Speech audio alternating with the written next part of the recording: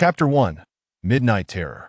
Zhang Bin gritted his teeth, seemingly summoning immense courage, finally managing to force out from his throat, a headless ghost. In late November 1993, in the outskirts of Longzhou City, in the Nanshan region, dusk was approaching. The sky was overcast, and the north wind howled, growing stronger with each gust. Luo Fei stood by the window, gazing out at the undulating mountains beyond, contemplating. The first snow of the year would soon arrive. An early snowfall would be welcome. In a sense, heavy snow would seal off the mountains, marking the conclusion of this year's work. A vague sense of relief and liberation stirred within him, yet this feeling did not manifest on his face. Indeed, when Luo Fei was lost in thought, it was difficult for others to discern his inner state from his expression. His facial skin had a natural looseness, giving him an appearance of perpetual downturned eyes and a furrowed brow. Even when he was genuinely delighted, his smile merely manifested as two pronounced dimples at the corners of his mouth. Those unfamiliar with him might perceive him as aloof and unapproachable, while in reality, Luo Fei was a quintessential Scorpio man, cold on the outside but warm within. In social interactions, it often transpired that while others were still laboriously deciphering Luo Fei's demeanor, he had already fully embraced them as friends provided, of course, that they first earned his respect through their character. Luo Fei had a remarkable knack for reading people, perhaps attributable to his astrological sign. The astrological text proclaimed that Scorpios possess meticulous thinking and an aptitude for discerning the essence of people and things, excelling in reasoning and analysis. These descriptors fit Luo Fei perfectly. He possessed an inherent desire and ability to unravel mysteries. Why? This was a word that incessantly echoed in his mind, as he perpetually sought answers to various questions that others deemed trivial or inexplicable. Yet Luo Fei pursued them with unwavering enthusiasm. Perhaps, in many instances, he was not so much in search of the answers as he was relishing the process of inquiry. From a young age, Luo Fei dreamed of becoming a police officer, akin to Sherlock Holmes in novels. Solving bizarre and extraordinary cases, such a life would undoubtedly be thrilling and exhilarating. He had diligently strived towards this dream, and 12 summers ago, following his college entrance examinations, he entered the Provincial Police Academy. Without hesitation, Luo Fei chose the criminal investigation specialty, and his innate talent soon made him one of the most outstanding students in the academy. As his 4 years of university life drew to a close, it appeared that a bright future awaited him. However, at that moment, an unexpected incident completely shattered his life. It was a still unsolved murder case, during which Luo Fei lost both his beloved and his dearest friend, and he himself became embroiled in the aftermath. As a prodigious student in the criminal investigation program at the Provincial Police Academy, Luo Fei found himself relegated to a minor role as a police officer at the Nanshan police station in Longzhou City. The initial years were marked by profound despondency.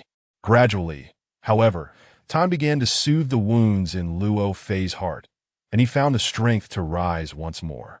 By 1990, he had become the director of the Nanshan police station, overseeing a mountainous area spanning 13 square kilometers, the largest jurisdiction among the city's 17 police stations. Yet, he was disenchanted with this position. Within Luo Fei's expansive jurisdiction, there were 527 households and 4 temples, with a resident population totaling 2,512. Over the course of 2 years, disputes among neighbors and thefts accounted for the majority of reported cases at the station. On occasion, Luo Fei would trek for hours through the mountains, perhaps due to an incident where Zhang's uncle had assaulted Li's son-in-law after drinking, or because someone had pilfered fruit from Wang's orchard. During the spring and autumn seasons, Luo Fei's duties held a modicum of significance. Although Nanshan remained undeveloped, the scenic beauty of the mountains could attract a fair number of tourists when the conditions were right. More people naturally meant more incidents to manage. Fire prevention, theft deterrence, and safeguarding against illegal logging were all responsibilities of the police station. Undoubtedly, such work filled Luo Fei with a sense of tedium. He would have preferred to be an investigator in a grassroots criminal investigation team, bustling about outdoors, conducting interviews, investigating, and engaging with a diverse array of individuals and situations, observing them, analyzing them, and uncovering the obscured truths. This was the life he had initially envisioned and aspired to. 2 years ago, Luo Fei submitted a report to his superiors, requesting a transfer to the city's criminal investigation team. Recently, he finally received a response. The organization had made a decision, and once he concluded his current duties, arrangements for his transfer would be made. Thus, Luo Fei now yearned for snowfall. He lingered by the window for an extended period, gazing at the somber sky. However, as darkness deepened, the snowflakes remained conspicuously absent. Director Luo, not heading home? What are you daydreaming about all alone? A voice echoed from the office doorway, followed by a gentle sound as the speaker flicked on the overhead lights, instantly illuminating the room with a nocturnal ambience. The voice was all too familiar to Luo Fei. He turned to find Zhou Ping's grinning face before him. Luo Fei stepped away from the window and sat down at his desk, offering a brief explanation. "I'm on night duty today." Zhou Ping nonchalantly took a seat across from Luo Fei. "I won't be going home tonight either." "Why's that?" "Watching the game. There's a Champions League match at 11:30, Barcelona versus Milan. Can't you watch it at home?" Luo Fei himself was not particularly a football enthusiast. Zhou Ping shook his head. "It's no fun watching alone at home. Here, I got old Zhou to keep me company. Watching football is best done with some banter." Luo Fei nodded in understanding. Old Zhou was the master of the station's reception room, over 50 years old, living alone, and spending his days in the company of a 29-inch color television, also a die-hard football fan. Luo Fei glanced at his watch. "It's not even 7 yet. You're going to wait here for over 4 hours? I made plans with old Zhou. We might as well enjoy a couple of drinks while we have the chance. The snacks and a bottle of baijiu are in old Jing's room. You should come along. Once the snow starts falling, it'll create a great atmosphere." "That's not possible. I can't drink during my shift." Luo Fei declined Zhou Ping's suggestion without a moment's hesitation. Zhou Ping scratched his buzzed head in disappointment. "Oh, come on, it's just a formality. In this weather, who's going to venture into the mountains?" Despite his words, Zhou Ping was well aware of Luo Fei's meticulous nature. Without waiting for a response, he quickly shifted the topic. "Then he'll just go with old Zhou. If anything comes up on your end, feel free to call me." Luo Fei nodded, watching Zhou Ping depart. If he were to leave this police station, the greatest regret for Luo Fei would be losing a subordinate like Zhou Ping. A local resident in his late 20s, Zhou Ping had already accumulated 10 years of police experience. Due to his relatively low education, he had only managed to rise to the position of chief of the criminal investigation section. However, he seemed unconcerned about this, consistently maintaining a vigorous enthusiasm for his work, and when idle, he thoroughly enjoyed his personal life. Luo Fei greatly admired his character. Above all, what pleased Luo Fei most was Zhou Ping's professional competency. This fellow was not only quick-witted, but also possessed an almost encyclopedic knowledge of the diverse individuals and issues within their jurisdiction. This was attributable not only to Zhou Ping's local background, but also to his optimistic and cheerful disposition. His round, smiling face exuded a mysterious aura, allowing him to effortlessly connect with all kinds of people. Luo Fei began organizing the work materials from the past year. As night deepened, the howling wind grew increasingly piercing, stirring within Luo Fei several impulses to sneak away to the reception room for a drink. Nevertheless, he resisted, unwilling to jeopardize his work at such a critical juncture before the transfer. During this time, a tipsy Zhou Ping returned and engaged Luo Fei in a few rounds of chess. In terms of skill, Luo Fei held a slight advantage, quickly winning a game. From the second game onward, Master Zheng began to subtly side with Zhou Ping, occasionally offering tips and advice. With the assistance of this keen observer, Zhou Ping stabilized his game, leading to a fierce and balanced contest. Before they knew it, the clock struck 11. Zhou Ping glanced at his watch, stretched, and declared, "That's enough for now. I need to wash my face to refresh myself for the match. Are you coming? I'm not interested in football. You all enjoy it'll take a nap on the sofa. If anything happens, call me immediately." "Sure, go ahead and sleep. In this rundown place, what could possibly happen?" Zhou Ping said dismissively, half smiling as he walked out, still lamenting, "Such an exciting match, and you're not watching."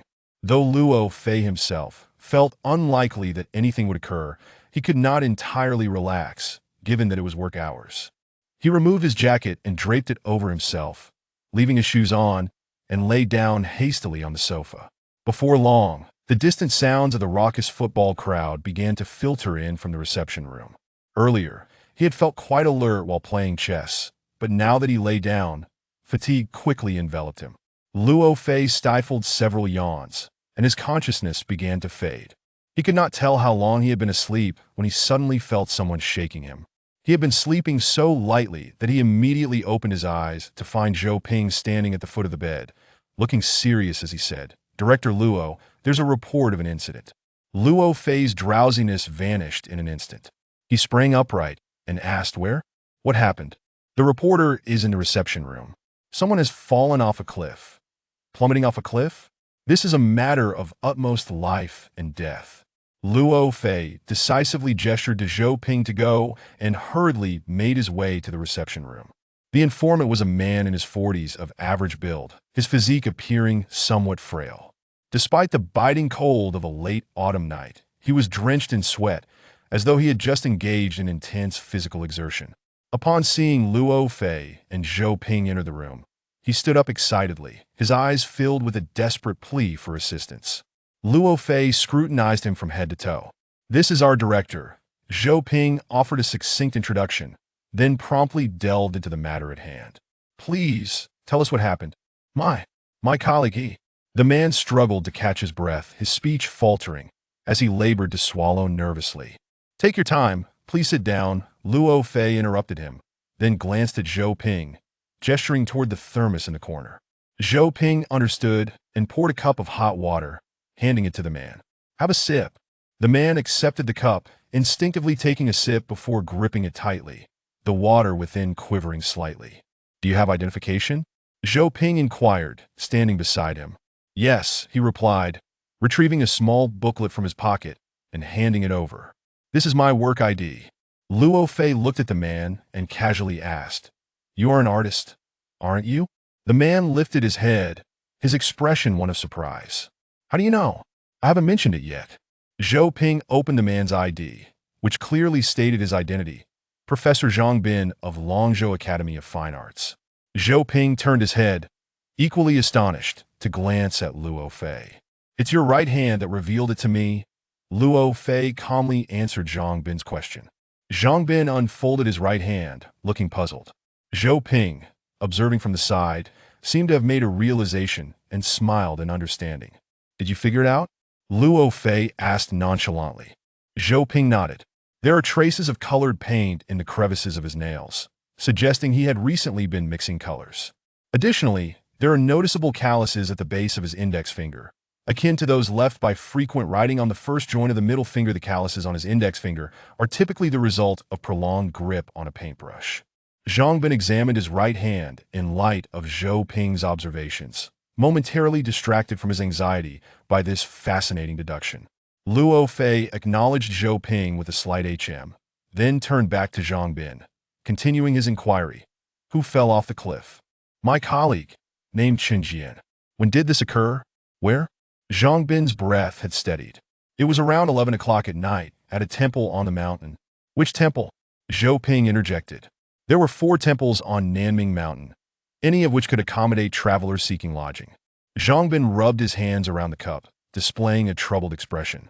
"I'm not entirely sure. We had gone into the mountains to sketch, and when it got dark, we decided to stay at a nearby temple without paying attention to its name." Luo Fei's gaze lingered on Zhang Bin's hands as he held the cup, seemingly pondering something.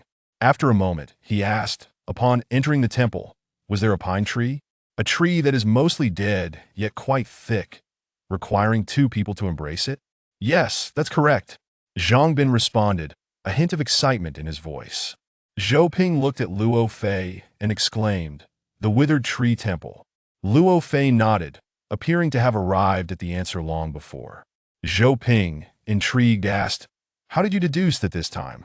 "It wasn't a guess, it was observation and analysis," Luo Fei replied with a slight smile, the corners of his mouth curling up in satisfaction at his accurate deduction. "Was it still through his hand?" Zhou Ping noted Luo Fei's earlier focus. "Indeed, but it was the left hand." Zhou Ping furrowed his brow in confusion, observing that Zhang Bin's left wrist and cuff were stained with considerable dirt, Yet he could not fathom how this was relevant to where Zhang Bin had been. Under normal circumstances, Luo Fei would guide Zhou Ping step by step through the analysis, relishing the process. However, today he could not afford to waste time. The objective of stabilizing Zhang Bin's emotions had been achieved, so he directly articulated his deductions. You see, his left hand is quite dirty, even the cuff is nearly worn out. This indicates he traversed a steep path on his descent, necessitating frequent support against the mountain to maintain his balance. Zhou Ping appeared to grasp part of it, but had not fully comprehended. There are 4 temples on the mountain. Whether descending from the Withered Tree Temple or the Great Bright Temple in the north toward the police station, one would encounter a perilous mountain path. I've traversed those paths many times. How did you eliminate the possibility of the Great Bright Temple? Because his right hand is much cleaner than his left. This suggests that during his descent, the mountain wall was to his left, leading me to conclude that this path must lead to Nan Mountain. That's intriguing. Zhou Ping's face displayed admiration. How could I have overlooked that? Let's not dwell on this, it bears little relevance to the case. Luo Fei turned his attention back to Zhang Bin, who gazed at him with eyes full of admiration. Luo Fei was confident that his deductions were entirely correct. However, what mattered to him now were the details surrounding the incident. Where exactly did the incident occur? Luo Fei pressed on. On a mountain path outside the back gate of the temple, Zhang Bin spoke in a low voice, his body slumped in his chair, appearing utterly exhausted. Luo Fei and Zhou Ping fully understood why Zhang Bin was in such a state.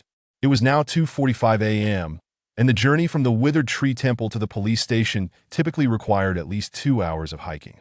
Given Zhang Bin's age and condition, having rushed down the mountain from the temple in the pitch darkness for over 3 hours, the toll on his stamina and willpower was evident. What exactly happened? Luo Fei steered the conversation toward the most critical part. This question struck a sensitive chord in Zhang Bin's memory, pulling his thoughts back to the terrifying scene of the incident.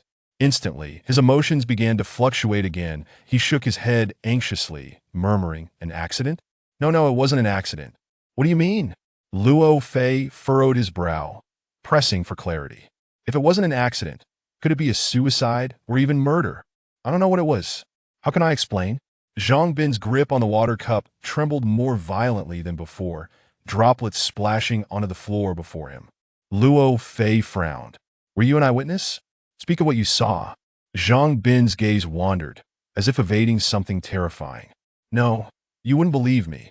You certainly won't believe what I saw." Struggling to catch his breath, he had to pause, gasping for air. The atmosphere in the room grew tense due to Zhang Bin's behavior. Zhou Ping approached him, placing a reassuring hand on his shoulder, cautiously asking, "What did you see?" Zhang Bin gritted his teeth, seemingly summoning immense courage, finally forcing out, "A headless ghost." "What?" Luo Fei and Zhou Ping exchanged incredulous glances, shaking their heads in disbelief. This was absurd. Zhang Bin's emotions escalated beyond control, his entire body shaking violently. Suddenly, the water cup he held crashed to the floor, and he clutched his chest with both hands, slowly collapsing back into the chair. Zhou Ping rushed to support him. "What's wrong?" Luo Fei hurriedly joined. Zhang Bin gasped in agony, his right hand trembling as it reached toward his jacket pocket. "It's a heart condition. He has medication," Luo Fei exclaimed, reaching into Zhang Bin's pocket and indeed retrieving a bottle of fast-acting heart pills. Zhang Bin took the medication, his breathing gradually stabilizing. Yet he remained exhausted, keeping his eyes closed, his lips moving as if he were still trying to say something. Luo Fei leaned in closer to hear Zhang Bin's faint words. "The cursed painting, they opened that cursed painting." "What cursed painting? Who were they?" Luo Fei pressed for answers. Zhang Bin could no longer respond. He had lost consciousness. In a state of urgency, Luo Fei had no time to ponder these strange utterances. He turned to Zhou Ping, his tone tinged with anxiety. "You must drive him to the hospital immediately for emergency treatment." "Understood," Zhou Ping replied, hurrying out of the room. Luo Fei hoisted Zhang Bin's arm over his shoulder, using his strength to lift him. Thankfully, Zhang Bin was not overly heavy, and Luo Fei carried him into the yard, where Zhou Ping had already started the police vehicle, waiting with the door open. Luo Fei placed the still unconscious Zhang Bin into the back seat of the police car, closing the door firmly. He then called out to Zhou Ping. Once he regained some stability, make sure to investigate further details promptly. Zhou Ping poked his head out the window, looking somewhat apprehensive. Director Luo, this situation seems rather peculiar. What about the scene? He'll head back up the mountain immediately. Don't worry about that, saving lives is the priority. If I need backup, he'll contact you. Now go. Luo Fei urged, patting the side of the vehicle to hasten him. Zhou Ping nodded, pressing the accelerator. The car let out a low roar, surging out of the yard and swiftly disappearing into the endless night. Chapter 2. The haunted house in the deep mountains. In the dimly lit room, a lifeless body hung from the beam, its wide-open eyes fixated on the window, seemingly having awaited their arrival for an eternity. Luo Fei gazed in the direction the police car had departed, beginning to organize the chaotic thoughts swirling in his mind. The cliffall incident involving Professor Ku Mu-Si from the Fine Arts Academy was the only viable lead he had at the moment.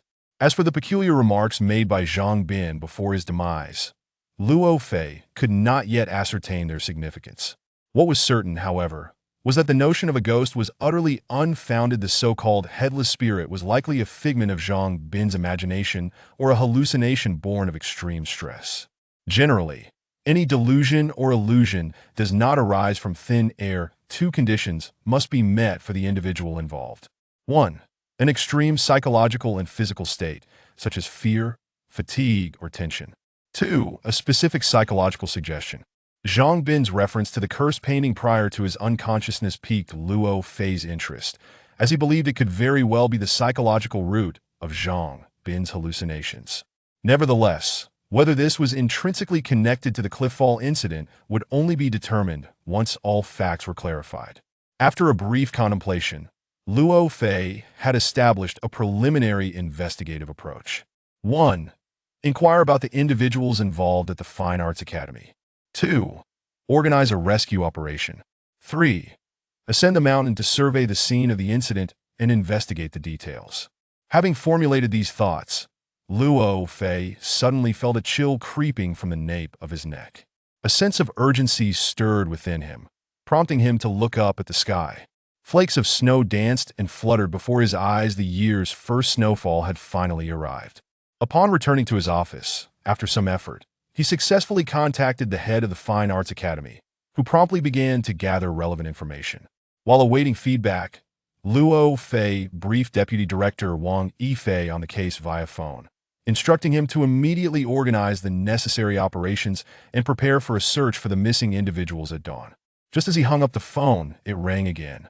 The caller was Ling Yongsheng, the Dean of the Fine Arts Academy, who provided Luo Fei with the following information. 3 individuals had ascended the mountain to sketch. Zhang Bin, 45, male, professor of painting at the Fine Arts Academy. Chun Jian, 45, male, associate professor of painting at the Fine Arts Academy. Hu Junkai, 48, male, professor of painting at the Fine Arts Academy. All 3 were key figures within the Academy's artistic community.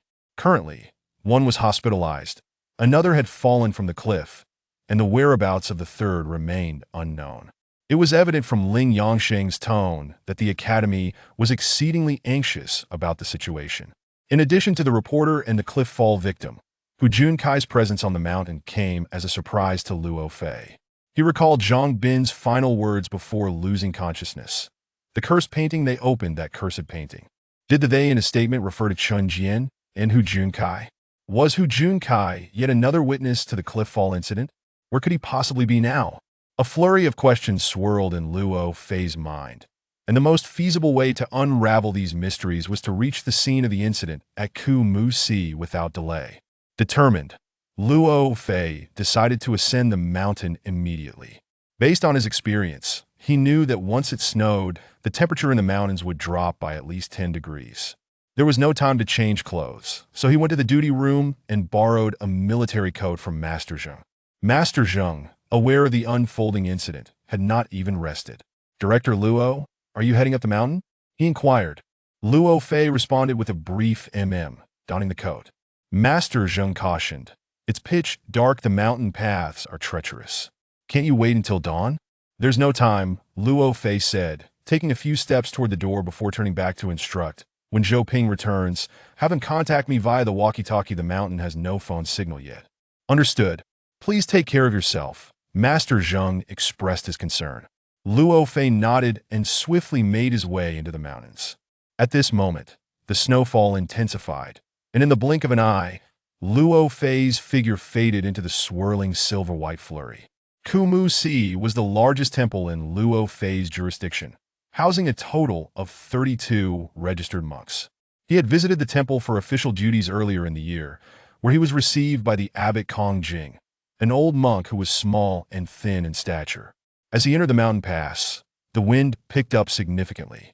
The dense snowflakes pelted Luo Fei from all directions, forcing him to squint as he struggled forward against the biting cold. Before long, the rugged path became coated with a slippery layer of snow, causing Luo Fei's pace to slow considerably. On such terrain, hasty movements were not only perilous, but would also expend excessive energy. When the snow amassed to more than 2 inches, a hint of dawn's light broke through the cloud cover. Luo Fei glanced at his watch. It was already past 5 in the morning, and he had only traversed half the distance. Anxiety was futile, so he sought a sheltered spot to rest for a moment, recovering some energy before resuming his ascent. Yet, the snow continued to swirl and dance in the chilly wind, showing no sign of abating. The path ahead grew increasingly arduous. Luo Fei moved slowly, stopping intermittently until nearly 7 o'clock, when he finally spotted the entrance to Kumu Si. 2 monks stood at the entrance, gazing down the mountain path as if awaiting someone. Upon noticing Luo Fei, they fixed their gaze upon him without wavering. As Luo Fei drew nearer, he took the opportunity to observe them closely. Among the 2 monks, the elder stood about 5 feet 5 inches tall, appearing to be in his 50s, with a furrowed brow that suggested a troubled mind. The younger monk, shorter in stature, bore the countenance of a child, likely around 15 or 16 years old. This young monk possessed a charming demeanor, his features imbued with a spark of intelligence. Upon reaching the porch, Luo Fei brushed off the snow from his hair and clothing, addressing the elder monk, Abbot Kong Jing. "Do you not recognize me?" Kong Jing scrutinized Luo Fei's face, straining to discern his identity. Only when Luo Fei cleared the snow from his hair and brow did the realization dawn on him, and he performed a respectful bow, exclaiming, "Ah, Director Luo, you have finally arrived. What an arduous journey. You look like a snowman. I see you're not faring much better. You must not have slept a wink," Luo Fei remarked, noting the bloodshot appearance of Kong Jing's eyes. With such a grave situation, who can afford to sleep? Human lives are at stake. Kong Jing replied, turning to instruct the younger monk beside him. "Shunda, go fetch a dry towel for Director Luo to dry his wet hair." Shunda nodded and hurried off. Kong Jing wore a pained expression. "Director Luo, what should we do now?" "First, take me to the site of the incident. We can discuss it along the way." "Of course," Kong Jing agreed, turning to lead the way into the temple, with Luo Fei following closely behind. The main structure of Kumu Si comprised 2 sections, forming a R shape. Adjacent to the temple entrance in the front courtyard were several guest rooms, while the sides housed the bell tower and drum tower. Each 2 stories high. Directly facing the temple entrance was the main hall and the practice room. The most striking feature of the front courtyard was the ancient withered pine tree, which lent its name to the temple. Although the trunk of the dead pine was enormous, it had been reduced to a mere shell. Legend has it that during its most flourishing period, the tree was struck by lightning, nearly splitting it in 2. The strike ignited a fire that consumed all its branches and leaves, leaving only a charred core. Remarkably, come spring, new shoots emerged from the charred remains, proving that the tree had not perished entirely. Although it would never regain its former grandeur, the new growth juxtaposed against the hollow, blackened trunk exuded a unique resilience and vitality. Upon entering the temple, a corridor connected all the structures in the front courtyard. Kong Jing led Luo Fei through the corridor toward the rear courtyard, where, despite the heavy snowfall, not a single flake settled upon them. The rear courtyard served as the monks' quarters, markedly simpler than the front. A series of small rooms were partitioned from a circle of single-story buildings, and in the courtyard sat a modest release pond. As they walked, Kong Jing recounted what he knew about the incident. These three guests arrived at the temple to stay the previous evening. I had shunned to arrange accommodations for them, but I did not pay much attention. In the middle of the night, we suddenly heard cries for help from behind the temple. When we rushed over, one guest had already fallen from the cliff, and we could only see his two companions standing on the mountain path, utterly panicked. Then both of them must have witnessed the incident, Luo Fei surmised. That should be the case, Kong Jing replied. What did they say? Kong Jing hesitated. We didn't have time for detailed inquiries. One immediately went down the mountain to report, while the other hurried to the ravine to rescue him. Oh, have you already searched the ravine? We did send someone down. Kong Jing's expression turned somewhat helpless. However, the ravine is too deep, and the mountain path is treacherous. Moreover, it began to snow in the latter half of the night. Frankly, even if we managed to find someone, it may not be of much significance. A tightness gripped Luo Fei's heart. He understood the implication behind Kong Jing's last statement. At that moment, Shunda returned with a towel. Luo Fei took the towel and dabbed at his hair before asking, "Where is Hu Junkai now?" "Who?"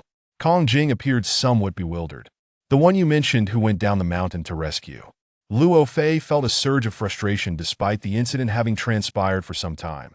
The abbot Kong Jing was unable to provide any useful clues, and he did not even know the names of the three individuals involved at all. That tall guest has fallen ill and is currently resting in his room, Kong Jing remarked, casting a questioning glance at Shunda beside her. Shunda promptly added, "He got separated from the others on the way down the valley. After he returned to the temple alone in the early hours, he began to run a fever. Perhaps he caught a chill." Luo Fei's expression grew somewhat grave. With such heavy snowfall, transporting a sick person down the mountain would prove quite challenging, and the medical facilities available on the mountain were evidently very limited. "Shall we first go to check on him?" Kong Jing suggested. Luo Fei nodded in agreement. The trio returned to the front courtyard. Before the room where Hu Junkai was accommodated, a young monk, of similar age to Shunda, was leaning against the door with his arms crossed. Upon spotting Kong Jing, he quickly stood up straight in a proper manner. "I instructed you to attend to the guests. Why are you loitering outside?" Kong Jing questioned the young monk, her tone tinged with reproach. "He was asleep, so I stepped outside for some fresh air," the young monk replied, his head lowered. Kong Jing said nothing further and gently pushed the door open, entering the guest room alongside Luo Fei. Shunda, with a mischievous grin, made a face at the young monk. Inside the guest room lay a middle-aged man, presumably Hu Junkai. Luo Fei approached and observed Hu Junkai tightly shut his eyes, his complexion a sickly yellow, indicating he was gravely ill. Kong Jing looked at Luo Fei and asked, "Should we wake him and inquire about his condition?" Luo Fei waved his hand dismissively. "Let him rest for now." He then turned to the young monk. "What is your name?" "Shunhe." Luo Fei nodded. "You must take good care of the patient and notify me immediately when he awakens." Shunhe responded with a compliant appearing quite earnest. "Let us head to the site of the incident on the back mountain," Luo Fei suggested as he stepped outside. The three quickly reached the rear entrance of the temple, where Kong Jing pushed open the door, revealing a narrow mountain path. The path was approximately 2 meters wide, with a hard, icy cliff on the left and a bottomless precipice on the right. About 20 meters from the temple, the path made a moderate turn along the mountainside. "Where does this path lead?" Luo Fei inquired, unaware of this route's existence behind the Ku Mu temple, as it was evidently neither an ascent nor descent. "There is a small cabin ahead. You'll see it after the bend," Kong Jing replied, leading the way forward. Indeed, upon rounding the bend, a small cabin built against the mountainside came into view. The wooden structure, clearly constructed with locally sourced materials, stood solitary amidst the wind and snow, its weathered walls bearing witness to the passage of time, yearning to recount its stories to any visitor. Kong Jing stopped a few meters from the cabin at the bend, saying, "That person likely fell from here." What were they doing on the mountain path behind the temple in the dead of night? Luo Fei naturally pondered. Kong Jing appeared somewhat embarrassed under Luo Fei's scrutiny. "Last night, the three of them stayed in this cabin." "Why would they do that? Were the guest rooms in the front fully occupied?" The guest rooms were indeed vacant. It was the head monk's arrangement. "I'm not entirely clear on the specifics," Kong Jing responded, somewhat evasively, realizing that had the three guests stayed within the temple, the tragic incident might have been averted. Luo Fei frowned in dissatisfaction. Such arrangements were indeed rather inappropriate. However, the priority now was not to assign blame, but to understand how the incident had transpired. Due to the heavy snowfall, any traces left on the path at the time of the incident were now indistinguishable in truth. Even without the snow, it would have been difficult to find footprints on the hard stone path. Luo Fei cautiously approached the edge of the precipice, leaning over to peer down. A few dead shrubs grew at the cliff's edge, and directly beneath him, the shrubs bore clear signs of having been crushed. From this, Luo Fei deduced that he was standing precisely where the incident had occurred. In his line of sight, the valley's cliffs were exceedingly steep, with nothing but bare rock exposed apart from the shrubs. It was then that he began to fully comprehend the meaning behind Kong Jing's words. Even if one were to find someone, it would hold little significance. Luo Fei retreated to the path, adopting a contemplative demeanor, while Kong Jing and Shun remained silent, fearful of interrupting his thoughts. After a moment, Luo Fei spoke. "When you arrived, were Zhang Bin and Hu Junkai standing here?" Kong Jing nodded yes. "Did you happen to notice what they were wearing at the time?" "Wearing?" Kong Jing furrowed his brow, seemingly straining to recall. "I mean to ask if they were wearing outer garments." Kong Jing replied emphatically, "Yes, they were." On such a frigid early winter night, what could have compelled the individuals to venture outside dressed so warmly? At this point, Luo Fei began to suspect that this cliffside incident was likely not a mere accident. He remembered the peculiar words Zhang Bin had uttered before losing consciousness. "Did any of you hear Zhang Bin mention a headless ghost?" "A headless ghost?" Kong Jing appeared bewildered, while Shun De's eyes widened, fixated on Luo Fei. Luo Fei, somewhat helpless, pursed his lips as a police officer. Speaking of such matters felt rather absurd. Indeed, Zhang Bin reported that he had seen a headless ghost at the scene of the incident. Upon hearing this, Shunda could not help but exclaim softly, "Ah!" Luo Fei's keen gaze immediately turned to him. "What is it? Have you heard of this?" Shun De's response left Luo Fei astounded. "I was the one who first told them about the headless ghost. How could they have truly seen it? That's utter nonsense." Kong Jing scolded lightly. "There's no such thing as a headless ghost. There's I've seen it." Shunda, still a child at heart, appeared both anxious and aggrieved. Luo Fei looked at Shunda. "Tell me, what exactly happened?" Shunda turned his gaze towards the nearby cabin, indicating he was gradually sinking into some terrifying memory. "The headless ghost I saw appeared in this very cabin," he recounted. "What?" Kong Jing and Luo Fei simultaneously turned to him, instinctively retreating a step away from the cabin. However, this sudden wave of fear flickered only briefly in Luo Fei's heart, and he quickly regained his composure. "Continue. Elaborate further." "One night last week I caught a chill and had an upset stomach. After falling asleep, I got up to use the restroom. Unfortunately, the only squat toilet was occupied by a senior monk. I couldn't wait any longer, so I stepped outside, hoping to find a secluded spot. It was a cloudy night, and everything was pitch black. As I squatted down, I noticed a faint light emanating from this cabin, which had been uninhabited." Luo Fei asked, "Was it candlelight? Was someone inside?" "It wasn't candlelight." Shun De's voice began to tremble slightly. "The light was very dim, a dark red hue. Soon, I saw wisps of smoke beginning to reflect in the window. The smoke thickened rapidly, seemingly filling the entire cabin. I thought there was a fire and was about to shout, when suddenly a shadow emerged from the smoke. Initially, it was just a dark mass, but as the smoke grew denser, it slowly took shape into a headless figure.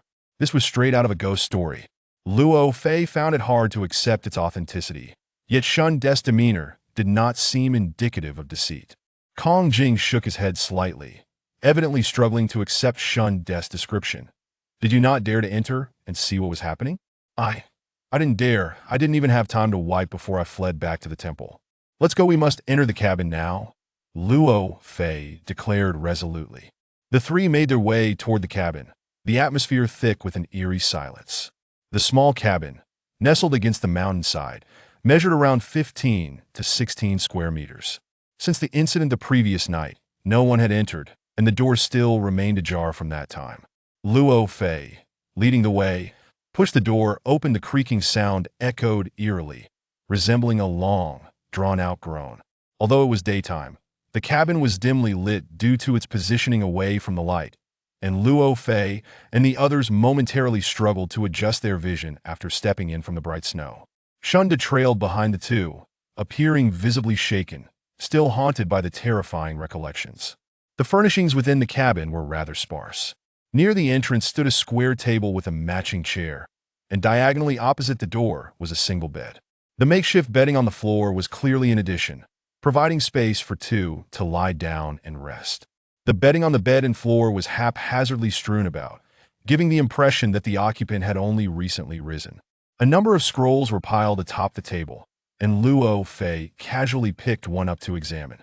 It was a black-and-white landscape painting, signed Kong Wanghe. Kong Jing leaned closer to the painting and remarked, "My junior disciple used to reside in this cabin. He enjoyed painting, and these are all his works." It was evident that a thick layer of dust had settled on the scrolls, although they had been recently wiped. The dirt remaining at the edges indicated the cleaning had not been thorough. One item under the window particularly caught Luo Fei's attention. That it was a diminutive hearth. According to Shunda's description, the headless shadow mysteriously materializes amidst the smoke. Could this hearth be the source of that smoke? Luo Fei approached it for a closer inspection. The hearth appeared quite antiquated, accompanied by a small pile of charcoal for kindling, all of which was coated in dust. Peering into the furnace, he noted a considerable accumulation of ash within the chamber, its hue making it difficult to discern whether it was the residue of recent combustion. "Is anyone residing in this house?" Luo Fei inquired. "Not for a long time," Kong Jing replied. "In fact, ever since junior brother Kong Wang moved into the temple, no one has lived here. It must have been 7 or 8 years now." "Has this hearth always been placed here?" "Indeed, this hearth has been here for quite some time." Kong Jing stepped closer, examining the hearth with scrutiny, and it was evident from his expression that he too connected the hearth with the smoke described by Shund. Suddenly, Shund exclaimed, "Ah!" Luo Fei immediately turned his head. "What happened?" That is..." Shund pointed at an object on the floor. It was a rectangular empty box. Luo Fei bent down to pick it up, noticing that a half-attached note was affixed to the box, inscribed in bright red letters. Jingming sealed the ominous painting on May 2nd of the 72nd year. Ominous painting? Luo Fei suddenly recalled Zhang Bin's words before his heart attack, involuntarily voicing them aloud. They saw the ominous painting. Shund appeared somewhat flustered. Kong Jing stepped forward, taking the box from Luo Fei's hands, shaking his head repeatedly, his expression a mix of urgency and vexation. "This is bad. This is the seal placed by my master. How could they?" It was evident that the box was originally meant to contain a painting, which seemed to possess some extraordinary significance. Luo Fei furrowed his brow and asked, "What is going on?" "There was supposed to be a painting by Kong Wang inside," Kong Jing elucidated. "It is said that this painting exudes an ominous aura and is highly inauspicious, which is why my master sealed it away in a box, forbidding anyone in the temple from viewing it." Luo Fei shook his head in confusion, unable to grasp the notion of a painting exuding an ominous aura. Kong Jing perceived Luo Fei's bewilderment and continued, "As for the specifics of the painting's content, even I do not know.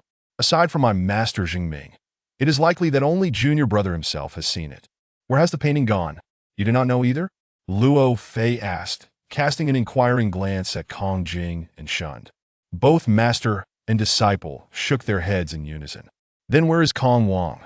We must find him quickly. Last night's events are likely connected to this painting," Luo Fei stated with a serious demeanor. Shun seemed taken aback by Luo Fei's words, his face turning somewhat pale. Kong Jing, on the other hand, appeared troubled, saying, "My junior brother has been in seclusion for meditation. He hasn't shown his face for half a month." Luo Fei interrupted him. "If he isn't coming out, we shall go find him. Shund, lead the way." Shun seemed to realize the gravity of the situation. He exchanged a glance with Kong Jing before guiding Luo Fei outside. Kong Jing sighed in resignation and followed suit. The three of them proceeded to the backyard, where Kong Wang resided in the second room on the east side. Kong Jing hurried forward, grasping Luo Fei's arm. "Director Luo, please hold on a moment." He then turned to Shund. You go and speak with your master, see if he can make an exception. Luo Fei halted his steps, while Shun approached the tightly closed door, gently knocking and calling out, "Master." Seeing there was no response, he raised his voice and called again. The room remained silent. Shun scratched his head in confusion. What is going on? Suddenly, an idea struck him. He walked over to the window and pulled at the window frame, discovering it was not fully closed, and with a light creak, it opened outward. Shun leaned in at an angle, peering curiously into the room. Suddenly, he gasped, his legs giving way as he collapsed to the ground. What happened? Luo Fei rushed to the window, and the sight before him made him gasp in horror. In the dimly lit room, a corpse hung from the beam, its wide-open eyes fixed intently on the outside, as if it had been awaiting their arrival all along. Chapter 3. The Deadly Painting. You must absolutely refrain from gazing upon this painting, nor should you inquire about its contents. You are simply unable to bear it. The distance from the Nanming Mountain Police Station to the Municipal People's Hospital spans nearly 30 kilometers. Yet fortunately, the roads were relatively clear at night. Zhou sped along, managing to park at the hospital entrance in under 20 minutes. Upon assessing the situation, the hospital promptly organized on-duty doctors to provide Zhang Bin with urgent care. Fortunately, the situation was not particularly grave, and Zhang Bin's condition was swiftly brought under control. According to the doctors, he had merely suffered a sudden heart attack due to extreme exhaustion and shock. With a few days of rest, he would likely return to normal health. Zhou felt a slight easing of his anxiety. Taking advantage of Zhang Bin's slumber, he stepped outside the building to light a cigarette. It was then that he noticed the night sky adorned with a flurry of snowflakes. Thinking of Luo Fei, who was making his way up the mountain, he couldn't help but feel a twinge of apprehension. Afterward, Zhou remained vigilantly by the bedside, not closing his eyes throughout the night. Around 6:30, Zhang Bin awoke.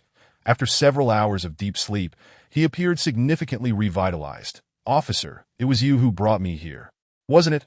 I am truly grateful." Upon seeing Zhou, Zhang Bin expressed his heartfelt appreciation. Zhou smiled gently and replied, "No need for thanks. My surname is Zhou. This is our duty as police officers. Your cooperation with our work is the best gratitude you can offer us. As the saying goes, the people's police serve the people. The bond between the police and the public is akin to that of fish and water." Zhang Bin was touched by Zhou warm demeanor and words, which eased his own tension, prompting him to smile as well. Zhou rose to pour a cup of hot water and handed it to Zhang Bin, casually inquiring, "How did you end up deep in the mountains to paint?" "Thank you." Zhang Bin accepted the cup and instinctively took a sip. "Our purpose was to seek the tranquility of the secluded mountains, as that is essential for capturing the essence of our work and creating exquisite pieces. Furthermore, we were leisurely walking and enjoying ourselves on the way up, so we did not feel the distance. However, we ultimately lost track of time for our descent and had to make a last-minute decision to stay overnight at a nearby temple." Zhou responded with a thoughtful sitting down beside Zhang Bin, steering the conversation towards a crucial topic. What transpired at the temple? What about the headless ghost and the deadly painting? Zhang Bin suddenly fell silent, the tension reappearing on his face and in his gaze. "Take your time, speak slowly, and start from the beginning," Zhou urged, striving to keep his tone soothing and calm. After a brief pause, Zhang Bin began recounting his experiences starting from the previous evening. "We arrived at the temple around 5 in the afternoon. Besides myself, the other 2 companions are my colleagues, one named Chen Jian and the other Hu Junkai. The temple was quite large and appeared to have a long history. We wandered around, paid our respects to the Bodhisattva, and donated some money for incense that a rather enthusiastic young monk guided us, and I later learned others referred to him as Shun. However, when we expressed our desire to stay overnight at the temple, Shun refused our request. That seems unusual," Zhou remarked, intrigued that as far as I know, the temples in this area typically have accommodations for guests, so it should be quite normal to host visitors, perhaps with a small fee for lodging. We questioned him about it at the time. Shun explained that while they usually allowed overnight guests, a recent influx of visitors had resulted in some items going missing from the temple. After such incidents, the abbot decided to no longer permit ordinary visitors to stay in the temple. Items went missing from the temple? Yet, our station hasn't received any reports about such occurrences. This matter warrants further investigation. Zhou pondered internally, though he refrained from voicing his thoughts. Listening intently as Zhang Bin continued that at that point, it was impossible for us to descend the mountain, so we had to persistently plead our case. Eventually, a senior monk who was said to be the head of the temple arrived. After much negotiation, he finally agreed to let Shun accommodate us in a small, independent room behind the temple. The room behind the temple? Zhou Ping murmured. Where exactly is it? I've visited the Withered Tree Temple several times and have never noticed it. The room is about 30 to 40 meters from the temple's back door, connected by a narrow mountain path. Although the distance is not great, due to a significant bend in the path, the temple and the room seem separated by the mountain itself, making it impossible to see the room from the temple. Oh, Zhou Ping nodded, now recalling a vague memory of such a path, though he had not realized it led to a small room. What was the condition of that room? Extremely rudimentary. There was no electricity, and we had to rely solely on the oil lamp that Shun brought for illumination.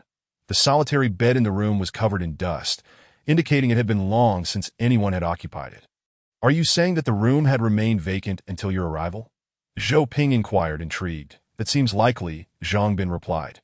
Just before entering the room, Shun mysteriously informed us of something. What was it? Zhou Ping leaned in with keen interest. Sensing they were approaching a pivotal moment in the narrative, that he said he had seen ghosts in that room, and one of them was headless. Despite his mental preparation, Zhou Ping could not suppress a frown. The notion of a headless ghost struck him as absurd.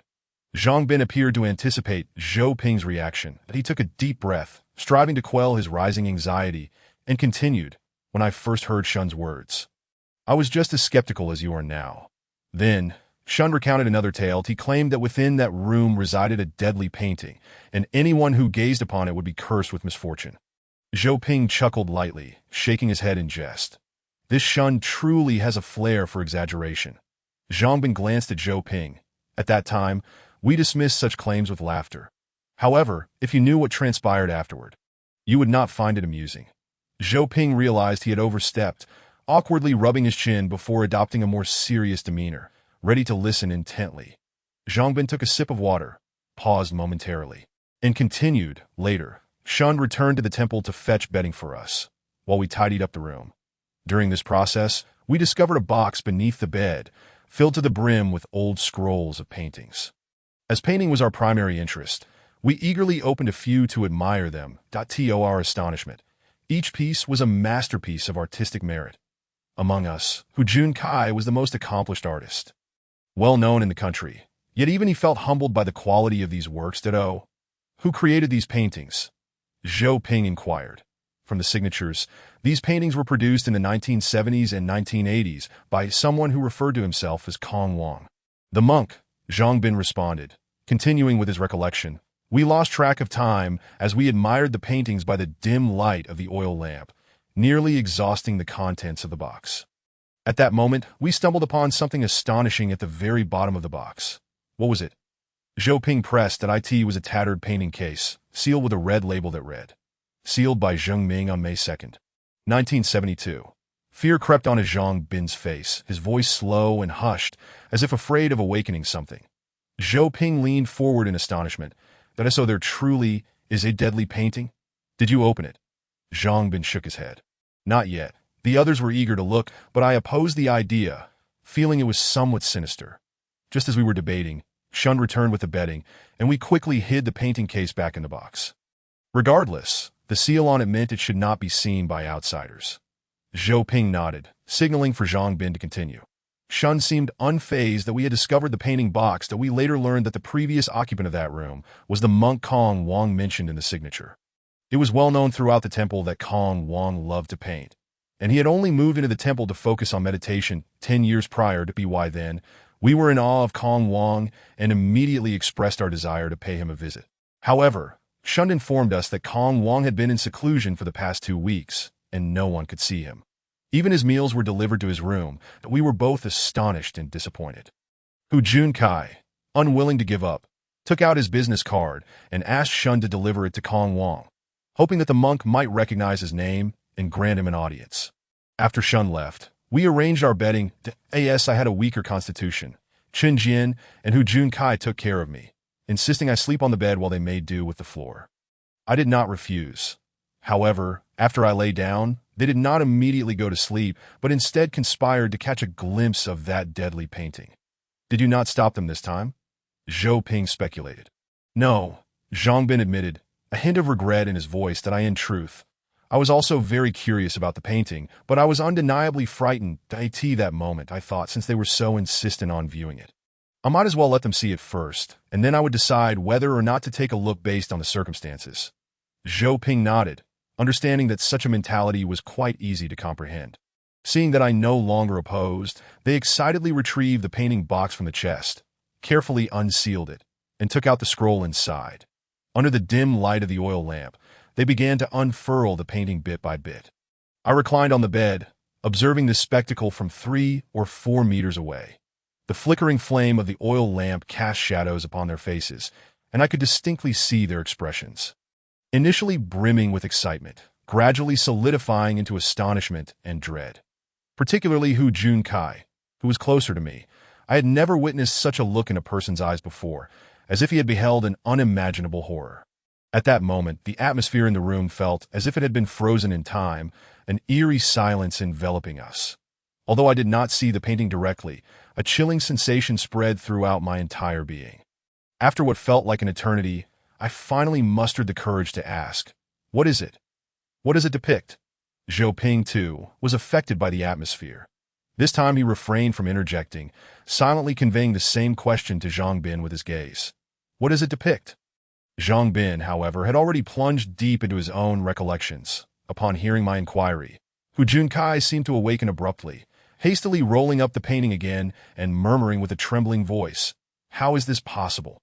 You absolutely cannot see this painting, nor inquire about its content. You cannot bear it. Cannot bear it. What could that possibly mean?" At that moment, what was Chun Jian's reaction? He merely stood there in a daze, a look of bewilderment on his face. Zhang Bin forced a wry smile, stating that even if Hu Junkai hadn't spoken, I would have never entertained the thought of viewing the painting again. My heart had never been strong, and the doctor had long advised me to avoid excessive stimuli. Later, Hu Junkai carefully stored the painting away and lay down silently beside Chun Jian, that I could tell that both were burdened with thoughts. Clearly still shrouded in the shadow of the painting they had just seen, that I, too, felt a sense of trepidation.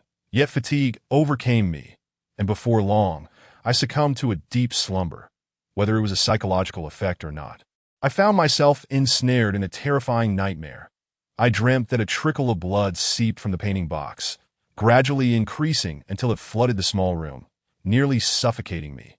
Zhou Ping furrowed his brow. It seemed that Zhang Bin's subjective emotions were particularly susceptible to the influence of the objective environment, a fact that this nightmare vividly illustrated. Yet Zhang Bin paid no heed to Zhou Ping's reaction. Continuing to speak, I awoke from the nightmare, my heart racing uncontrollably. Once I calmed myself slightly, I suddenly realized that both Chun Jian and Hu Junkai, who had been sleeping beside me, were nowhere to be found. Instead, an open, empty painting box lay on the floor. The door was tightly shut, and without pausing to don my outer garments, I slipped on my shoes and hurried to the window to peer outside. I saw them standing at the bend of the mountain path, seemingly in discussion. Hu Junkai held an oil lamp, while Chun Jian displayed the ominous painting. Had they gone to see the painting again? Zhou Ping could not help but feel a profound curiosity about it. Indeed, it appeared that they had ventured outside to view the painting while I slept, evidently harboring something they wished to conceal from me.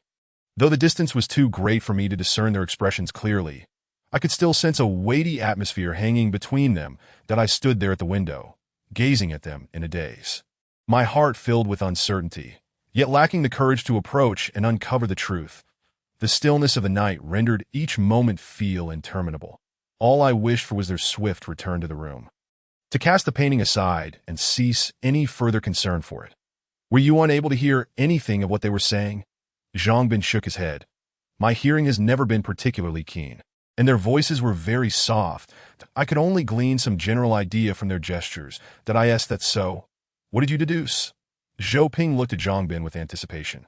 Chun Jian, holding the painting, seemed inclined to head toward the opposite side of the mountain road, towards the direction of the temple. The Hu Junkai appeared to be attempting to persuade or dissuade him from doing so. To the temple, then he must be seeking the Kong Wang monk who created the painting. Zhou Ping speculated that it is possible. Zhang Bin affirmed with a nod that a few minutes later, Hu Junkai seemed to abandon his efforts. He first waved his hand in disappointment, then turned back towards a small room. Immediately thereafter, Chen Jian resolutely walked in the opposite direction along the mountain path, from the slow cadence of Zhang Bin's narration. Zhou Ping sensed that something significant was about to unfold, and he held his breath, straining to listen intently. Zhang Bin tightened his grip on the cup in his hand, stating, at that moment, I suddenly noticed a shadow lurking behind the cliff at the bend of the path, watching them. While this situation seemed somewhat unexpected, Zhang Bin's emotions appeared overly exaggerated, his tone reminiscent of describing a profoundly terrifying incident. Oh, so, there was a fourth individual present at the scene. Zhou Ping pondered aloud. Was it human? No, I do not know. Zhang Bin took a sip of water, swallowing hard, his voice trembling with fear. The shadow was facing me. Merely over 10 meters away, that be why the refracted light of the flames. I could see it clearly. It stood there, with hands and feet, yet lacked a head. What? Zhou Ping's expression morphed into one of disbelief. Can you be certain? Yes. It was hiding less than 2 meters away from Chen Jian, who was entirely oblivious, stepping closer to it with each passing moment. How could Chen Jian possibly not see it from such proximity? The shadow was concealed on the other side of the bend. Zhang Bin gestured, explaining that due to the angle, both Chen Jian and Hu Junkai were very close to it, yet would not be able to perceive it. Zhou Ping nodded. What happened next? I did not witness the subsequent events. Zhang Bin sighed deeply, as if feeling a weight lifted from him. Did not see? Why not? Zhou Ping inquired, astonished, because my heart condition suddenly flared up. Zhang Bin replied. Zhou Ping nodded in understanding. If Zhang Bin's account was indeed accurate, a normal person would undoubtedly be stricken with terror, making his condition's onset at that moment entirely reasonable.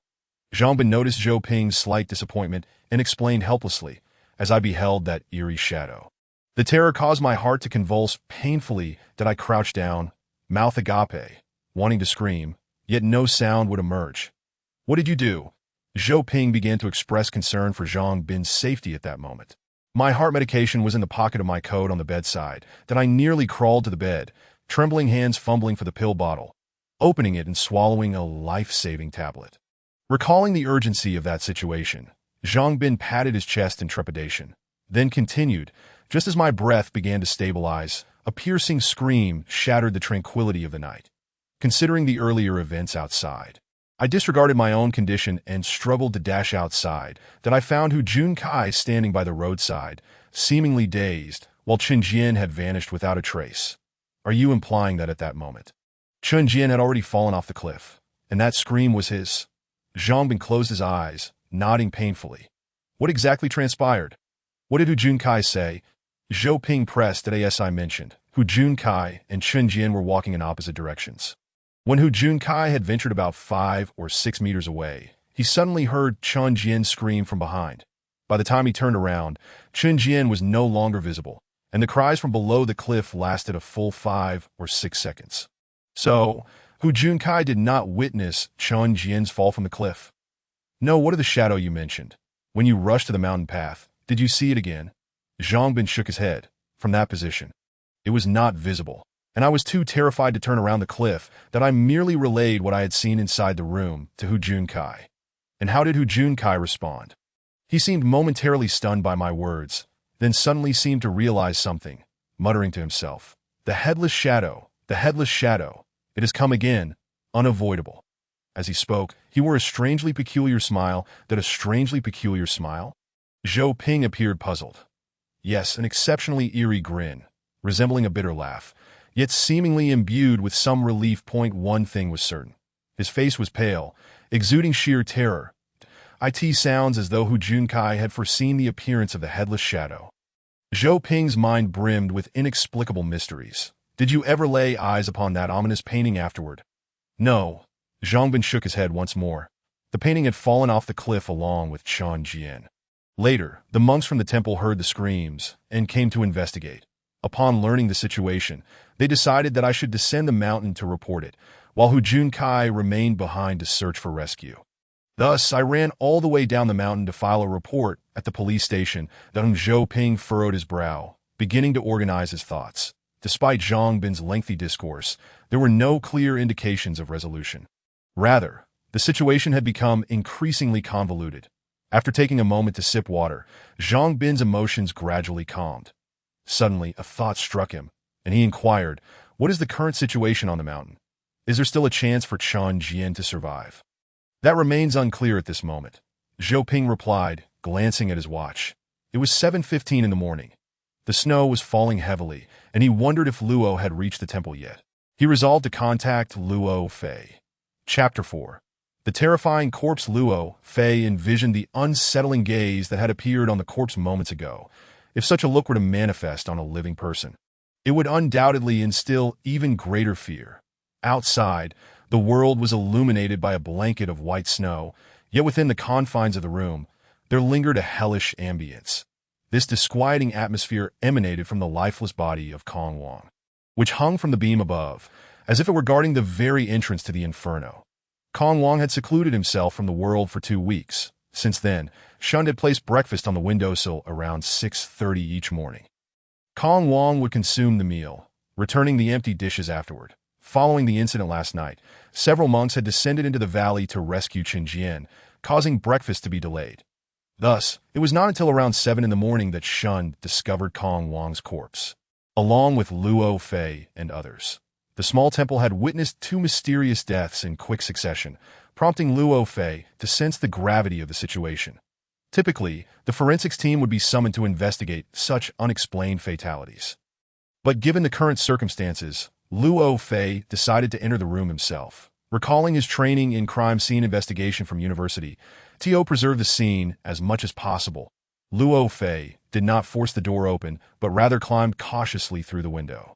Even with his strong mental fortitude, he could not shake the sensation of being scrutinized by the corpse, which made him profoundly uneasy. As Luo Fei stealthily leaped into the room from the windowsill, he felt as though he had stepped into another realm.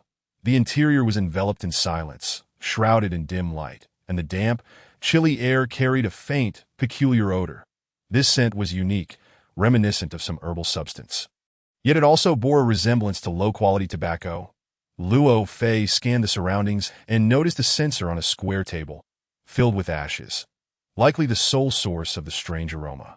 The room was constructed in an antiquated brick and wood style, with a beam running horizontally through the center. Kong Wang's body dangled from this beam, and beneath it lay an overturned stool at a first glance.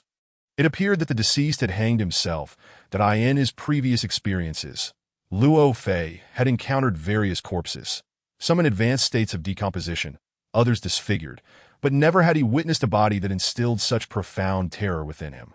Perhaps it was not the corpse itself that was terrifying, but the visage of the individual suspended above, which would have been equally disconcerting in life, had this individual not possessed a congenital disability. It was evident he had endured some horrific accident in life, one that had severely damaged his spine and nerves. His back was hunched, and his facial muscles and features contorted in disbelief. Most unsettling were his wide-open eyes, which, despite his death, seemed to retain a semblance of life. The bloodshot scarab bulged outward, glaring downwards, the fiery red of his irises akin to a smoldering blaze of wrath. Indeed, wrath. This was the most potent emotion that Kong Wang's lifeless form conveyed to Luo Fei. If an afterlife truly existed, Kong Wang's spirit had undoubtedly not found peace. Rather, it had transformed into a vengeful specter. Luo Fei locked eyes with the deceased, feeling the cold wind of anger seep into his very soul, sending shivers through him while simultaneously igniting a fierce desire to uncover the source of that fury. Was there an intrinsic connection between this rage and the enigmatic, ominous painting? Luo Fei could not yet grasp the answers, but one conclusion was becoming increasingly clear. Kong Wang had not taken his own life. Those who feel wronged may take their own life. Those in despair may do the same.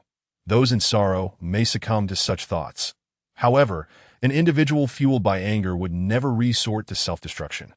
While this subjective judgment alone could not serve as definitive evidence, Luo Fei possessed considerable confidence in his intuition.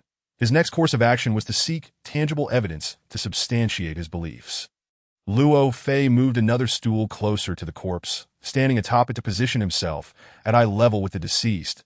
In that moment, he suddenly sensed something peculiar, and leaned in closer to inhale deeply near the decedent's head. Indeed, the bizarre odor permeating the room emanated from Kong Wang's body. Luo Fei pondered this revelation, unable to ascertain its implications. One thing was certain. This was not a scent arising from decomposition, nor did it correlate with the odor of neglect from a lack of bathing.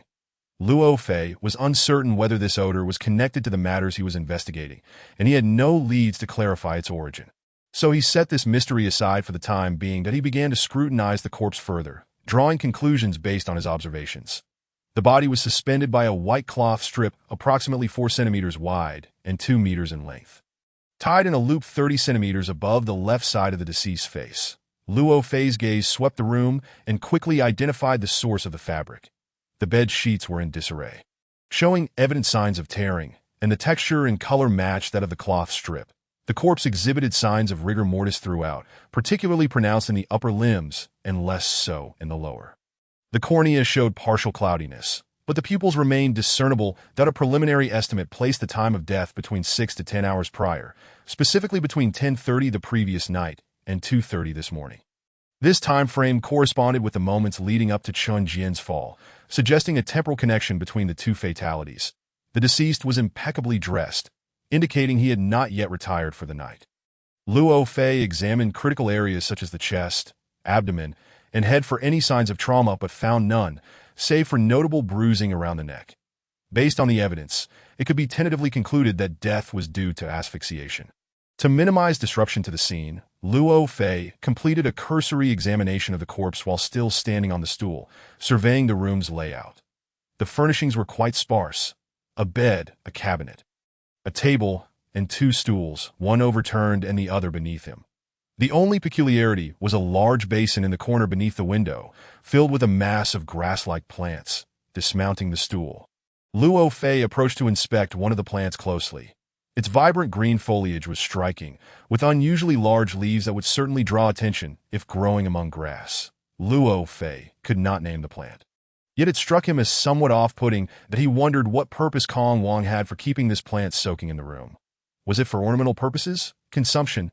Neither explanation seemed plausible. Shaking his head, he returned the plant to the basin. Even in the absence of the fearsome corpse, the room exuded an eerie atmosphere. Nevertheless, Luo Fei felt a profound sense of confidence regarding the case. Regardless of how bizarre the surface phenomena appeared, all answers were surely concealed within this small temple, that he believed that once the investigative team ascended the mountain, thorough interviews and examinations would unravel the enigmas at hand. Remaining in the room held little purpose. Excessive movement could hinder subsequent investigations. Thus, Luo Fei resolved to vacate the scene. That he approached the door, which had been secured from the inside with a latch, and noted that there were no signs of forced entry on the doorframe. However, this did not indicate much, as the window was ajar. If foul play were involved, the perpetrator could easily have entered and exited through there. Luo Fei unlatched the door and stepped outside. Outside, over a dozen monks had gathered, some whispering amongst themselves while others peered curiously through the window. Kong Jing, with a furrowed brow, stood nearby, looking distressed. "What are you all doing here? Disperse. Tend to your own affairs." With that reprimand, a middle-aged monk stepped into the courtyard. He was of average height, with a gaunt face that belied a strong physique. His deep-set eyes lent him an initially cold impression that a few monks followed behind him, their garments soiled with mud and their hair dampened. Though all the others appeared exhausted, he exuded vitality. His words carried weight, and aside from Kong Jing and shunned, the other monks promptly dispersed. Kong Jing stepped forward. "You've returned just in time. Another incident has occurred in the temple. Kong Wang is dead."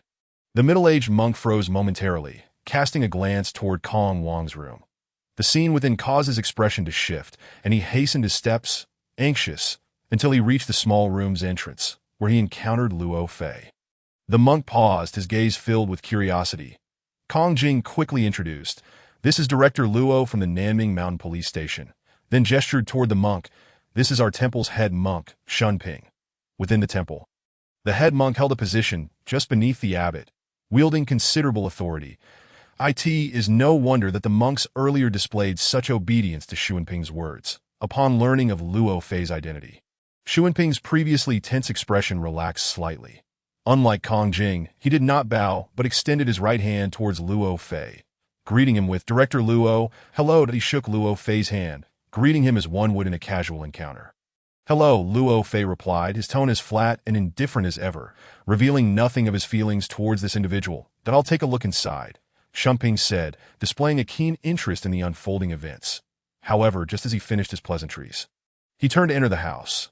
Luo Fei quickly reached out to stop him, saying, the situation is still unclear.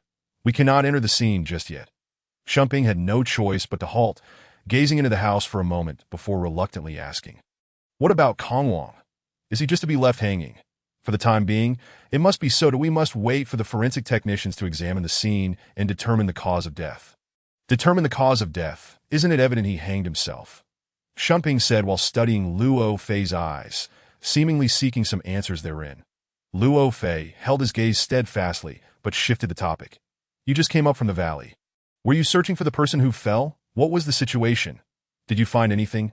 Kong Jing interjected eagerly, confirming Luo Fei's suspicions. With this heavy snow, we couldn't even reach the bottom of the valley. There is no hope of rescuing anyone now. We can only consider whether we might recover the body. Sigh, I wish we had allowed them to stay yesterday. Shumping grimaced, frustration evident on his face as he continued. What is Kong Wang doing? He locked himself away for days, and now he has gone and committed suicide in the temple, as if things weren't chaotic enough already. Luo Fei recalled that it was Shumping who arranged for Qin Jian and the other two to stay in the small house behind the temple and asked, you were the one who had those 3 guests stay in the small house yesterday, weren't you? Surely there were other rooms available.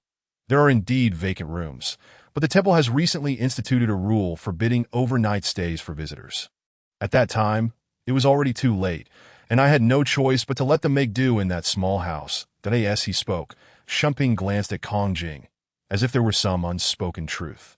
Luo Fei expressed his astonishment with a simple hum, and turned his gaze towards Kong Jing, as it was indeed the first time he had heard of such a regulation regarding overnight stays for guests. Seeing the expression on Luo Fei's face, Kong Jing hurriedly clarified, there is a reason for it. Some time ago, a few items went missing from the temple, and it's likely that a thief mingled among the overnight guests. Oh, were the lost items valuable? Why wasn't a report filed? Kong Jing awkwardly smiled. There were just some incense burners and the like. Though they were somewhat antiquated to the time, we thought it best to tighten security. After all, it doesn't reflect well on our temple if such incidents occur in a place of Buddhist cultivation. Luo Fei nodded, understanding the rationale behind such measures.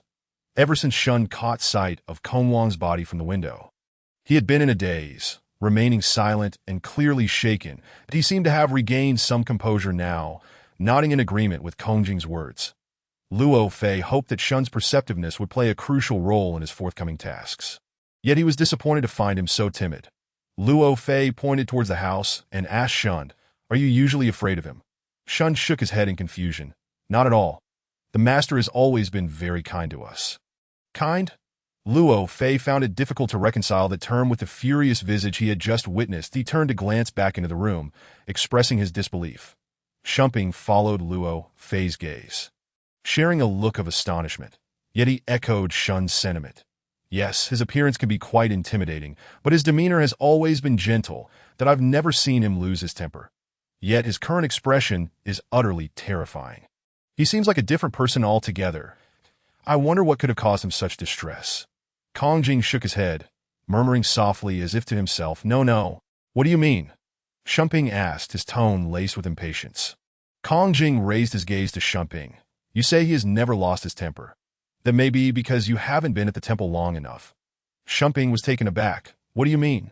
Have you seen Kong Wang lose his temper? Kong Jing furrowed his brow, recalling some long-buried memories. Seeing Kong Wang in his current state, you must be quite astonished. However, for me, it feels oddly familiar. The old Kong Wang has returned. The old Kong Wang? How long ago was that? Shumping squinted at Kong Jing. I have been at the temple for almost 10 years. Kong Jing pondered for a moment. It must have been in 72. That was when I first met Kong Wang. His temperament back then was vastly different from what you encountered later. Luo Fei sensed a peculiar undercurrent in this narrative and pressed. What specifically happened? Please elaborate. Kong Jing glanced at Shumping before continuing. Kong Wang, like you, was also a latecomer to monastic life. He fell into the valley of death in the northern mountain for reasons unknown, and it was my master, Ming, who saved his life. This was the first time Ping and Shun had heard of this past. Upon hearing about the valley of death, their faces involuntarily paled, particularly Shun, who instinctively took a step back, gazing fearfully at the door, as if fearing that the deceased Kong Wang might emerge from within.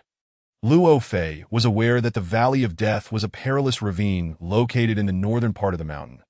Due to its treacherous terrain, many had leapt to their deaths there, giving rise to its ominous name and spawning sinister legends, perhaps the very reason for Shun's intense fear. However, since protective railings had been installed along the cliff, there had not been any incidents during Luo Fei's tenure. Kong Jing appeared unfazed by the listeners' reactions, continuing his account. When my master brought him back to the temple, we never imagined he would survive. He was covered in injuries, particularly a severe neck injury that left him unable to lift his head. This was an injury caused by a fall from a great height, Luo Fei mused, reflecting on how miraculous it was that someone with such grievous wounds had not succumbed to death. My master had him stay in the small house behind the temple, personally nursing him. That my master was not only well-versed in Buddhist doctrine, but also had substantial knowledge of traditional Chinese medicine. After about half a month, the man gradually regained both his physical and mental faculties. However, he showed no gratitude for my master's life-saving efforts, and we could hear his roars and curses emanating from the small house daily. At that time, my greatest dread was delivering meals to him, for even a brief encounter, merely 5 minutes, would leave one on edge for the entire day. Was it his fury that frightened you? Luo Fei inquired. Kong Jing nodded, speaking in a chilling tone. I can never forget that scene. His entire face contorted, radiating fury, with those terrifying eyes fixed on you. It was as if you were not a man, but a demon eager to devour you. Luo Fei imagined the expression he had seen on the corpse. If such a gaze were to manifest on a living person, it would undoubtedly inspire even greater terror.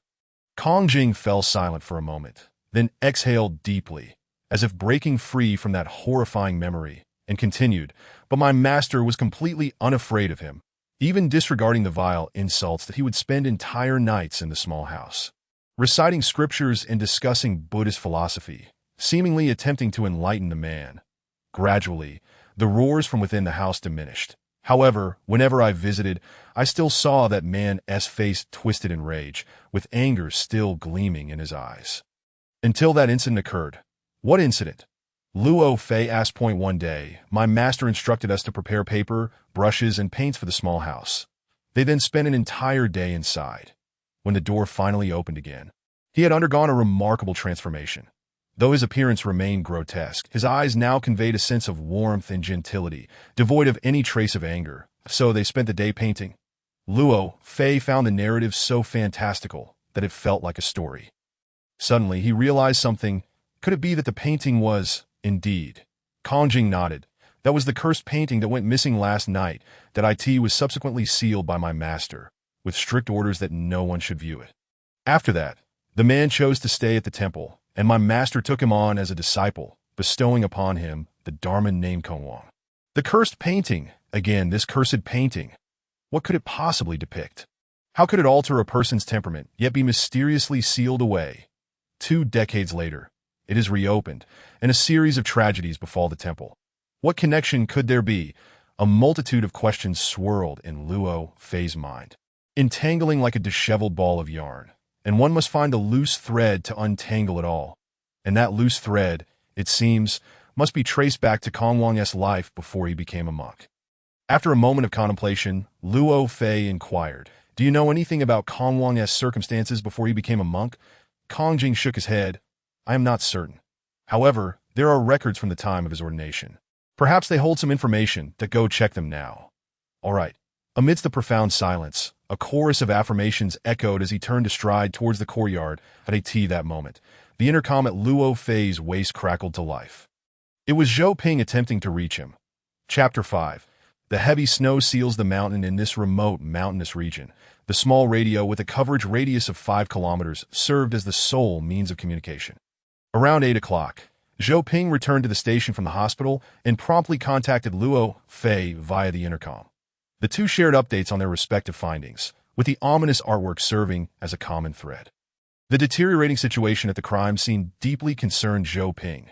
The death of the perpetrator, Kong Wang, rendered the case even more perplexing, while Hu Junkai's illness atop the mountain presented a significant complication. Luo Fei was in urgent need of reinforcements. Zhou Ping enlisted the help of investigator Xiao Lu and forensic expert Duan Xueming, instructing them to prepare for an ascent immediately. 5 minutes later. The trio set forth on their journey into the mountains. Approximately 700 or 800 meters ahead, a group was also making its way up the mountain, some clad in conspicuous black police uniforms against the snowy backdrop. Zhou Ping noted this and inquired of Xiao Lu, "Are those our comrades ahead? Has someone already set out?" Xiao Lu glanced up and replied, "That's Director Wang with several officers and 2 local villagers. They departed about 20 minutes ago to search for the cliff fall victim, Ditto." Zhou Ping nodded, observing that the group had not continued up the mountain, but had instead veered off shortly after entering, disappearing into the valley behind the peak where the Withered Wood Temple was situated. It seemed that although Luo Fei was on the mountain, he had already coordinated all necessary preparations below. The snow continued to fall incessantly, showing no signs of abating. The layers of steps on the mountain path had long been buried under the accumulating snow, leaving only faint ripples on the surface. The three proceeded with utmost caution, each step taken with care to ensure stability before committing their weight, lest they stumble over the uneven stones concealed beneath the snow. After nearly an hour, they had traversed less than 1/5 of their intended route. In truth, the slow pace was not entirely concerning. Zhou Ping's primary fear was whether they would reach their destination, the Withered Wood Temple, without incident. Not far ahead lay a narrow path situated between 2 hills, approximately 200 meters long. This section was notoriously steep even in fair weather, rendering its passage an uncertain endeavor under such conditions. As they rounded a bend and approached the entrance of the valley, Zhou Ping's apprehensions proved well-founded. A fierce mountain wind, laden with swirling snowflakes, suddenly howled from the valley mouth, making it nearly impossible to breathe. "The wind is too strong. Let's retreat for now," Xiao Lu shouted above the roar. Zhou Ping nodded, and the three retreated temporarily to a sheltered spot outside the valley's entrance. "What now? Should we continue?" Duan Xueming appeared to be struggling against the elements, burdened by the forensic kit he carried, making him the most fatigued among them. "Why must we be cursed with such wretched weather?" Zhou Ping lamented. Though after a moment he spoke resolutely, "Once the wind dies down a bit, you two follow closely behind me, and we'll push forward." "All right," Duan Xueming gritted his teeth, seemingly gathering his strength.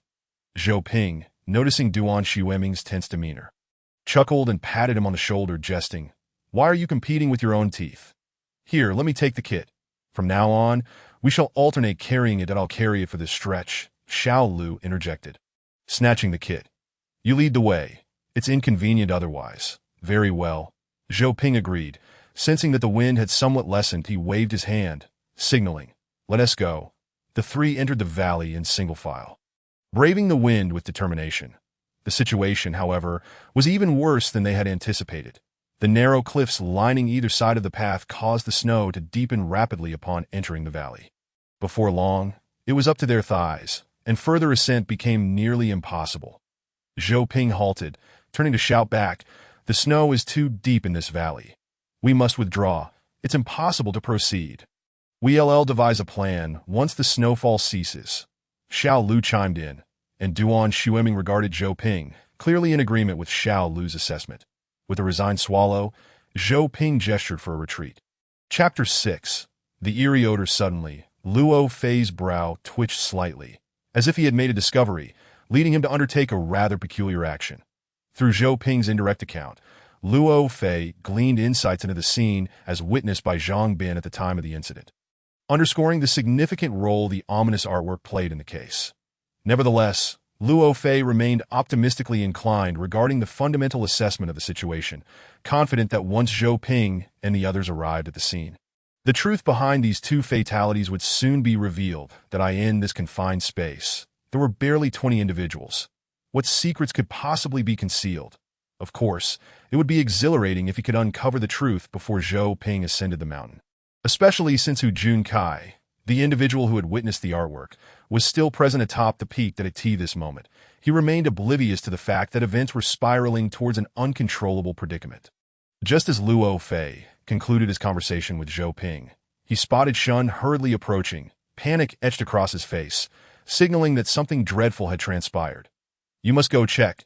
The little monk is struggling to speak coherently." "Calm down, what happened?"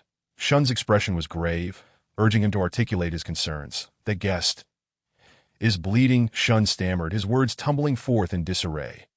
Bleeding? Luo Fei's heart sank. Could it be that Hu Junkai was not merely ill, but also injured? Without delay, he directed Shun to oversee the small dwelling, ensuring the scene remained undisturbed and that no one entered indiscriminately. That he then waved to Shun. "Come with me to check on the guest room." "Director Luo, may I join as well? If anything arises, I can alert the abbot." Shun volunteered eagerly. Luo Fei acknowledged with a nod and turned towards the courtyard. Shun Ping swallowed hard, seemingly on the verge of speaking. Yet he swallowed the words back down. He watched as Luo Fei and the others departed, a flicker of irritation crossing his features. Ever since Luo Fei's arrival, his authority within the temple seemed diminished, and he was unwilling to accept the role of a mere bystander in this unfolding crisis. Luo Fei moved swiftly, with the two young monks nearly breaking into a run to keep pace. "Where is the bleeding occurring?" Luo Fei inquired of Shun as they walked. "Did I in many places? Eyes, mouth, and even his nails." Shun replied, breathless, whether from fear or the haste of their journey. "What? Bleeding from the eyes?" Luo Fei halted abruptly, spinning around to fix Shun with a penetrating gaze, skeptical of the little monk's claims. Shundo wore a similarly incredulous expression beside him. Shun nodded. "You'll see for yourselves when you arrived." It soon became evident that Shun had spoken true. Upon entering the guest room where Hu Junkai was being housed, Luo Fei was met with a horrifying sight. The patient, now awake, turned his head with great difficulty as he sensed their presence. His eyes were grotesquely swollen, resembling the aftermath of a brutal beating, blood vessels bursting, rendering his sclera a vivid red, with a thin trickle of blood seeping from the corners of his eyes.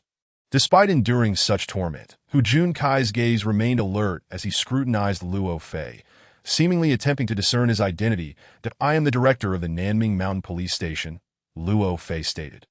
Approaching the bedside, Shunda hastily brought over a chair, his timid demeanor causing him to avert his gaze from Hu Junkai's face throughout the process. Luo Fei seated himself, the injured man's face a mere half-meter away. Beyond his swollen eyes, other parts of his face bore the marks of similar inflammation, with blood seeping from the corners of his mouth and nostrils. Even Luo Fei could not suppress a look of unease upon witnessing such a countenance.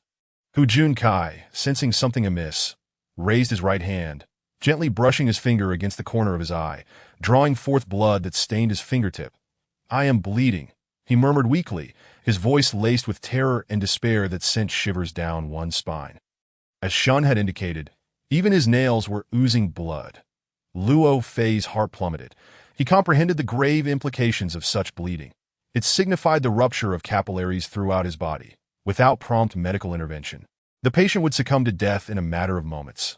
"Quickly, fetch some snow and bring it in to cool his body," Luo Fei instructed the two young monks anxiously. Ice packs could slow the internal bleeding. Perhaps the only effective emergency measure available in this dire situation. "No, it's unnecessary. You cannot save me." Hu Junkai grasped Luo Fei's hand to halt him. Though on the brink of death, his grip remained surprisingly strong, indicating a fierce resolve within him. The two young monks lingered hesitantly at the doorway, torn between whom to heed. "Are you a police officer?" Hu Junkai gazed at Luo Fei with bloodshot eyes, asking, "Aren't you going to seize the moment to inquire about something?" "I am on the verge of collapse." Although he was reluctant to accept it, Luo Fei understood that Hu Junkai's words were indeed the truth. In this desolate mountain, devoid of any medical assistance, the emergence of such a life-threatening condition signified that the patient's life was already on a countdown. The so-called ice compress served merely as a symbolic gesture. Confronted with Hu Junkai, a significant party in this case, it was imperative to ask him a few critical questions without delay. Of course, from a humanitarian perspective, abandoning any form of care for the patient was a callous act. However, Luo Fei was a police officer, And for him, uncovering the truth and delivering justice to the victims always took precedence till he made his choice. No need to search for Shui. Summon Kong Jing.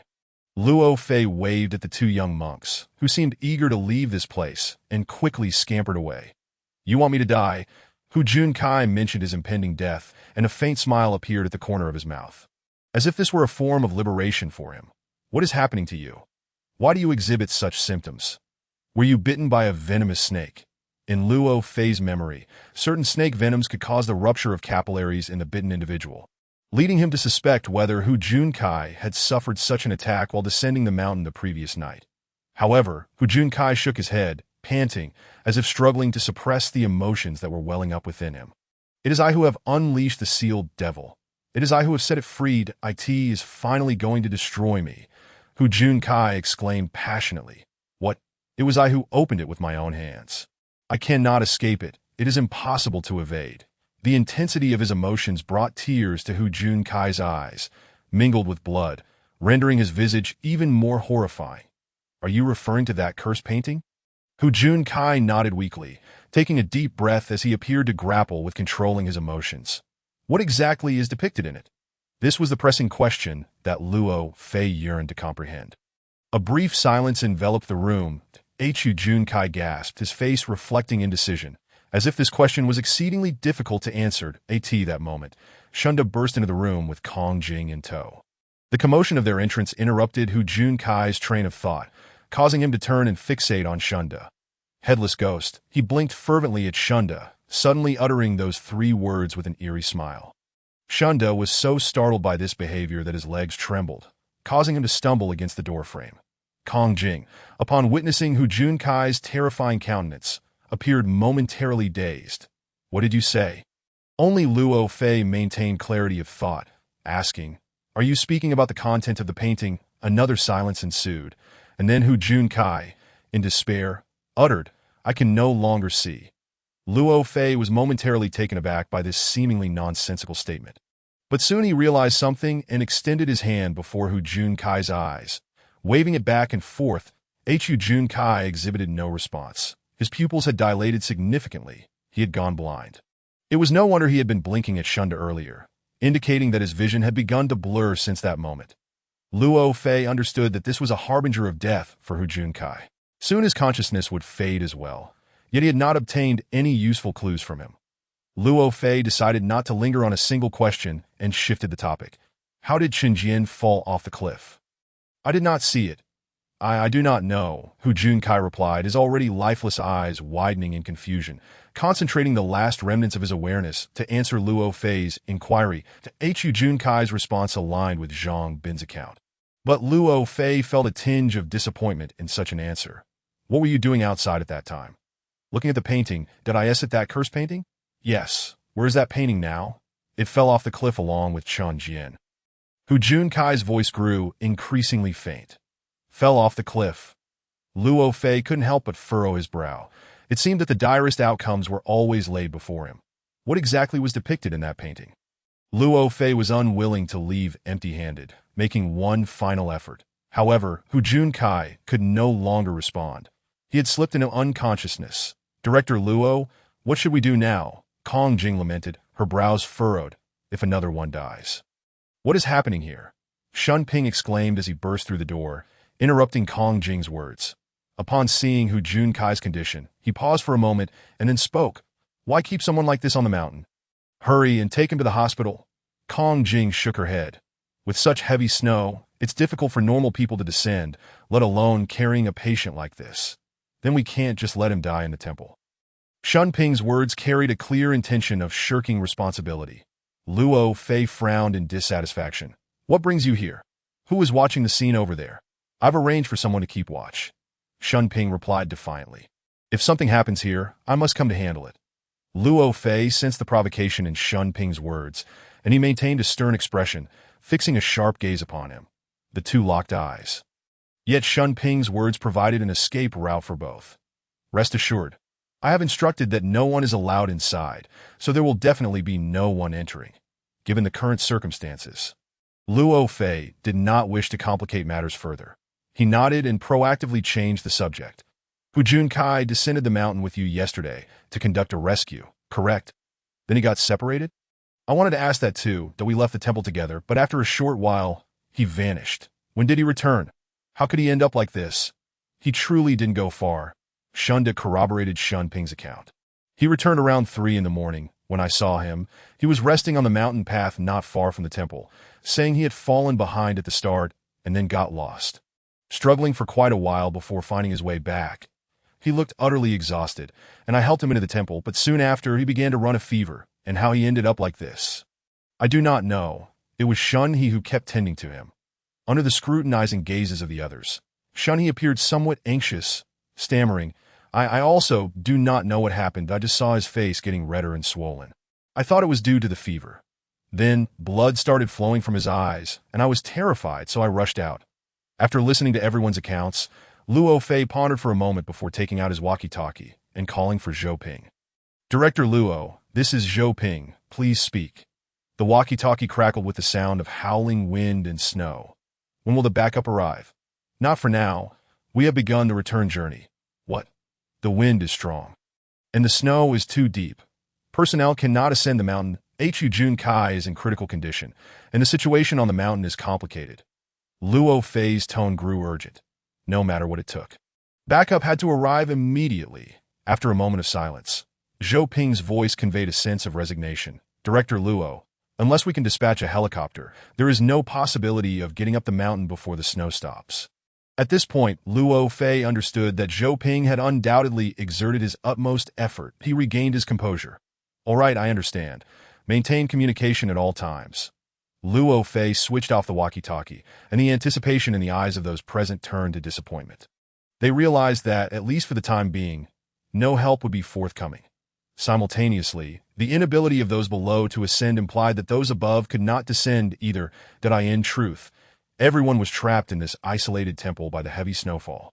And here, a series of bizarre and strange events were unfolding that if they knew that what had transpired was merely a prologue, their faces would surely reflect even greater distress. The group remained silent, having lost the possibility of assistance, and could only watch helplessly as Hu Junkai on the sickbed edged closer to death. Half an hour later, this suffocating wait finally reached a conclusion. Hu Junkai ceased to breathe. At this moment, his face had swollen grotesquely, blood seeping from all orifices. Luo Fei was filled with vexation. As a police officer, a life had extinguished before him, and he was not only powerless but could not even ascertain the cause of death. Luo Fei reached out to feel the deceased's pulse and breath, his face so close to the corpse that his focused expression betrayed his unwillingness to confront such failure. Suddenly, Luo Fei's brow twitched slightly, as if he had made a discovery, and then he engaged in a highly peculiar action that he leaned in closer to the corpse, sniffing intently. All present were taken aback, a nameless fear rising within their hearts. Kong Jing stuttered, Director Luo. What are you? Luo Fei did not respond. He closed his eyes to sharpen his sense of smell that a faint scent invaded his nostrils, striking his thoughts with a riddle-like intensity. The aroma resembled some peculiar herb, or perhaps low-grade tobacco, mirroring the scent he had encountered on Kong Wang's corpse not long ago. The small room was enveloped in a terrifying atmosphere, descending into a brief silence. Kong Jing gazed anxiously at Luo Fei, while Shunping furrowed his brow in confusion. The two young monks instinctively shrank towards the doorway, fear evident in their demeanor, yet their eyes seemed irresistibly drawn by some mysterious force.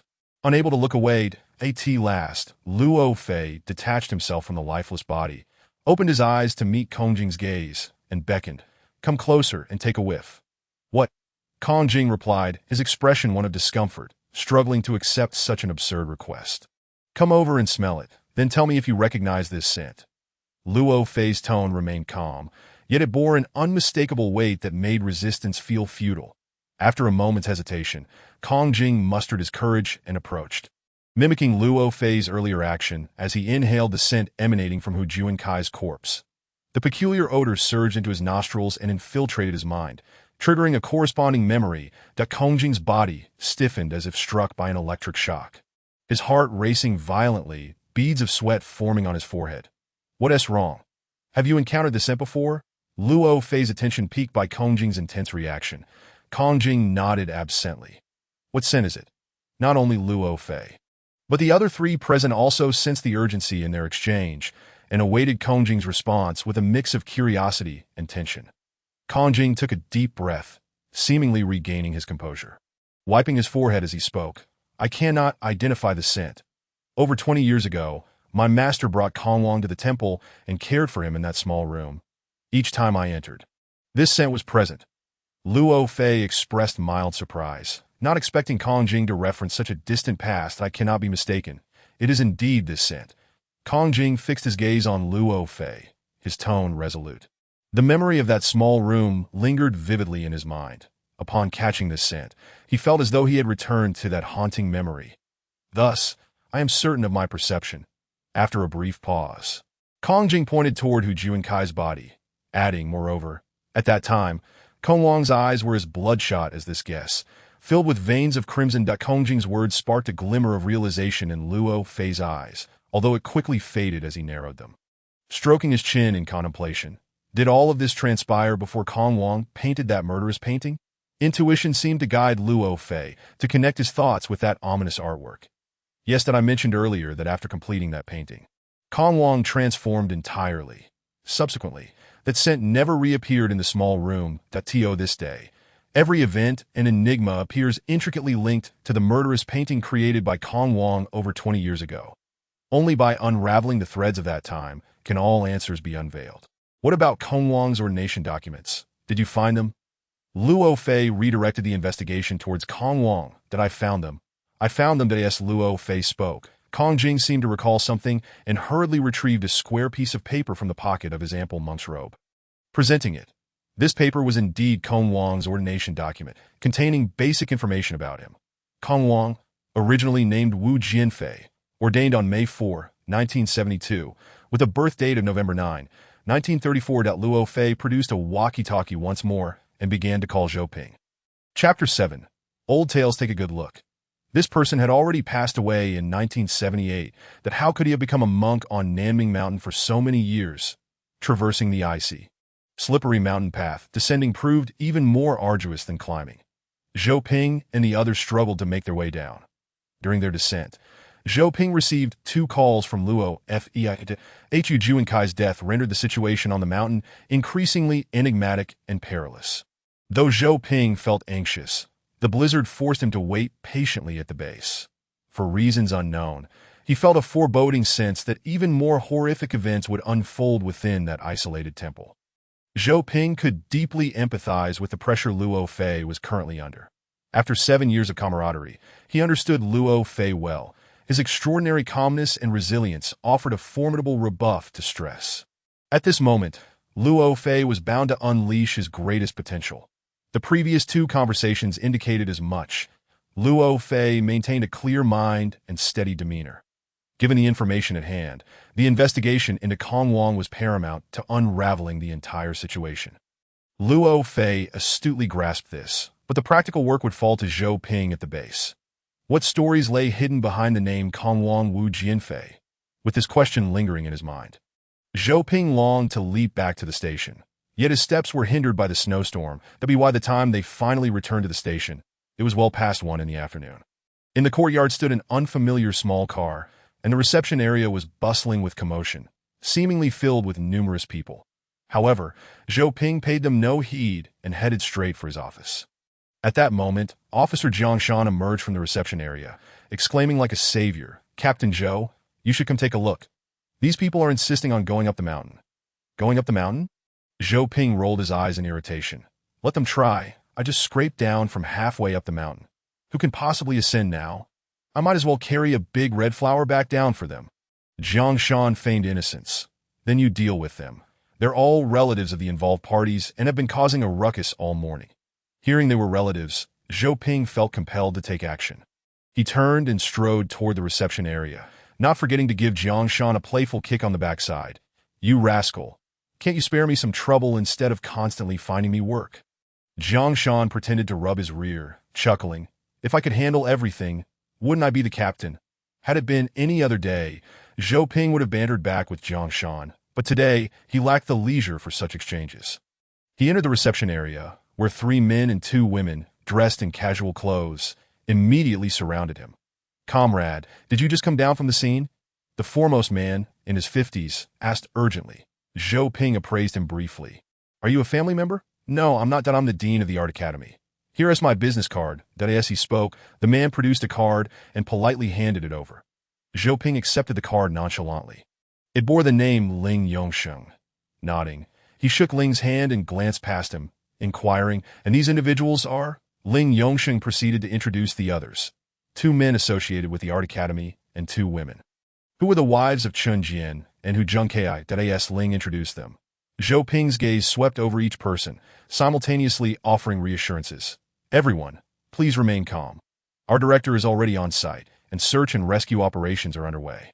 We will do our utmost to ensure the safety of every citizen. Indeed, let us not push too hard. This comrade just returned from outside. Let him rest and have some hot water." A gentle voice chimed in from behind the group. Zhou Ping paused. Feeling unexpectedly moved, he turned to see that it was Hu Juankai's wife who had spoken. This woman, petite in stature and having stood at the back from the start, had initially escaped Zhou Ping's notice. Yet now, upon closer inspection, he recognized in her a unique aura. She appeared to be in her 30s, delicate yet elegant, with a classic oval face that typified southern beauty, yet her slender brows and eyes hinted at the tenacity of a northerner. In the crowd, she might not have stood out, but once noticed, it was difficult to divert one's gaze from her. "Rest is unnecessary. I understand your concerns," Zhou Ping said, suddenly feeling a sense of sorrow. This woman remained entirely unaware that her husband was no longer among the living. "Is there any news from the rescue team? Is there still hope for Chun Jian?" As Ling Yongsheng posed this question, Chun Jian's wife immediately fixated on Zhou Ping with a look of distress. "The specifics will be clear once the rescue team returns. As long as there is a glimmer of hope. We will not give up," Zhou Ping replied, though he internally acknowledged that, given the current weather conditions, the prospects for rescue were grim. "My husband is still on the mountain, isn't he? Do you have any news about him?" Hu Juankai's wife questioned, her tone filled with concern. Zhou Ping instinctively averted his gaze, hesitating before responding. "He has fallen ill and is resting on the mountain." "Ill?" A flicker of unease crossed the woman's features. "Oh, it should be nothing serious. Perhaps he just got a bit cold." Zhou Ping offered disingenuous reassurances, attempting to comfort her. The woman hesitated for a moment before saying, "Can you take me up the mountain?" "I am his wife." Zhou Ping shook his head. "Not possible at the moment. The heavy snow has blocked the mountain path. My colleagues and I just withdrew from halfway up." Upon hearing this bad news, the woman's eyes fell in disappointment, and a ripple of agitation spread among Ling Yongsheng and the others. "Everyone, please remain calm. Our director has already gone up the mountain. He will handle the situation on site. As soon as the snow ceases, we shall promptly devise a means to ascend the mountain." Upon finishing his statement, Zhou Ping noticed that everyone's gaze had shifted to the window. The heavy snowfall continued unabated, showing no signs of relenting, leaving the prospect of reaching the summit uncertain. In an effort to stabilize the emotions of the family members, Zhou Ping instructed Zhang Shan to remain behind and continue attending to Ling Yongsheng and the others, while he hastened back to his office. Xiao Lu and Duan Xueming had already settled in the office, indulging in their boxed meals with great enthusiasm. Upon his entrance, Xiao Lu was the first to inquire, "What is the plan now?" "We can only wait and observe for now, while conducting some peripheral investigations. Please find me Su Lijia's contact information." "Now you're looking for her. You should have kept her around from the start." Xiao Lu jested with a grin. Su Lijia had previously been a staff member at the office, young and quite attractive, often revealing her fondness for Zhou Ping both overtly and subtly. Yet for reasons unknown, Zhou Ping had consistently lacked initiative in such matters. 6 months prior, the girl had transferred to the Municipal Bureau's Archives Department, and since then, their contact had dwindled significantly. Joking aside, Xiao Lu was not idle. After a brief search, he procured the phone number for Su Lijia's office. Zhou Ping dialed the number, and after 2 or 3 rings, the call was answered. "Hello, this is Su Lijia. That's Su Lijia." "This is Zhou Ping." "Zhou Ping?" Su Lijia sounded somewhat surprised. Zhou Ping hurriedly interjected, "I need your assistance in locating someone. Go ahead," she replied, her straightforward response tinged with a hint of disappointment at Wu Jianfei, with the character Wu as in mouth, Jian as in health, and Fei as in fly. Male, born on November 9, 1934. Please help me gather information on this individual. After finishing, Zhou Ping added, I appreciate your help. I'll treat you to a meal later, and no need for pleasantries, Su Lijie replied. Jotting down the details. I'll keep you posted. Zhou Ping ended the call and looked up to find Xiao Lu and Duan Xueming watching him with mischievous expressions. Will we be included in that meal? Xiao Lu asked with a sly smile. Only if you're footing the bill, Zhou Ping retorted, rolling his eyes. Just enjoy your box meals. Approximately 10 minutes later, Su Lijie called back that I just searched the database, and I couldn't find anyone matching the criteria within the city. That's so. Zhou Ping responded, somewhat disheartened. Are all resident records within the city stored electronically? Any individual with a registration within the past 10 years should be archived. I found 25 Wu Jianfei, but none were born in 1934. 10 years. If that individual left the monastic life early, it's quite possible they haven't registered for a long time. Realizing this, Zhou Ping felt a bit embarrassed. Could you possibly check the older, unarchived records? Perhaps we might uncover the person I'm searching for. Goodness! Su Lijie exclaimed dramatically on the other end. Do you have any idea how troublesome that is? Besides, most of those individuals have likely passed away years ago. Are you expecting me to search alone? Picking up on her last remark, Zhou Ping quickly replied, Of course not. I'll come over. You just need to assist me. Make haste then. Call me when you arrive. I'll meet you at the entrance. There was a hint of satisfaction in Su Lijie's tone. All right, I'll be waiting for you, Zhou Ping concluded before preparing to depart. Xiao Lu pointed at the boxed meal on the table. Aren't you going to eat? I saved it for you. No time for that. You can share it. Don't you always claim one portion isn't enough? Hey, what are we doing here then? Xiao Lu exclaimed. On standby, Zhou Ping declared as he stepped out into the heavy snowfall.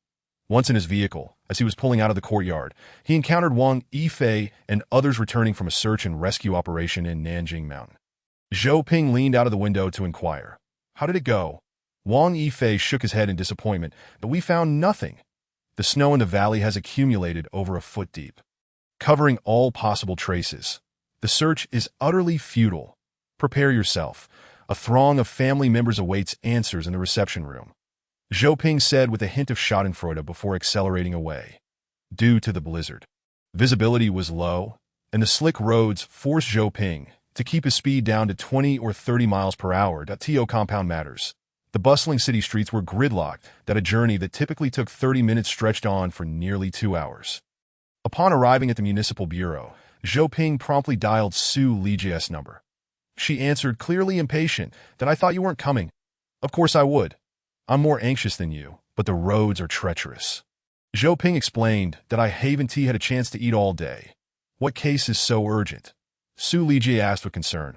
Let us grab a bite first. I'll be off work soon. I have the keys to the archives. After lunch, we can take our time to investigate. Feeling his hunger mounting, Zhou Ping readily agreed. All right, I'll treat you. While they dined, Zhou Ping recounted the details of the case to Su Lijie. Are you telling a story, or are you deliberately trying to frighten me? Just so you know, I've never believed in ghosts or supernatural beings, Su Lijie responded, regarding him with extreme skepticism, determined not to be fooled. You don't believe? I believe even less, Zhou Ping retorted innocently. But these are the testimonies of those involved, first-hand accounts, you see. They hold the greatest weight among all evidence. That Su Lijie tilted her head slightly, seriously stating, then I can only consider 3 possibilities. 1. Your witness has poor eyesight. 2. Your witness is deceiving you. 3. You are deceiving me. You may think what you wish, Zhou Ping replied with a solemn expression. But I firmly oppose your third assumption. All right, back to the matter at hand. What connection does the person you're searching for have with this case? The author of the murderous painting, the late monk Kong Wang, was originally named Wu Jianfei. Before he took his vows, Su Lijie remarked, the records in the archives are organized by surname. There must be a substantial stack of documents for all the males with the surname Wu. She gestured to indicate a pile a meter high, hinting at the daunting task ahead. Let us get to work then, Zhou Ping declared as he wiped his mouth with a napkin and called out to the nearby waiter. The bill, please. Su Lijie led Zhou Ping to the archives. By this time, darkness had fully descended, and the regular staff were gradually leaving for the day. The already quiet archives became even more silent. Su Lijie divided the relevant files into 2 thick stacks, and the 2 began their search simultaneously.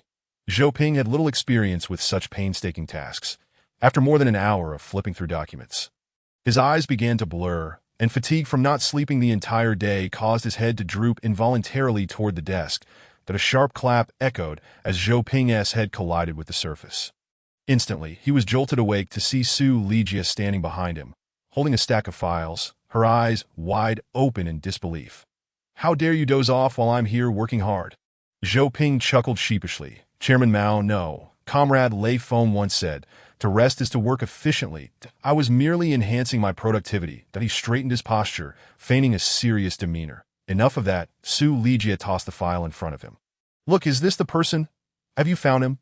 Zhou Ping exclaimed with delight as he took the document in hand. That in the upper right corner was a black and white photograph of a man in his 40s. Thin, yet appearing quite spirited. Beside it, the record read, name, Wu Jianfei, date of birth, November 9, 1934. That indeed, this must be him, Zhou Ping said excitedly. However, Zhou Lijia quickly doused his enthusiasm with cold water to don't be too hasty. "Look closely. This individual passed away in 1978. That how could he have become a monk on Nanjing Mountain and remained so for many years?" Zhou Ping glanced at the spots Zhou Lijia indicated. The record confirmed her statement. He scratched his head in confusion. How could this be? Could it be a mere coincidence that two people share the same name and birthday? Let us check for his immediate family members to gather more information and confirm if this is indeed the correct individual, Zhou Lijia suggested, demonstrating her greater experience in handling archival materials. Here it states he has a daughter, Wu Yanhua. But how do we locate her? Should we use the address on this document? Zhou Lijia shot him an exasperated look. That information is over a decade old. It won't do that we should be able to find her in the computer-S database. Follow me. The computer is in the office across the hall. Indeed, they quickly located Wu Yanhua's information in the database. Then as Zhou Ping examined the photo in the file, he suddenly uttered a curious sound. "What is the matter?" Zhou Lijia turned to him. "Could it be her?" Zhou Ping furrowed his brow, tapping the screen with his finger. Scroll down, scroll down. Let me see her detailed profile," he urged. Zhou Lijia manipulated the scroll bar with her mouse, when suddenly Zhou Ping exclaimed, "Stop! Look here, it really is her." The unexpected revelation stirred a wave of suppressed excitement within Zhou Ping. Zhou Lijia glanced at the area he was pointing to.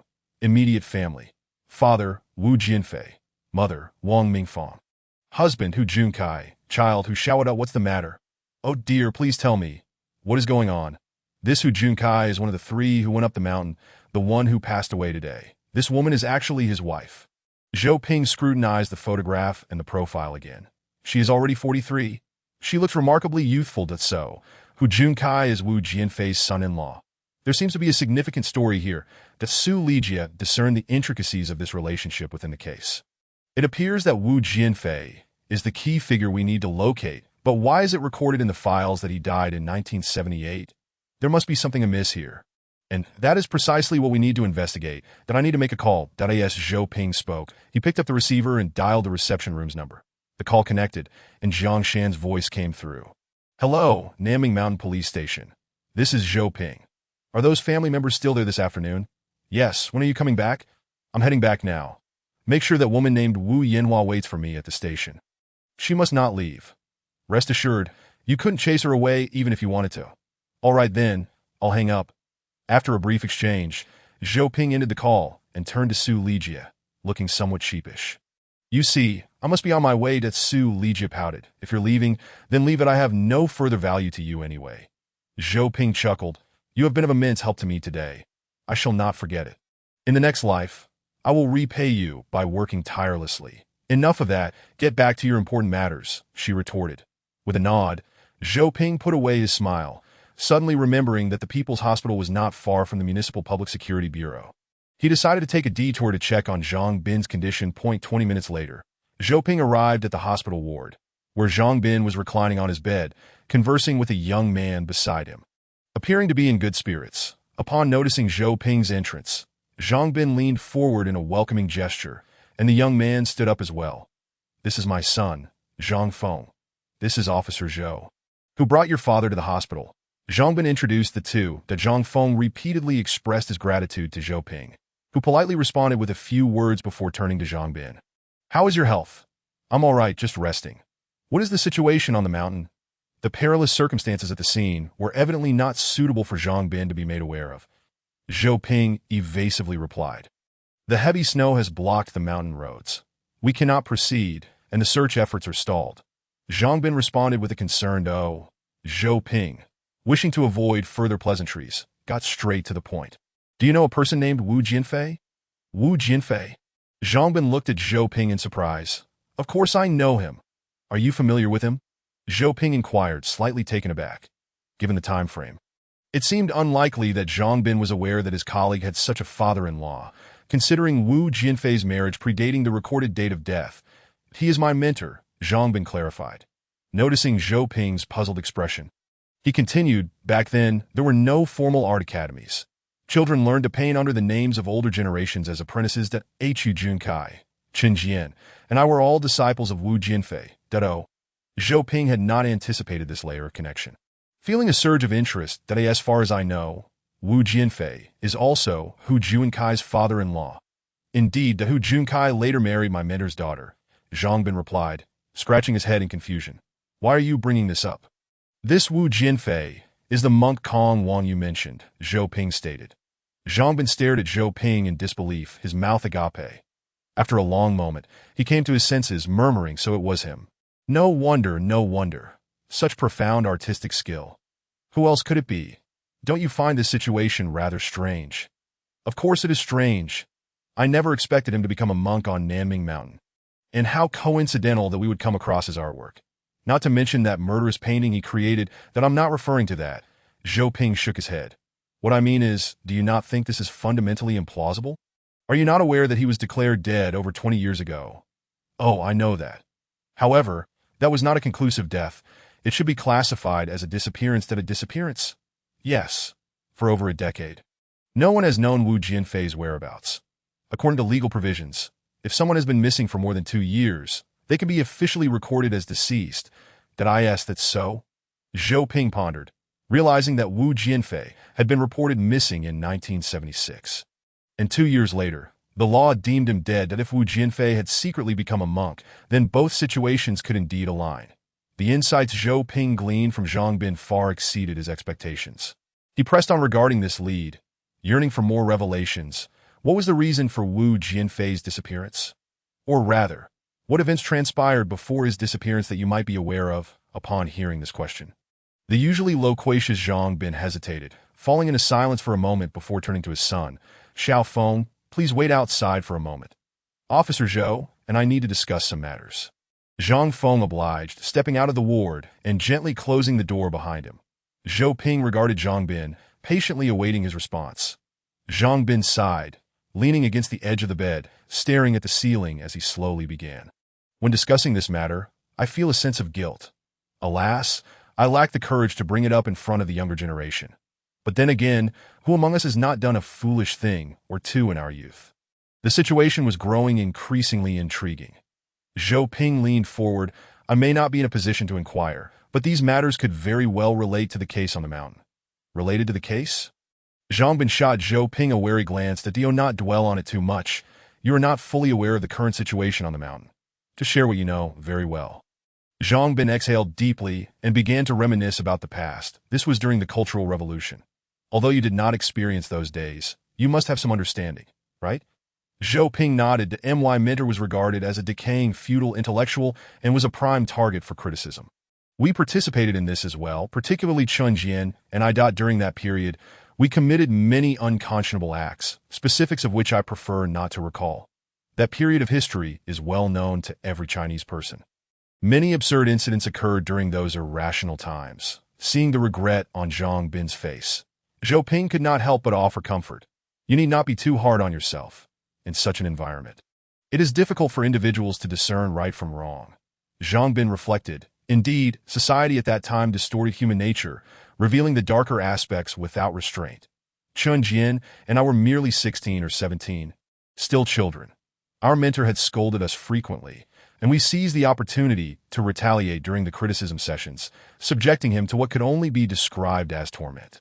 Looking back now, it is truly unbearable. "What about Hu Junkai?" Zhou Ping noticed that Zhang Bin had not mentioned him. "Did he not share your experiences?" "Hu Junkai was our senior brother. Although he was also a revolutionary youth during the actual criticism, he always sought ways to protect our mentor. Perhaps because he was older and understood the situation better, or perhaps it was due to the special regard our mentor had for him. So your mentor treated you all differently? Zhou Ping inquired. Zhangbin nodded. My mentor was very strict with the other disciples, even harsh, but he showed great care for Hu Junkai that in my memory, Hu Junkai seemed never to have faced his reprimands. If you understood my mentor's temperament at that time, you would realize how astonishing that was. Why was that?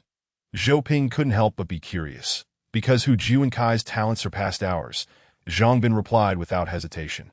Only he could comprehend the realm my mentor had reached. Perhaps even from early on, my mentor had already considered him as his future son-in-law, hence the differential treatment. Then what happened to your mentor's disappearance? Zhou Ping sensed the conversation drifting off course and quickly steered it back. During that time, we would drag our mentor out for public criticism during the day and confine him in the cow shed at night, taking turns to guard him. One night, while Hu Junkai was on watch, our mentor vanished. Did Hu Junkai let him go? Zhou Ping speculated. Indeed. The next day, he was met with suspicion from everyone, and he did not deny it.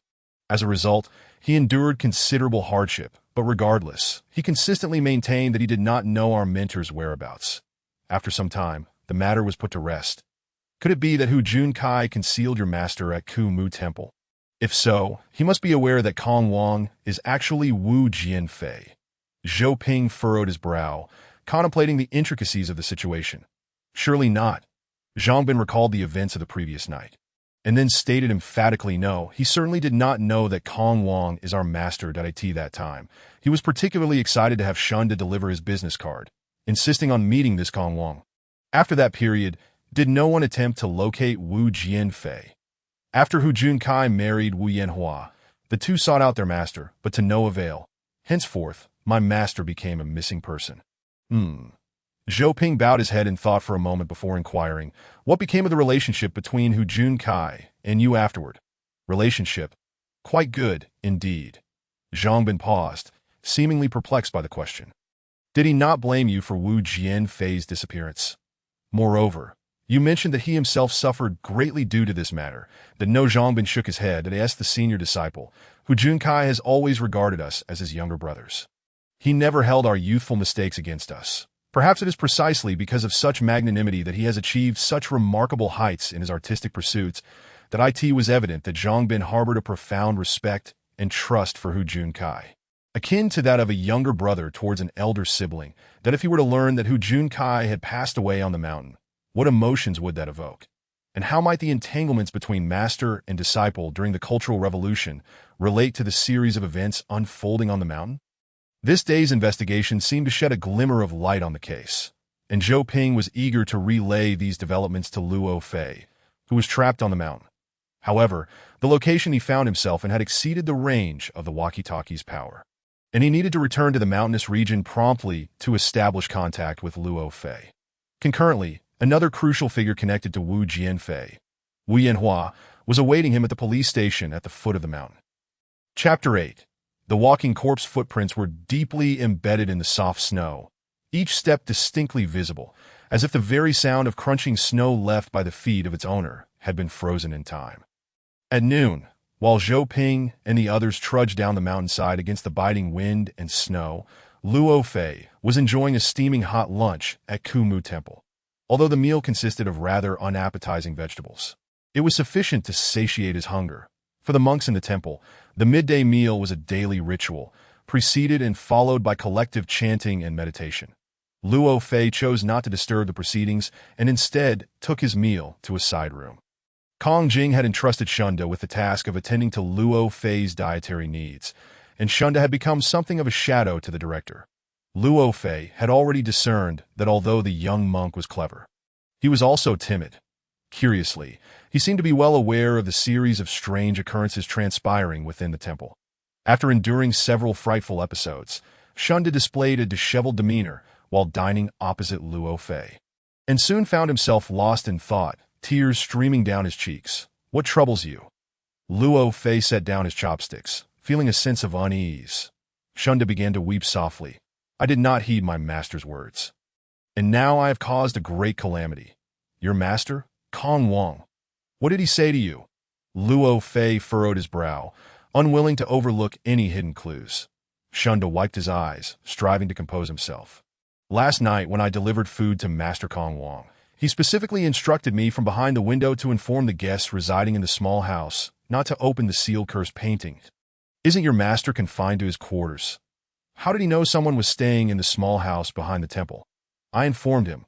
Those guests admired my master's artwork and were eager to meet him. That Hu Junkai even gave me a business card to pass along to my master. You did not heed your master's advice. So you did not inform Hu Junkai and the others? Shunda nodded. I never imagined they would truly find the cursed painting, so I did not take my master's words to heart. After finishing my meal, I completely forgot. Now I have wrought a great disaster. They have unleashed the malevolent spirit trapped within the painting that my master must have hanged himself for this very reason. As he spoke, the young monk appeared deeply remorseful, his voice tinged with sobs. What malevolent spirit? That is sheer nonsense. Accompanied by a reprimanding voice, Shun Ping entered the room. Shunda immediately fell silent, his head bowed in trepidation. How could Director Luo possibly believe such ghostly tales? Take these dishes to the kitchen.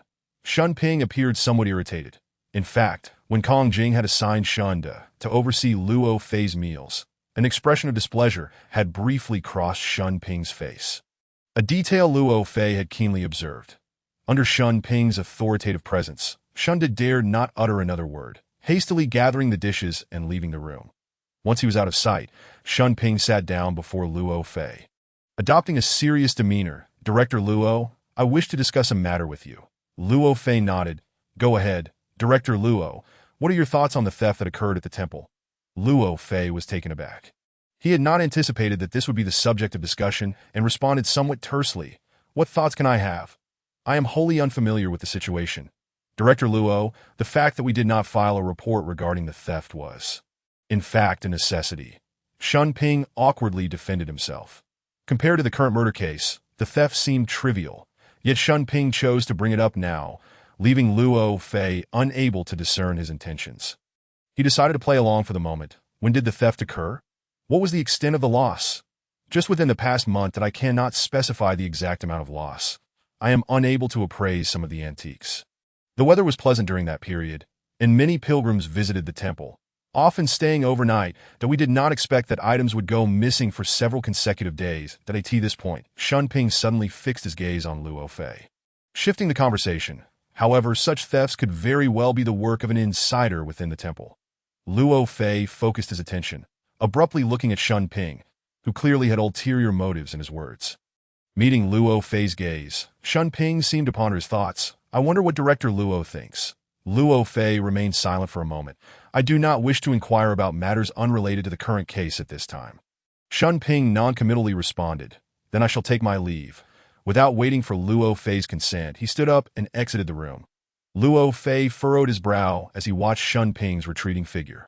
In this temple, aside from the series of murders occurring, there seemed to be another dissonant atmosphere at play. Throughout the afternoon, Luo Fei was engulfed in a state of waiting and contemplation, confronted with the myriad strange occurrences within the temple. He felt somewhat at a loss. Without the support of investigative personnel, he was unsure where to proceed next.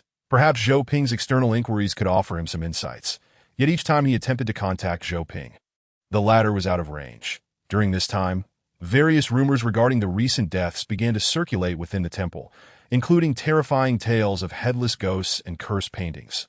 Although everything appeared calm on the surface, Luo Fei perceptibly sensed a widespread atmosphere of fear, evident in the peculiar glances exchanged among the monks.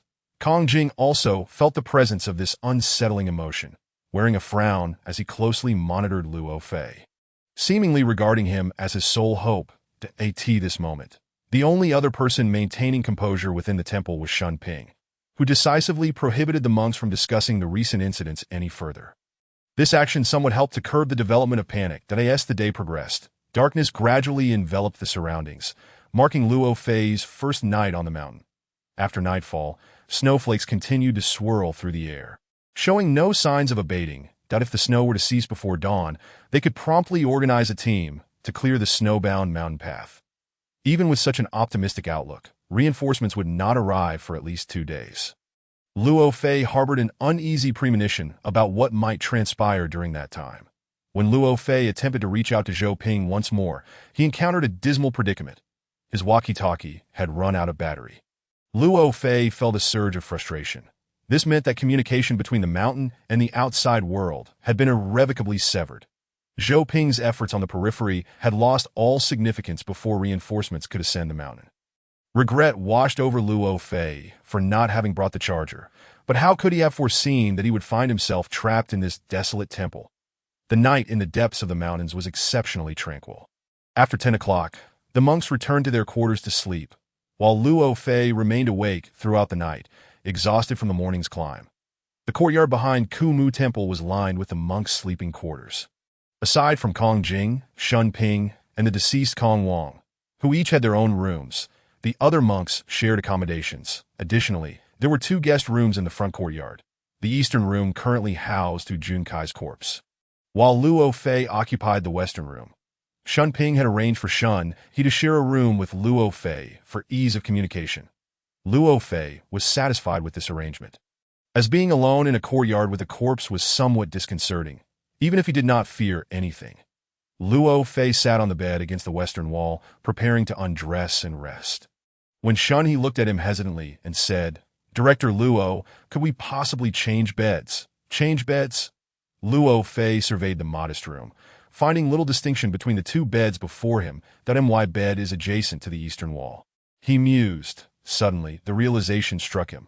The bed on the eastern side was merely separated from the one where Hu Junkai's lifeless body lay by a thin wall. It was no wonder that Shun He harbored reservations. "Come, you may take this side," Luo Fei beckoned, inviting him to join, though it was indeed a slight inconvenience for him. "It's all right," Shun He replied, exchanging beds with Luo Fei, a hint of embarrassment gracing his smile. "Shunda is the one truly unfortunate." "Why?"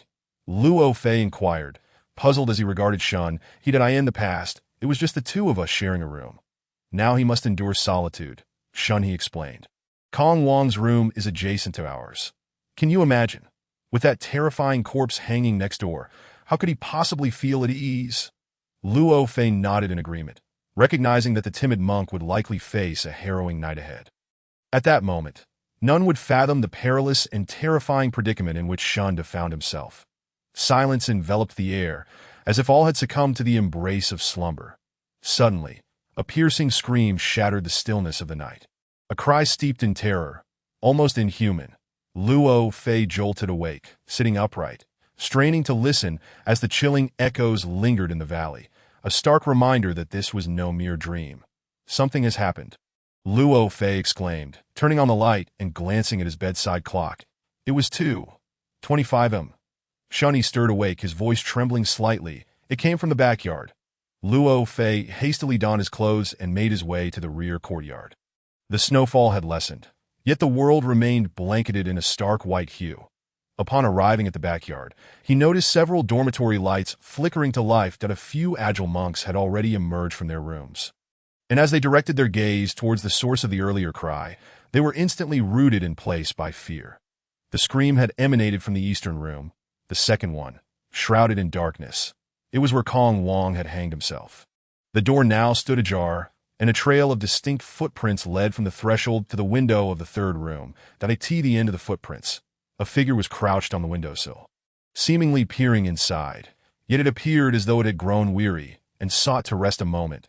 It was this figure that rendered the faces of all present contorted with indescribable fear. Even Luo Fei felt a bone-chilling dread seep from every pore of his being. In the illumination of the lights and the snow's reflection, it became unmistakably clear that the person who had traversed one room and now loomed over the windowsill was none other than Kong Wang himself, who had been hanging there for the better part of a day. The horrific atmosphere froze the air in the courtyard, leaving everyone speechless, none daring to approach for a closer look. Shun Ping and Kong Jing stood at the western end of the courtyard, their expressions mirroring disbelief. As more gathered, a few brave monks regained their wits. Someone ventured closer to the house, calling out Shunda's name, yet the room remained eerily silent. "Everyone stay in your own quarters," Luo Fei commanded, forbidding any further movement. "Indeed, we must not disturb the scene," Shun Ping echoed. Noticing Luo Fei's arrival, Kong Jing regained a semblance of composure. Luo Fei approached them and inquired, "Is that the room where Shunda resides?" Kong Jing nodded, nervously rubbing his hands together. What has transpired?" he stammered. "How could Kong Wang's body?" Observing from a distance, it was premature to draw any conclusions. That I will assess the situation first, Luo Fei decided. Taking a few steps forward but hesitated, turning back to say, "You two come along. Follow my footprints and do not leave excessive traces on the scene." The trio circumvented the vicinity of Kong Wang's dormitory, cautiously approaching Shunda's room from an alternate route. There, Kong Wang lay still against the windowsill, just as he had the previous morning, as if he had been awaiting their arrival. Luo Fei stepped forward and gently nudged him. Kong Wang remained motionless, his body rigid, unmistakably a corpse long departed. Yet this body had traversed from one room's beam to another's window, leaving behind a trail of clear footprints. The light was on inside the room. And peering through the window, Luo Fei spotted Shunda slumped on the floor, facing the window. Luo Fei approached the door and pushed against it, only to find it barred from within, though the window was ajar. Accessing it would require moving Kong Wang's body. Weighing his options, Luo Fei resolved to force the door open. That he stepped back, then delivered a firm kick to the latch. The door, not particularly sturdy, swung open immediately. The three entered the room.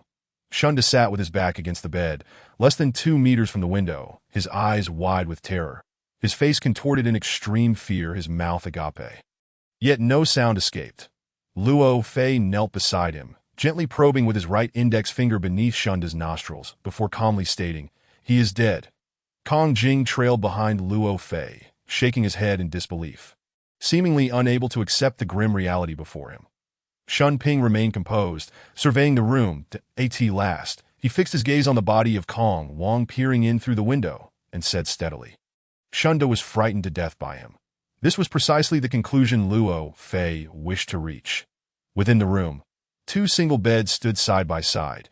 The one against the northern wall bore neatly arranged bedding, clearly Shun Ping's usual resting place. The bed against the southern wall was disheveled, its quilt rolled into a cylindrical shape, with Shunda's discarded outer clothing piled atop.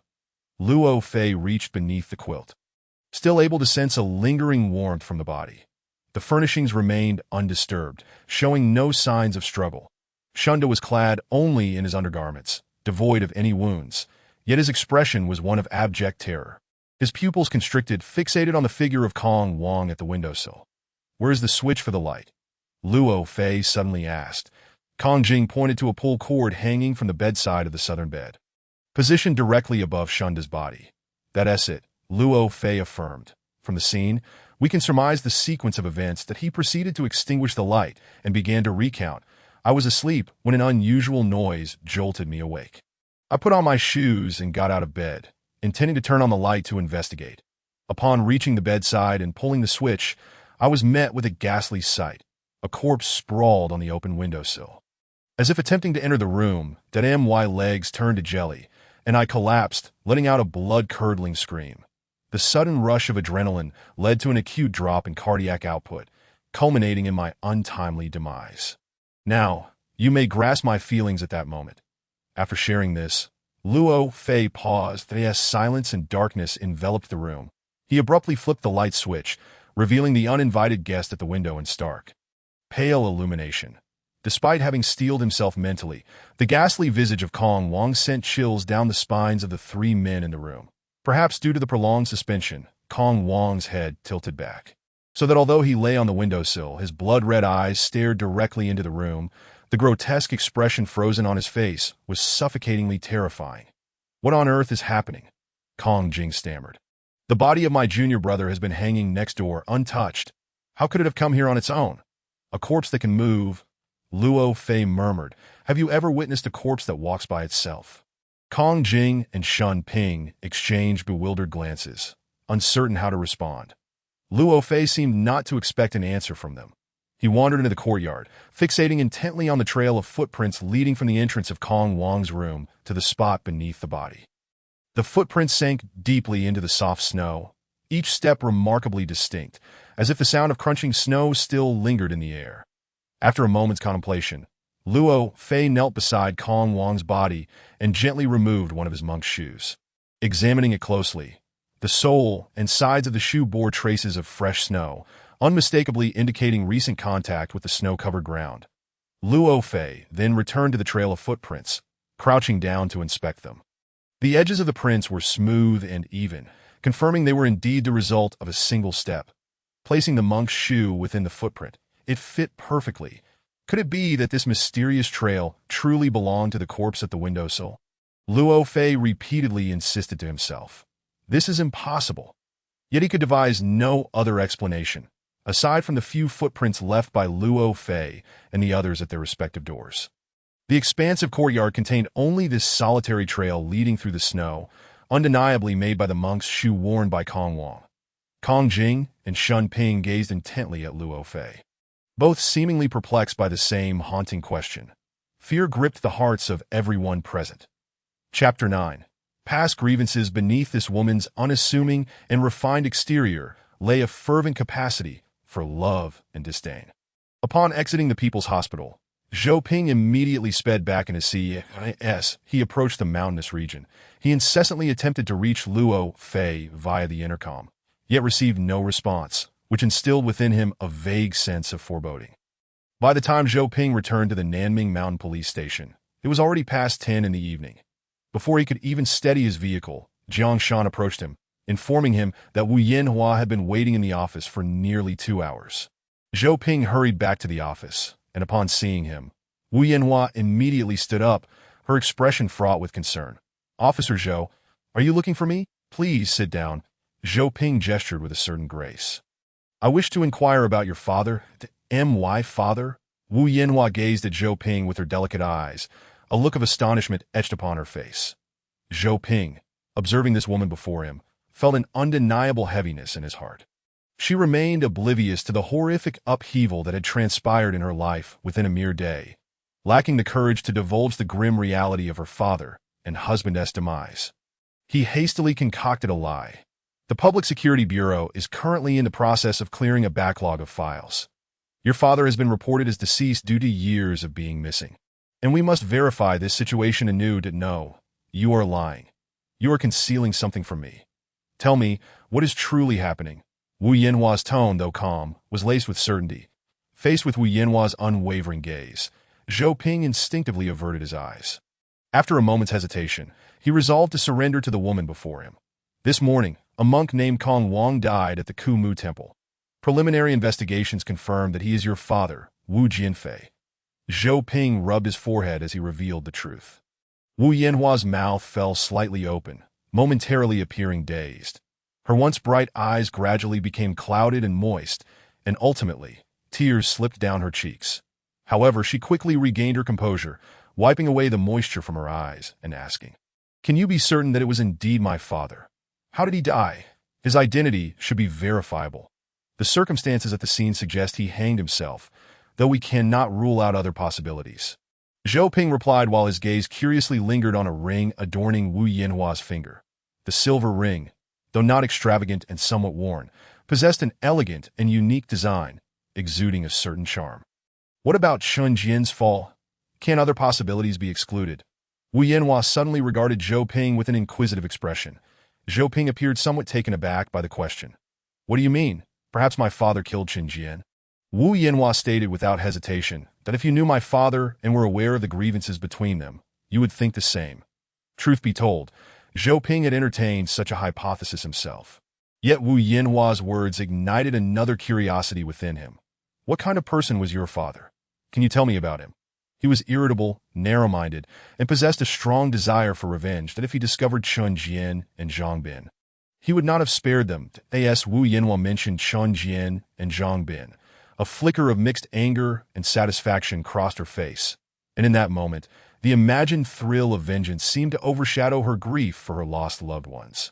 "Do you harbor hatred for them as well?" Zhou Ping inquired, sensing the shift in her emotions. "They caused me to lose my father. Regardless of his flaws, he was once the person who loved me the most in this world." Wu Yanhua's eyes shimmered once more, though her expression remained cold and detached. "However, as far as I know, your family had a decent relationship with Chun Jian and Zhang Bin, seemingly not holding any grudges against them for past events. Zhou Ping observed the woman before him, increasingly intrigued by the depths of her inner world. "You are aware of our past." Wu Yanhua exhibited a hint of surprise. "Zhongbin mentioned it to me." Wu Yanhua adopted a softer, more subdued tone, that my husband was too forgiving. He pardoned those who had wronged us. For his sake, I could bury that hatred. From Wu Yanhua's words, Zhou Ping discerned her profound affection for Hu Junkai. Beneath her composed and refined exterior lay a fervent passion for love and hate. What kind of character must Hu Junkai possess to have captivated such a woman? Was it not your husband who secretly rescued your father from the cattle shed? Indeed. And then where did your father go? Did you not inquire? Zhou Ping gradually steered the conversation toward his area of interest. Initially, we knew that my husband took him to the Nanming Mountains, hiding him in a villager's home. But then what happened? How did he go missing again? Wu Yanhua sighed softly. At that time, my father fled, and both my husband and I became prime suspects. Those revolutionary youths kept a close watch on us. We dared not contact my father. It was only years later, after that tumultuous period passed, that we ventured into the mountains to retrieve him, but by then he had vanished without a trace. Did the original villager relocate? Zhou Ping speculated that no, we found that family. They said my father stayed less than 3 months before leaving on his own, never to return. As she murmured this, Wu Yanhua pondered aloud. Could he have spent the past 20 years at Kumu Temple? Why did he not return to find us? So it was. Zhou Ping mused silently on this possibility. Had Wu Jianfei, after enduring hardship, seen through the superficialities of the world and chosen to become a monk in seclusion? To attain a more definitive answer, Zhou Ping felt compelled to pursue the lead further. Where did that villager reside? Do you remember their names? When I entered the mountains, my husband guided me, so I am not familiar with the specific location. It was simply a small village in the northern valley. The male head of the household had the surname Huang. That as for the first name, Wu Yanhua shook her head. I truly cannot recall. Considering the years that have passed, remembering the surname is quite impressive. Zhou Ping remarked with satisfaction, believing that tracking down the target within his jurisdiction should not prove overly challenging. The man spoke rather indistinctly. I had to ask multiple times before I discerned that he was surnamed Huang rather than Hua. Thus I remember that clearly. All right then, that is all for now. Thank you for your cooperation, Zhou Ping replied politely. I will conduct further verification based on this information. What about my husband? Is there any news? Wu Yanhua gazed at Zhou Ping with anticipation. That he remaining in the mountains because he learned of my father's identity? Wu Yanhua's conjecture was quite astute, and Zhou Ping could not help but admire her keen intellect, though she could never fathom that Hu Junkai had already followed Wu Jianfei into the abyss. In one day, she had lost 2 of her most cherished loved ones, and Zhou Ping could only silently lament for her in his heart that I am not entirely certain of these circumstances. Communication has been completely severed between the mountains and the valley. I will notify you immediately upon receiving any news. That Wu Yanhua gazed at Zhou Ping with a hint of skepticism, clearly dissatisfied with his evasive responses. Yet she still courteously murmured, "Thank you." Upon exiting the office, Zhou Ping convened a brief meeting with Deputy Director Wang, Xiao Lu, and relevant colleagues. Zhou Ping shared the situation with everyone, and they collectively decided, the following morning, Zhou Ping would investigate further into Wu Jianfei's case in the Northern Valley Village. Deputy Director Wang would coordinate rescue efforts for the cliff fall victims, along with dispatching reinforcements to the mountain. Once the plans were thoroughly discussed, everyone sought a place to rest for the night. Given that Zhou Ping had been on the move since the previous evening, he was granted the privilege of sleeping in the sole bed available in the duty room.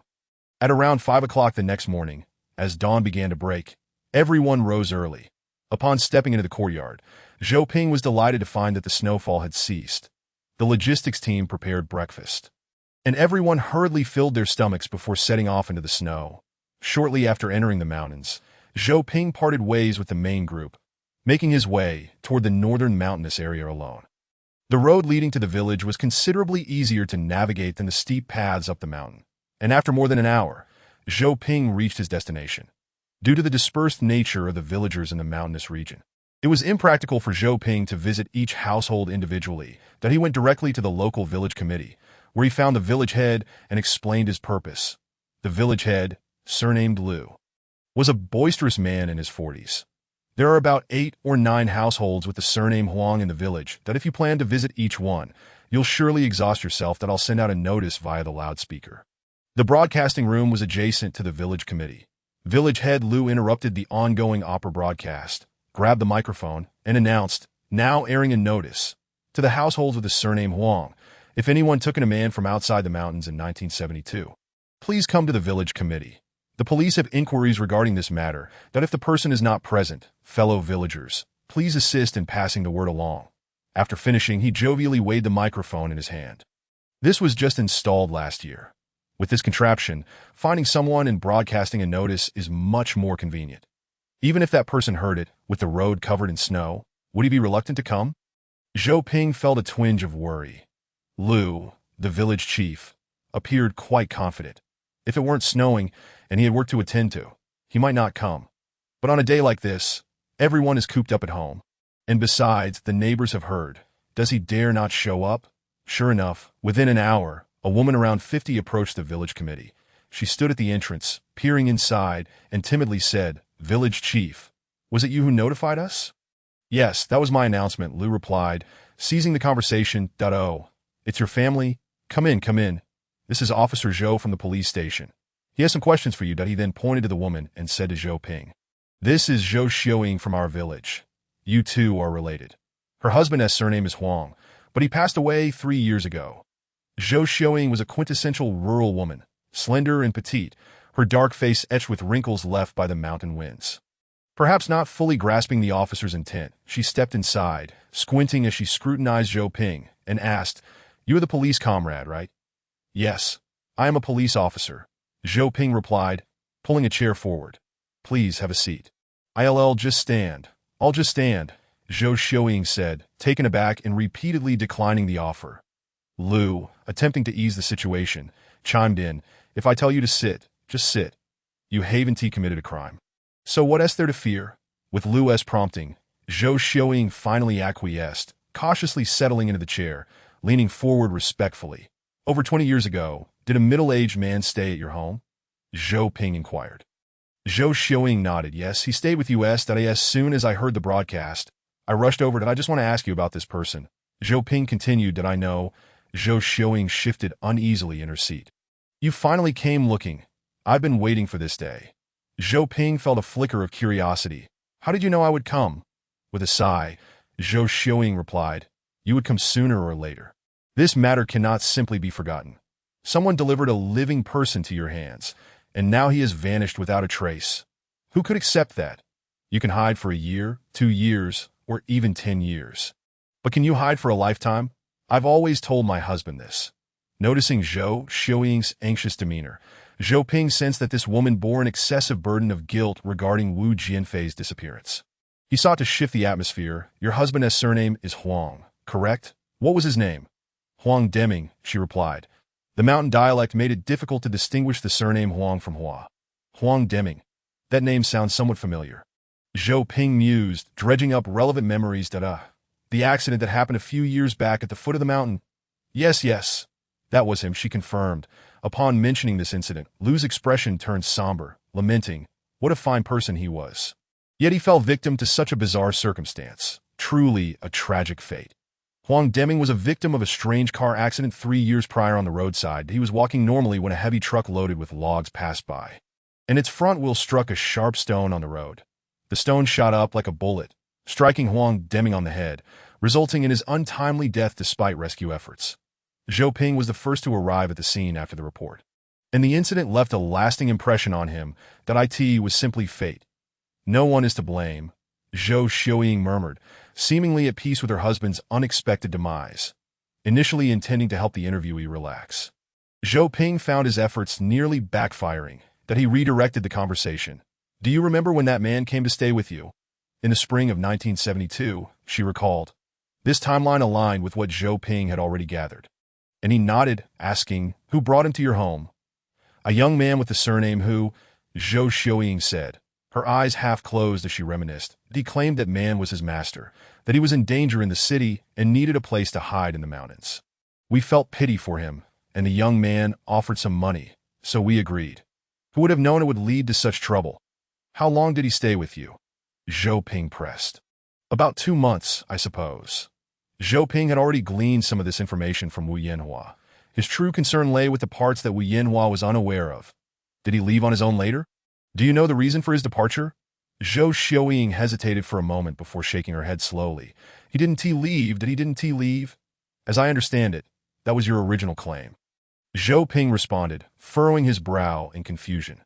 Zhou Xiaoying's murky gaze held a hint of resignation as she looked at Zhou Ping and explained, that was the story we had to concoct to deceive them when his daughter and son-in-law came looking for him.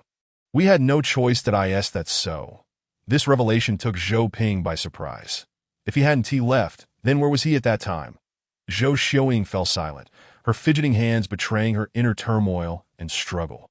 Finally, when she resolved to speak the truth, Zhou Ping's reaction could only be described as a state of shock that he has died.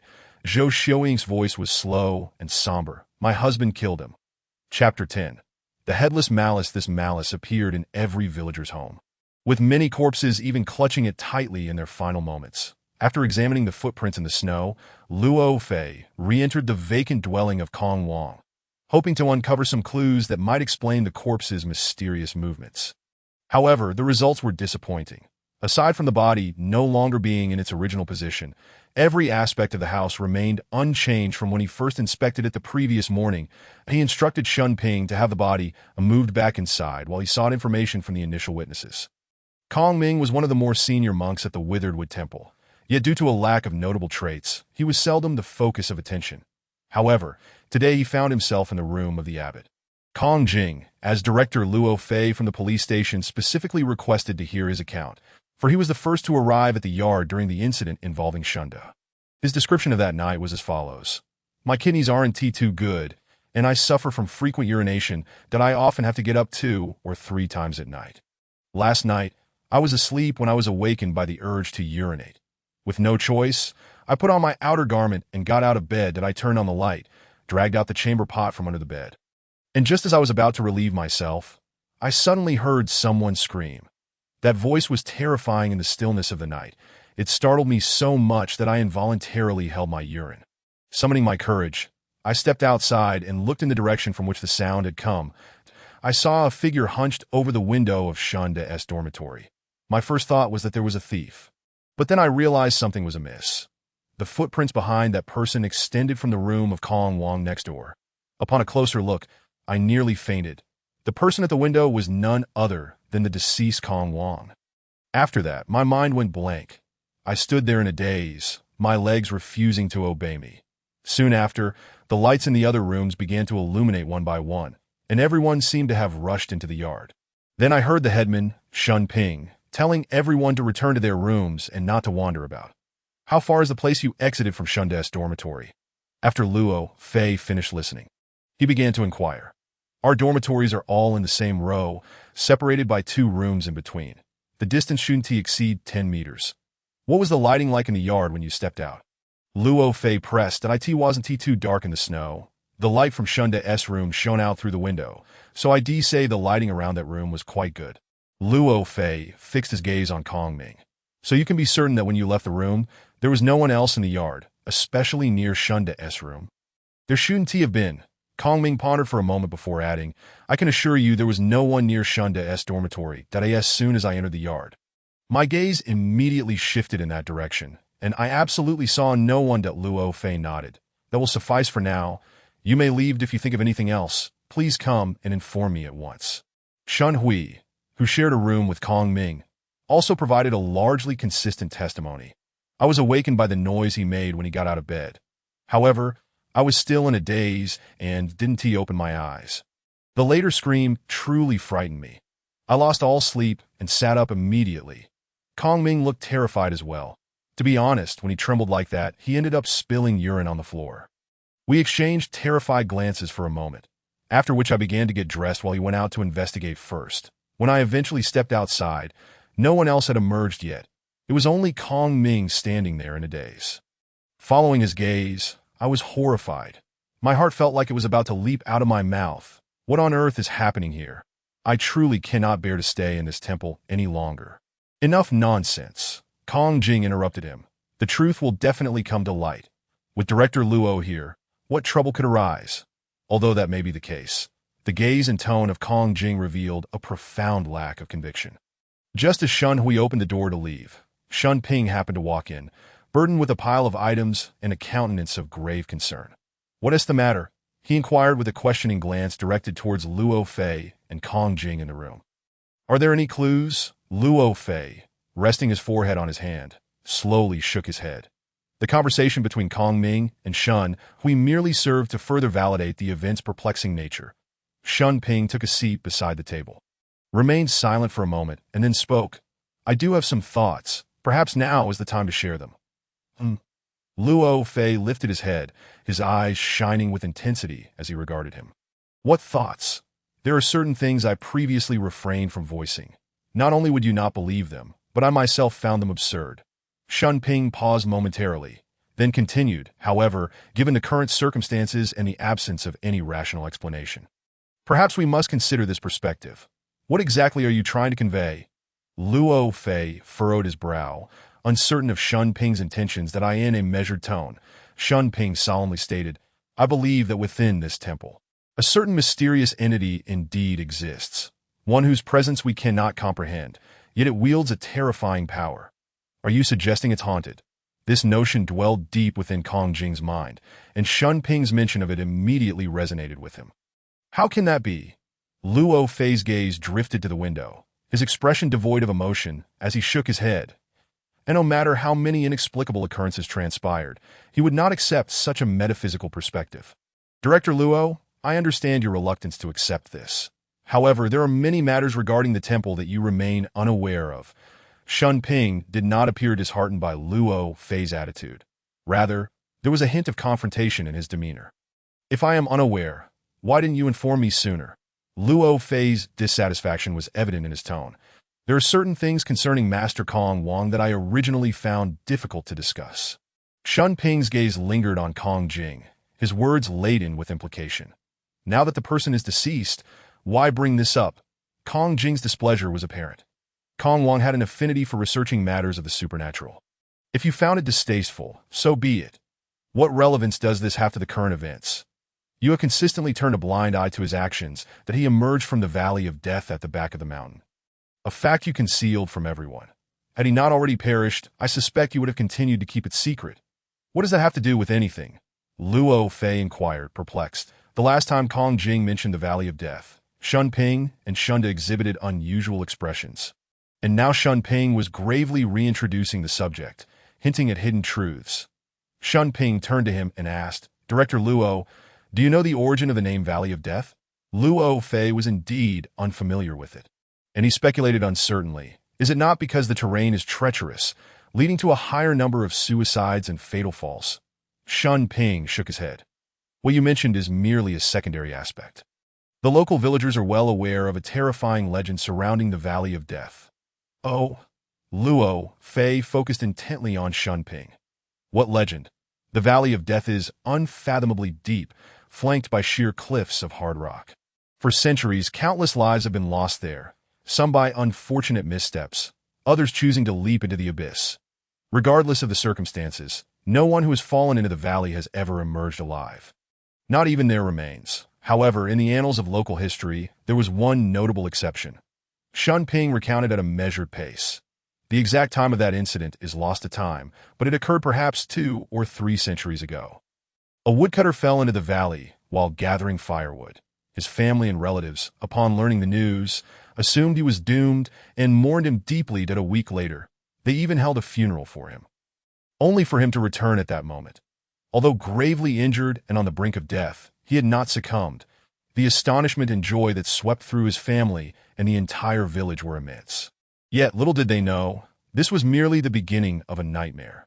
Luo Fei's brow furrowed as he listened intently. On the very day the woodcutter returned, a young man from the village left to seek his fortune.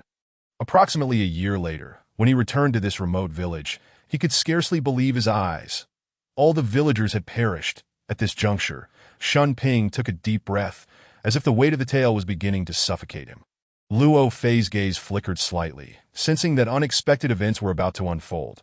Yet the evolution of the story brought forth a shock far beyond his expectations.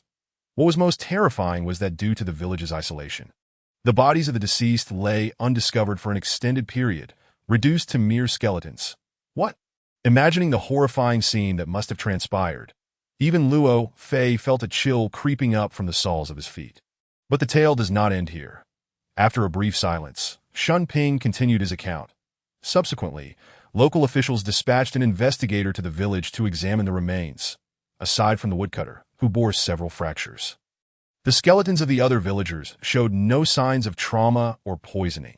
Most villagers had died in their own beds, as if some malevolent spirit had descended upon them in the night, claiming the lives of the entire village.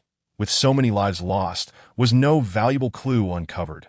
Luo Fei interjected with skepticism. Each household bore a mark from the Valley of Death. That was the sole clue. A mark from the Valley of Death? What does that entail?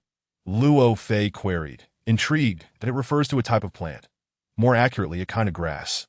This grass had never been seen before. The young man recalled vividly that it was brought back by the woodcutter when he returned from the Valley of Death a year prior. Something seems amiss here. Luo Fei frowned, unable to suppress his skepticism that a year has passed. Surely that grass would have withered long ago. How could he still recognize it? Because the grass has an extraordinarily unique shape. Shun Ping elucidated. Its stalks and leaves are remarkably large, yet the tips lack fine leaves, giving the appearance as if they had been severed. Headless grass. Luo Fei instinctively coined the term, shifting uncomfortably in his seat. This grass was found in every villager's home, with many of the skeletal remains even clutching it tightly in their hands at the time of death, compelling one to link it to the demise of the entire village. Subsequently, rumor circulated that the woodcutter survived the Valley of Death because he had become possessed by the malevolent spirits residing within it, who demanded the lives of the villagers, and that this grass was the mark left by those spirits. After concluding his narrative, Shun Ping turned his gaze to Kong Jing. Abbot, you must have heard of this before, correct? Kong Jing nodded gravely. Indeed, but it is ultimately just a legend. Kong Wang ventured into the Valley of Death, yet over 20 years have passed. And we are all still alive and well. Yet you are unaware that Kong Wang ventured there once more, just over 10 days ago, and he brought these back with him. As Shun Ping spoke, he placed a bundle wrapped in black cloth upon the table. When the cloth unfurled, it revealed a collection of vibrant green, glistening plants that do you see this? Shun Ping's complexion darkened ominously. This is the mark of the malevolent spirits. The headless grass from the Valley of Death. Indeed, the peculiar shapes of the plants before them precisely matched Shun Ping's earlier description. It appeared that they had been harvested not long ago, their robust stalks and leaves still exuding vitality. The sinister legend cast an ominous glow upon this vigor. Where did you discover these? Kong Jing stared at the plants, a sense of unease creeping into his heart. In Kong Wang's room, that I found them beneath the window when we carried his body back inside. Shun Ping replied, casting a glance at Luo Fei. Luo Fei understood the implication and nodded. Indeed, I noticed them when I was inspecting the scene yesterday, but at the time, I was unaware of their origin and the terrifying legend attached to them. When did Kong Wang last visit the Valley of Death? How do you know this? Kong Jing inquired of Shun Ping that it was the day before he entered seclusion. Someone saw him leave the temple early in the morning, heading towards the valley, and he did not return until the afternoon. That I hadn't thought much of it initially, but now with everything aligning, it is evident he must have gone to the Valley of Death. After addressing Kong Jing's question, Shun Ping continued. After returning from the Valley of Death, Kong Wang has confined himself to his room, not stepping outside. Even Shun has had to pass food in through the window, never seeing his face. He claimed to be in meditation, but does meditation really require such isolation? I have long harbored suspicions, but due to his seniority, I hesitated to intervene. What do you believe he is doing in that room? Luo Fei pondered aloud. I am uncertain. Shun Ping shook his head, but I suspect he may be practicing some form of sorcery. Sorcery? Luo Fei squinted, struggling to comprehend. Kong Wang has an extensive understanding of matters concerning spirits and deities. Shun Ping explained that in the mountainous village, when someone passed away, they often summoned him to conduct rituals. Luo Fei let out a non-committal sound. That is merely a custom of backward regions. How could you believe he would engage in such nonsensical practices alone in his room? My conjecture is certainly not without basis. Shun had once reported to me an incident on a certain night not long ago. He went to the back of the temple for a moment of respite and noticed smoke rising from the small room previously inhabited by Kong Wang. Furthermore, within the haze, a strange headless figure was discernible. Luo Fei exchanged glances with Kong Jing and remarked, "We are already aware of this. Do you think it has any connection to Kong Wang's seclusion?" "Oh, Shun has shared this with you as well?" Shumping appeared slightly taken aback, paused for a moment, and continued with his thoughts. "Initially, I suspected Shund was simply timid, that he had conjured an illusion out of fear. However, upon inspecting the small room, I discovered something rather peculiar." "Are you referring to the stove beneath the window?" Luo Fei began to regard Shumping with newfound respect. This individual certainly possessed a measure of capability in attempting to influence the dynamics within the temple. Indeed, the smoke must have originated from that stove. Moreover, I found unburned remnants within the furnace that I preserved. What sort of material? Luo Fei leaned forward, his excitement palpable. He had uncovered nothing himself, evidently due to someone else's prior discovery. Here, Shunping produced a cloth bundle the size of a palm, wrapped in a handkerchief, and placed it on the table. That I have only just learned what this truly is. That it was a leaf, although the edges had been singed. Its overall shape remained relatively intact. Headless grass. Both Luo Fei and Kong Jing exclaimed simultaneously. Could it be that Kong Wang was secretly burning headless grass in the small room? Luo Fei immediately began to draw connections, pondering the implications of such actions. Shunping did not respond directly but, maintaining a calm demeanor, stated, "In the folklore of the mountain folk, the headless grass thrives so robustly because it absorbs the spirits of the deceased from the valley. Each leaf is said to be imbued with a vengeful soul. Many of those who fell to their deaths from the cliffs met their end with their heads shattered, resulting in headless corpses. Given the smoke produced from burning headless grass, the emergence of a bizarre, headless figure within that haze suggested a deeper significance to Xuanping's earlier words, casting the room into a profound silence. Unbeknownst to them, dawn had begun to break. Shunping opened the window to gaze outside. The snow had ceased. He stood there, lost in thought, observing the faint traces of footprints before Kong Wang's dwelling, now barely visible in the snow. Chapter 11. The man who died 3 times from the soil beneath their feet. A few stark white rib bones emerged, the outline of a complete human skeleton taking shape. That I simply cannot believe Huang Deming could commit murder.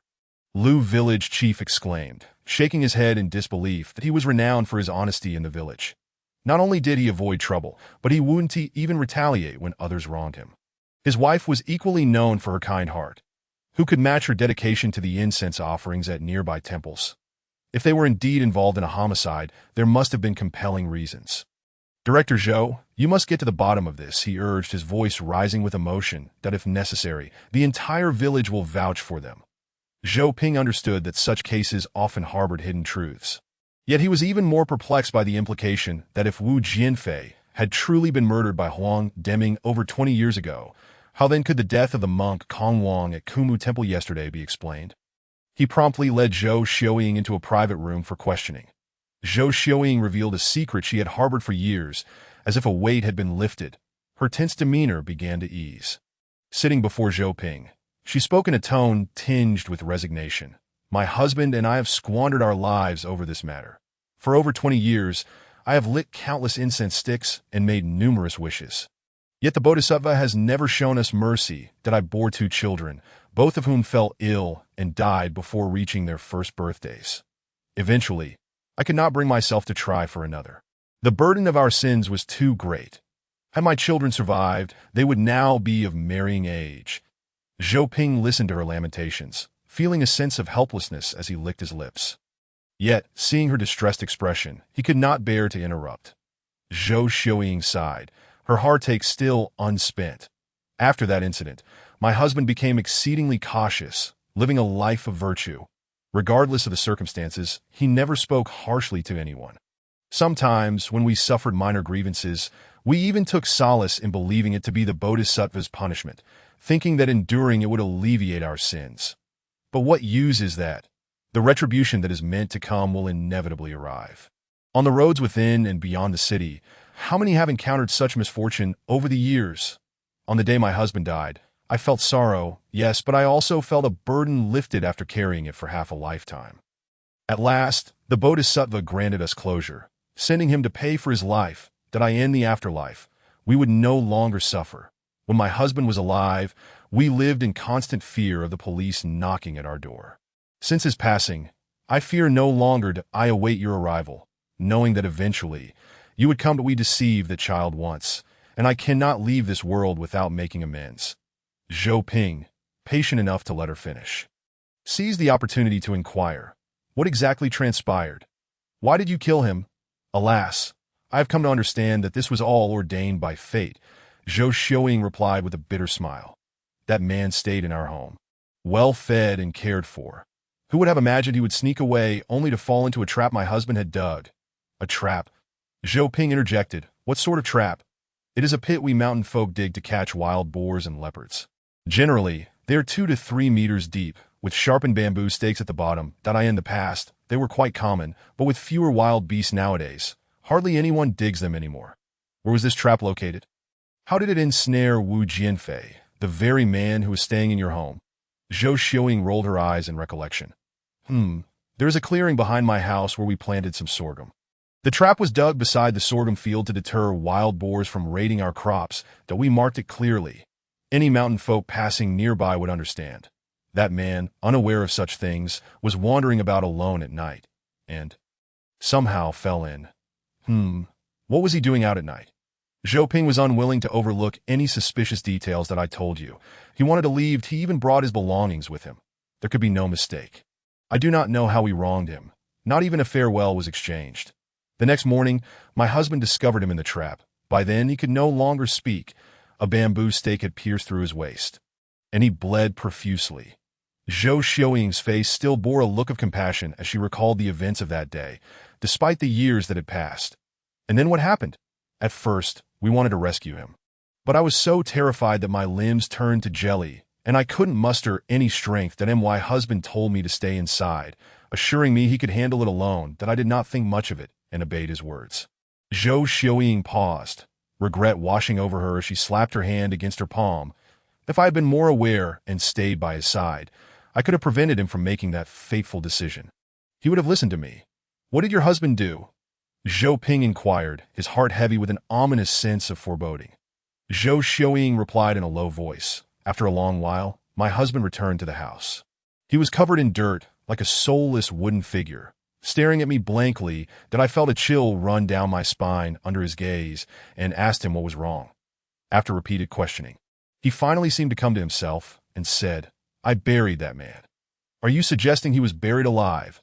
Zhou Xiaoying nodded, closing her eyes in anguish, her wrinkled face betraying her inner turmoil and guilt. After a moment of silence, she sighed, murmuring, that man had no chance of survival. Even if we had managed to rescue him, he would not have lived. That if he died in our home, it would be too complicated to explain. He had heirs, and how could we justify that? But to bury him alive, it is a sin. In that moment of confusion, my husband acted in a manner that would surely invoke divine wrath. As Zhou Xiaoying recounted these events, her eyes pleaded with Zhou Ping. For the first time in many years, she had revealed a secret she had harbored for half her life and did not wish to offer any defense.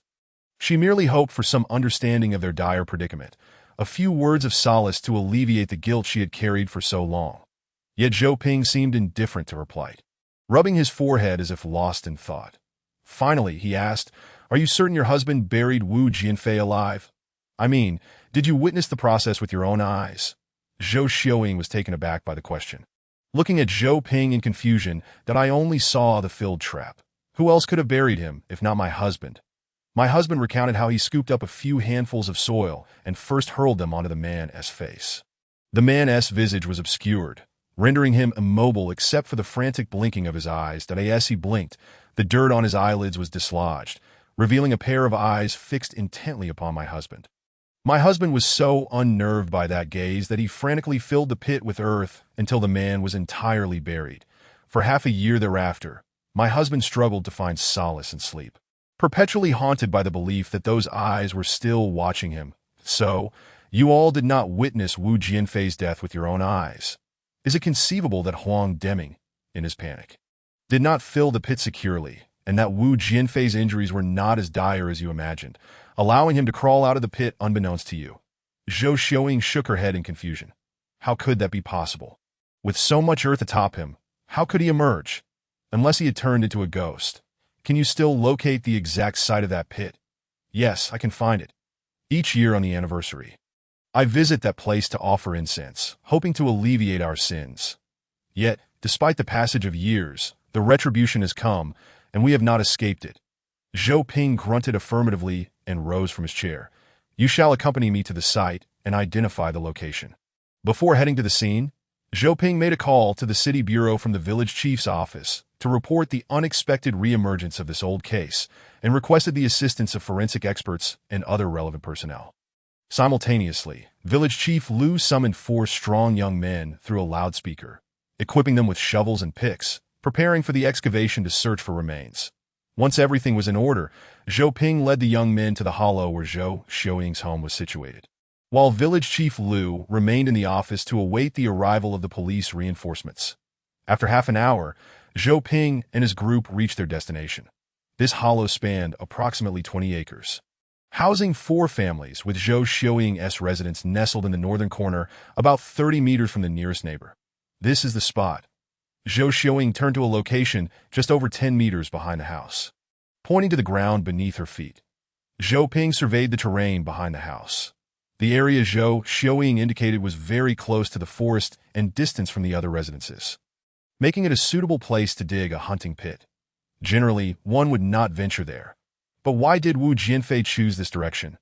Zhou Ping pondered. Perhaps it was reasonable to assume that Wu Jianfei intended to leave discreetly. Let us begin the excavation. With Zhou Ping's command, the young men swung their picks against the frozen, hard ground. Although fresh snow had recently fallen, the soil was not yet too severely frozen. After removing the top 10 centimeters of soil, the earth beneath became considerably looser, and the young men worked diligently, making steady progress.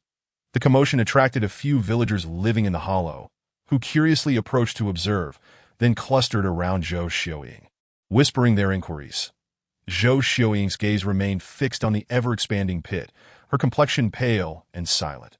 When the pit reached a depth of about 1 meter, Zhou Ping suddenly signaled for the young men to halt and gently descended into the pit himself. The villagers immediately gathered around, wide-eyed with anticipation, that in the center of the pit, a grayish-white, hard protrusion emerged. Zhou Ping used his hands to clear away the surrounding dirt. The object was sharp and smooth, a piece of bamboo shaft. The onlookers expressed disappointment, but Zhou Xiaoying's lips quivered slightly, for in her memory, it was this very bamboo shaft that had pierced Wu Jianfei's chest, leading to his demise. Zhou Ping stood up, instructing the young men to be gentle and to continue digging. As the bamboo shaft was gradually unearthed, reaching a length of about 20 centimeters, another grayish-white, hard object appeared in the soil nearby. Clearing away the surrounding loose earth revealed its true form, a complete human rib. The villagers recognized the implications, stirring with murmurs as they cast suspicious glances at the fearful Zhou Xiaoying. The bones before them confirmed Zhou Xiaoying's words. Zhou Ping felt a sense of bewilderment as he wiped his nose. He had encountered a man who had seemingly died twice. That moment, the villagers at the edge of the pit became agitated, their gazes shifting toward the entrance of the hollow. Zhou Ping climbed to the surface and saw village chief Liu approaching with reinforcements from the police. Following closely behind was a spirited figure, Su Lijia. Zhou Ping approached her, somewhat surprised. What brings you here? How could I not come? Su Lijia shot him a glance. I was among the first in the bureau to get involved in this case. Who knows more about Wu Jianfei's records than I do? Her assertion was logical, prompting Zhou Ping to chuckle as he shifted his gaze to the men accompanying Su Lijia, diverting the conversation. What are the names of these comrades? Yu Haventy introduced them to me. 3 male officers accompanied Su Lijia. The tallest stepped forward, extending his right hand in introduction. You must be Section Chief Zhou? We are from the city's criminal investigation team. I am Zhang Yu, and these 2 brothers are Xiao Chun and Xiao Peng. Zhou Ping exchanged pleasantries with the 3, then turned back to Su Lijia. So, how about it, Comrade Xiao Su? Shall we shake hands as well? Forget it. Su Lijia pushed Zhou Ping's hand away, urging, let us hurry and see the scene. The group arrived at the edge of the excavated pit, and the young men who had been digging froze in confusion at the sudden appearance of so many officers in uniform, unsure of how to proceed. Beneath their feet, additional pale ribs began to surface, revealing the skeletal form of a complete human body. Zhang Yu observed the situation in the pit for a moment and said, "You all should come up. We will take over the next phase of work. Come up, first drink some water, and the village committee will record your efforts." Under village chief Lu's enthusiastic urging, the young men climbed out of the pit one by one. Xiao Chun and Xiao Peng carried a box each. Zhang Yu and his colleagues retrieved a set of white work uniforms from one of the boxes and donned them before descending into the pit with the other box. The second box opened to reveal an array of refined excavation and sampling tools. Zhang Yu gestured toward the position of the bones in the pit while speaking to Xiao Chun and Xiao Peng. Subsequently, under Zhang Yu's direction, the three began meticulous excavation along the exposed edges of the bones. Zhou Ping observed their professional demeanor and felt momentarily at a loss for how to contribute. He scratched the back of his head and, with a self-deprecating smile directed at Su Lijie, remarked, "You should learn from them." Su Lijie leaned closer to Zhou Ping's ear, a hint of pride in her voice as she whispered, "They are experts trained in their field. Let us leave it to the experts, then. I think I'll take a break over here." Zhou Ping feigned a stern expression and moved away from the edge of the pit. At the entrance of Zhou Xiuying's home, a row of stone steps led up. Zhou Ping took a seat, and Su Lijie promptly joined him. "You're not upset, are you?" Noticing Zhou Ping's furrowed brow, Su Lijie grew somewhat anxious. "I was just joking with you earlier, but I'm not as petty as you." Zhou Ping rested his chin on his hand, gazing contemplatively at the distant peaks.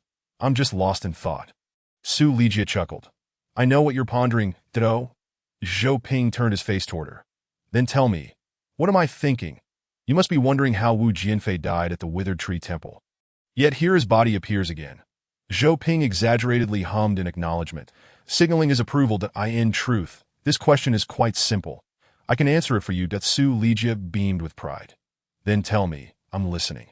"It is clear. The Wu Jianfei on the mountain and the one in the pit must be one of them is a fake." "Which one is the fake?" Zhou Ping asked with keen interest. "How could I know?" Su Lijie looked at Zhou Ping with an innocent expression. Zhou Ping summoned all his patience, smiling as he said, "May I then assume that what you said is mere nonsense?" Su Lijie raised her brows in indignation, huffed, and walked away. Zhou Ping watched her retreating figure and chuckled, sinking back into contemplation that he understood Su Lijie's temperament. The more one tried to placate her, the more spirited she became. If one ignored her, she would soon return on her own. Su Lijie approached the edge of the pit again, seemingly captivated by the work of Zhang Yu and the others, quietly observing them. About an hour later, she appeared to have completely forgotten her earlier displeasure and turned back to wave at Zhou Ping. "Come quickly. All the bones are about to be unearthed." Zhou Ping stepped closer. And indeed, the skeletal remains in the pit had fully emerged from the earth, yet retained the posture of burial, their hollow eyes gazing skyward as if to accuse something. Zhang Yu and his colleagues, wielding their modest tools, had efficiently and expertly completed their work in such a short time, prompting Zhou Ping to feel a genuine admiration. Zhang Yu spotted Zhou Ping and greeted him amicably. "Come down and take a look." Zhou Ping nodded, carefully leaping into the pit, just as Zhang Yu opened a small sampling plastic bag, placing a small segment of root-like substance inside. "What is this for?"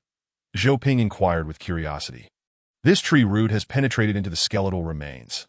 Analyzing its age could provide another perspective to corroborate the time of burial." This notion intrigued him somewhat, yet Zhou Ping's foremost concern remained the subsequent question. How could one ascertain whether the skeleton belonged to Wu Jianfei? "This will be rather complicated." Zhang Yu patiently elucidated that we can photograph the skull, then scan it into a computer to compare it with the pre-mortem photograph of Wu Jianfei. However, this technology is only available at the Provincial Forensic Analysis Center. "Oh, how long will that take?" Zhou Ping asked. "It's difficult to say. Optimistically, it would take at least half a month, and if there are many cases, we may have to queue." Zhang Yu replied. "Half a month?" Zhou Ping expressed evident disappointment.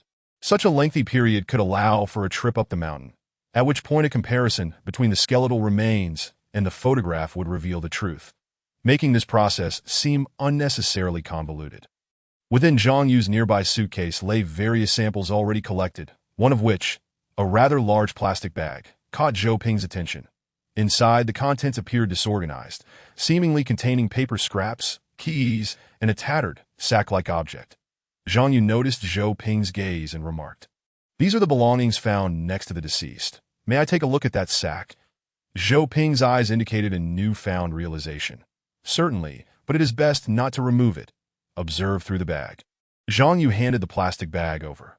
Zhou Ping scrutinized the sack carefully. That it was a cylindrical object, approximately 20 centimeters in length and 10 centimeters in width. Although severely decayed, it was apparent that it once possessed a degree of elasticity. A look of confusion appeared on Zhou Ping's face as he shifted his gaze to the skeletal remains below. The bones lay quietly, yet at times, without uttering a word, they could still convey certain truths.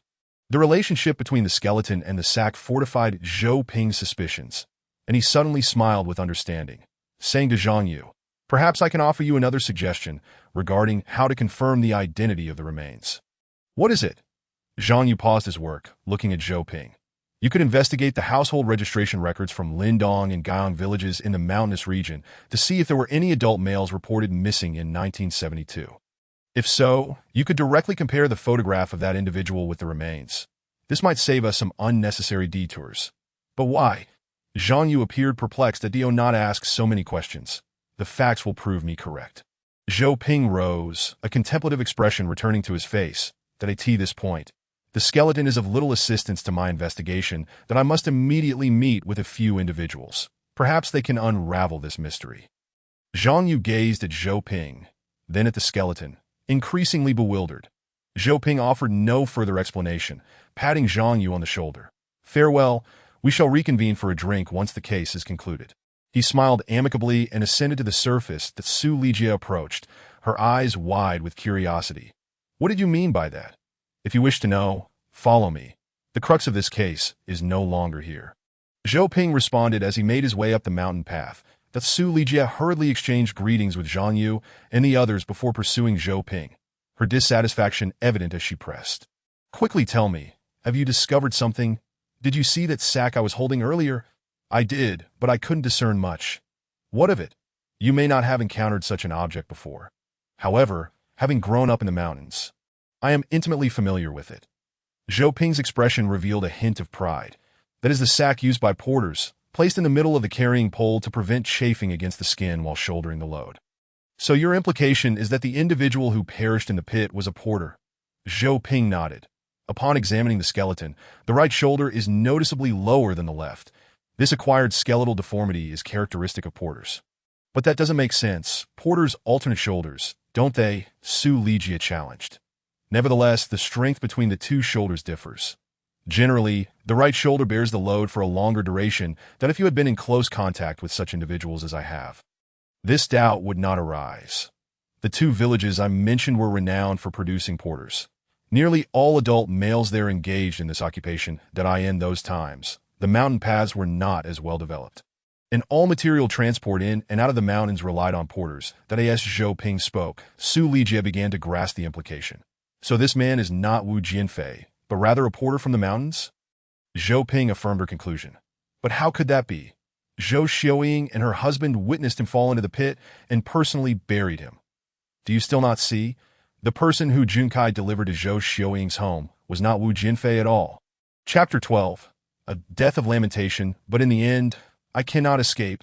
Nor can you. After a brief pause, he uttered these words, slowly turning his head. Following the recitation of that terrifying legend, Shun Ping appeared somewhat fatigued. When he conveyed the news of the snow's cessation to Luo Fei and Kong Jing, his face bore no semblance of joy. "I am tired. I need to return to my room to rest," he stated weakly and turned to exit the door alone.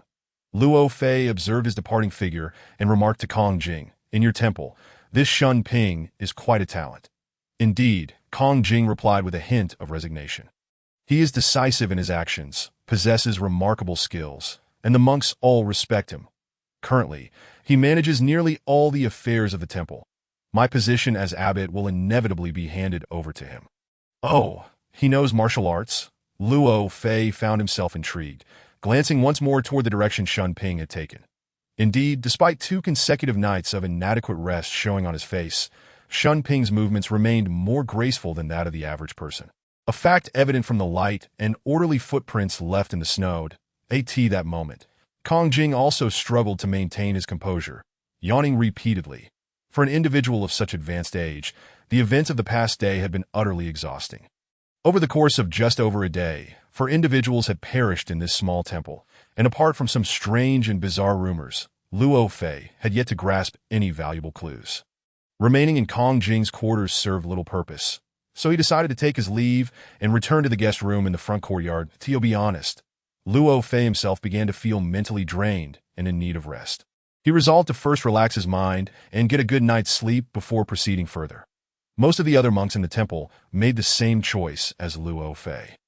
Before last night, they had been consumed with anxiety over the headless ghost and the ominous paintings, but following the terrifying events of the previous night, their attitudes had grown indifferent. The facts lay before them. Discussion and speculation had become pointless. Each individual buried their profound fear deep within, waiting anxiously yet helplessly for the situation to unfold further. Fortunately, the snow had ceased, and reinforcements would likely ascend the mountain within 2 to 3 days. While this felt somewhat distant and unhelpful given the current situation, it nonetheless provided a glimmer of hope to the panicked crowd that in light of this extraordinary circumstance, morning prayers were canceled. The withered tree temple passed through a suffocating silence during the second morning following Luo Fei's arrival. Around 10 o'clock, several monks from the kitchen were the first to emerge from their quarters. Regardless of the circumstances, meals still needed to be prepared. Luo Fei awoke shortly thereafter. After a deep slumber, he felt much clearer-headed. Unfortunately, his stomach began to rumble audibly. Rising from his bed, he stepped outside, where the faint aroma of food immediately intensified his appetite. Following the scent, Luo Fei made his way directly to the kitchen in the back courtyard. At the entrance, a monk dressed as a cook was wielding a broom, venting his frustrations toward the rooftop. Luo Fei followed his gaze and saw a sleek, dark wildcat darting across the roof before vanishing from sight. "What time is it? It still has to compete with us for food," the monk grumbled, but suddenly seemed to have an epiphany, staring blankly in the direction the wildcat had fled. Luo Fei approached him and asked, "Master, how long until lunch is ready?" The monk, still preoccupied with thoughts of the wildcat, did not respond, muttering to himself, "It has it easy, going wherever it pleases, appearing and disappearing without a trace, not even leaving a footprint." Luo Fei was struck by this statement, as if a spark had ignited in the darkness, the monk's words striking a powerful chord in his thoughts, nearly causing him to shout in excitement. "Is there a ladder? Go fetch one quickly." He grasped the monk's shoulder, speaking urgently. "What?" The monk momentarily failed to comprehend. "That a ladder, that I need to get up to the roof. But you won't be able to catch it now. It's already escaped into the mountains," the monk replied, bewildered as he looked at Luo Fei. "What do you know?" Luo Fei's expression turned serious. "If I tell you to find it, then go." Only then did the monk realize the gravity of the situation, promptly agreeing and running toward the main hall, assuming that was where the ladder was stored. Sure enough, within 2 minutes, he returned, carrying a wooden ladder. Under the command of Luo Fei, he leaned a ladder against the ridge of the roof. "Director Luo, what are you intending to do?" Kong Jing was awakened by the commotion in the courtyard and upon stepping outside, was met with this scene that he approached bewildered and inquired, "I should have anticipated this. I only hope it is not too late." As Luo Fei spoke, he began to ascend the ladder towards the rooftop. Kong Jing, still in a daze, hesitated for a moment before following suit, albeit with considerably slower movements due to his age. Upon reaching the roof, he found Luo Fei standing nearby, seemingly entranced, with excitement glimmering in his eyes. "That we have not arrived too late," Luo Fei declared, pointing towards a distant ridge. "Look over there." The spot he indicated was indeed the rooftop of Shun's dormitory, where faint footprints began to emerge, stretching over 20 meters before vanishing at the edge of the ridge. "Whose house is that?" Luo Fei inquired, gesturing towards the end of the footprints that it should belong to Shunping. Kong Jing surmised, unable to see the entirety of the house from the rooftop, relying instead on his sense of direction. "That is certainly correct," Luo Fei nodded in satisfaction. Only he could have done this. "Director Luo, do you mean?" Kong Jing seemed to grasp something, though he was not entirely certain. "That do not question me just yet," Luo Fei interrupted, waving his hand. "And one understands this matter better than I do. Let us find him together." Since returning to his room at dawn, Shumping had not emerged.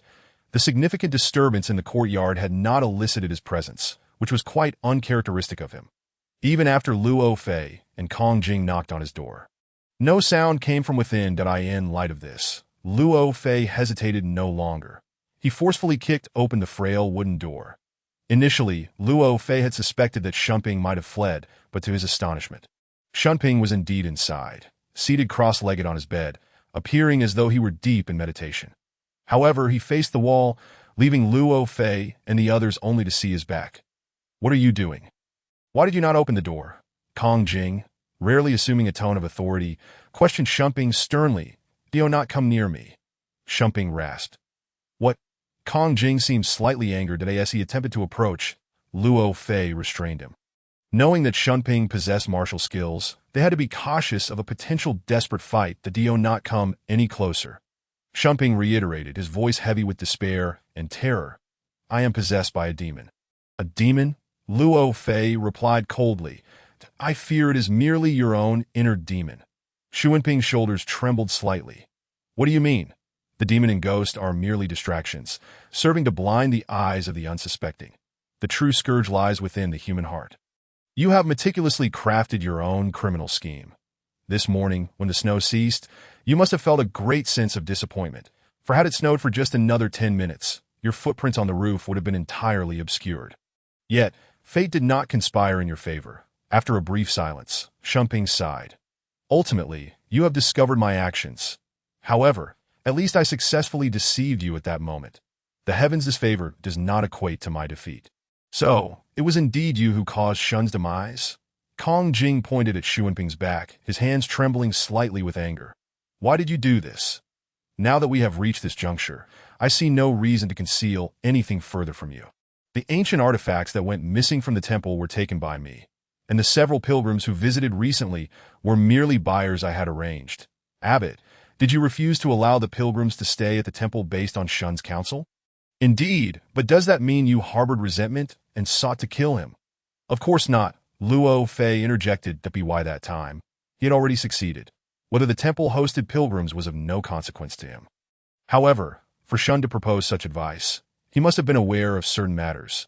Precisely, Shunping confirmed Luo Fei's suspicion. That little rascal Shun could not sleep well at night, and stumbled upon my scheme. Though timid, he was quite clever, and thereafter he lingered around the abbot. While I was powerless against him, I knew he would not dare to speak too freely. Luo Fei pondered for a moment, a look of regret crossing his face. Shun's death is partly my responsibility. You saw how closely he and I interacted in recent days, which must have incited your murderous intent, did it not? Shunping nodded. Shun was quite perceptive, saying what he thought to whomever he encountered. What he dared not disclose in front of Kong Jing, he would not hesitate to share with you, Director Luo, that he was still a child. How could you be so cruel? Kong Jing's deep affection for Shun caused him to shed tears. Luo Fei gently patted Kong Jing's shoulder, signaling him to maintain control over his emotions. Now, let us discuss how you executed your plan, Luo Fei addressed Shunping. This will serve as your first statement. Since you have already uncovered the footprints I left on the rooftop, the subsequent events are not difficult to deduce. Shunping paused, seemingly recalling the events of the previous night. Late last night, I first entered Kong Wang's room, lowered his corpse from the noose, then donned Kong Wang's monk shoes and carried the body to Shun's dormitory window. There, I returned the monk's shoes to Kong Wang's feet, pried open the window, and arranged the corpse on the windowsill to create the illusion of an attempted entry. By the time Shun heard the noise and got up, I had already leapt onto the roof and returned to my own room via the connected ridges. Director Luo, do my words deviate from your assumptions? Generally, they align. Luo Fei responded that in truth. Last night, I was deceived largely because I believed no ordinary person could silently ascend to the roof in such a brief span of time. The roof must be at least 3 meters above the ground, and while there are places on the wall to gain leverage, I would have needed at least 3 to 5 minutes, which would certainly have drawn the attention of the first person to arrive in the courtyard. However, once I learned of your martial prowess, this issue became easily explicable. Even had the heavy snow completely concealed the roof's footprints, I would still deduce that only you could have executed such a method of murder. But in that case, you could only speculate, lacking any concrete evidence. Shunping's tone carried a hint of regret, as if lamenting the heavens' unfairness. You dare utter such words. You truly lack remorse. Both good and evil have their origins, and karma is governed by celestial principles. Or have you misplaced your understanding of these Buddhist teachings? Kong Jing could no longer suppress his fury, questioning with fervor. And what of Kong Wang? What about the two deceased guests? How did they offend you? And what means did you employ against them? Shunping bowed his head, lost in thought. After a moment, he asked darkly, Director Luo, do you wish to pose the same question? Indeed, Luo Fei replied earnestly. You know I will not believe in evil spirits or mystical forces. However, the traps you devised did indeed deceive me. I still cannot discern the patterns within, and I hope you can reveal the truth behind them. I am ready to concede that ha ha ha. Shunping suddenly let out a hollow laugh, filled with despair and terror, resembling a mournful wail that sent chills down one's spine. You are mistaken, he croaked. You think those were my traps? No, they are entirely unrelated to me. The demon lurks within this temple. It has already entangled me. Do not rush. It will come for you as well. What are you saying? Luo Fei sensed Xuanping's emotions spiraling out of control. He stepped forward, pulling Kong Jing behind him, and commanded loudly, Turn around. Do you think I sit here merely to feign composure? I am cultivating. I intend to confront it, and I will not concede easily. Although Xuanping's words were defiant, his tone betrayed a sense of impending doom. But ultimately, I cannot escape, nor can you, after a brief pause. He slowly turned his head. Both Luo Fei and Kong Jing gasped in unison, stepping back in alarm. Just like the deceased Hu Junkai, Xuanping's face had become grotesquely swollen, with thin lines of blood seeping from his crimson eyes. Chapter 13. Clues begin to emerge. Zhou Ping sensed keenly that something crucial was missing from his understanding, a vital piece that held irreplaceable significance in connecting all known clues. Zhou Ping's investigation on the periphery had also entered a critical phase. Upon confirming that the man who perished in Zhou Xiaoying's pit was not Wu Jianfei, he began to formulate a new hypothesis regarding events from 20 years prior. However, based on the current information, while this hypothesis could explain certain exposed facts, it also left many implausible aspects unresolved. Zhou Ping felt an intense awareness that he was missing a crucial piece of the puzzle he had come to know. A piece that held an irreplaceable significance in connecting all the known clues. Driven by an urgent desire to uncover the truth, his pace quickened on the snowy path descending the mountain, even swifter than when he had ascended that morning. Before long, Su Lijie found herself struggling to keep up. Could you please slow down a bit? She finally voiced her frustration, and although it was the cold, early winter after a snowfall, beads of perspiration had already formed on her forehead. Observing her discomfort, Zhou Ping felt a pang of sympathy, but he paused and offered an apologetic smile. Let us take a break. Su Lijie nodded, and suddenly, her eyes sparkled with excitement as she pointed to the distant mountains behind Zhou Ping. Look over there. Zhou Ping turned to follow her gaze, and to his astonishment, a resplendent sun was bravely emerging from the previously overcast sky. Its vibrant rays streaming through the mountain crevices, casting a magnificent golden hue over the pristine snow. How beautiful! Su Lijie exclaimed softly, entirely forgetting her fatigue. Bathed in the long-awaited sunlight, Zhou Ping felt as though he had entered another realm. His spirits lifting considerably that if this splendid weather persisted, the obstructed mountain paths would soon be cleared, and the concealed truths of the cases hidden in the mountains would inevitably be revealed under this all-pervading brilliance. With their moods brightened, the two shared light-hearted banter, their steps feeling considerably lighter. Around 4 in the afternoon, they returned to the Nanjing Mountain Police Station at the foot of the mountain. Most of the officers had accompanied Deputy Director Wang to clear the mountain roads, leaving only Jiang Shan and Duan Xueming to maintain their posts. Upon learning of Zhou Ping's return, they gathered in the Criminal Investigation Department office that Su Lijie joyfully greeted her old friends at the station. Once the pleasantries were exchanged, Zhou Ping promptly steered the conversation toward the matter at hand. Are the family members still here? The others have temporarily returned to rest, awaiting the road to be cleared before coming back. Jiang Shan replied. Only Wu Yanhua has resolutely refused to leave, insisting on waiting to see her husband. Zhou Ping nodded. The person he most wished to see was indeed Wu Yanhua. Where is she now? She's asleep in the reception room, apparently. She hasn't closed her eyes all night, Jiang Shan informed him. With her father's mysterious death on the mountain and her husband's uncertain fate, it was likely that even the strongest of women would struggle to endure such a dual psychological torment. Zhou Ping contemplated whether to let her rest a bit longer when, unexpectedly, Wu Yanhua entered from outside. Director Zhou, is there any news now? Her gentle voice conveyed a sense of frailty, and although she made a valiant effort to smile, the weariness was unmistakably evident in her disheveled hair and slightly pallid complexion. Even in such a state, the youthful and vibrant Zhou Ligia found herself captivated by the classical elegance radiating from the woman. A tinge of envy flickering in her admiring gaze that we still haven't been able to make contact on the mountain. But there are some new developments I need to discuss with you, Zhou Ping said, gesturing to the sofa opposite his desk. Please have a seat. Thank you, Wu Yanhua replied politely, nodding her head before sitting down, her eyes wide with concern as she gazed at Zhou Ping. Zhou Ping paced back and forth in front of her, seemingly pondering where to begin, before finally asking, Your father was rescued by Hu Junkai in 1972, correct? Yes, you later went to find him and discovered he was missing. When did that occur? In 1976, I believe. This aligned with the records noting his presumed death in 1978 and his registered disappearance in 1976. That why the long delay? Zhou Ping inquired, stepping closer with keen interest. Wu Yanhua furrowed her brow slightly, falling silent. That ring you're wearing is your wedding band. Isn't it? Zhou Ping suddenly shifted the conversation, posing a question that startled everyone present. The distinctive silver ring adorned Wu Yanhua's slender left hand, capturing attention. Yet its relevance to the ongoing discussion was unclear. That Wu Yanhua gazed at him in surprise, but she nodded in acknowledgement. That I noticed it. It is engraved with your wedding date, October 1975. That Zhou Ping organized his thoughts and continued. In fact, by 1974, the persecution of cultural figures had ceased, so you should have immediately sought to bring Wu Jianfei back. Why did you wait so long? Moreover, you had already held a wedding ceremony prior to that, which seems rather inappropriate, doesn't it? Upon hearing Zhou Ping's analysis, Zhou Ligia and the others began to grasp the implications. Indeed, in the absence of knowledge regarding the fate of their elders, the couple's haste to marry instead of searching for him was an unusual action.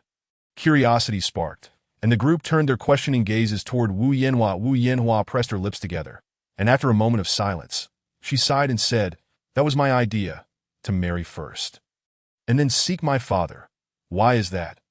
Zhou Ping was not surprised by her response. He was more interested in the underlying reasons. That it's quite simple. Wu Yanhua revealed a hint of a bitter smile.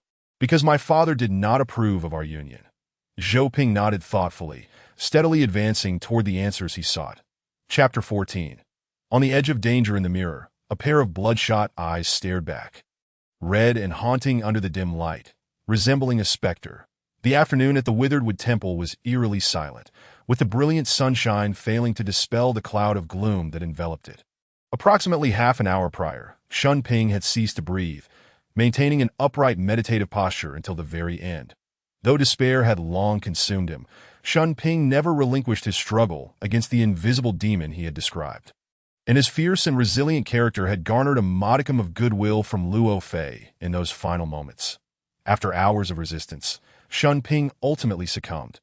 Due to his high standing and reputation within the temple, his death incited panic among the gathered monks, and the legends he had spoken of transformed into stark reality that in their imaginations.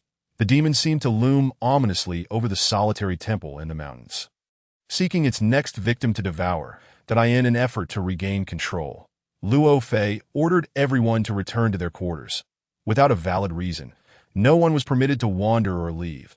The Withered Wood Temple plunged into an atmosphere of despondency. Once the situation was managed, Luo Fei entered the quarters of the abbot, Kong Jing. That he sat at the table, lost in thought as he contemplated the heap of headless grass brought by Shun Ping. Kong Jing, seated on his bed, appeared anxious, several times on the verge of speaking, but hesitant to disturb Luo Fei's train of thought. After a long pause, Luo Fei selected the most robust specimen from the pile. Examining it closely, though it had been severed from water for several hours, its stems and leaves remained vibrantly green, exuding an eerily vibrant vitality. Headless grass from the Valley of Death, Luo Fei murmured to himself. Are you truly an invitation from the demon? At this, Kong Jing could no longer contain himself. Director Luo, it may be best not to handle that anymore. Shun Ping's death was shrouded in mystery. Luo Fei perceived the underlying concern in Kong Jing's words. Initially, Shun Ping's demise was merely an incident within the broader narrative, but following his inexplicable passing, Coupled with the legend, one could not help but draw connections. Shun Ping had encountered these headless grasses, thus inviting the demon from the Valley of Death. Luo Fei set the plant down and regarded Kong Jing that if you truly fear it, I can return these to the empty forgetting room for you later. As I've already touched them, Kong Jing, anxious not to offend Luo Fei, shifted uncomfortably, furrowing his brow. Director Luo, please do not take offense. This matter has indeed grown rather mysterious, and it's difficult to ascertain whether those legendary elements are at play. After a pause, he looked at Luo Fei and tentatively inquired, earlier, when we were in Shun Ping's room, did you notice anything? Luo Fei nodded, aware of what Kong Jing was referring to. When Shun Ping breathed his last. They both had approached to check his breath. Similar to Kong Wang and Hu Junkai's bodies, Shun Ping also bore a faint, peculiar odor. It seemed Kong Jing had noticed that detail as well. Upon catching that scent, I was reminded of events from 20 years ago.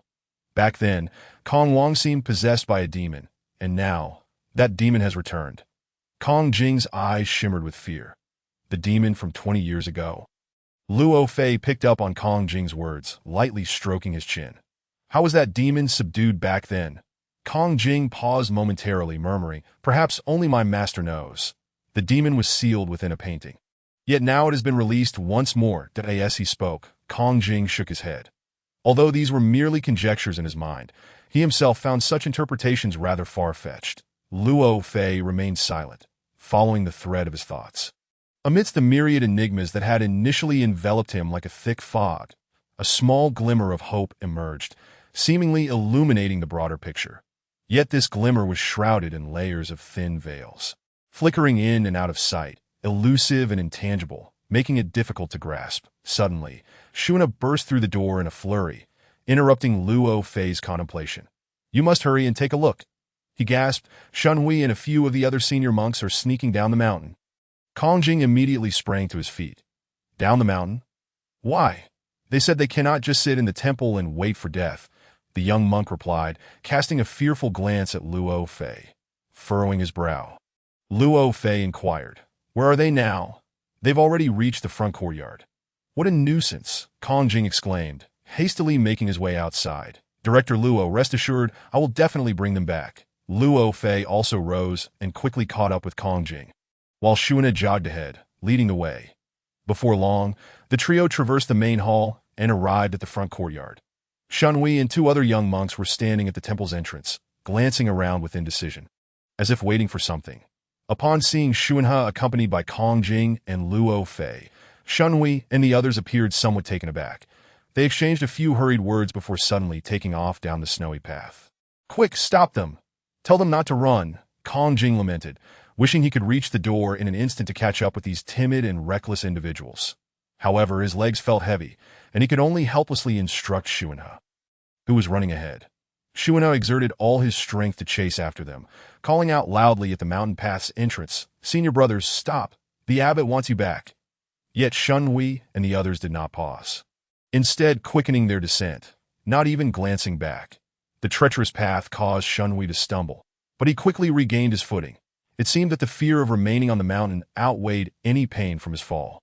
The other two also stumbled, appearing quite disheveled, by the time Kong Jing arrived breathless at the base of the mountain path.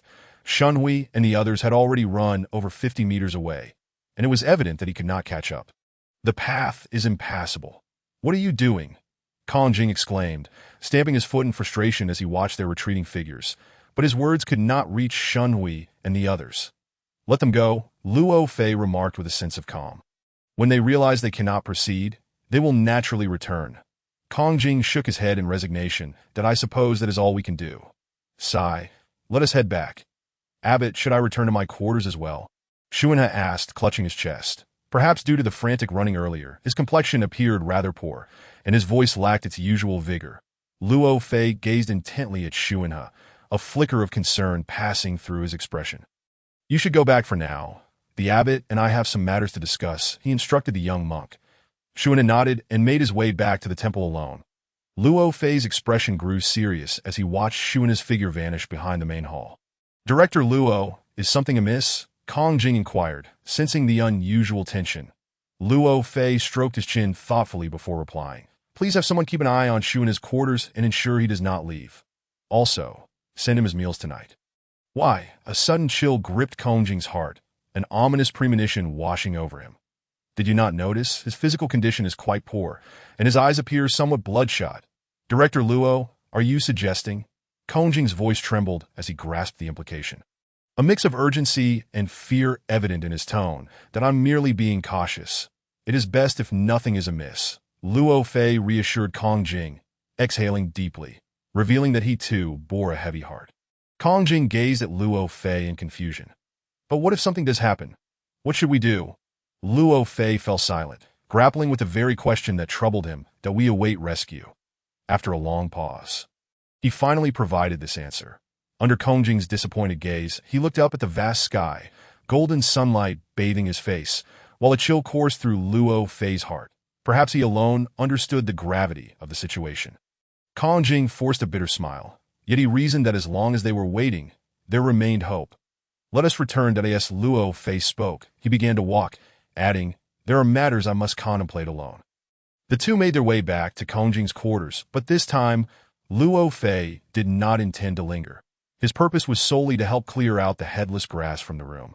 When Shunping had brought the headless grass into the room, he had carried it bundled in a long black robe. Luo Fei had previously paid little attention to this garment, but now, as he prepared to rewrap it, he discovered it was no ordinary monk's robe, in fact, it was more akin to a cloak. Curiously, it bore an attached hood at the back, reminiscent of medieval European monastic attire. What manner of garment is this? Luo Fei inquired, lifting the robe and shaking it out for a better look. Kongjing glanced over and replied, this is the ceremonial robe worn by Shirkong. Ceremonial robe? Luo Fei echoed, slightly puzzled. Shirkong has an extensive knowledge of the supernatural and divination. When a villager nearby passes away, they sometimes invite him to perform rituals, and this is the attire specifically designated for such occasions. Luo Fei nodded, as if coming to a realization, and then brought the robe to his nose to sniff it.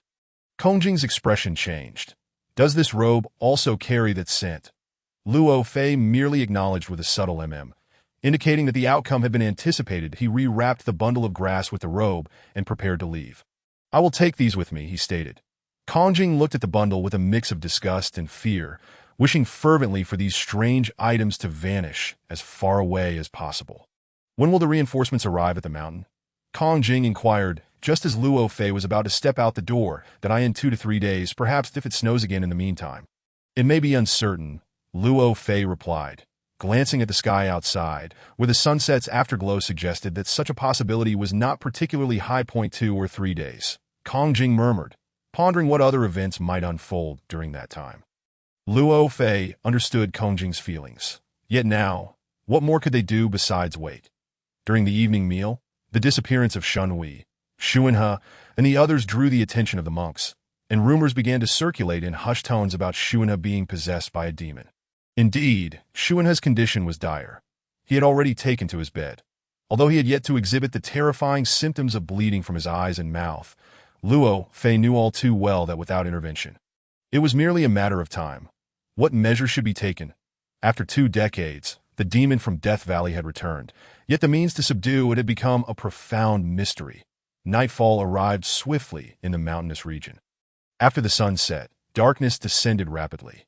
Following Luo Fei's instructions, everyone returned to their quarters, and amidst an atmosphere thick with confusion and unease, the withered temple embraced yet another somber night, that very moment. The 3 who had sneaked out earlier were struggling to navigate their way back to the temple. They had intended to escape the terror that loomed over the isolated monastery, but upon reaching the halfway point, they discovered that the snow had blocked the mountain path, rendering any descent impossible. Their fantasies shattered, they could only dejectedly choose to turn back, despite the fear that awaited them on the mountain. At least there was food and shelter, sparing them from freezing to death in the snow.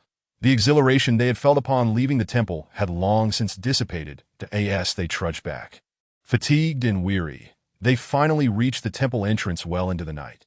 The inhabitants of the temple had already succumbed to slumber, and the entire monastery lay in oppressive silence. Returning after a departure was hardly a commendable act. And given their utter exhaustion, they agreed to remain discreet, each quietly retreating to their respective quarters for rest. As soon as Haohui stepped into the rear courtyard, he felt an odd sensation, as if a pair of unseen eyes were fixated upon him.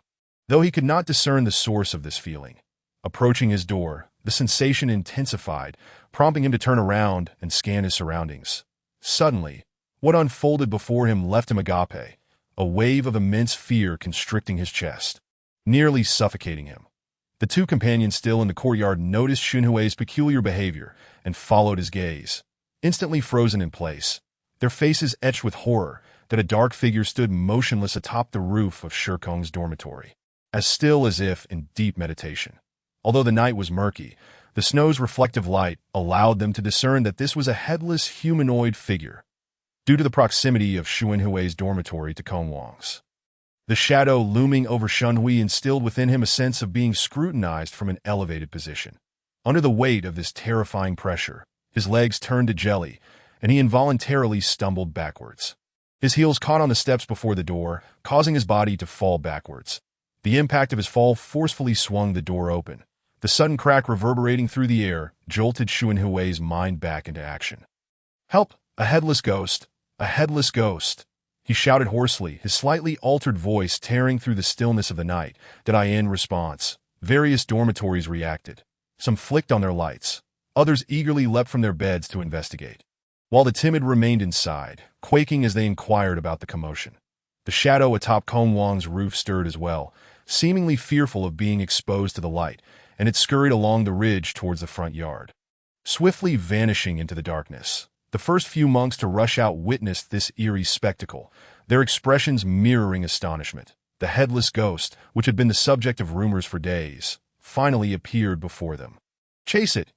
Catch it!" a voice cried out, igniting a surge of collective courage that shattered the fear held in their hearts. Several brave young monks dashed into the darkened front yard in pursuit of the shadow. At this moment, Kongjing arrived in the courtyard, unaware of the shadow above.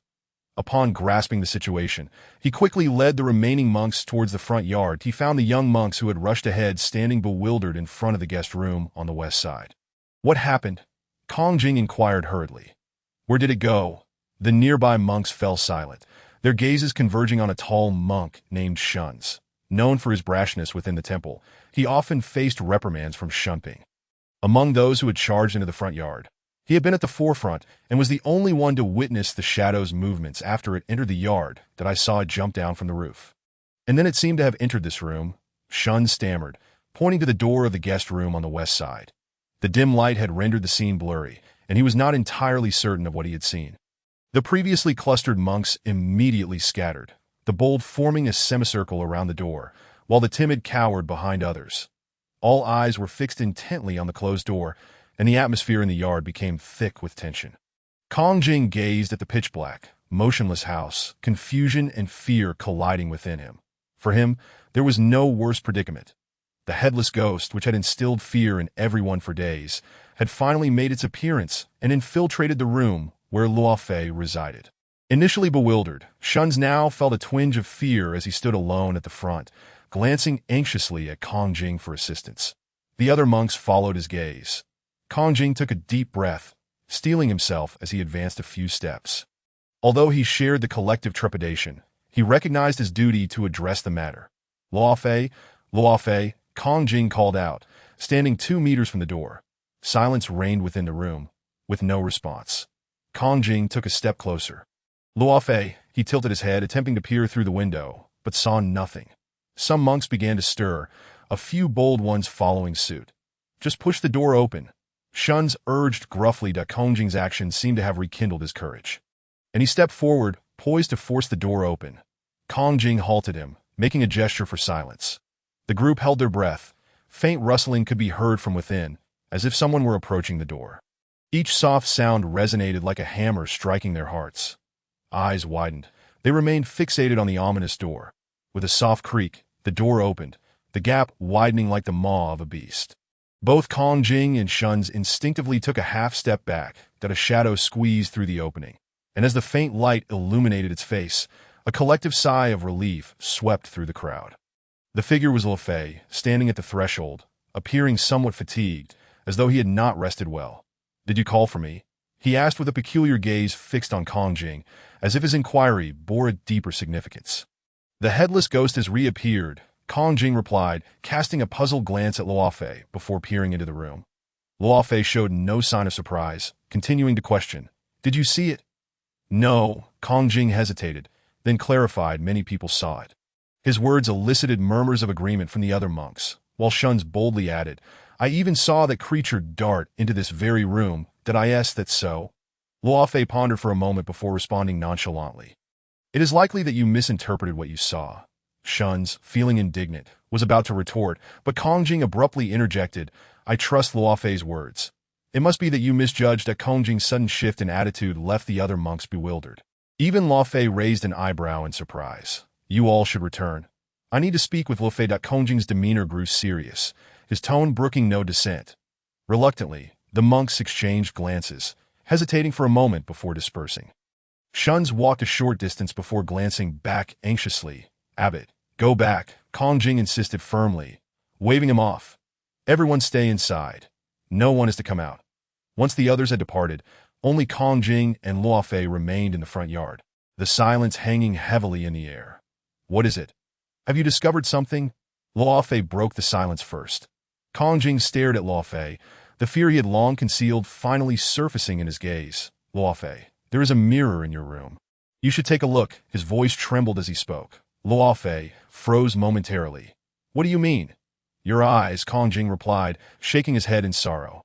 "Eyes?" Luofei suddenly grasped the implication, a chill running through him. Kong Jing mournfully shook his head. "You need to see for yourself." That Luofei's heart raced as he forced himself to maintain composure. Returning to his room to turn on the light, that he rushed to the mirror by his bedside. Peering into his reflection, just as he had feared, the mirror revealed bloodshot eyes, glowing red in the dim light, resembling those of a ghoul. Luofei steadied himself against the desk, his body trembling with agitation.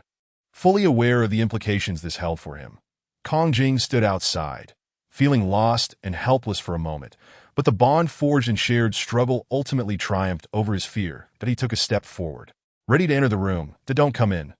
Luofei turned sharply, halting Kong Jing's advance. Kong Jing was taken aback by Luofei's intense expression, pausing but unable to suppress his curiosity. "What is happening?" "That demon. Shumping was right," Luofei said with a bitter smile. "The demon has found me, and soon it will seek you all out as well." Hearing such words from Luofei left Kong Jing aghast. Despair and helplessness washed over him like cold water. "What should we do? Is there truly no way to combat it?" Kong Jing murmured. "There must be a way," Luofei murmured, gazing into the mirror, a glimmer of confusion crossing his eyes. "But what should be done?" "There is a way." Kong Jing felt a surge of hope at Luofei's words. That he looked at Luofei with expectation, inexplicably feeling a strong sense of reliance on him, even at this juncture. As long as Luofei remained hopeful, there was still a chance for reversal. Encouraged by this belief, Kong Jing felt a newfound sense of responsibility. "Luofei, what do you need me to do?" "Calm the monk's emotions and await rescue." Luofei gestured dismissively. "You should return now. Let me think in peace." Kong Jing nodded, silently observing Luofei for a moment before turning to leave. That Luofei's words were simple, yet Kong Jing understood their weight. Should the situation continue to deteriorate, the monks, already on the brink of psychological collapse, would become uncontrollable, leading to unimaginable consequences. That as the abbot, he bore the responsibility for this. That moment, Kong Jing found himself yearning for Shumping. Had he been present, Kong Jing would feel far more assured. Yet the memory of Xuanping's horrific demise tightened Kong Jing's chest. He could very well meet a similar fate. After Kong Jing departed, Luofei closed the door and returned to sit by the bed. Not long ago, he had reveled in a discovery, but the sudden turn of events plunged him into a profound crisis. Moreover, it is foreseeable that this crisis will inevitably sweep through the entire temple at an increasingly rapid pace. Judging from the events that have already unfolded, it seems that one cannot afford to wait for salvation any longer. Self-rescue is paramount. But how can one achieve such a feat? Up to this point, Luofei has nearly unraveled the mystery surrounding the bizarre occurrences on the mountain. The demons and headless spirits have revealed their true forms before him. Yet, when it comes to repelling them, Luofei remains utterly clueless at this moment. The demons seem to have realized this fact, brazenly launching an assault on him. Faced with such an onslaught, Luo Fei finds himself utterly defenseless. His body gradually weakens, and his consciousness and cognitive abilities dissipate bit by bit. It appears that the possibility of turning the tide has dwindled significantly in such circumstances. Ensuring rest and conserving energy may very well be the most pragmatic approach to combating the demons. Luo Fei reclines upon the bed and drifts into a deep slumber, remaining in this state until dawn breaks, only to be roused by a cacophony of noise. Upon regaining consciousness, his first sensation is that of severe swelling on his face. His eyes feeling painfully dried, he gently rubs the corners of his eyes with his hand. A warm, moist sensation emanating from his palm, that a chill runs through Luo Fei's heart as he opens his palm to reveal a startling crimson stain. Fresh blood. The commotion draws nearer to the guest room door, and he vaguely hears Kong Jing's voice interspersed within. "Everyone, please remain calm and listen to me. Do not panic." However, his attempt at reassurance clearly yields little effect. As Shunji interjects loudly, "Come. If we remain any calmer, we shall all perish." Decisive action is imperative. With a loud crash, the door is rudely pushed open, and Shunji rushes in, followed by two young monks, all wearing expressions of tragic resolve. Luo Fei sits up, observing these uninvited guests. Upon seeing Luo Fei's alarming state, Shunji is momentarily taken aback. "Director Luo, how is it that you too?" He swiftly turns to address those outside. "Abbot, even Director Luo is in this condition. Can we afford to wait any longer?" Kong Jing hurriedly squeezes into the room, glancing helplessly at Luo Fei. "I can no longer contain myself. Shun, he has died. And 3 other monks now share your fate." How swiftly this has transpired. Luo Fei seems to muse aloud, then struggles to rise, fixing his gaze upon Shunji and the others. "What do you intend to do now?" Yet, Shunji appears scarcely attentive to Luo Fei, his gaze sweeping across the room before finally settling in the corner. "Here!" he exclaims with excitement, rushing over to seize a bundle of headless grass stacked there. "These are the culprits. Burn them at once." The onlooking monks eagerly concur. Only then does Luo Fei comprehend their belief in the fabled tales, perceiving the headless grass as the source of their troubles, which has led them here. With a target in sight, Shunji wastes no time, clutching the bundle of headless grass and charging toward the door, followed by the other monks who scatter in a frenzy. The room is left with only Kong Jing and Luo Fei. Though he is exceedingly weak, Luo Fei still makes the arduous effort to move his legs toward the entrance. Kong Jing steps forward to support him. "Director Luo." Luo Fei notices the bloodshot veins in Kong Jing's eyes. He is momentarily taken aback before offering a wry smile. "Let us go and see together." The two assist one another into the backyard, where a circle of monks surrounds the lifeless bodies of Kong Wang, Hu Junkai, Shun Ping, Shunda, and the recently deceased Shun He. Shunji, accompanied by 2 or 3 others, is busily piling firewood and straw from the kitchen. Luo Fei immediately understands their intent and strives to intervene. No, you cannot burn the bodies. You are destroying evidence." The monks, having long since lost their composure, are deaf to such reasoning that a few turn to regard him with a peculiar mix of revulsion and pity. In that moment, Luo Fei comprehends the meaning behind their gazes. To them, he is akin to those corpses, merely awaiting his last breath to be tossed upon this makeshift pyre, that a wave of desolation surges within him. An unprecedented despair completely engulfing him that he never envisioned, nor could he believe that his ascent to the mountain would culminate in such a fate. Yet, the harsh reality before him leaves him with no chance to redeem himself. His vision begins to blur, and his thoughts grow increasingly muddled. Where he wonders lies the answer he seeks. In his daze, he perceives a flicker of flame rising from the center of the circle as the monks engage in a primal struggle against the enigmatic demons. Shunji approaches the growing fire, tossing in the headless grass with fervor. An odd odor begins to permeate the air. Chapter 15. The cause and effect is disappointment, anguish, and fury far surpass his fear of death. After a bitter smile, he releases his grip that in the summer of 1955 in Longzhou City. The afternoon heat is unbearable, and the sparse streets are eerily quiet, devoid of pedestrians, that a man in his 30s strolls leisurely through the shade of the trees lining the roadside. Though not tall, his posture is upright, and his attire is simple yet fitting. Despite a hint of weariness etched on his face, His eyes still gleam with a vibrant light, but he carries a painting board on his back. Raising it above his head to shield himself from the scorching sun as he steps out from beneath the trees. His gaze remains fixed ahead, a characteristic often found in those with resolute will. Not far ahead, beneath a locust tree, sits a boy of around 10 years, clad in tattered clothes and covered in dirt, clearly a street urchin. Prior to the man's arrival, he has been weeping with his head bowed. Beside him lies the lifeless body of a small flower dog, the very cause of his sorrow. Perhaps exhausted from crying, or perhaps captivated by the man's presence, the boy lifts his tear-stained face as the man approaches. The man keenly notices the boy's gaze, turning to meet his eyes to as if by fate. Something ineffable in the boy's eyes stirs within him, prompting him to halt and step closer. Thus begins a saga of entangled fates spanning decades. "What brings you to tears, little one?" he inquires with genuine curiosity. The boy shifts nervously. My dog. My dog has died, ditto." The man crouches down, gently probing the body of the small dog. A black and white mutt, perhaps 5 or 6 years old, undeniably endearing. From the boy's affectionate gaze, it is evident that this was likely his last companion in the world.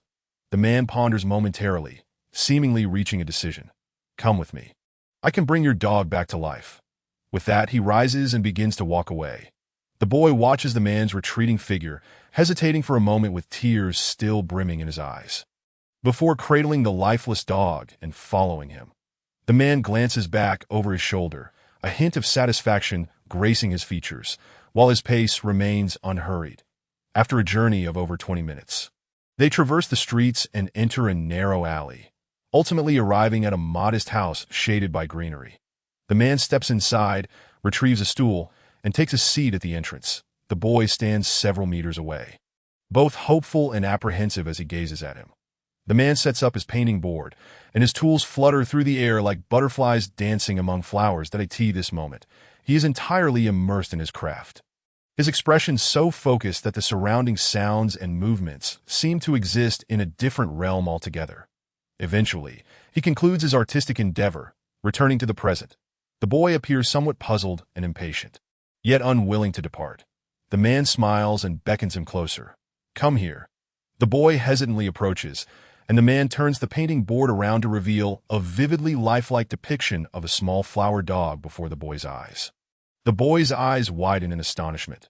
The painted dog seems alive, with bright eyes and a wagging tail, as if it might leap off the paper at any moment. He cannot help but extend his hand, yearning to stroke the soft fur of the dog.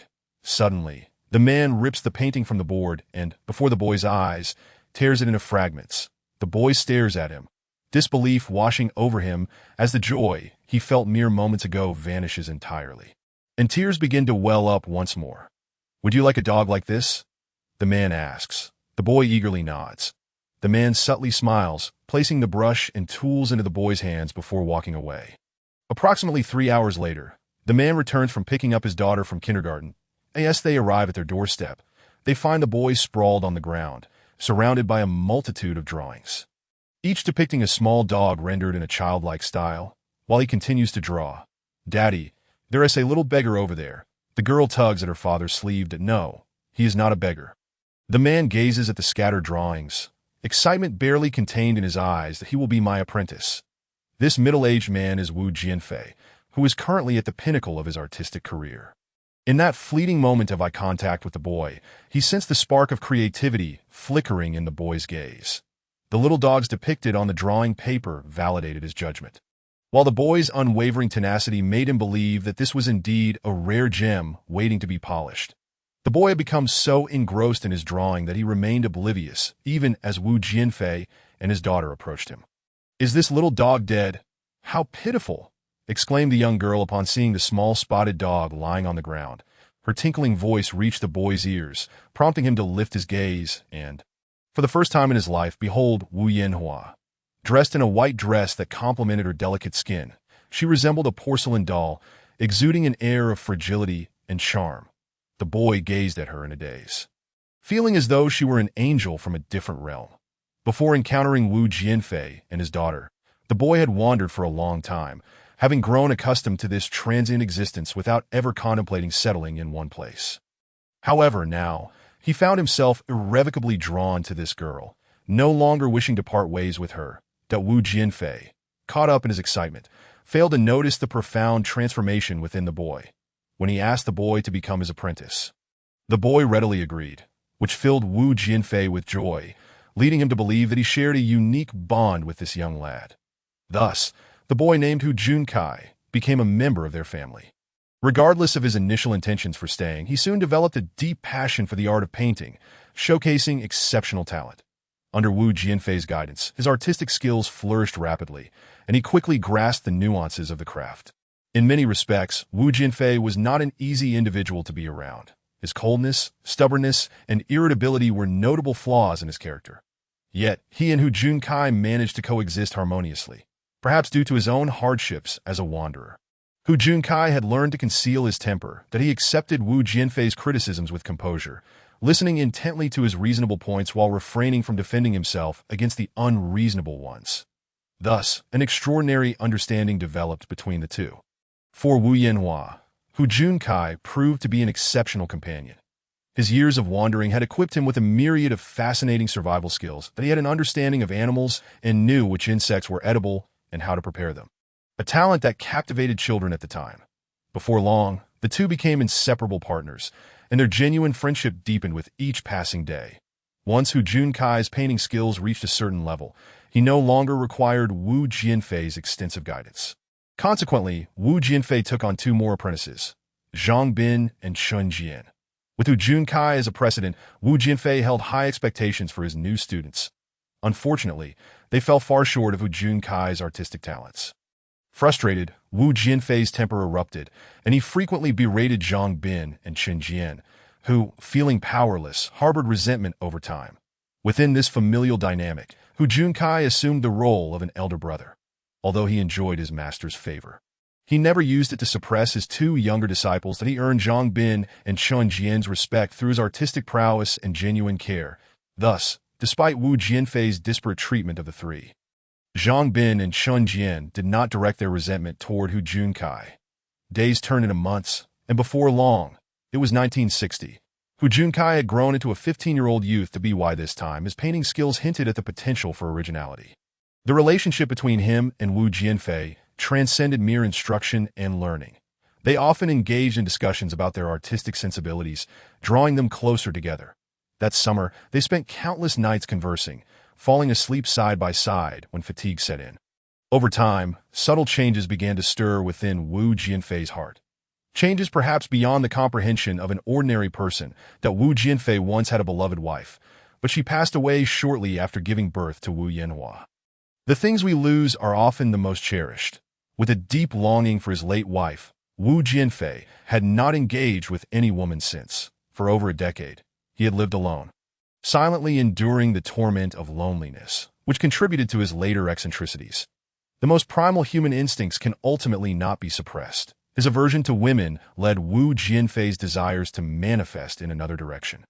He began to notice Hu Junkai's increasingly robust physique and handsome features. The emotional intimacy fostered by their frequent physical contact became a catalyst for the burgeoning desires within him. Finally, on a sultry summer night, Wu Jianfei's desires shattered the constraints of reason, to end his bewilderment and confusion. Hu Junkai found himself caught in this whirlwind, marking the beginning of a new chapter in their relationship. Initially, it should be said that Hu Junkai did not find this relationship entirely objectionable. Having lost the affection of his loved ones at a young age, he had developed a profound attachment to Wu Jianfei, coupled with a sense of gratitude. Under misguided guidance, this emotion naturally evolved into a distorted attachment.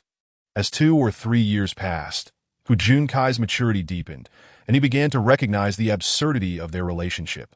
Concurrently, another emotion began to infiltrate his life, one that no youthful heart could resist.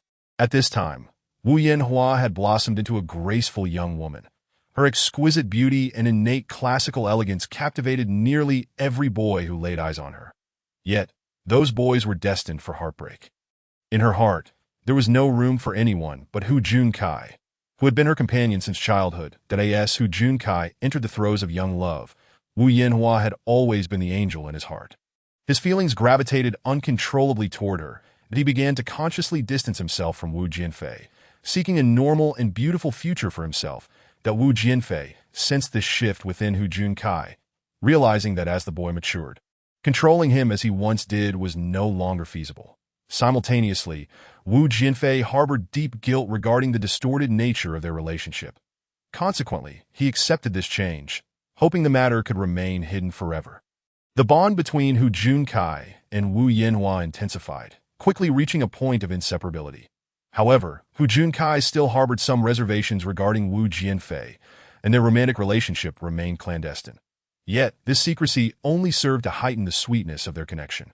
At last, one day, Wu Yanhua could no longer contain her feelings and confided in her father that Wu Jianfei, who had been kept in the dark, was taken aback to to him.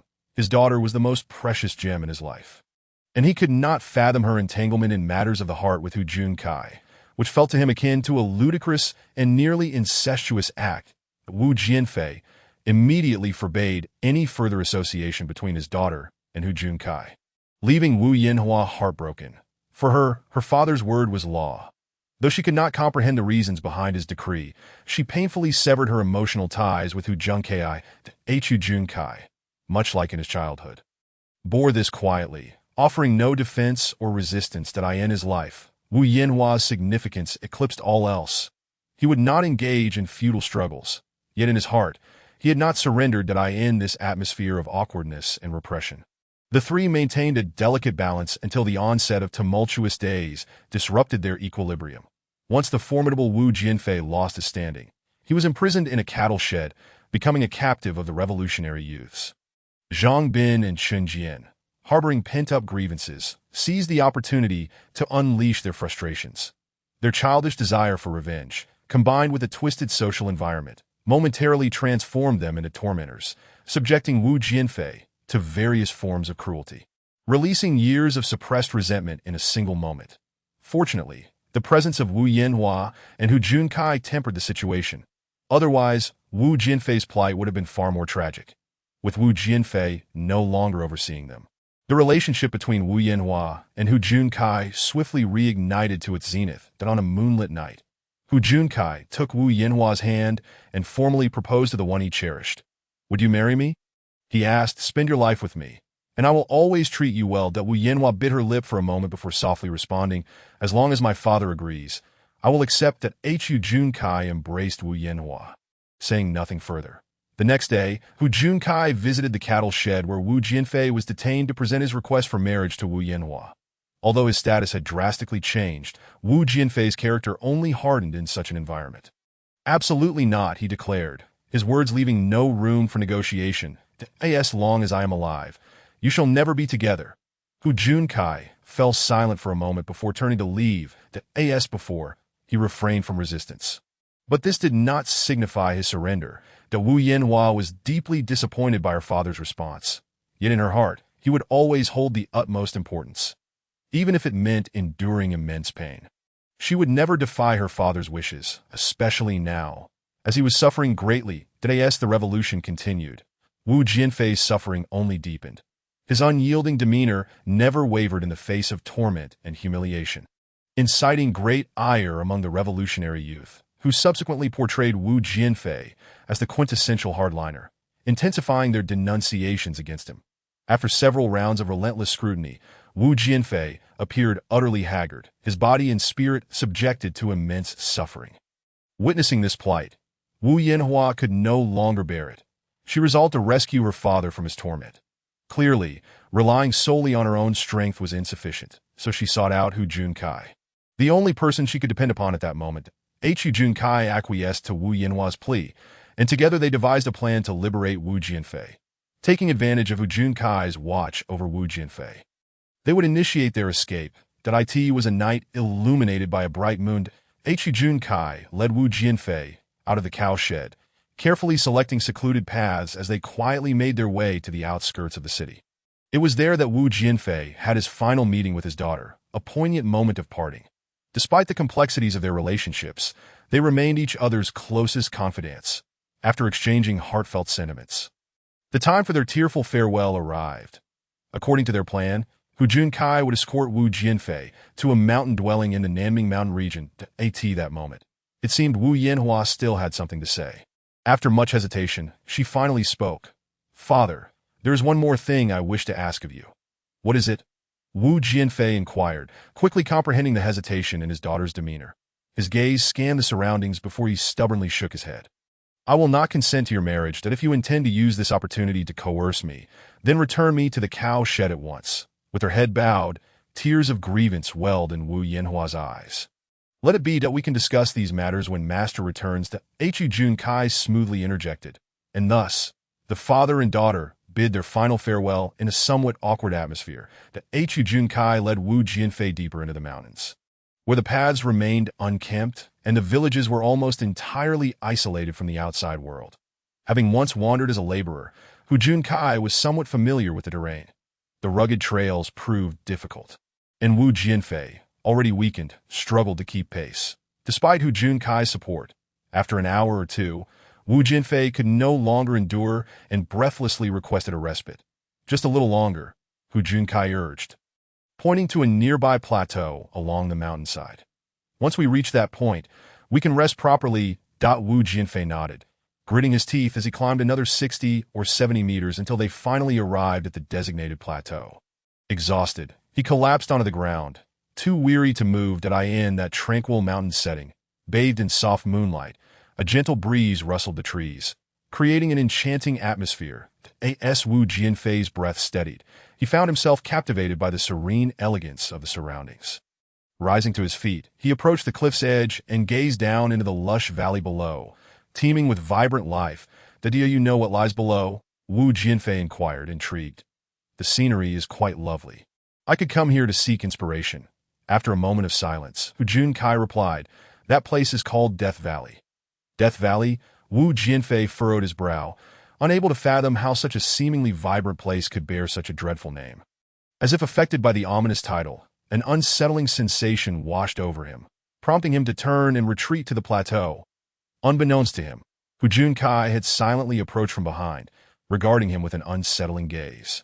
Startled, Wu Jianfei nearly stumbled face to face with Hu Junkai, who was breathing heavily, his eyes wide and veins prominent on his forehead. In the stillness of the night, he loomed over the diminutive Wu Jianfei, instilling fear within him. "What is wrong?" Wu Jianfei asked, his voice trembling. Hu Junkai did not respond. Instead, he stepped forward, pressing Wu Jianfei towards the cliff's edge.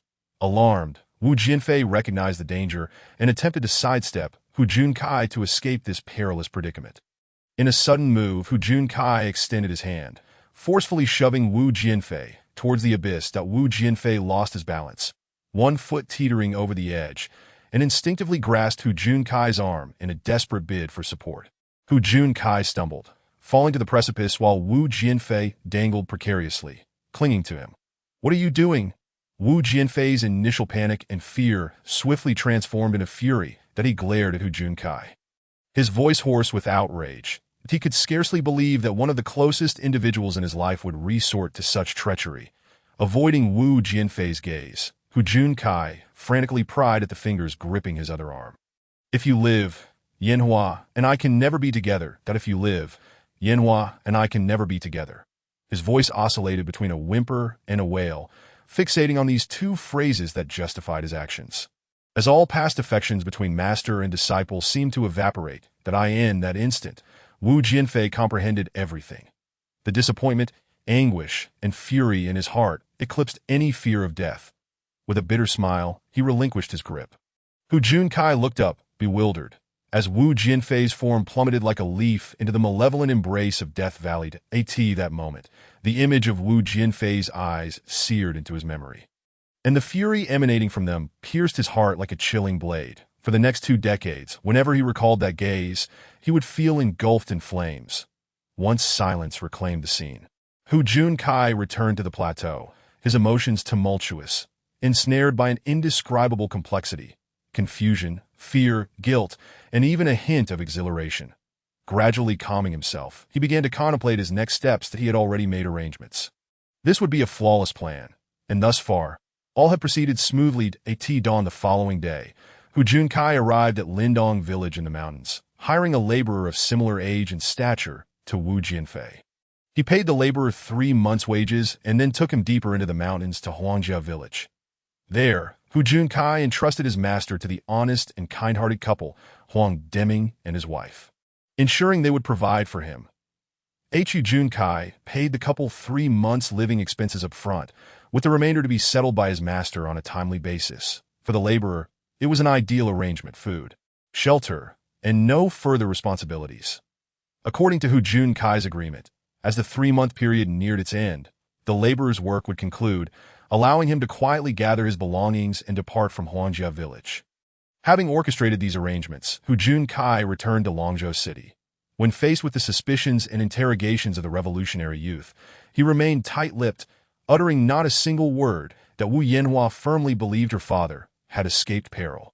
And as she witnessed Hu Junkai endure considerable hardship for this cause, her gratitude and affection for him deepened. Eventually, the two exchanged vows, promising never to part, regardless of what the future held. As time passed, Hu Junkai and Wu Yanhua began discussing their marriage. That Wu Yanhua proposed that they marry first before bringing her father back. Hu Junkai understood the futility of this plan. Yet seeing Wu Yanhua's determination, he readily agreed. After their marriage, they visited Huangjia village, where they found Huang Deming and his wife. True to Hu Junkai's design, the couple informed them that their master had long departed alone and was now missing. Although Wu Yanhua felt disappointed, she did not dwell on it, believing that the truth would remain hidden. However, Hu Junkai was unaware that Wu Jianfei, having fallen into Death Valley, had not perished, while the laborer unexpectedly met his demise in a pit on the Huang family's property. Chapter 16. A desperate escape from death. What kind of demon could cause an entire village to perish without a sound? After hearing Zhou Ping's report on the external investigation, Luo Fei lay in contemplation with his eyes closed. Nearly an entire day had passed since his rescue from the mountains, and he lay in a hospital bed, his body still appearing frail despite having just awakened from a deep slumber. Zhou Ping sat quietly beside him, filled with questions about the events that transpired in the mountains, but understanding that it was best not to disrupt Luo Fei's thoughts during his reflection. After a while, Luo Fei opened his eyes, a smile gracing his face as he regarded Zhou Ping. Your investigative findings are remarkably detailed and valuable.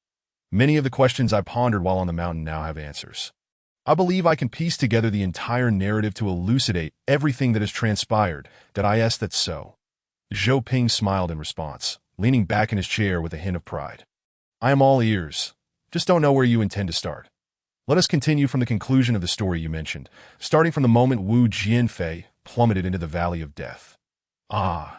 Zhou Ping nodded. Wu Jianfei did not perish, that he arrived at the Kumu Temple and became a monk, adopting the Dharma named Kong Wang. I am already aware of this, that it was Master Jingming of Kumu Temple who rescued him. Luo Fei added. Then, shifting the topic, he inquired, having grown up in the local mountains, have you ever heard of the legend surrounding the Valley of Death? Of course, I am well acquainted with it. This legend is well known among the villagers in the mountains. Despite the valley's abundant resources, the villagers never dare to approach it. In my childhood, I was quite unruly, and the elders often employed this tale to frighten me, claiming that if I continued to misbehave, the demons from the Valley of Death would come to take me away. Zhou Ping chuckled at this reminiscence, noting that he was indeed frightened back. Then, in retrospect, what is this Valley of Death but a treacherous terrain, difficult to access, thus giving rise to these mysterious rumors? Wu Jianfei emerged from the Valley of Death and lived healthily for over 20 years, did he not? Zhou Ping had anticipated that Luo Fei would undoubtedly concur with his perspective. Yet the response that followed was utterly unexpected. I believe the legends of the Valley of Death hold a kernel of truth. Although Wu Jianfei walked out alive from the valley, the demons within have clung to him, accompanying him to Kumu Temple. Zhou Ping stared wide-eyed at Luo Fei, seemingly perplexed by his words. Luo Fei smiled slightly and asked Zhou Ping, you did not ascend the mountain with the rescue team, but you must have been aware of the situation up there, correct? Indeed. Zhou Ping scratched his head. I heard that many of you were crammed into a single room, and there was an unbearable stench within. Luo Fei leaned forward, lowering his voice in a feigned air of mystery. Those inside the room were all individuals possessed by demons. Zhou Ping paused for a moment, a flicker of understanding igniting in his eyes. The demons you speak of. Could they be the ones responsible for the silent demise of the entire village? What other demons could there be? Zhou Ping's expression shifted to one of realization. So, the legend does indeed have a basis in reality. But since this demon has already found you, how did you ultimately escape unscathed? This answer, I must admit, now seems simple to articulate. However, I faced numerous trials and tribulations, and it was only at the last moment, when life and death hung in the balance, that I discovered it. Luo Fei mused, stroking his chin as he recalled the harrowing circumstances, feeling both fearful and somewhat triumphant at having escaped. Zhou Ping's interest was piqued by Luo Fei's words, and he waved his hand, saying, "Do not reveal it just yet. Begin from the very start of the events on the mountain, recounting each detail, and let me see if I can deduce the outcome." Luo Fei nodded. "That is precisely my intention. You shall certainly find much enjoyment in this process of discovery." For the next 2 hours, Luo Fei recounted his experiences from the moment he arrived at Kumu Temple, detailing the strange and unfathomable events that transpired over the subsequent 2 days. Throughout this narrative, Zhou Ping played the role of an attentive listener, alternating between tension and astonishment, fully immersed in the atmosphere of those moments. Luo Fei's tale concluded abruptly when the monks were about to ignite the pyre for the deceased, and then he turned to Zhou Ping. "What I can share with you for now is limited to this. Have you discerned any insights?" Zhou Ping replied, "At present, I have not contemplated much, but I can assert with certainty that Hu Junkai murdered Chun Jian and Wu Jianfei."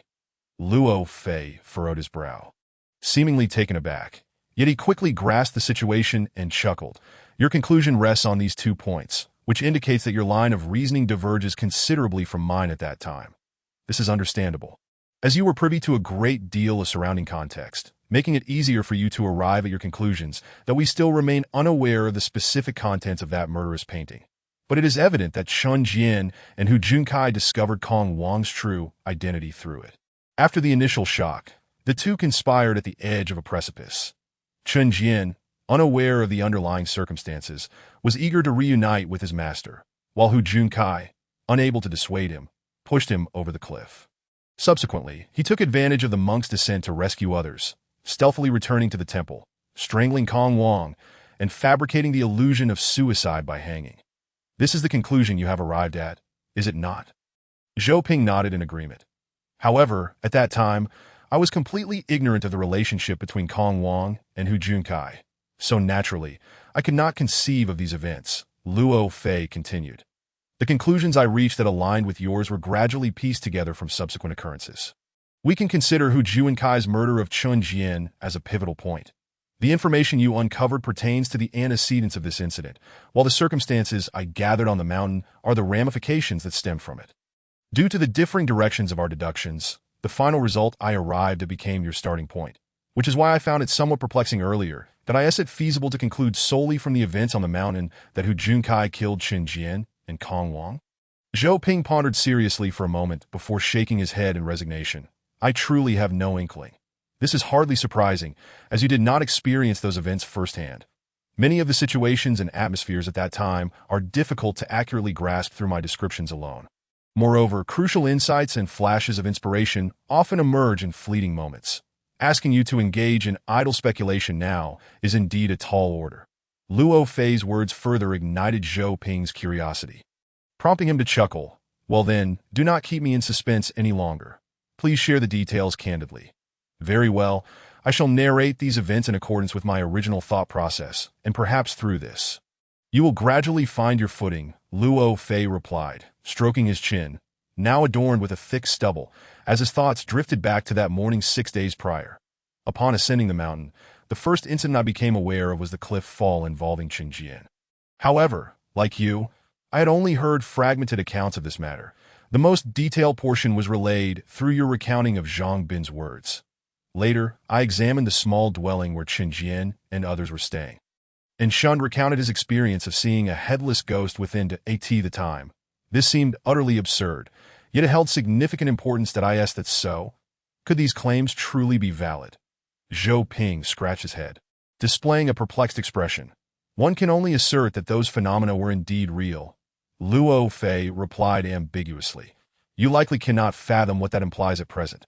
I was equally bewildered at that time. What, then, is this headless ghost? Luo Fei chuckled. I cannot divulge that just yet. You must allow me to continue. Subsequently, I followed the thread of the murderous painting and located the monk Kong Wong, but by then, he had already succumbed to death. By the way, have you seen that corpse? Zhou Ping shook his head. No, all those bodies have been isolated. Yes, that is how it should be. Luo Fei tapped his forehead, recalling that he had instructed the rescue personnel about this while on the mountain. It seems I completely forgot about it after resting. Zhou Ping smiled in understanding. Rest assured, what you instructed has not been overlooked, that the demon has been contained, and related written reports will be forthcoming. Excellent. Luo Fei leaned back against the headboard. Continuing, however, it is indeed a pity that you did not witness Kong Wong's corpse. There is much to be gleaned from it. Firstly, it is evident that he had sustained severe injuries during his lifetime, resulting in a pronounced hunchback deformity. Secondly, a peculiar and intense odor emanated from his remains. What sort of odor is this? Zhou Ping inquired, somewhat impatiently, having noted that this scent had been repeatedly emphasized in Luo Fei's earlier accounts. Indicating its unusual significance to that time, I did not know, and I did not regard it with sufficient seriousness. However, when Hu Junkai met his bizarre demise, I detected the same odor on him, which raised my suspicions. Even so, following Hu Junkai's death, I still found myself at a complete loss regarding the entire affair. Ironically, in such circumstances, Shumping further complicated matters by using Kong Wong's corpse to frighten Shun to death. Zhou Ping had already heard Luo Fei recount Xuanping's actions that he continued. It is indeed clever of Shunping to devise such a method for his crime. He skillfully exploited the temple's ghostly rumors and left virtually no traces at the scene. This must have misled you considerably at the time, correct? Luo Fei nodded. Creating chaos to fish in troubled waters was his intent from the start. Later, when he recounted the legend of the Valley of Death, it served this purpose as well. His plan was nearly successful, that I must admit. After Shun's inexplicable death, I felt utterly lost. Everything seemed so bizarre and inexplicable. Yet ultimately, fate intervened, and the heavy snowfall failed to obscure his footprints. He reaped what he sowed, which can be deemed poetic justice. Reaped what he sowed. So you have already discerned the cause of Xuanping's death? Zhou Ping curled his lips, seemingly finding Luo Fei's question superfluous. Having a prolonged contact with the corpse of Kong Wong, he would naturally be susceptible to being possessed by the demon. This aligns with your current line of thought, that that time, I had yet to develop a clear understanding of the demon. Perhaps you might consider my situation back then and reflect on this matter. You may glean greater insights, though. Zhou Ping placed his hand on his forehead, lost in contemplation. Did not forget that peculiar odor. I made a point to inhale it, and it was also present on Shun Ping. He and Hu Junkai, Luo Fei, could not help but interject. Wait, I see it now. Zhou Ping waved his hand, interrupting Luo Fei's discourse. Shun Ping and Hu Junkai succumbed to the same mysterious illness and perished. There must be some connection between them.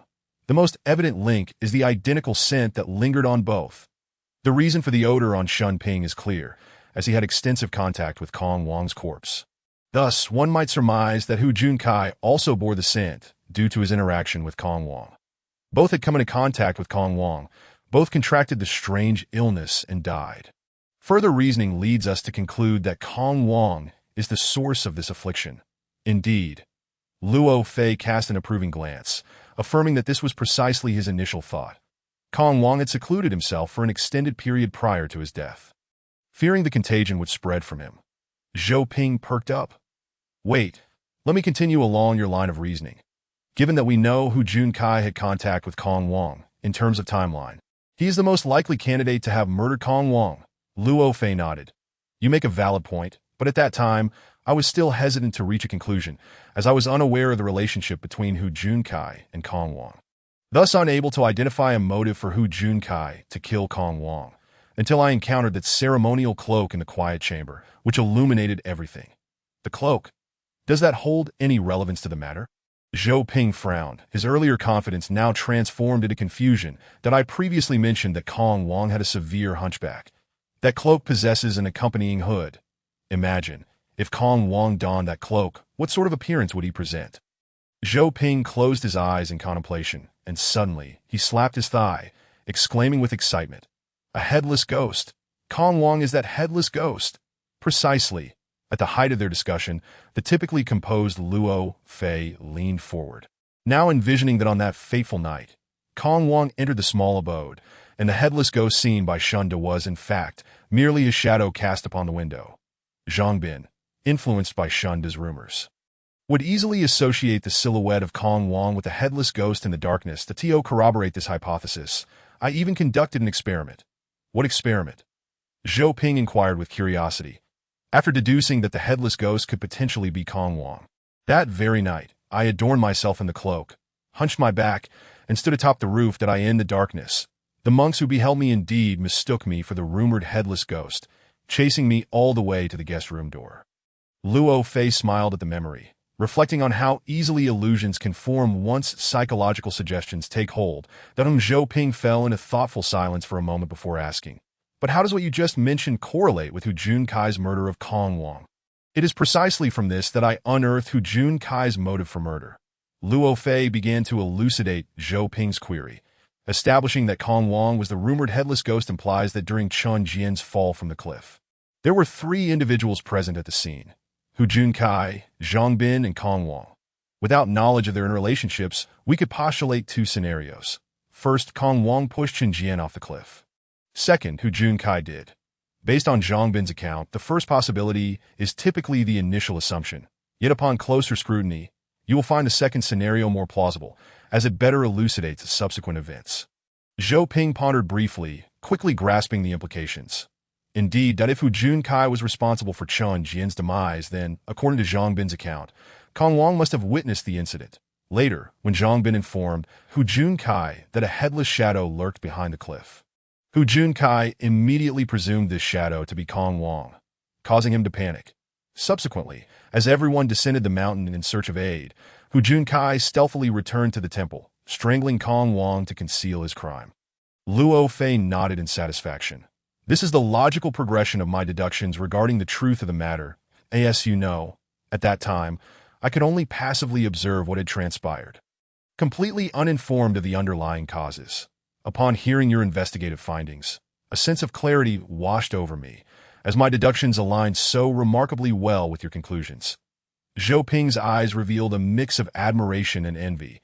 You must have felt a profound sense of achievement when you unraveled all of this.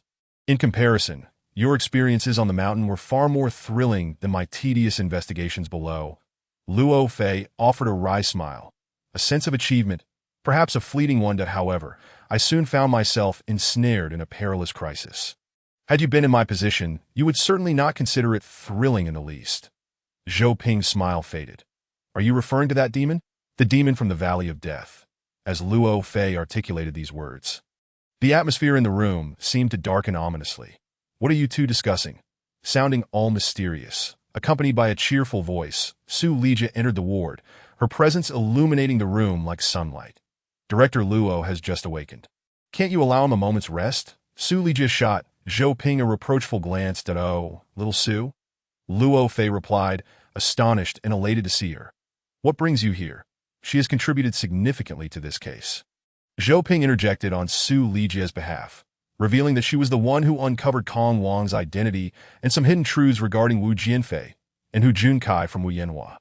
What do you mean by uncover? My relationship with Sister Wu is quite cordial now. She shares everything with me. That Su Lijia proudly lifted her chin. She was not boasting, although Zhou Ping suspected a connection between Hu Junkai and Wu Jianfei.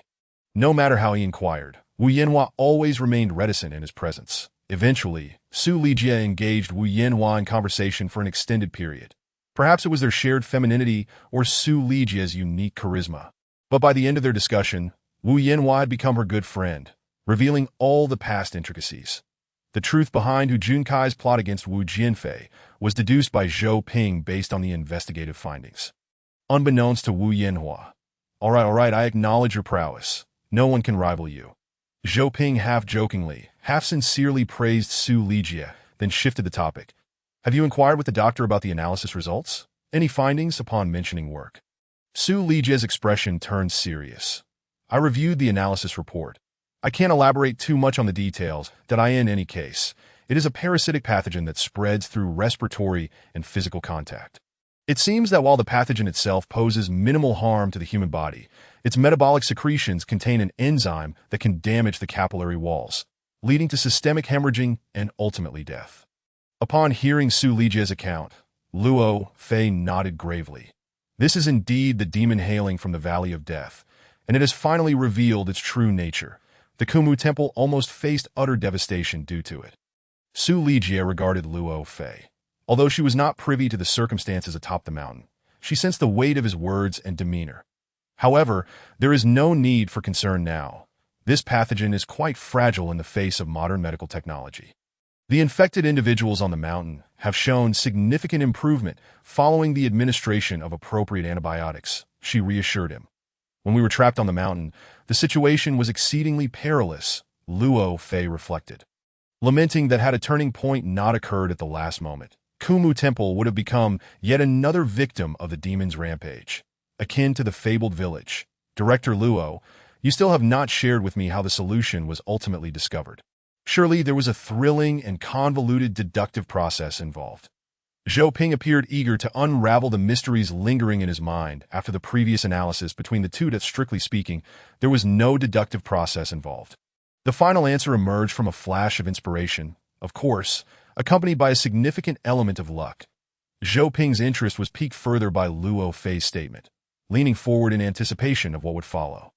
After Shun Ping's death, I came to realize that the so-called demon from the Valley of Death was, in fact, a highly contagious and lethal virus. 20 years prior, when Wu Jianfei was rescued by the monk Jingming from the Valley of Death, he was already infected with this virus. This is evident from Kong Jing's description of the situation at that time. Although this virus is dangerous, it is not untreatable. The monk Jingming was well versed in folk medicine. He isolated Wu Jianfei in a small room and employed a certain method to save him from the demon. Wu Jianfei, of course, was aware of this method. His recent seclusion was due to a reinfection of that virus, thus necessitating self-isolation for recovery. Unbeknownst to him, Hu Junkai's sudden arrival led to Wu Jianfei's murder, inadvertently causing the virus to spread and leaving no one in the temple with knowledge of how to combat the virus any longer. Zhou Ping nodded in agreement as he listened, acknowledging that these circumstances were rather easy to conceive. Devoid of any complexities to that moment, he had already contemplated the case quite thoroughly. Thus the foremost task became devising a means to confront the demon. He interjected, and Luo Fei offered a self-deprecating smile. This was undoubtedly far more challenging than deducing the case's details. At that time, I had not a single clue that in such dire circumstances, awaiting rescue seemed to be the only glimmer of hope. Yet, the insidious spread and onset of this affliction were alarmingly fierce. Should the momentum continue, all the monks in the temple would likely become infected within a day or two. By the time the rescue team arrived 3 days hence, it was feared that not a single living soul would remain. Su Lijie envisioned the scene described by Luo Fei, her countenance shifting in response. Zhou Ping, however, leaned back comfortably in his chair, chuckling. But ultimately, you did find a way to save them. Indeed, I must concede that a significant portion of that was attributable to luck. Luo Fei candidly gestured to Zhou Ping, expressing gratitude towards the monks who wished to incinerate the corpses and the headless grass, as it was they who had prompted him in the final moments. Oh, Zhou Ping raised his eyebrows slightly, contemplating as he spoke. I surmise this must be connected to the peculiar scent you have repeatedly mentioned. Indeed. However, I cannot claim to have had a clear deductive process regarding this matter. When the monks cast the headless grass into the flames, and that familiar aroma wafted into the air, it felt as if a valve within my mind had been opened, unleashing a torrent of related auditory and visual fragments that led me to the answer I had been desperately seeking. What did you think of at that moment? Zhou Ping inquired with keen interest, and I recalled the same scent from 2 decades ago when Kong Jing had been recuperating in Wu Jianfei's cottage. I realized that the scents I had encountered originated from Kong Wang's body, that I remembered how Kong Wang had roasted the headless grass over the stove late at night. These reflections were illuminating in themselves. In that instant, I experienced a profound epiphany, suddenly understanding everything. Luo Fei spoke slowly, seemingly guiding Zhou Ping's thoughts, eager to hint at something. Zhou Ping shook his head with a smile. I understand now. Understand what? Su Lijie asked, her eyes wide with confusion. That scent is the answer. Roasting the headless grass and inhaling the smoke produced during the process is the method to restrain the demon. Zhou Ping exclaimed. Exuding confidence, Luo Fei regarded him with approval, nodding in affirmation that in the wake of this revelation, Yu Dongbei sat across from Luo Fei, his expression one of astonishment, having just heard the entirety of the truth regarding the Holy War and Li Yinhui's quest for vengeance. For a long while thereafter, his eyes remained fixed, unblinking, as though grappling with the incredibility of it all. Luo Fei, accustomed to Yu Dongbei's boisterous nature, quietly awaited his return to coherent thought, anticipating a passionate discourse filled with hindsight. Yet, when Yu Dongbei finally spoke, his words took Luo Fei completely by surprise. "Why didn't you take her with you?" "What?" Luo Fei momentarily faltered. "The girl Su Xiaowen, why didn't you rescue her?" Yu Dongbei's tone shifted to one of accusation. "You were aware it was a duplicitous ruse, so why not expose it? How could you bear to allow such a kind-hearted girl to endure such suffering? And what of Li Dinghua and Li Yinhui? How much longer must they carry the weight of their unjust infamy? I shared everything with you in hopes that you would rewrite the history surrounding Li Dinghua, allowing the world to truly comprehend the essence of a hero. This was also Li Yinhui's wish during his lifetime. However, you must adhere to your previous promise, omitting Haohui village from your narrative, lest the world intrude upon their lives, including your own." After a moment of silence, Luo Fei continued, "As for Su Xiaowen, her decision to remain in the village and guard that secret was her own. She bears the blood of the Haohui people. She cannot disregard the joys and sorrows of her kin." "She cannot, but you can." Yu Dongbei's face flushed with indignation as he interrupted Luo Fei. "As long as you reveal the truth, it will all come to an end, and no more innocent, kind souls will bear that heavy burden. That girl trusts you. She cares for you. If you know how to make her happy, why do you not act? Of course, if you were to do so, she might resent you instead, but what of it? You ought to help her. I simply cannot fathom why you would leave her there alone." Yu Dongbei's words struck a deep chord within Luo Fei, rendering him momentarily speechless. After a prolonged silence, he managed a feeble smile. "I comprehend your meaning, yet I cannot comply. Believe me, my desire to take her away far surpasses yours. If she had given even the slightest hint, I would have acted without hesitation. Yet her resolve is so unwavering. This is a choice devoid of right or wrong. And what authority do I possess to impose my desires upon another's life? You will regret it, for the first time." Yu Dongbei admonished Luo Fei in a tone befitting an elder. "Perhaps not long from now, when you reach my age, you will come to regret it. There was once such a remarkable girl, and you had the opportunity to shape her destiny, yet you made the wrong choice. You will find yourself mumbling to yourself after a few drinks, engaging in futile hypotheticals, regardless of how many glorious experiences you have had. It matters not. Weak and cowardly." It was the first time Luo Fei had heard such descriptors applied to himself, leaving his mind in disarray and his gaze unfocused. "Enough that I will entirely rewrite the character analysis of Li Dinghua, and I shall uphold my promise. However, Officer Luo, today I have altered my perception of you. You have left me profoundly disappointed." With that, Yu Dongbei stormed out of Luo Fei's office. After sitting in silence for a while, Luo Fei rose and approached the window, allowing the gentle breeze to brush against his cheek, which served to slightly clarify his thoughts that on the eve of leaving Haohui village, he had also counseled Su Xiaowen. And the dialogue still echoed in his ears. "Is this worth it? For a lie? If it were only for myself, then certainly not. But when I think of my sister, of Li Yinhui, of those in my clan, what then? You regard it merely as a lie, even hypocritical and vile. That is because you do not yet understand our village. Have you seen the plight of Mengsha, lying beneath the bridges in the county town? Have you witnessed the suffering of those who fled the village when their faith wavered? We are not like you, that I in the outside world. Many live without faith and yet continue to survive. But for the Haohui people, aside from that faith, we possess nothing else to take pride in. Even if that belief is but a fleeting illusion, our people require it. If this pillar were to collapse, we would face an unimaginable, tragic fate." That Su Xiaowen spoke of you and us with such resoluteness, as if drawing an insurmountable chasm between the two. Even after many days, the memory still stung Luo Fei's heart. Taking a deep breath, Luo Fei gazed towards the distant horizon, pondering how many souls beneath this radiant blue sky continue to survive, sustained by the power of lies. That on October 27, 2006, the first draft was completed in Yinjiao. Guwei Wang Pa Chapter 1. Serendipity, only by venturing to places where others would not tread, and standing at perspectives others would not consider, can one uncover that which remains hidden from the eyes of the many. Huangping County, adjoining the Bohai Sea, has historically been a rather remote locale that in recent years, attempts to develop tourism have led to a slight economic improvement. However, the influx of visitors predominantly occurs during the summer months.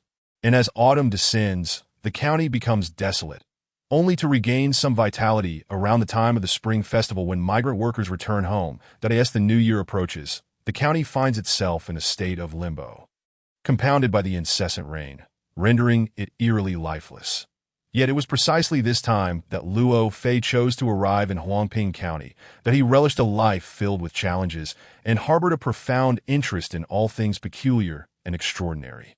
Perhaps it was this very inclination that rendered his actions and thoughts distinctly unconventional. Luo Fei took pride in this trait, often reminding himself that only by venturing to places where others would not go, and standing at angles others would not consider, could he discover that which eluded others. After meandering through the sparsely populated streets for a while, Luo Fei entered the Huangping County Post Office. It had become a habit of his to visit the post office upon arriving in a new town. For him, it was a treasure trove of information. Not only could he peruse local newspapers and maps for free, gaining insights into the regional economic landscape through the telephone directory, but he could also observe a myriad of individuals.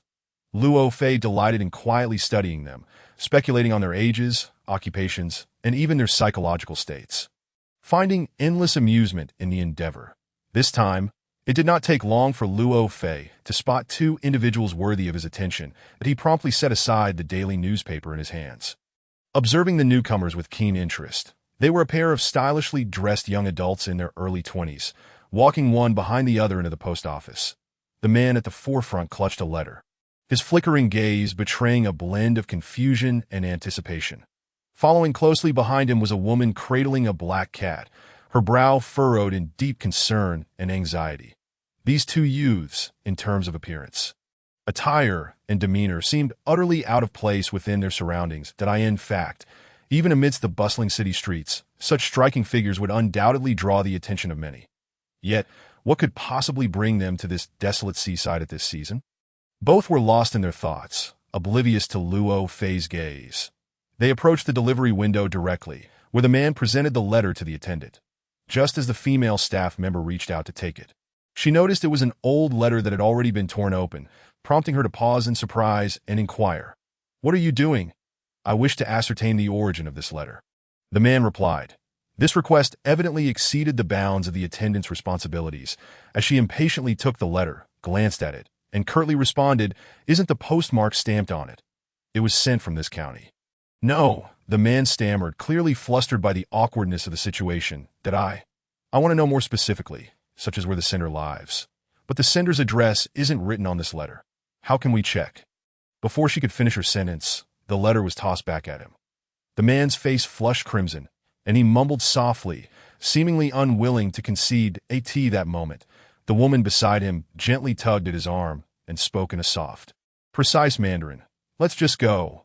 With a disappointed sigh, the man followed the woman away from the counter and out of the post office. Observing his despondency, she comforted him, saying, "Let us head back, don't dwell on it too much. Perhaps this letter has nothing to do with your past, that we shouldn't even be here in this small county." The man shook his head. "That's impossible." Although his tone was mild, his conviction was unmistakable. The woman hesitated, about to say something more when suddenly they heard someone nearby interject, "Could you let me take a look at that letter? Perhaps I can be of assistance." Both turned to see a young man speaking. He was not tall, yet his slender frame stood upright. His somewhat tanned face was topped with a thick mane of short hair, which stood defiantly, exuding vigor. However, these physical traits paled in comparison to his unforgettable eyes, which radiated penetrating brightness, seemingly piercing into the depths of one's soul. "Allow me to give it a try." Sensing their skepticism, he stepped forward, extending his right hand while introducing himself. "I am Luo Fei, a police officer." The man cautiously shook Luo Fei's hand. "Hello, I am Meng Xiaohui." He then gestured towards his companion. "This is my girlfriend, Yi Zifei." Yi Zifei nodded at Luo Fei, her demeanor poised and self-assured. She was a young, beautiful woman brimming with vitality. prompting even Luo Fei to steal a few appreciative glances at her. Tio Ming Haohui. She held profound significance in his life, and he regarded her with an inquiring gaze. As if awaiting her decision, Ye Fei offered a polite smile and remarked, "Let's allow him to take a look. But without the sender's address, what can anyone do?" One of Luo Fei's favorite pursuits was utilizing his keen observational and analytical skills to assist others in unraveling dilemmas. He accepted the letter from Meng Xiaohui and scrutinized it closely. Though the envelope was well preserved with no signs of wear, its age was evident from its antiquated appearance. The postmark indicated the date was 9 years prior, confirming Luo Fei's suspicions. The front of the envelope featured a detailed address for the recipient: 27 Shimin East Road, Qinghe City, Shandong Province, addressed to Meng Jiangwo, while the center section remained blank. Turning it over, he found nothing but emptiness, devoid of any useful clues. Meng Jiangwo. "This letter is for your father?" Luo Fei conjectured. Meng Xiaohui nodded, a conclusion that seemed too obvious to pique his interest. 9 years, and the letter showed no signs of damage, suggesting it had been meticulously preserved. However, there were slight creases, as if it had been soaked in water. Luo Fei pointed to the upper left corner of the envelope, appearing intrigued by this discovery. He even brought the envelope to his nose, sniffing it, before delicately licking the creased area with his tongue. "What are you doing?" Meng Xiaohui asked, perplexed, unsure whether to intervene in Luo Fei's peculiar behavior. Luo Fei chuckled. "All right, I believe I can provide you with some answers now." That he returned the envelope to Meng Xiaohui and casually picked up a recently flipped telephone directory from the post office counter. Flipping to the last page of advertisements, this too swift. The young couple regarded Luo Fei with suspicion, noticing he hadn't even opened the letter. "Here it is," Luo Fei read aloud from the advertisement in the directory. "Mingza Island, the only inhabited island within the waters of Huangping County. The island is situated 12.7 nautical miles from the county's port. It boasts a simple folk culture, picturesque scenery, and features such as limestone caves, fishing grounds, and accommodations for visitors, allowing tourists to truly savor the joys of fishing." Luo Fei's abrupt shift in topic caused Meng Xiaohui to furrow his brow in confusion. Ye Fei's reaction was even more pronounced. She tugged at her boyfriend's arm and shot Luo Fei an unfriendly glance. "Let us ignore him and leave. The sender might be on Mingza Island," Luo Fei suddenly exclaimed, his gaze resolute, devoid of any hint of jest. Meng Xiaohui, who had initially turned away under Ye Fei's urging, now hesitated and looked back at Luo Fei, skepticism clouding his expression. "Why do you say that? Just now I licked the moisture on the envelope. It was salty, bitter, and astringent. Undoubtedly a trace left by seawater. The words written in the water stains have all blurred, indicating that the seawater came into contact with the envelope shortly after it was written." Luo Fei paused, noting that he had captured their full attention, and continued, "Furthermore, the water stains vary in size, are unconnected, and exhibit a splatter effect. Clearly, this pattern was caused by a wave crashing. Consider this. Who would take a freshly written letter to play by the sea? No one is. Oh, why would the letter be wet with seawater? Because the sender resides on the island, and to deliver the letter, he must traverse a body of water to reach the post office in the county." As they listened to Luo Fei's deductions, Ye Fei shook her head dismissively. "That's entirely speculative and lacks evidence." However, Meng Xiaohui took the telephone directory from Luo Fei, murmuring to himself, "Mingza Island. Indeed, it's Mingza Island. I've already arranged for a boat.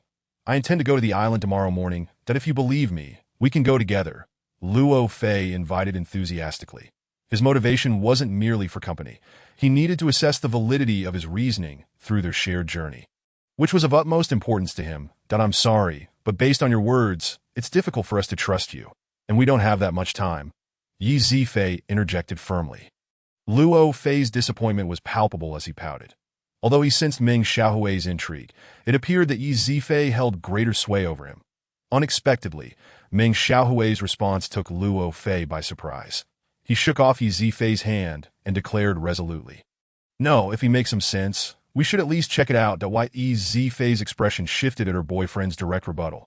She shot Luo Fei a cold glare, appearing to resent his interference. Luo Fei awkwardly rubbed his nose, taken aback by how his good intentions had led to such a reaction. Ye Fei turned to meet Meng Xiaohui's gaze. "You insist on coming to this county. I accompanied you, and although we haven't found any results, it has already consumed a lot of my time. Now you suddenly wish to go to some little island. Tell me, how long do you expect me to accompany you in this? Meng Xiaohui averted his gaze from Yi Zifei, yet persisted. A trip to the island won't take long. And besides, there's no besides. Yi Zifei interrupted decisively. I absolutely will not go. Meng Xiaohui bit his lip, seemingly gathering immense courage to assert. If you don't wish to go, then you can wait for me here in the county. Yi Zifei stared at him in disbelief. You'd rather part ways with me than go? Meng Xiaohui nodded. There are some matters I must clarify. Fine. Then you can go alone. Even if you don't return, I won't concern myself with you. But don't expect me to wait here for you. Yi Zifei spat angrily before turning and striding out of the post office. Initially, her steps were brisk, but she slowed significantly as she neared the exit. Luo Fei cast a glance at Meng Xiaohui, his eyes twinkling with amusement. Evidently, akin to most couples embroiled in a quarrel, the girl was anticipating her boyfriend to pursue her. Yet, Meng Xiaohui hesitated for a moment and ultimately refrained from chasing after her. Yi Zifei, engulfed in disappointment, exited the post office. The cat nestled in her arms, noticing its male owner still indoors, meowed and suddenly leapt from her embrace. Darting towards Meng Xiaohui, Yi Zifei turned back, only to witness Meng Xiaohui bending down to scoop up the cat that had dashed to his feet, standing there gazing at her with an unwavering resolve. Very well, you may both leave, she said, tears glistening in her eyes, revealing a profound sense of loss and unease. She then walked away, this time without a moment's pause. Observing the couple, who had previously been inseparable, suddenly at odds, and knowing there were reasons behind it, Luo Fei felt a tinge of discomfort, standing there at a loss for words. It was Meng Xiaohui who broke the awkward silence. Dispelling the tension, let us agree on a time and place. See you tomorrow. Chapter 2. The Amnesiac. On a moonlit night, a mysterious shadow would appear atop the steepest slope of the tree-covered hill, sitting motionless as if surveying the village cloaked in darkness. The following morning, the rain continued to fall incessantly. The once bustling county port, lively during peak season, now appeared desolate due to the seasonal weather. Although the morning fog lingered, one could still vaguely discern a massive dark shape on the distant sea, which was Mingza Island.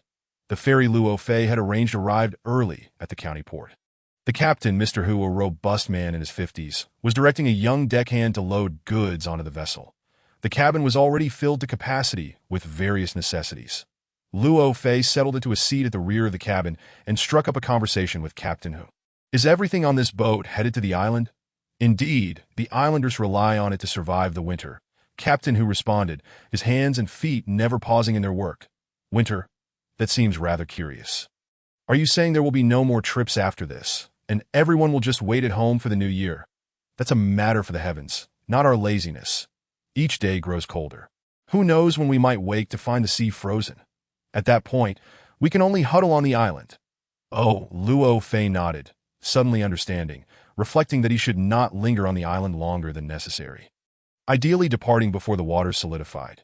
The experience of being trapped on Nanming Mountain over a month ago still haunted him. As they conversed, Luo Fei spotted Meng Xiaohui appearing at the edge of the dock. Scanning the area, he quickly stood up and waved, "Xiao Meng, over here." Meng Xiaohui noticed him but did not respond. Striding directly over, he was clad in a black raincoat, bulging at the back, suggesting that, like most young people venturing out, his belongings were packed in a travel bag slung over his shoulder. "Quickly, come aboard! We're about to set sail." Captain Hu, having learned from Luo Fei that another passenger would be joining, cheerfully beckoned him over. Meng Xiaohui reached the edge of the boat but paused, his expression shifting to one of apprehension as he stared at the plank connecting the vessel to the dock. "Come on, young man. The plank is sturdy," Captain Hu encouraged, demonstrating by stepping on the plank, which remained steady beneath him.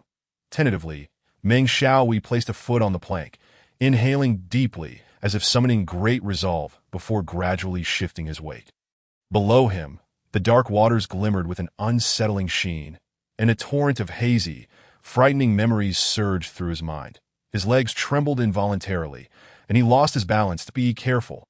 Luo Fei noticed something was amiss and quickly stepped forward, pulling Meng Xiaohui into the cabin. Observing the young man's pale complexion, he furrowed his brow with concern. "What's wrong?" I'm sorry, I've been afraid of water since childhood, Meng Xiaohui stammered, beads of perspiration, whether from rain or cold sweat, dotting his forehead. What's there to fear about this little water? You haven't seen the storms and waves at sea. Captain Hu chuckled heartily, instructing the deckhand to cast off. The ferry swayed gently as it departed from the dock, turning its bow towards Mingza Island. Your girlfriend didn't come with you? Luo Fei inquired, a hint of sympathy in his voice upon seeing Meng Xiaohui alone. Meng Xiaohui forced a smile. We had another argument last night. She returned to the city. Thankfully, I have Kaka with me. As he spoke, he shed his raincoat, and a black cat emerged, obediently settling at his feet. Clearly, this was the Kaka he referred to Luo Fei, charmed by the cat's endearing demeanor. Instinctively reached out to pet its head, only to be met with a fierce glare and a snarl, prompting him to retract his hand hastily. This cat has a foul temper. It rarely lets strangers touch it. Meng Xiaohui explained. Captain Hu, observing the exchange, couldn't help but chuckle. You city folks certainly lack finesse. Bringing a black cat along is quite the bad omen. Bad omen? Luo Fei paused, momentarily perplexed. Bad omen means unlucky. That's local dialect, Meng Xiaohui clarified. Captain Hu nodded in agreement, glancing at Meng Xiaohui. Young man, you can understand the local dialect. Not only understand, but I can speak it too. Meng Xiaohui replied, his accent mirroring that of Captain Hu, perfectly embodying the local vernacular, which surprised the other passengers on board. Have you lived here before? Captain Hu inquired, astonished. Meng Xiaohui shook his head in bewilderment. I don't know. His response left everyone puzzled. The forthright Captain Hu blurted out. If you've lived here, you've lived here. If not, you haven't. What does I don't know even mean? After a moment of silence, Meng Xiaohui softly replied, I've lost my memory. Are you here to search for something? Luo Fei, recalling the previous day's events, became acutely aware of the implications. Meng Xiaohui nodded. The years before I turned 7 are a blank in my mind that I am seeking those lost memories, and this letter is my only clue. Luo Fei's mind raced, formulating several questions. Even if you've lost your memory, your parents must know about your past. Haven't they ever told you? In my memory, there has never been a mother, and my father has never uttered a word about the past. Even when I inquired, he would not answer. Last week, my father passed away in a tragic car accident. While sorting through his belongings, I discovered this letter, which led me here. Meng Xiaohui spoke somberly, the weight of childhood loss and recent bereavement evident in his tone. Hearing this, Luo Fei's curiosity piqued. May I see the contents of that letter? After a brief hesitation, he made this somewhat abrupt request, perhaps out of gratitude for the assistance he received the previous day, or perhaps due to trust in Luo Fei's identity as a police officer. Meng Xiaohui nodded without further thought, retrieving the letter from his pocket and handing it to Luo Fei. The paper within the envelope had yellowed with age, containing only a brief message.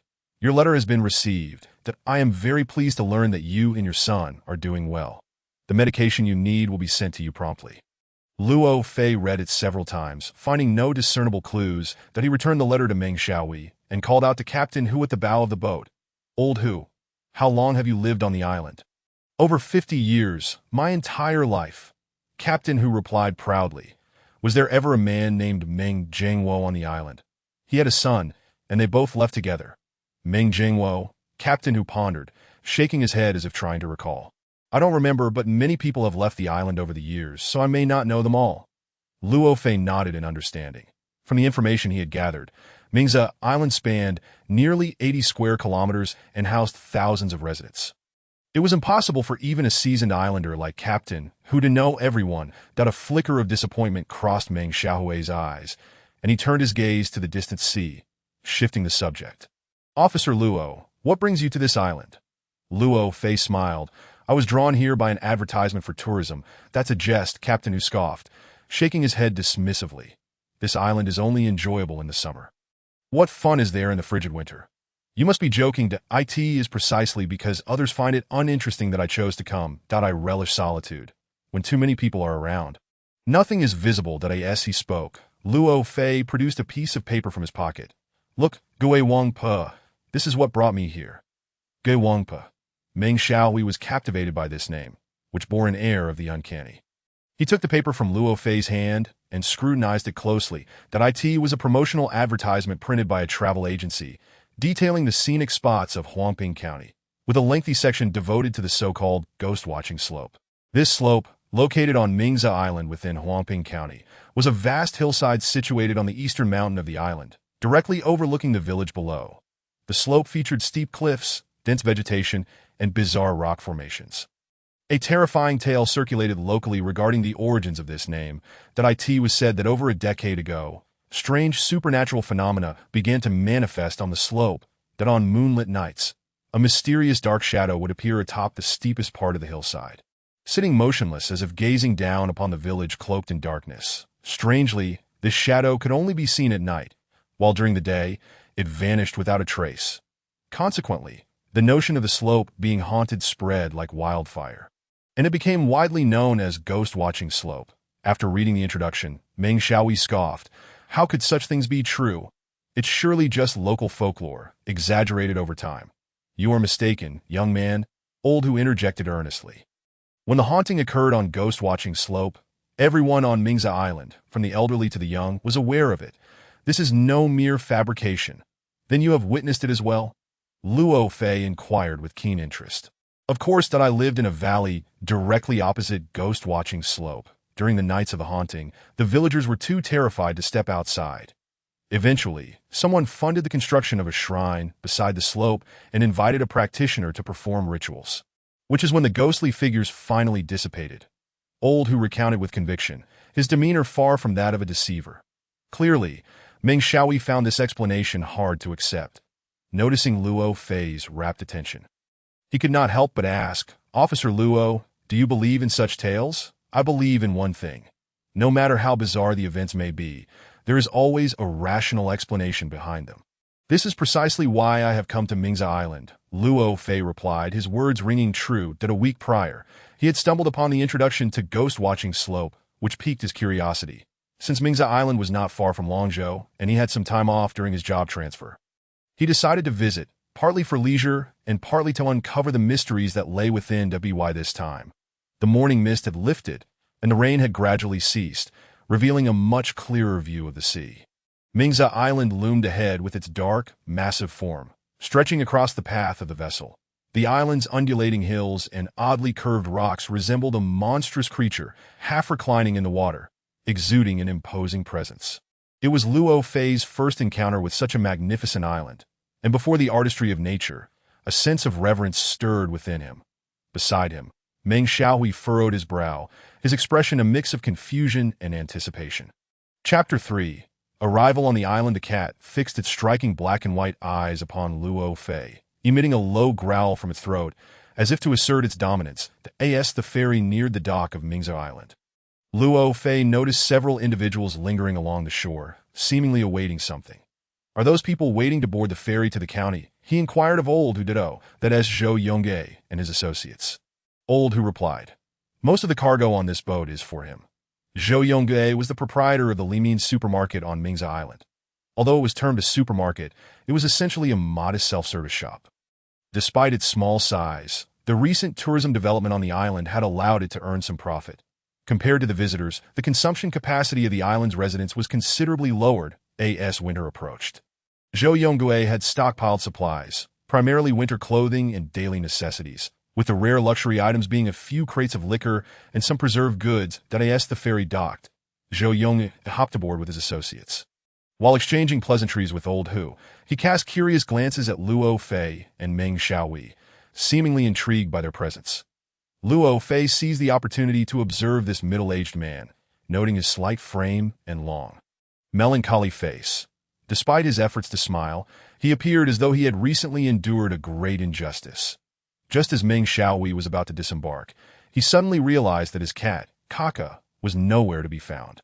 Hey, where's the cat I brought? He asked in haste. It seems to have run off that way. I saw it just a moment ago. The young boatman pointed towards the back of the vessel. Indeed, as Meng Xiaohui called for Kaka, a faint meow resonated from the stern. Following the sound, Meng Xiaohui approached the back of the boat, where a large canvas covered something that resembled a cabinet. The meowing emanated from beneath the canvas. As Meng Xiaohui lifted the canvas, he was taken aback and gasped in surprise. What is it? Luo Fei rushed forward, only to discover that beneath the canvas lay a pitch-black coffin, which startled him as well. Kaka, who had been curled up beside the coffin, now leaped onto its lid, meowing at its owner that I didn't mention it to avoid unsettling you. Old Hu said, approaching with a hint of guilt. This is a coffin ordered by the monk de Ping for the island. It hasn't held a body yet, so there is nothing to worry about. Indeed, the coffin was polished to a glossy sheen, exuding the scent of fresh paint, indicating it had only recently been completed.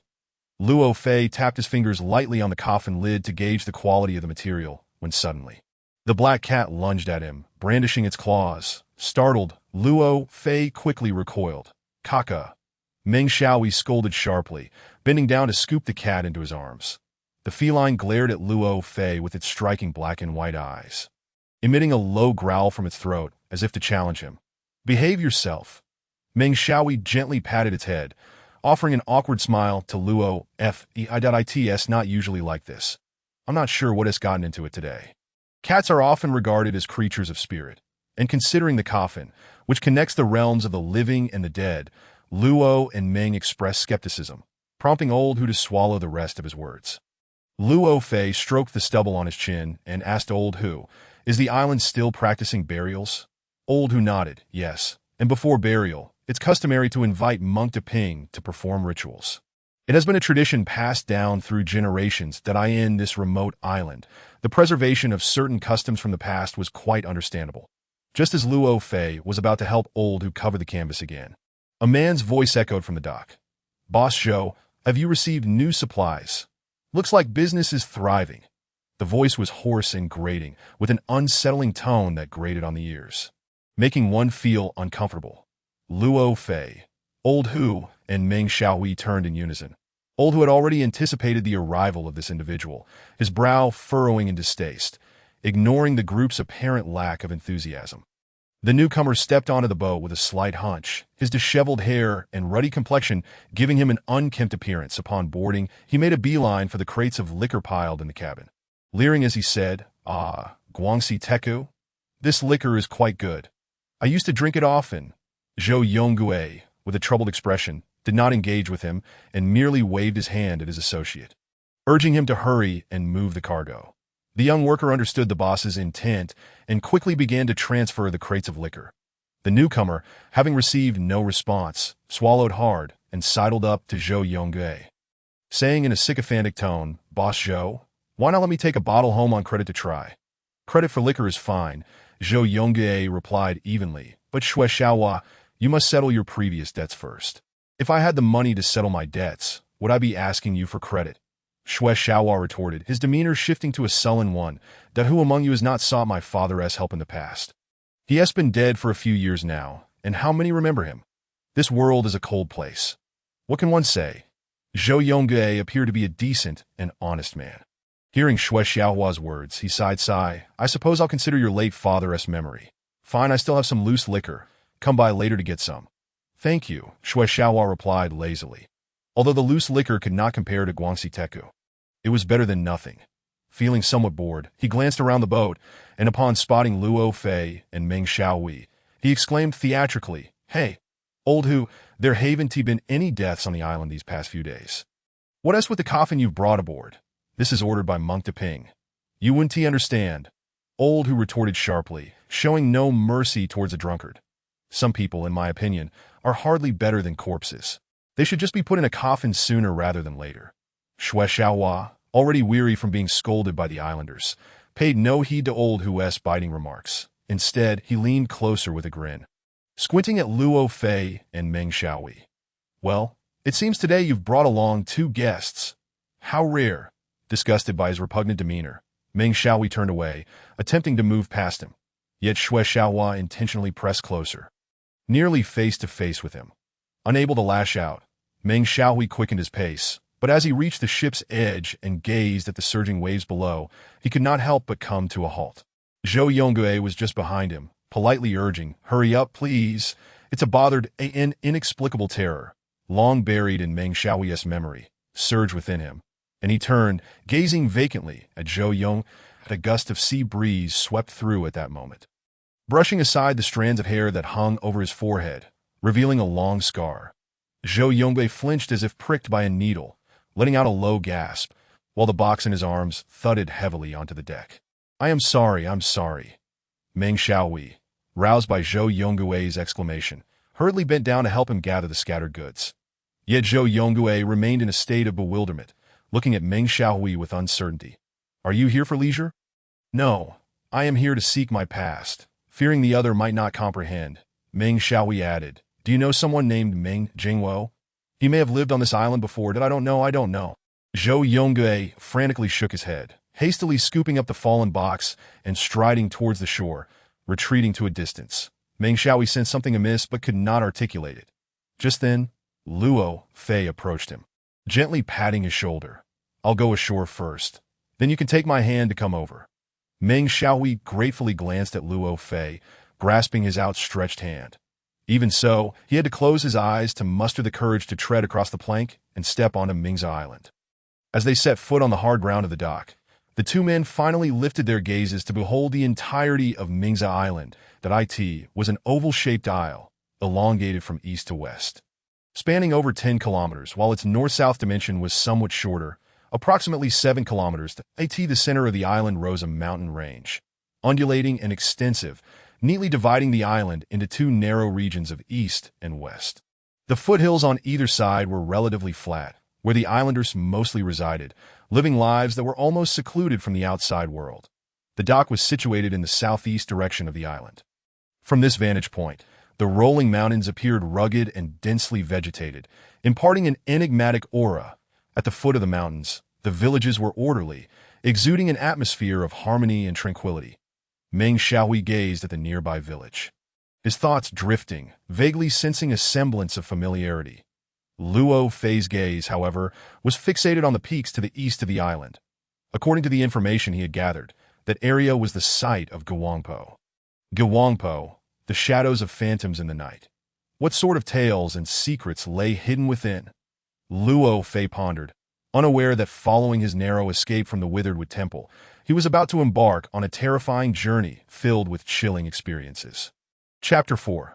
The Legend of Guangpo. It was the dead of night, when many were swept away in their dreams by the frigid seawater, losing not only their lives, but even leaving no remains. Compared to the size of Mingza Island, the current resident population was rather sparse. The islanders had previously relied on fishing or cultivating terraced fields in the gentler slopes for their livelihood. In recent years, they had ventured into tourism, adapting to their circumstances by slightly refurbishing their idle homes into quaint holiday accommodations for visitors. After arriving on the island, Luo Fei and Meng Xiaohui did not venture far before settling into a residence on the eastern side. The homeowner, Sun Facheo, was a warm-hearted elder. With his children working elsewhere, he was left alone at home. The arrival of Luo Fei and Meng Xiaohui was a welcome diversion for him, so he not only offered a generous price but also attended to them with utmost care. By the time the two had refreshed themselves, Sun Facheo had prepared lunch. The island's staple food was primarily sweet potatoes, and the accompanying dishes naturally included fresh fish and shrimp from the sea. Although the cooking methods were rather simple, the freshness of the fish and shrimp was tantalizing. The three gathered around the table, while the black cat, Kaka, squatted on the ground, relishing the fish heads and bones tossed by its owner. As Luo Fei ate, he inquired about the island's customs from Sun Facheo, and the conversation naturally turned to his purpose of visiting Guangpo. The legend of Guangpo? Oh, that is indeed true, Sun Facheo responded with keen interest, expounding at length. These days, they say we must dispel feudal superstitions. Outsiders surely do not believe in ghosts or spirits. However, if you knew what transpired on Mingza Island back in the day, you might not find it so strange. It is likely that even today, many wandering souls still linger on the island. Oh, what special events transpired on Mingza Island? Luo Fei inquired, a hint of curiosity piqued within him that I have not encountered any relevant information in the promotional materials. Such matters are best left unspoken. Revealing them would deter many from visiting. Sun Facheo replied in a hushed tone, feigning mystery. Mingza Island once housed thousands of residents, yet over a decade ago, a great maritime disaster struck, claiming more than half of the population. Over a decade ago, a maritime disaster. Luo Fei suddenly recalled something and blurted out, was it the earthquake in the East China Sea? Indeed, Sun Facheo nodded, casting a surprised glance at Luo Fei. I didn't expect you to know about it. The earthquake triggered a tsunami that unleashed waves akin to towering city walls, swallowing a significant portion of Mingza Island in an instant. It was late at night, and many were swept away in their dreams by the icy waters, losing not just their lives, but even their remains, without bodies to recover. Did they not become wandering souls? The earthquake that occurred in the East China Sea was now 18 years in the past. Luo Fei had read about it in local historical records long ago. The tsunami's impact on the mainland was minimal, yet it wrought catastrophic devastation upon this island. Consequently, even more than a decade later, the population had not returned to its former glory. Today's Sun Ficao recounted these past events.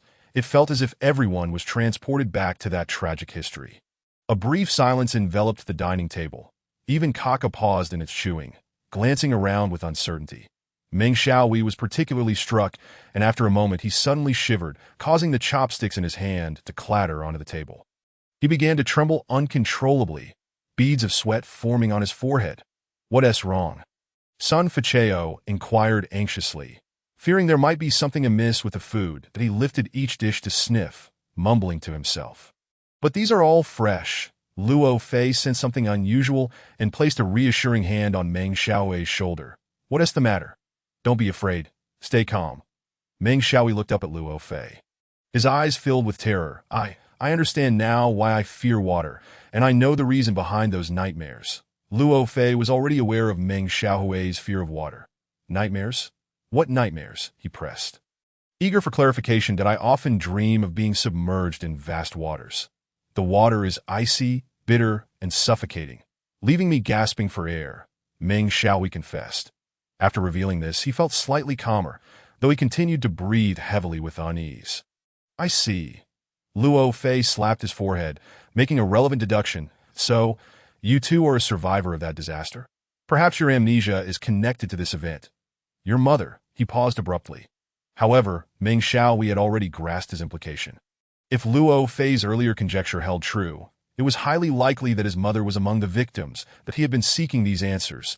Yet the sudden realization brought him an overwhelming shock beyond his expectations. Sun Ficao, taken aback, opened his mouth in confusion. Luo Fei explained Meng Xiaohui's situation to him, and he soon understood, looking at Meng Xiaohui with a mix of sympathy and astonishment. You must have been only 6 or 7 at that time. Right? My child, you truly are fortunate to be alive. Alas, even I, when I reflect on the events of that night, often find it hard to sleep. By the way, what was your father's name? Ming Jingwo, Meng Xiaohui replied, patting his pockets, only to suddenly freeze. Wait, where's that letter? Sun Ficao scratched his head in confusion, murmuring, Ming Jingwo. I don't recall anyone by that name. You might want to inquire with other elders. Perhaps someone knows. Meng Xiaohui busied himself searching for the letter, rifling through his pockets but finding nothing. Had he lost it? The thought of that letter being his father's relic and connected to his past filled him with both shame and frustration. Luo Fei had spent most of his time alongside Meng Xiaohui, and he recalled that the letter had only been taken out once on the ferry. After watching Meng Xiaohui put it back into his pocket, it was indeed strange that it was now inexplicably missing. Did you perhaps pack it into your bag? Luo Fei suggested to Meng Xiaohui. Meng Xiaohui shook his head vehemently. No, that is impossible, that I set down my bag to wash my face before eating. I never packed it. Let us search again later. It can't just disappear. Luo Fei encouraged Meng Xiaohui.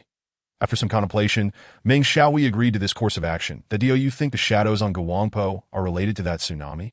After this brief interlude, Luo Fei redirected the topic back. Of course. The shadows began to appear in the days following the retreat of the tide. The survivors were busy rebuilding their homes amid the ruins at the mountain's foot. And every night, the shadows would manifest among the treetops on the distant hillside.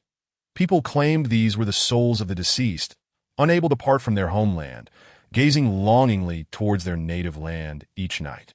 Such a notion is ultimately too subjective, Luo Fei countered. Perhaps it was merely the body of a refugee who perished in the tsunami. Some entertained that suspicion, yet many aspects remain inexplicable. Sun Ficao began methodically enumerating his points. First, if it were a corpse, why would it only appear at night? Secondly, the victims were all swept into the flood at the foot of the mountain. You ought to understand that those who drown will first sink to the bottom of the water, only to rise to the surface once the bodies have bloated. In fact, It was only after the flood had receded slightly that the corpses began to wash ashore. Therefore, while the floodwaters had indeed reached the slopes, it is utterly implausible for the bodies of the refugees to be caught in the treetops, though Sun Ficheo's words hold some merit. After a moment of contemplation, Luo Fei continued to inquire, when did this shadow disappear? Sun Ficheo squinted, adopting a rather enigmatic demeanor. As for the matter of ghosts, one must address the root of the problem. Later, the villagers set up a shrine at the foot of the hill to pay respects to the wandering souls. And thus the shadow naturally vanished. Upon hearing this, Luo Fei's mind sparked with new thoughts. Surely, this shadow is neither a corpse nor a spirit. It resembles a living person. Could it be that someone on the island is engaging in supernatural tricks?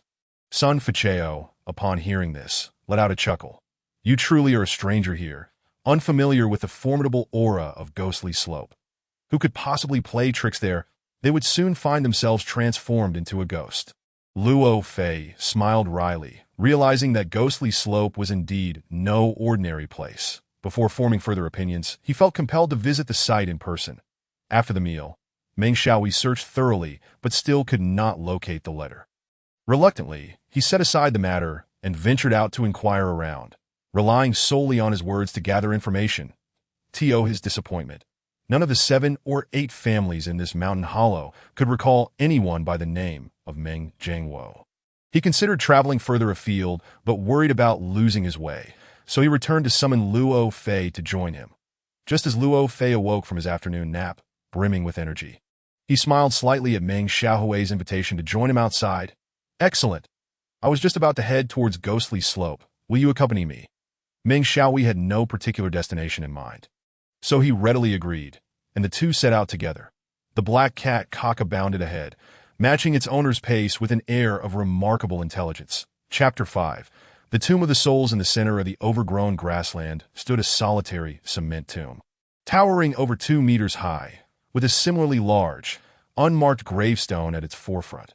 Meng Xiaohui and Luo Fei emerged from the mountain hollow, walking northward. They followed the winding path along the foot of the mountain, where the terrain varied from steep to gentle. Whenever they reached a flatter area, Meng Xiaohui would often pause to inquire about news of his father, yet he consistently received no fruitful leads. After an hour of walking, they estimated they had covered 3 or 4 kilometers, nearing the eastern direction of the island. The mountain path grew increasingly complex and steep, and human presence gradually diminished. After rounding a bend, a fork in the road appeared before them. From their perspective, the left path veered towards the northeast, presumably leading to the village at the foot of the mountain, while the right path inclined westward, seemingly ascending the mountain. Luo Fei halted to survey his surroundings for a moment, pointing towards the heights of the west with a composed voice. That should be Ghostly Slope.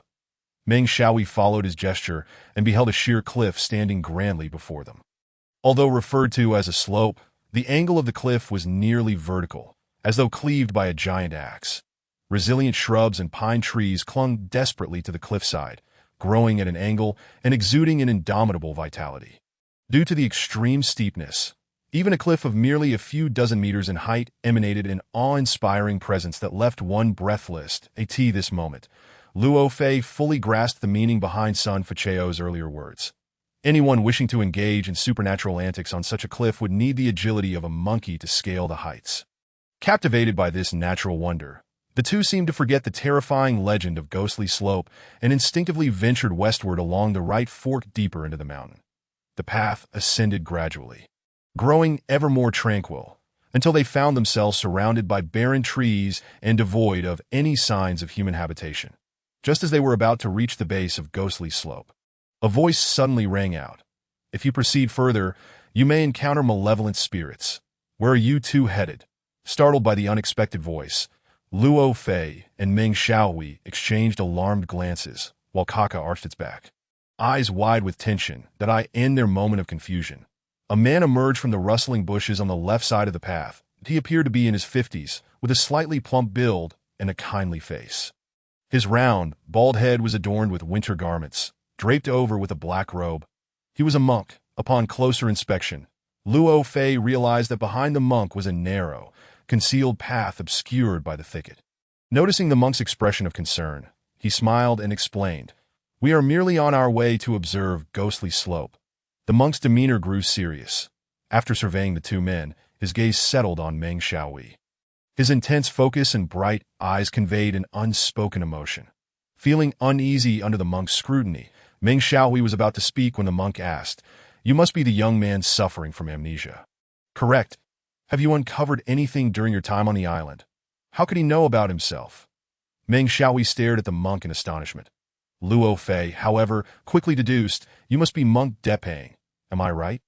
The monk pressed his palms together in a gesture of respect. "Officer Luo, your intuition is truly remarkable that as a monk. I possess no name. Depang is merely my Dharma name." At that moment, Meng Xiaohui recalled that Depang was indeed the monk who had ordered a coffin. As mentioned by Old Hu, he must have learned about their backgrounds from Old Hu. With his doubts resolved, Meng Xiaohui did not hesitate to share the relevant details of their time on the island. Upon hearing that Meng Xiaohui was a survivor of the recent tsunami disaster, a complex expression of mingled sorrow crossed Depang's face. With a sigh, he said, "Please, follow me. The answers you seek may lie within my knowledge." With that, Depang gestured for them to proceed, turning to lead them deeper along the narrow path. Feeling uncertain, Meng Xiaohui glanced back at Luo Fei, who nodded encouragingly, and together they followed. The path was overgrown with thorns. And fearing for Kaka's paws, Meng Xiaohui bent down to cradle the cat in his arms. Upon entering the thicket, the path gradually widened, but as Depang led the way. He occasionally turned back to provide brief explanations. This place seldom sees visitors. Even in summer, when tourists traverse the mountain, no one has ever discovered this path that is a resting place for souls and should not be disturbed. After approximately 5 to 10 minutes of walking, they arrived at a clearing that unexpectedly revealed a small, serene area. Depang halted, pointing ahead. "We have arrived. This is the shrine for the victims of the maritime disaster." Though Depang's voice was soft, both Luo Fei and Meng Xiaohui felt a shiver run through them upon hearing it that if this was indeed a shrine, it housed the souls of countless victims and was intimately connected to the lore of Ghostly Slope. From the outside, the shrine appeared modest, resembling a small temple. Guided by Depang, Luo Fei, and Meng Xiaohui stepped inside. They soon discovered that the interior was divided into two sections. The outer room contained bedding and various personal belongings. Likely Depang's living quarters that a young novice monk was tidying up within, and upon seeing the three men enter, he stepped forward respectfully, addressing Depang as master. Depang waved his hand dismissively. "Continue with your chores." The young monk nodded and retreated. "This is my disciple, Dharma name Huitong," Depang introduced. Luo Fei observed the young monk, who appeared to be around 15 or 16 years old, with an honest demeanor but an air of intelligence about him. Without lingering, the trio proceeded to the inner chamber. It seemed to be a place for Buddhist services, adorned with an idol, surrounded by incense, and featuring two meditation cushions on the floor. However, what primarily captured Luo Fei and Meng Xiaohui's attention was the coffin placed prominently in the center. This was indeed the same coffin they had seen on the ship, confirming that Monk Depang had indeed met with Old Hu, validating Luo Fei's previous suspicions. "This is where you perform rites for the deceased on the island, is it not?" Luo Fei surmised. "This new coffin arrived with us on the same boat. Has someone recently passed away?" "None recently," Depang replied.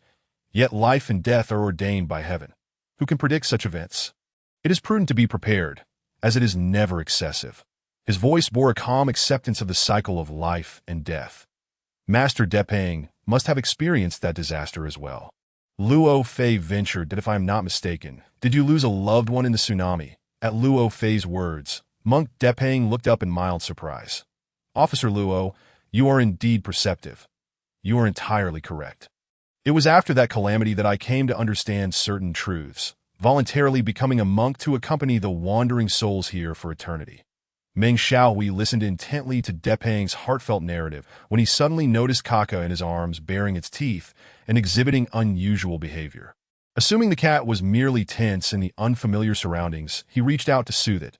But Kaka let out a yowl, leaping from his grasp and darting to the windowsill, disappearing outside in a flash. It seems the tales of black cats possessing supernatural abilities may not be entirely unfounded. Upon witnessing this scene, the monk Depang appeared unfazed. He pushed open a back door and stepped outside. Officer Luo, are you not intrigued by the legend surrounding Guangpo? Please, come and take a look. Luo Fei and his companion followed Depang to the rear of the house, where a solemn atmosphere immediately enveloped them. In the midst of the overgrown grass, a solitary cement tomb stood, towering over 2 meters in height, with a massive, unmarked gravestone erected before it that a black cat named Kaka prowled around the tomb. Arching its back, Depang approached, running his hand gently over the gravestone. Officer Luo, you are already quite familiar with the events that transpired at Kingho. It may be difficult for you to believe in the supernatural. But I must tell you that it was only after this shrine was constructed that the shadows of Guangpo vanished.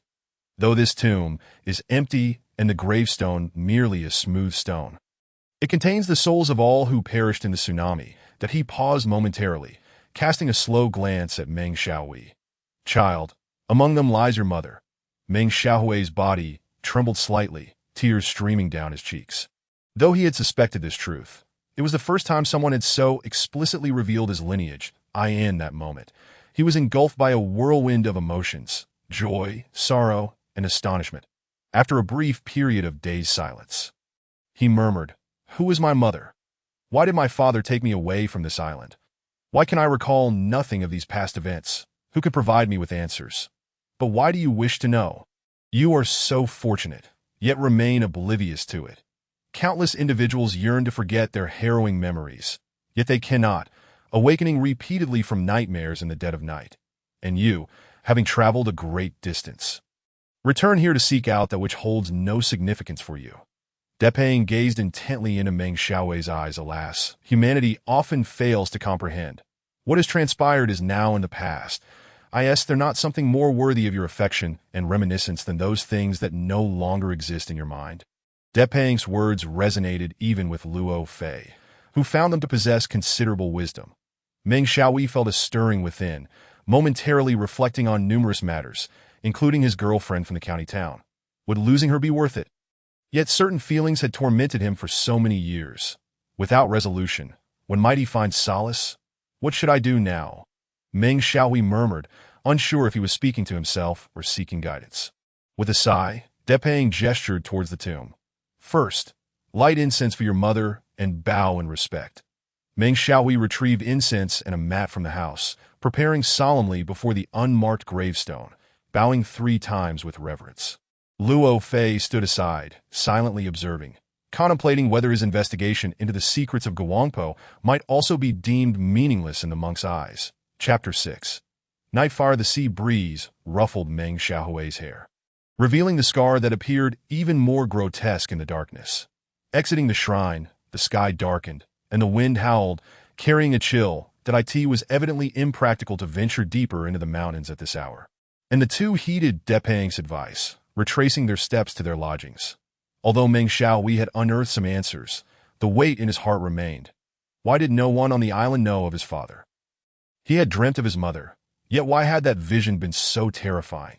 Who could elucidate these matters? Luo Fei was equally perplexed, the accounts of the Guangpo maritime tragedy becoming increasingly bizarre. Yet the islanders spoke in unison, devoid of deceit, rendering it difficult to discern the truth. The return journey was swift, with no significant delays. Approximately half an hour later, the valley where they were staying came into view. In the distance, they observed a figure pacing at the entrance, who immediately rushed over upon spotting them, hoarsely exclaiming, "You have finally returned. I've been waiting for you for quite some time." Luo Fei and Meng Xiaohui recognized the figure as Shui Xiaohua, who had previously solicited alcohol from them on the ferry. As he spoke, he sidled up to Meng Xiaohui with an insidious grin, ignoring Luo Fei entirely, as if he were invisible. Meng Xiaohui frowned. "What do you want from me?" "I brought you something," Shui Xiaohua replied slyly, extending his right hand, revealing the letter Meng Xiaohui had lost. Meng Xiaohui accepted the letter, regarding Shui Xiaohua with suspicion. "How did you come by this?" I found it in the cabin," Shui Xiaohua answered nonchalantly. "Found it? I doubt it was merely lying around. Perhaps you pilfered it from someone else's pocket." Luo Fei interjected coldly from the side. Shui Xiaohua cast a glance at Luo Fei, immediately cowed by his piercing gaze. Meng Xiaohui recalled how Shui Xiaohua had deliberately brushed past him in the cabin, and he could not suppress a disdainful snort, clearly agreeing with Luo Fei's assessment. Where you found it is of little consequence, Shui Xiaohua chuckled nervously, lowering his voice. What matters is that I know the answers you seek. Thank you, Meng Xiaohui replied curtly, his disdain for Shui Xiaohua palpable. However, I just returned from Depang's shrine and have little interest in what you have to say. Depang? Shui Xiaohua paused, then snickered derisively. He is probably avoiding you. Do you think he would share the truth? I know you want to believe me, but I have something else for you to see. As he spoke, Shui Xiaohua produced another piece of paper from his pocket and handed it over. Meng Xiaohui observed the greasy, glistening cuff of his sleeve and fought back his revulsion. Accepting the paper, it was a plain white sheet, folded neatly to fit into a pocket, appearing rather worn. Meng Xiaohui unfolded it and, upon glancing at its contents, turned pale, his breath quickening, his hands trembling slightly. Luo Fei leaned in closer, only to discover that the paper contained a crayon drawing. Before he could discern the details, Meng Xiaohui hastily refolded the paper. Casting a bewildered look at Shui Xiaohua, Shui Xiaohua squinted with satisfaction. So, do you now believe me or that wretched monk? Meng Xiaohui, clearly flustered, weakly countered, what is believing you change? Shui Xiaohua let out a laugh. Believing me is all that matters. I can reveal the entire truth to you. However, there are conditions. What conditions? Meng Xiaohui inquired. You must pay me a fee. Shui Xiaohua tilted his head, deliberating for a moment before naming his price. 2,000 yuan. Luo Fei discreetly tugged at Meng Xiaohui's sleeve. Turning to face him, Meng Xiaohui met his bright, steady gaze, feeling as if he had grasped a lifeline amidst the chaos that a sense of inexplicable reassurance washed over him. And after a moment's hesitation, he replied, well, I'll need to think it over. Then consider it. Shui Xiaohua said nonchalantly that I'll be here waiting for you at 10 tonight, that if you decide, come find me. With that, he turned and swaggered off, only to pause a few meters away to add, oh, keep that drawing. I have plenty more intriguing items where that came from. In no time, Shui Xiaohua had vanished along the winding mountain path. Meng Xiaohui remained rooted in place, his mind racing with the sudden turn of events. Luo Fei sensed the oddity but recognized it was a personal matter, so he cautiously asked, what's wrong? Do you need my help? No, it's fine. Thank you, Meng Xiaohui replied politely, redirecting the conversation. Let us head back. The landlord must be preparing dinner for us. Luo Fei nodded, and the two made their way back to their lodgings, one in front of the other. During dinner, Meng Xiaohui remained silent, burdened with thoughts. Luo Fei understood he was likely contemplating his impending meeting with Shui Xiaohua, but refrained from asking further. Due to the island's isolation from the mainland, various fiber optic cables could not be laid, rendering telephones and televisions non-existent. Fortunately, a small power station had been established on the island in previous years, allowing for the use of electric lights. With limited entertainment options, the islanders had developed a habit of rising early and retiring early. Shortly after dinner, the lights in every home began to extinguish, plunging Mingza Island into darkness as night fell. The temperature plummeted below freezing. Luo Fei climbed into bed early but found himself unable to sleep, so he took out a novel he had brought along. Before he knew it, he had read through 100 pages. Just as he was engrossed in the story, he heard the creak of a door next door, signaling someone's exit. Curiosity piqued, he glanced at his watch, confirming it was nearly 10 o'clock. He considered stepping out to inquire, but felt it inappropriate to meddle in others' affairs. However, given that Meng Xiaohui was a young man and the rendezvous point was not far from the village, he presumed nothing too alarming would occur. After a moment's deliberation, he decided to let it be. He listened intently as Meng Xiaohui stealthily slipped out of the courtyard, accompanied by gentle calls for the cat. That seemed he held a profound affection for the black feline, never able to part from it. The interruption of his thoughts rendered it impossible to concentrate on his reading, and fatigue began to set in. Luo Fei decisively extinguished the light and collapsed onto his pillow, perhaps fatigued from the afternoon trek along the mountain paths. He soon succumbed to slumber, in a state of drowsiness. He lost track of time until suddenly awakened by a cacophony of noise that he opened his eyes to find himself enveloped in darkness. Yet the clanging of gongs resonated in his ears, echoing from various directions. Hastily, he pulled on the light and prepared to don his clothes and investigate the source of the commotion. Just then, the sound of gongs reverberated from within his own courtyard. Luo Fei pushed open the window to see Sun Facheo, clutching a bronze gong, frantically striking it in the yard, his outer garments haphazardly draped over him, with buttons left unfastened. "What is happening?" Luo Fei called out through the window. "That there's a fire." Sun Fichao bellowed, "Everyone, hurry to extinguish it." Upon hearing this, Luo Fei immediately grasped the situation that on this remote island, communication was limited, and there were no professional firefighting services. Thus, when a fire broke out in a household, the immediate response was to strike the gong as an alarm. Those hearing the alarm were not only required to rush to assist, but also to join in the gong striking, ensuring that word spread rapidly, mobilizing the greatest effort in the shortest time to control the flames. That as a police officer, Luo Fei could not afford to remain idle in such circumstances. After dressing, he dashed into the courtyard. "Quickly, let us go." Sun Fichao, hearing the gongs echoing around them, nodded and was about to step outside when he suddenly inquired, "What about that young man who came with you?" Luo Fei paused, glancing at his watch. It was nearly midnight, and he wondered why Meng Haohui had not yet returned. However, there was no time to dwell on this, and he waved his hand dismissively. "Forget about him for now. Extinguishing the fire is our priority." The two men grabbed basins and buckets of water and exited the courtyard to the east. The sky was aglow, indicating the location of the incident. They quickened their pace toward it, the sound of gongs growing louder as more individuals joined in the effort. Approximately 20 minutes later, they arrived at the site of the fire. There were 7 or 8 households in close proximity. With the burning house situated in the middle, if the flames were not contained, it could easily spread to the neighboring residences. At that moment, over 100 people had gathered from various parts of the island, clustered around a few available wells in a state of chaotic disarray. "Calm down. Everyone, remain calm." A resonant voice cut through the clamor, commanding immediate attention. The previously tumultuous scene fell silent. The speaker was a middle-aged man in his 40s, with a broad forehead and a dark complexion, exuding a sense of maturity and composure. As the crowd gathered around him, he spoke clearly, "Listen to my instructions. Men aged 15 to 25 will fetch water from the wells. Those aged 25 to 35 will transport the water. Men aged 35 to 45 will combat the fire on site, while the rest will assist nearby households in moving their belongings to safety and tending to the elderly, women, and children." This initial arrangement may have seemed somewhat arbitrary, yet it was actually quite thoughtful. The youth possessed strength ideal for fetching water. The young adults had the endurance necessary for transportation.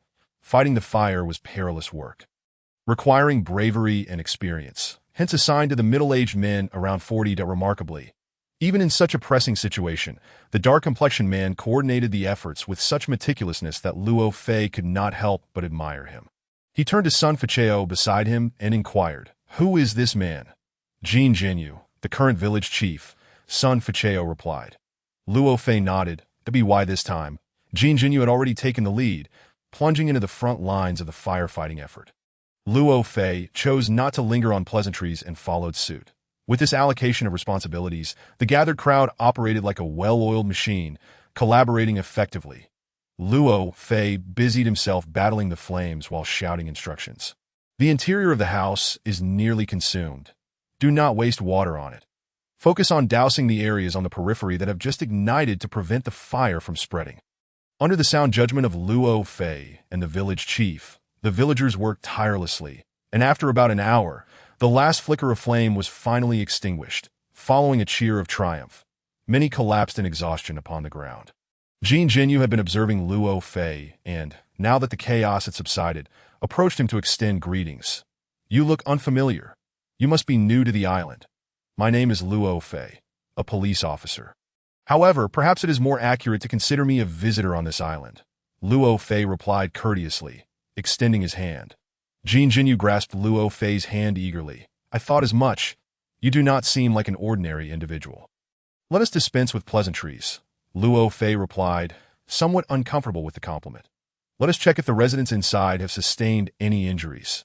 Strangely, in contrast to the fervor displayed during the firefighting, the crowd seemed indifferent to the well-being of the inhabitants. With some even chuckling and whispering, it would be a relief if he had perished. Noticing Luo Fei's furrowed brow, Jin Jinyu quickly explained, "There was only one person living in that house, and he is notorious on our island for his nefarious behavior. Everyone holds him in disdain." "Nefarious?" Luo Fei suddenly realized. What is his name? Shui Xiaohua. Jin Jinyu's answer confirmed Luo Fei's suspicions that no one knew how the fire had ignited.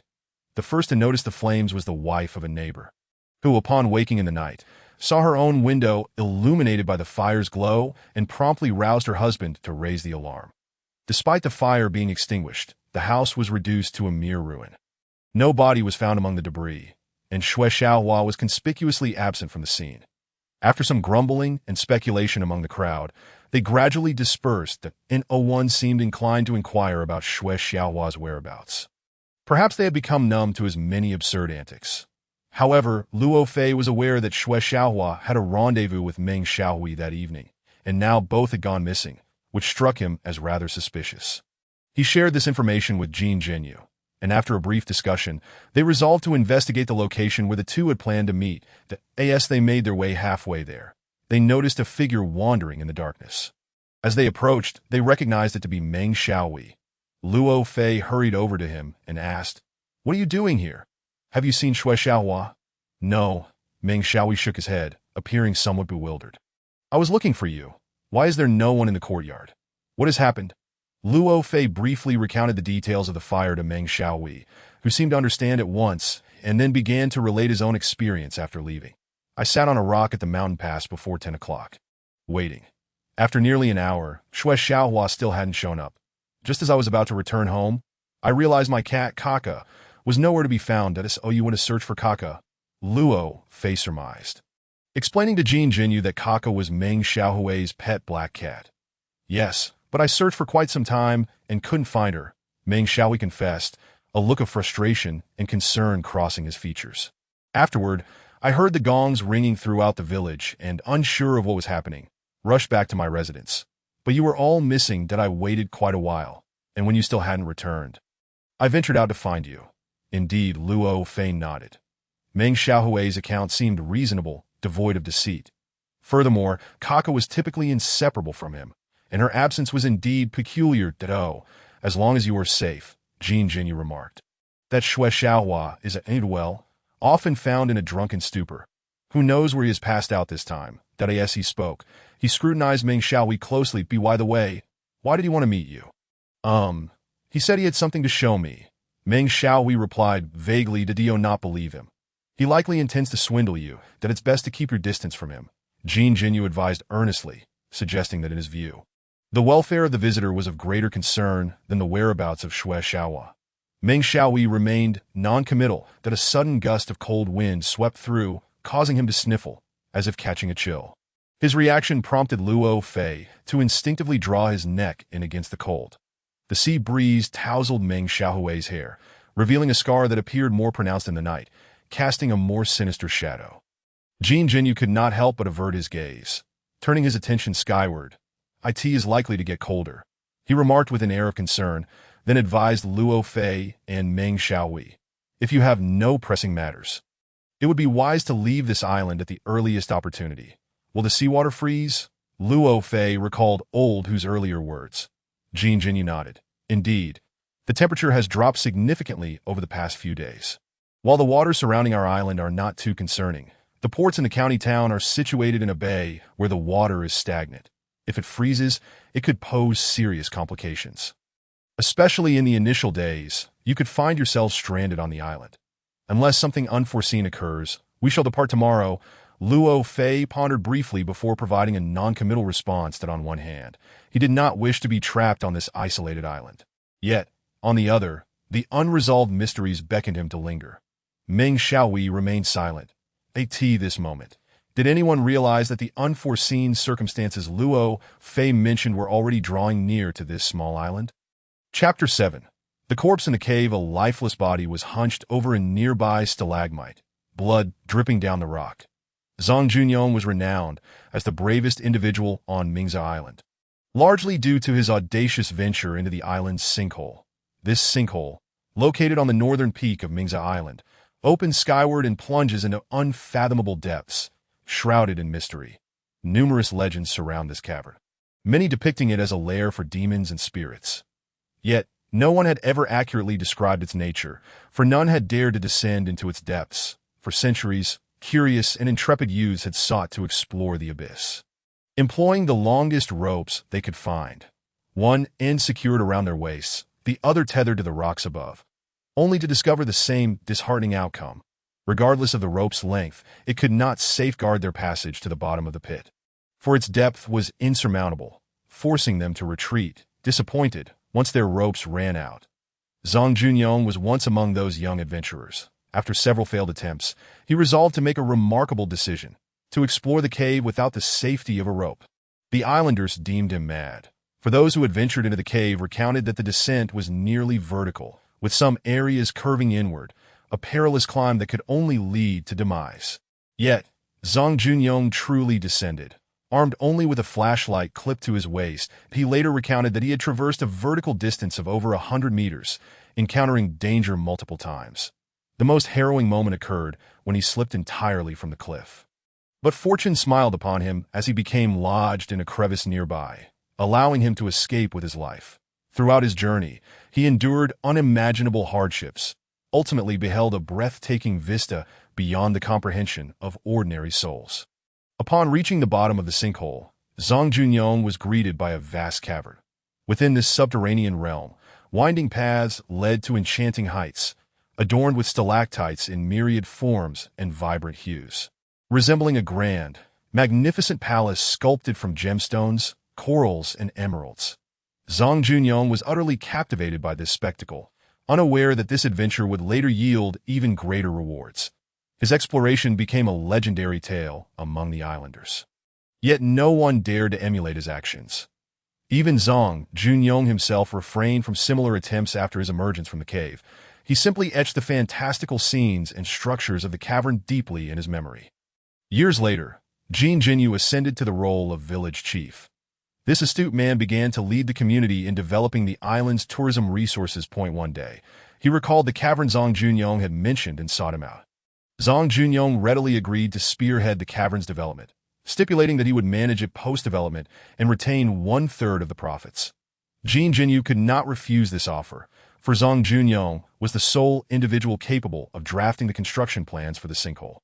The cave was successfully excavated, becoming the island's most alluring attraction, and Zhang Junyong consequently emerged as one of the island's first affluent individuals. During the frigid winter months, the cavern lay largely dormant. However, for the love-struck De Gang and Feng Jiao, it served an entirely different purpose. The previous night, a devastating fire had wreaked havoc upon the village, and as dawn broke, while the townsfolk remained ensconced in slumber, De Gang and Feng Jiao appeared at the cave's entrance. "Let us hurry inside. It's warm in there," De Gang said, noticing Feng Jiao's cheeks flushed from the cold, his heart aching for her. "I refuse to go in," Feng Jiao pouted. "Every time we enter, you turn into a rogue." Yet even as she spoke, she swiftly darted into the cavern. De Gang promptly turned on his flashlight and followed closely behind. After traversing a carved pathway, they reached the heart of the cave. "It's so warm in here. Like spring," Feng Jiao remarked as she shed her thick winter coat, revealing her curvaceous figure, capturing De Gang's gaze. "Why are you staring at me?" she teased. "It's pitch black in here. Your eyes are like a wolf's, frightening." Feng Jiao playfully turned her back on him. Gazing at her graceful neck, De Gang felt a rush of warmth surge through him. He rushed forward, enveloping Feng Jiao's soft form in a tight embrace. "What are you doing? Let go of me." Feng Jiao feigned resistance, but De Gang was undeterred, slipping his hands beneath the hem of her sweater. "Oh no, that's too cold," Feng Jiao exclaimed, her protest quickly morphing into intoxicating gasps. Her body softened, succumbing to De Gang's gentle tug, and they collapsed upon the freshly discarded coat, the flashlight rolling aside, its beam flickering amongst the distant stalactites. De Gang pulled up Feng Jiao's sweater, showering her satin-like skin with fervent kisses. Just as passion reached its peak, he abruptly halted. "Feng Jiao, why do you smell so sweet?" "I don't know," she replied, breathless. "It feels like something is dripping from above." Just then, De Gang noticed a drop of liquid land on his head. Surprised, he reached for the flashlight beside him and shone it upward. "Ah!" Feng Jiao's piercing scream echoed through the cavern, sending shivers down De Gang's spine as he beheld the sight illuminated by the beam. A corpse was hunched over a stalagmite not far above them, blood trickling down the rock. The lifeless head, grotesquely shattered, leaned out, eyes wide open, seemingly reveling in the sordid scene unfolding beneath it. The deceased was none other than Shui Xiaohua. News of the corpse discovered within the cave swiftly spread throughout the island. Since the cave entrance was located on the west side, Luo Fei and his companions received word a little later. Without delay, Luo Fei, accompanied by Sun Facheo, rushed to the scene. Upon their arrival at the cave entrance, a throng of villagers had already gathered, peering curiously and murmuring amongst themselves that a few attempted to venture inside, but were halted by a stout middle-aged man stationed at the entrance. This man, tall and broad-shouldered, with eyebrows arched in defiance, exuded an air of authority that as Luo Fei and Sun Facheo approached, he extended a large hand. "Don't go in. There is nothing worthwhile to see." Sun Facheo quickly interjected. "This is a police officer from Longzhou City." The man appeared slightly taken aback, his gaze scrutinizing Luo Fei with skepticism. Just then, a voice from within the cave called out, "Junyong, I know this officer. Let him in." The speaker was Jin Jinyu, who stepped forward and gestured towards the imposing figure, introducing him to Luo Fei. "This is Zhang Junyong. He currently manages this cave." Luo Fei had already heard of Zhang Junyong's exploits during the journey, and he scrutinized the man before him. "So you are the island's bravest?" Zhang Junyong nodded, unable to conceal his pride. It was evident he relished the title. Luo Fei offered a subtle nod of approval, then shifted the conversation. "Do you have a camera here?" Zhang Junyong promptly replied, "Yes. During the tourist season, I love to take photos with visitors as the discoverer of the cave." "My camera is quite high-end, even for the county. To go fetch it quickly," Jin Jinyu urged, then turned anxiously to Luo Fei. "Officer Luo, you must see this. Shui Xiaohua is dead." Without further ado, Luo Fei followed Jin Jinyu into the cave. After passing through a dimly lit passageway of over 40 meters, a vast natural cavern emerged before them. Not far from the entrance, a young couple sat entwined together. The woman buried her head between her legs, weeping inconsolably. The man, though attempting to comfort her, occasionally raised his head, his expression one of sheer terror.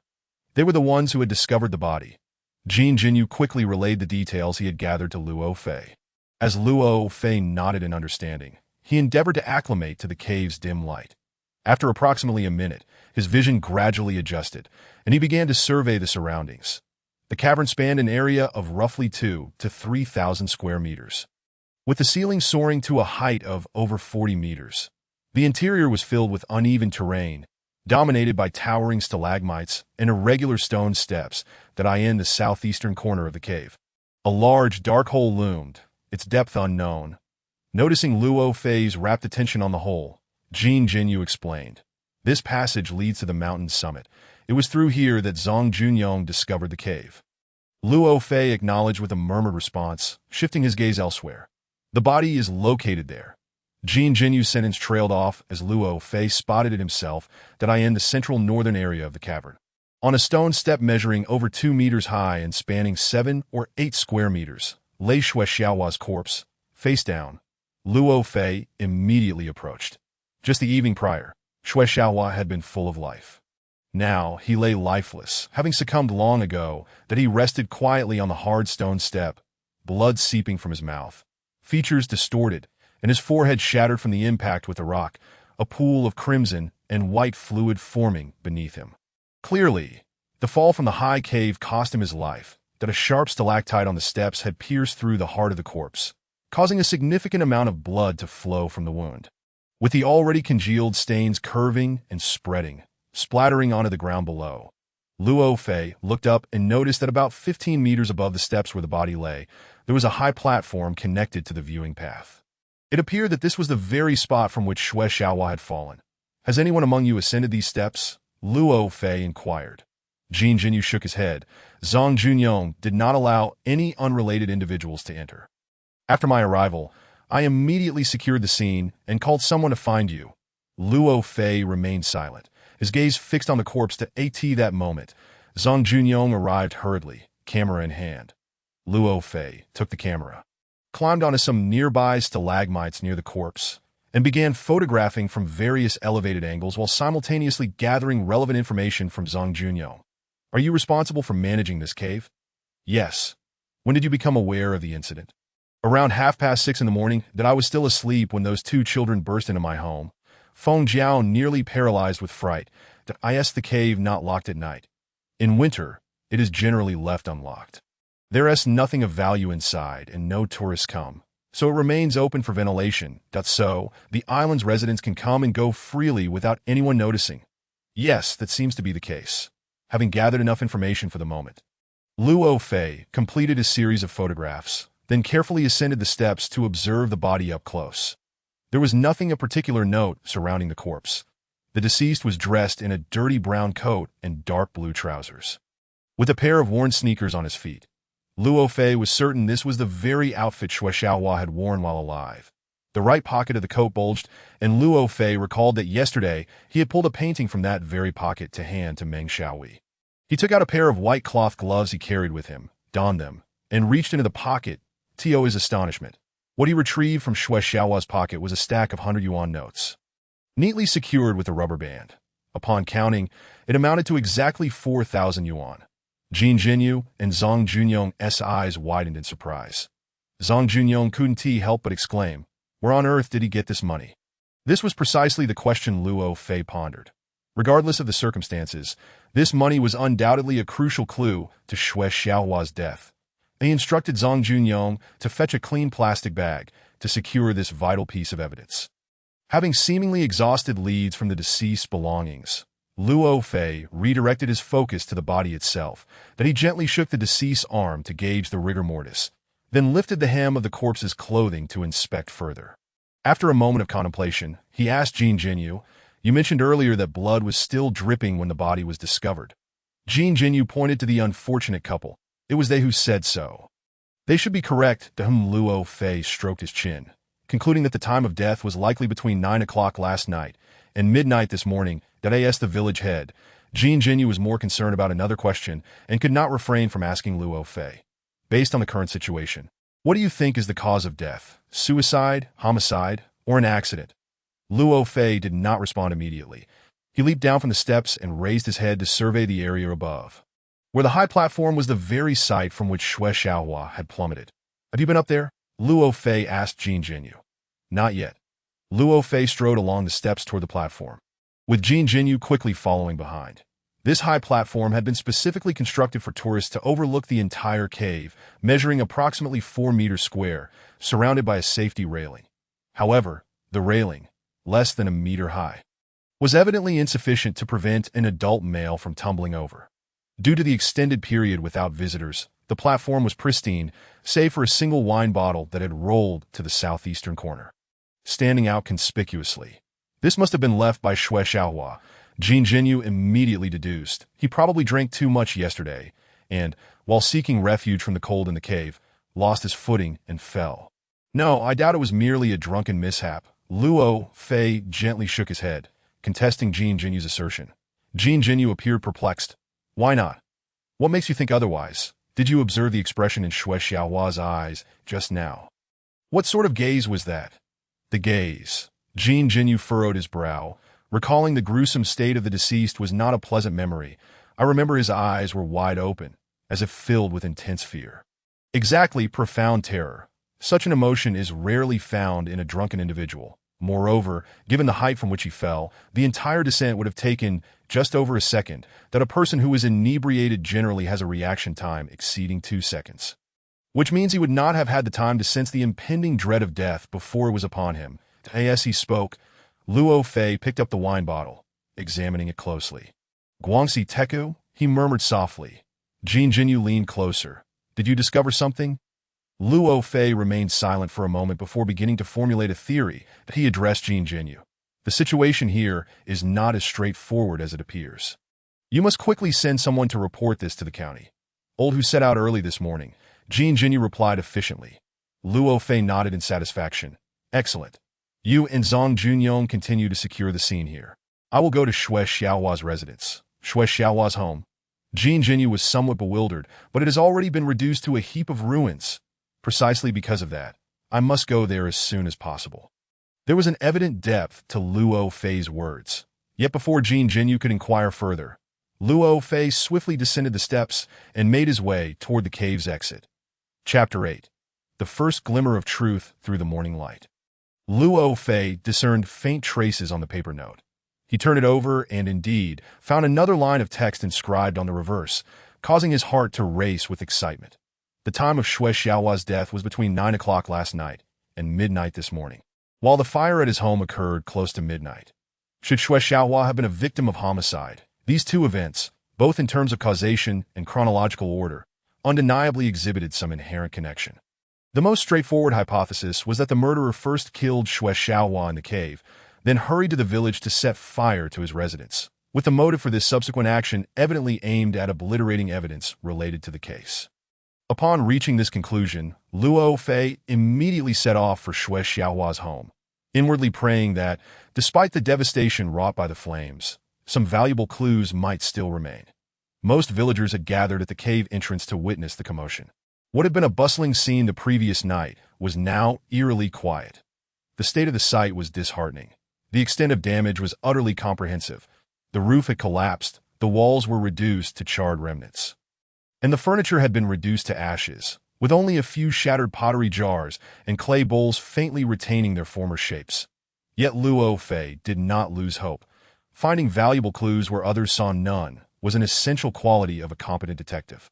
He meticulously scoured through the ashes and rubble, leaving no corner unchecked. To his slight relief, it appeared that the scene had not yet been disturbed by anyone else.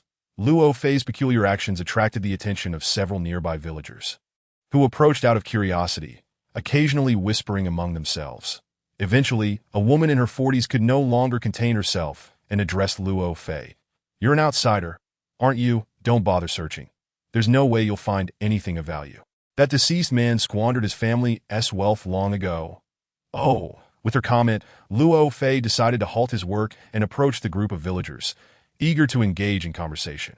Did this family once possess any assets?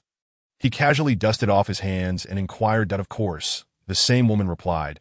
Her father was the most renowned doctor on our island during his lifetime, exceptionally skilled and of good character. Not only was the family prosperous, but everyone on the island respected him. The others nodded in agreement. Just as Luo Fei was about to ask further questions, an elderly man sighed and remarked, "They say dragons beget dragons and phoenixes beget phoenixes.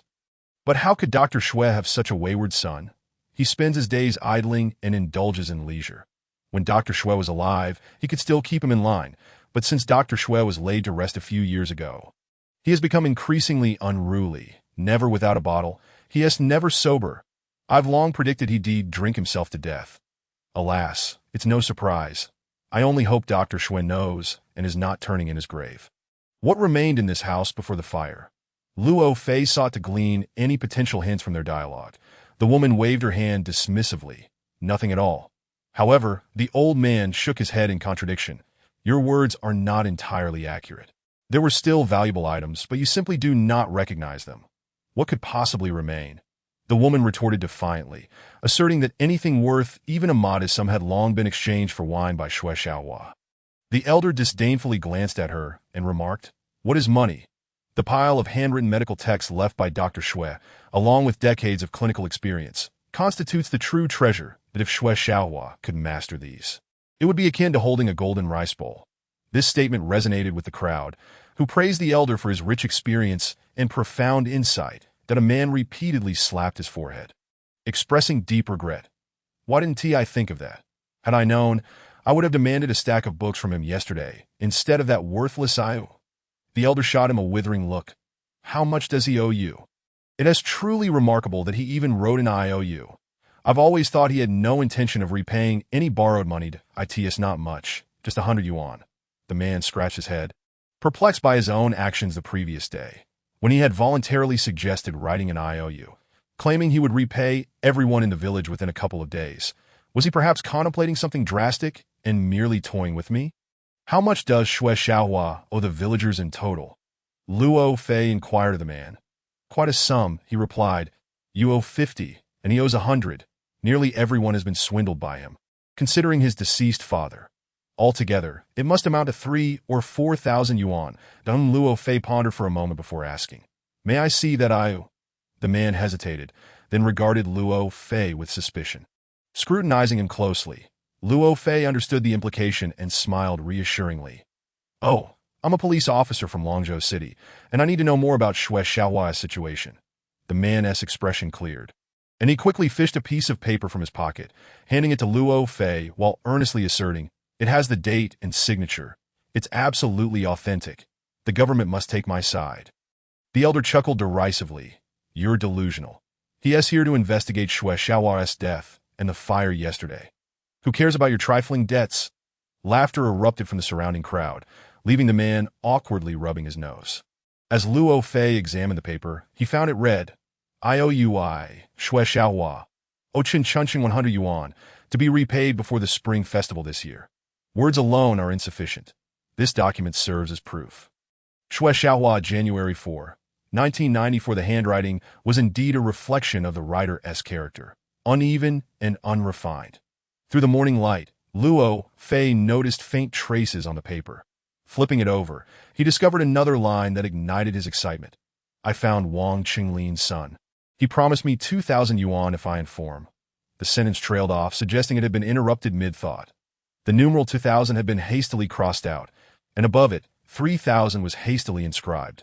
"When did Xue Xiaohua give you this IOU? What was he doing when you arrived? Was there anyone else in the room?" Luo Fei fired off a series of questions. "Probably around 7 in the evening," the man answered, feeling a bit more confident as the police showed interest in his information. "He was alone in the room, just about to leave when we exchanged a few words, and he jotted down this IOU. He seemed to have just finished writing something, as the paper and pen were still on the table." Luo Fei's mind raced. This was evidently a note that had been abandoned mid-composition, likely due to a change in the numbers, prompting Xue Xiaohua to reach for another sheet of paper to rewrite. When Chen Chunxing came to collect his debt, Xue had simply used the back of this discarded paper to draft the IOU. What might the incomplete message signify? Wang Qinglin's son, 2,000 yuan. Wang Qinglin's son was Meng Haohui. Indeed, Meng Zhengwo was merely a pseudonym for Wang Qinglin, which clarified why neither the father nor son had ever been recognized by the islanders, despite their confirmed residence on Mingzhou Island. This series of deductions was both lucid and logical, stirring a subtle excitement within Luo Fei. "Wang Qinglin," he called out loudly. "Does anyone know this individual?" "Which Wang Qinglin?" The elder replied unhurriedly. "He lived on the island over a decade ago. His wife perished in a tsunami, and he left with his son thereafter," Luo Fei recounted breathlessly. Before he could finish, the elder waved his hand to interrupt. "All right, I understand. This Wang Qinglin, like Dr. Xue, was an intellectual who fled to the island during the Cultural Revolution. Correct?" This was new information to Luo Fei, who listened intently while continuing to inquire. "Have you met his son?" "Of course," the elder replied, stroking his beard with satisfaction. Though Wang Qinglin's family resided on the outskirts of Shaanxi, they frequently visited us due to their friendship with Dr. Xue. During the tsunami, his son was merely 7 years old, a bright lad who, after the tragedy, became mute. It was Dr. Xue who eventually treated him. Not long after, the father and son departed, and they never returned. As the elder spoke, several older villagers reminisced and nodded in agreement. Why did they leave Mingzhou Island? Is it possible they harbored some unspeakable secret known only to Dr. Xue? Luo Fei's mind raced, following this emerging line of thought. Secrets? The elder paused, then shook his head. "I wouldn't know. Both Wang Qinglin and Dr. Xue were upstanding individuals. What secrets could they possibly have? They were city dwellers returning to where they belonged." Luo Fei refrained from commenting on the elder's words, yet an inner voice cautioned him. No, if it were a simple return to the city, why change their names? They must certainly be concealing something. To uncover the truth, the most straightforward approach now would be to question Meng Haohui directly. Chapter 9. The mysterious drawing the child's face was depicted with a series of small circles representing tears, suggesting a state of sorrow. The woman, however, portrayed merely a face devoid of features.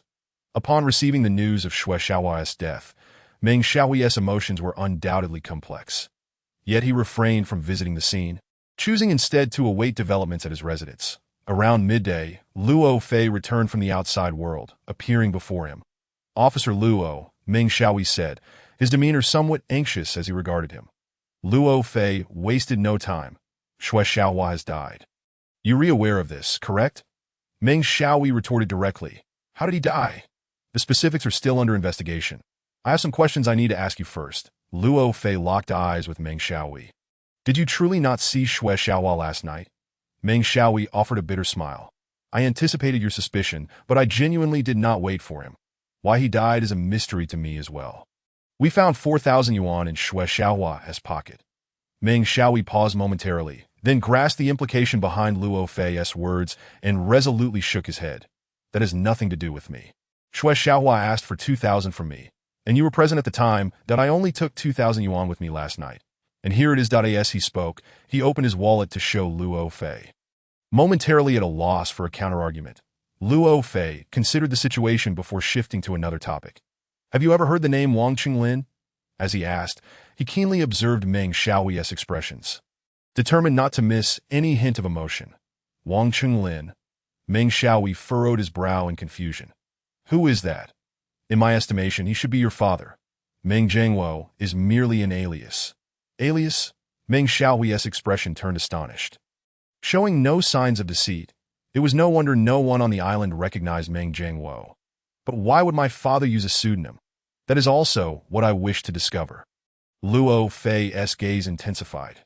What secret lay hidden behind this alias? Secret? I don't know. Meng Xiaohui evaded the question. I have amnesia. I remember nothing from the past, or else I wouldn't be on this small island. Luo Fei pressed on, relentless. Before coming to the island, you may indeed have forgotten everything, but surely last night Xue Xiaohua triggered some recollection in you. Didn't he? Otherwise, how could you endure his extortion and bring 2,000 yuan to meet him? What did he draw on that piece of paper that caused such a drastic change in your demeanor? What truth were you hoping to uncover from Xue Xiaohua? This barrage of questions seemed to overwhelm Meng Xiaohui, causing his breath to quicken. After a moment of wandering gaze, he muttered, I don't know. I truly don't know. These matters were originally your private affairs, and I shouldn't pry, Luo Fei noted, observing the other's discomfort. However, given the recent fires and murders on the island, which may be related to my inquiries, I hope you will cooperate with my investigation. Meng Xiaohui remained silent, yet it was evident that a fierce conflict was brewing within him. May I have a look at the painting that Xue Xiaohua showed you yesterday? Luo Fei directly articulated his request. Meng Xiaohui bit his lip, and after a moment, he finally managed to utter two words, all right. Slowly, he fished the paper from his pocket, presenting it to Luo Fei. The paper unfolded. A drawing emerged before Luo Fei's eyes. The lines on the paper were tender and clearly crafted by a child's hand. On the left side of the image stood a small child, while on the right was an adult woman. The two were separated by a distance. Each outstretched their arms, as if yearning to embrace one another. Several wavy lines adorned the paper, resembling ripples of water. The child's face was depicted with a series of small circles representing tears, suggesting profound sadness. The woman was portrayed strangely, with only her face sketched. Devoid of any features, puzzled by its meaning, Luo Fei furrowed his brow and inquired, What does this painting signify? I cannot comprehend it either, Meng Xiaohui replied, his expression morphing into one of bewilderment, sorrow, and fear. He continued, Let me show you something else. Opening his backpack, he retrieved a rolled-up piece of paper, spreading it across the table as he spoke. I haven't mentioned it before, but I am an artist, and I carry this piece with me wherever I go. This was an oil painting, characterized by intricate brushwork and rich layers, showcasing a high level of artistic proficiency. The overall color palette was rather somber, yet the content mirrored that of the previous child's drawing. A weeping child and a faceless woman, both with arms extended as if yearning for an embrace. Noticing Luo Fei's growing confusion, Meng Xiaohui proactively elaborated, I often experience dreams, fragments of which I cannot decipher. Thus, I have captured that fragment in a painting, hoping to find the answer while awake. Did I ask that child in the painting you? Luo Fei speculated. What about the woman? Is she your mother? Why is her face not depicted? In my dreams, she lacks a face. Meng Xiaohui gazed intently at the painting on the table, his eyes becoming somewhat distant. I do not understand why such fragments appear. Every time I behold it, an overwhelming sorrow washes over me, leaving my body cold and filled with inexplicable fear. His tone carried a chilling undertone, making one uncomfortable, and it seemed as though tears shimmered in his eyes. What about the painting Xue Xiaohua gave you? After a moment of contemplation, Luo Fei suddenly ventured a bold hypothesis. Could it be a drawing from your childhood? Does it represent some experience from before your memory loss? Meng Xiaohui nodded. I share the same sentiment, which is why I was so agitated upon seeing the painting yesterday. Every artist possesses their own unique style and habits in their brushwork, akin to handwriting, making it quite challenging to alter. Although these two paintings differ vastly in skill, a discerning eye would recognize that they originated from the same hand. But what does this fragment truly signify? Luo Fei stroked his stubble, unsure if he was posing a question or merely musing aloud. It pertains to my past, a recollection that has long since faded. You will not find the answer from me. Meng Xiaohui glanced at Luo Fei, then added softly, if I knew, why would I succumb to Xue Xiaohua's extortion? This was a simple truth, yet it instantly sparked a profound realization within Luo Fei. He stood frozen, murmuring, extortion? Yes, you do not know the answer, but someone does. Who? Who knows? Meng Xiaohui looked at him in confusion. That I am not certain yet, but at least I now possess a lead. Yes, he spoke. Luo Fei strode purposefully towards the exit. Chapter 10. Diligent inquiry. No, it cannot be. Jin Jinyu struggled to rein in his emotions. How could a woman holding a baby exist on the island? Zhou Yonggui's small shop was situated on the northeastern side of the island. When Luo Fei arrived, inquiring about him, Zhou Yonggui was not present. His wife, Guoguizhi, was bustling about with her assistant.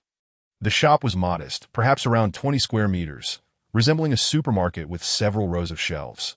Guoguizhi and her assistant were busy stocking the shelves with goods that I want to know where he is too. Upon learning that Luo Fei was searching for Zhou Yonggui, Guoguizhi immediately raised her voice in complaint. That scoundrel left early this morning and hasn't returned for lunch, but he doesn't care about the new stock. Does he want to wear me out? What did he go out for? To see the commotion? Of course that I truly do not understand why anyone would care about someone like Xue Xiaohua.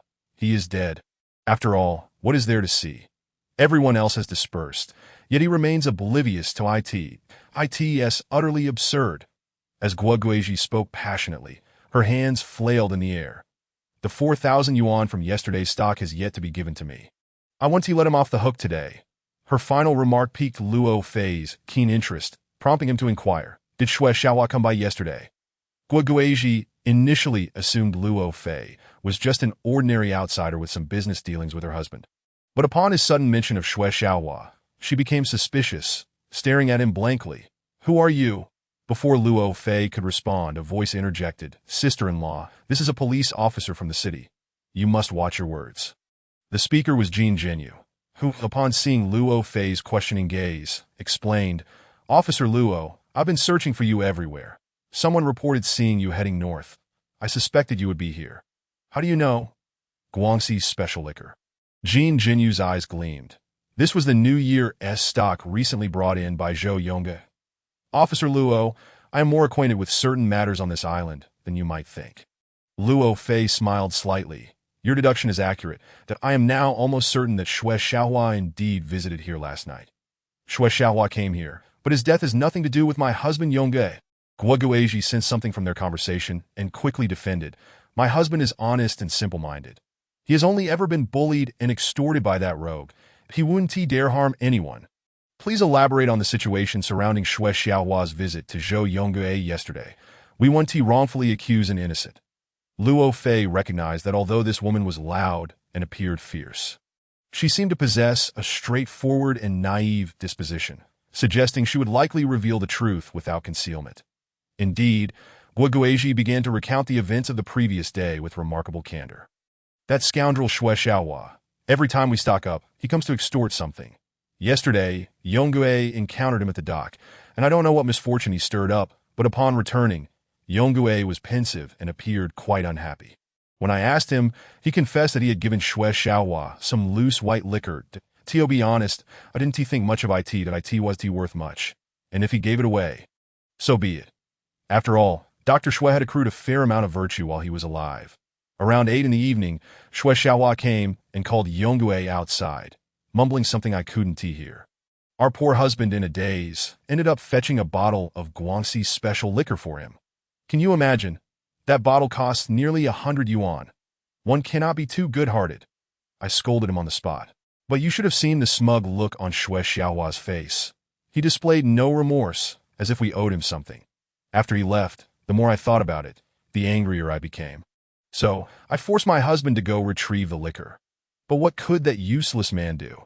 He was gone for over half an hour, and not only did he fail to reclaim the liquor, but he returned looking as white as a sheet from fright. You tell me, how did I end up marrying such a useless man? Guoguizhi finished her account in a flurry, panting as if still seething with indignation. Her rapid speech left little room for interruption. However, Luo Fei was particularly attentive to a detail she mentioned. You said Zhou Yongge returned with an unusual demeanor. Very unusual. He looked as if he had seen a ghost. Trembling as he spoke, that I have no idea what he was afraid of. Luo Fei and Jin Jinyu exchanged glances, each plunged into contemplation that a brief silence enveloped the little shop. Guoguizhi, noticing their silence, grew anxious. After a moment, she finally erupted again. Hey, what are you two thinking? You wouldn't be suspecting my Yongge, would you? He absolutely lacks the courage to harm anyone. He also mentioned that Xue Xiaohua left with a woman. A woman? This sudden lead rendered Luo Fei momentarily stunned. Yes, and she was a woman holding a baby. A woman holding a baby. Upon hearing this, Luo Fei felt a peculiar sense of intrigue. However, Jin Jinyu's reaction was abrupt. His face paled, and his lips trembled slightly. What is wrong? Luo Fei noticed his unusual demeanor. Is something amiss here? No, it cannot be. Jin Jinyu strained to suppress his emotions.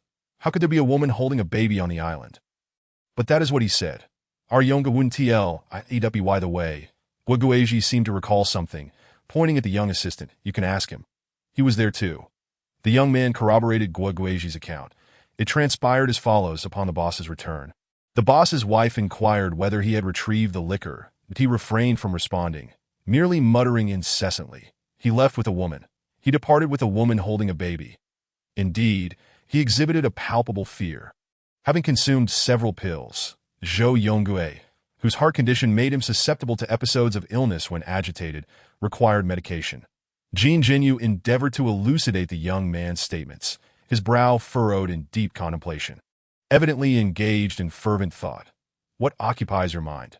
Luo Fei's gaze remained fixed on Jin Jinyu, denying him any opportunity to conceal his emotions. Jin Jinyu hesitated momentarily, signaling to Luo Fei with a glance, suggesting, let us discuss this later. Was there something you found difficult to articulate? Luo Fei opted to set this aside for the moment and continued his inquiry with Guoguizhi, posing his final question. At what time did Zhou Yonggue leave today? Early, around 7 o'clock, I believe. Upon hearing of Xue Xiaohua's death, he immediately departed and has yet to return. Once he returns, you must contact us without delay, Luo Fei instructed, departing from Zhou Yonggue's modest establishment. Overall, he deemed the visit fruitful. He now required a quiet moment to reflect and reassemble the clues he had gathered. Luo Fei ambled along the mountain path at a leisurely pace, occasionally furrowing his brow. Inhaling deeply or running his fingers through his hair, at times he paused to gaze skyward, as if seeking answers from the vast expanse above. Throughout this process, Jin Jinyu trailed behind, lost in his own thoughts. Enough, Luo Fei finally turned to Jin Jinyu, stating, you must expedite the search for Zhou Yongge. It is of utmost importance that you suspect he could be the murderer. Not at all that he possesses extensive knowledge. Yet he is not the culprit. Why so? Because of the 4,000 yuan. Observing Jin Jinyu's confusion, Luo Fei elaborated, you arrived late and are unaware of a crucial detail. The 4,000 yuan found in Xue Xiaohua's pocket was given to him by Zhou Yonggue. Jin Jinyu appeared astonished. What purpose did Zhou Yonggue have in giving him money? The answer to that question should lie herein, Luo Fei replied, retrieving a piece of paper from his pocket and handing it to Jin Jinyu. This is a note Xue Xiaohua began drafting before he left last night. Take a look. What do you make of it? I found Wang Qinglin's son. He agreed to give me 3,000 yuan. Instructing me to tell Jin Jinyu to read the remainder of the note, he fell silent momentarily. Luo Fei endeavored to guide Jin Jinyu's reasoning. You should be familiar with Wang Qinglin. Right. Meng Xiaohui is his son. Wang Qinglin, I recall him somewhat. Jin Jinyu seemed taken aback. So Meng Aigua and Wang Qinglin are one and the same? I remember they left Mingza Island many years ago. Why have they even changed their names? Within this lies the secret we must investigate, as well as the leverage Xue Xiaohua possessed for extortion. Extortion. Are you suggesting he demanded 2,000 yuan from Meng Xiaowei? No, he extorted from others. Others? Jin Jinyu chuckled, appearing confused that I do not comprehend. Examine this note. It is clearly not intended for Meng Xiaowei. The crux of the matter is that Shui Xiaohua initially wrote that he was demanding 2,000 yuan from Meng Xiaowei, but later altered it to 3,000. That it can be surmised that he soon realized such a direct correction was improper, thus discarding this note, likely opting to draft another. Who was it intended for? And why the increase in the demanded sum? Luo Fei paused for a moment, observing Jin Jinyu's inability to provide an answer, before continuing his explanation. Upon viewing the contents of the note, one might easily conclude that the recipient and Shui Xiaohua were accomplices. However, given Shui Xiaohua's unscrupulous nature, he would only conceal the amount received from an accomplice, reducing the sum he demanded rather than increasing it. Therefore, we must adopt a different perspective. The note was addressed to individuals who wished to prevent Shui Xiaohua from divulging certain matters to Meng Xiaowei. Thus, Shui Xiaohua used this as leverage, inflating the amount he sought from Meng Xiaowei in hopes of extracting more from these individuals. These individuals? Are you suggesting there's more than one? So Zhou Yongui is among them. Indeed, Zhou Yongui acquiesced to his extortion. Thus he cannot be the murderer. Are you implying the murderer is someone who was extorted yet refused to comply? The reasoning was not overly complex. Upon grasping this, Jin Jinyu inquired further. Who else has been extorted? Are there deaf mutes on Mingzhou Island? Luo Fei suddenly posed a seemingly unrelated question. Jin Jinyu shook his head vehemently. There has never been one. That is rather peculiar. Luo Fei mused, lowering his head in contemplation before shaking it, seemingly grappling with an elusive question. Ultimately, he surrendered to his thoughts, muttering to himself, once we locate Zhou Yongui, all mystery should unravel. By the way, Luo Fei suddenly looked up at Jin Jinyu. Is there, or has there ever been, a woman with a baby on the island? Why did your emotion seem somewhat incongruous earlier? Currently, there is absolutely no such woman on the island. That as for my earlier tension. Jin Jinyu regarded Luo Fei with an unusual gaze. Officer Luo, I have heard that your visit to Mingzhou Island aims to unveil the secret of Guangpo. That was indeed my intention. Luo Fei was taken aback by the sudden shift in topic. Then it appears you are unaware. The shadow that once appeared at Guangpo was said to be that of a woman holding a baby. What? The case had unexpectedly intertwined with the legend of Guangpo, leaving Luo Fei feeling perplexed. Of course, this is merely hearsay. Jin Jinyu changed his tone. In truth, I do not subscribe to tales of the supernatural. However, when Guoguizhi mentioned the woman with the baby, and knowing you came here for Guangpo, it sparked a connection in my mind, hence my unusual reaction. Nonetheless, there have been no recent births on the island. How do we explain that? Faced with this newly emerged situation, Luo Fei found himself equally at a loss. He suddenly recalled Jin Jinyu had rushed to find him for a reason, prompting him to ask, "Did you come to see me for a particular matter?" "Yes, there is something I believe you should be informed of promptly." Jin Jinyu's expression turned grave. Old who has just returned. The waters at the port have frozen, making it impossible to reach the county for the next few days. Luo Fei's heart sank. This meant that, at least for a time, he would once again find himself trapped in an isolated environment, akin to his experience on Nanming Mountain. Chapter 11. The Lost Dream. My father told me that this dream was utterly meaningless, merely a dream. And he spoke of it lightly, striving to mask his emotions. Yet his face betrayed a profound astonishment. Given the temperature inside the cave was considerably warmer than outside, and with the island temporarily cut off from the outside world, the body of Shui Xiaohua required immediate attention.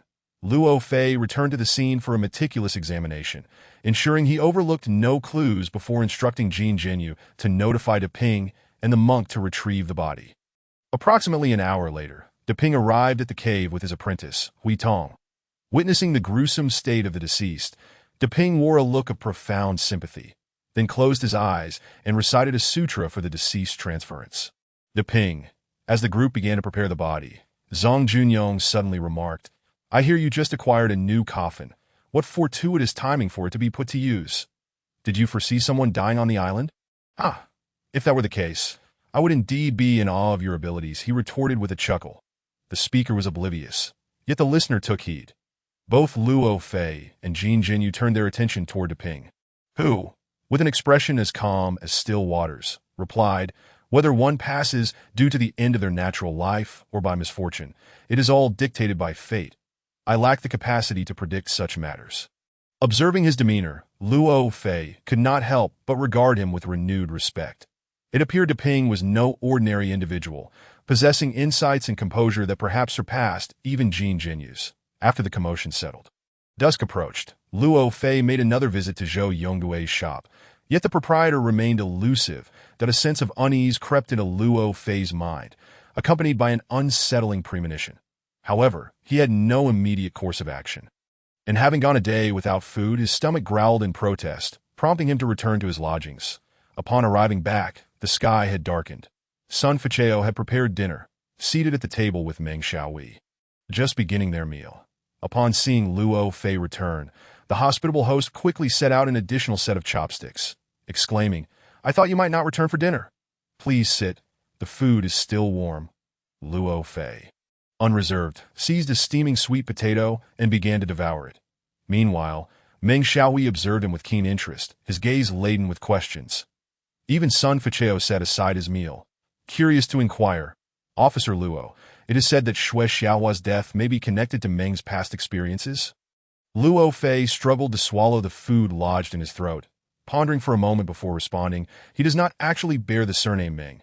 His surname is Wang. His father's name on the island was Wang Chenglin. Are you aware of that? Wang Chenglin. Sun Facheo shook his head, still unable to recall. That it's quite normal if you don't remember that as far as I know, they lived on the western side of the island back then, and only maintained a close relationship with Dr. Shui on the eastern side. Luo Fei licked his lips and inquired again about the shadow seen on Guang Slope back then, which was said to be a woman holding a baby. Why didn't you mention this to me earlier? It is said that way, but I have never seen it with my own eyes. When the shadow appeared at night, some audacious young men ran down to the slope to take a look. And that is how this rumor spread. However, village head Jean forbade us from discussing this with outsiders, claiming it was too eerie, that it would not only fail to attract tourists but also frighten them away. Who told you about this? It was your village head Jean who informed me. Noticing Sun Facheo's look of confusion, Luo Fei added, Zhou Yongga mentioned he saw Xue Xiaohua walking with a woman holding a baby last night, which is why he brought it up that Sun Facheo nodded, but soon began to murmur in confusion. A woman holding a baby? In the past year, I haven't heard of anyone on the island having a child. Suddenly, Meng Haohui appeared as if frozen, staring intently at Luo Fei, his facial muscles twitching involuntarily, as if he had seen something extraordinarily bizarre. What is wrong? Luo Fei looked into his eyes, his gaze seemingly possessing a strange power that momentarily alleviated Meng Haohui's tension. The young man shook his head, muttering to himself, "Impossible. How could that be? That's too strange." "What is strange?" Luo Fei immediately pressed for an answer. Meng Haohui's throat moved, yet no sound emerged. It seemed that certain thoughts within him were reluctant to be voiced. However, under Luo Fei's piercing gaze, he ultimately relented, trembling as he spoke. "Do you remember that painting? It depicts a scene that appeared in my dreams that I end the dream. That woman was indeed holding a baby. That woman, your mother. Are you saying that in your dream, your mother was also cradling a baby?" Yes. But why didn't you paint him?" Meng Haohui remained silent for a long while before finally responding in a hoarse voice. "Because I do not wish to see him. I hate him. I despise him."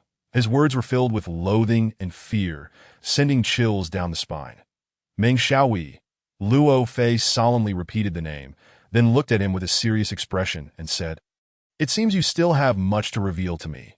Perhaps you believe this is your personal matter, that you have the right to keep it to yourself. However, fires and homicides have been occurring consecutively on this island, and certain elements of the cases are revealing a connection to the secrets behind you. You must disclose everything you know. We need to have a serious conversation." Meng Haohui bit his lip, his thoughts tumultuous. Sun Facheo appeared bewildered, but the expressions of the two guests made him hesitant to ask further questions, forcing him to suppress his myriad of confusions. After dinner, Luo Fei entered Meng Haohui's room, shut the door, and sat across from him. After allowing a moment for emotions to settle, he spoke first. "All right, let us begin now. Tell me your story, everything. From the moment you can remember, your father, your life, your dreams, any valuable and meaningful details. Do not leave anything out. You must understand, This is also in aid of yourself, for the answers you seek are intricately linked to the resolution of the case. Luo Fei's final statement evidently struck a chord with Meng Haohui, who looked up at him and, after a moment of silence, began to narrate his tale that I have previously mentioned that in my memories. My early childhood is a blank slate, but I do not recall where I was born or raised, nor do I remember what transpired during that time, that my life seemed to gain significance only at the age of 7. And all my memories began from there that I lived together with my father, who was a cultured, magnanimous, and knowledgeable man, and he showered me with affection, caring for me deeply. Yet, he never spoke of my mother. Not even a word, as if such an important person had never existed in our lives that we resided in Qingdao, with no relatives or close acquaintances around, that my father explained that our family suffered severe persecution during the Cultural Revolution. All our relatives perished, and only the two of us managed to escape to an entirely unfamiliar city, where we settled thereafter. I was not very talkative as a child, and was not adept at socializing. Yet I possessed an innate interest in painting, that my father paid great attention to nurturing this talent, and by my early teens, I had already begun to make a name for myself in the local art community. Had life continued in this manner, I would have faced no issues. However, as I grew older, certain hidden aspects of my heart, what I believed to be the memories I have lost, began to stir. Of course, these things were vague and unclear, often appearing as fleeting fragments or images in my dreams. Such dreams left me feeling both bewildered and intrigued. I endeavored to experience them, to capture something within them, even feeling a sense of anticipation, until one day, the appearance of a particular dream changed everything. Yes, I am speaking of the scene depicted in that painting that I do not know what it truly signifies.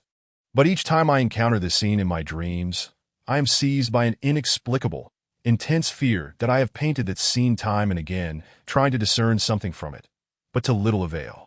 As you have guessed, the woman in the dream is likely my mother, holding a baby. Who is he?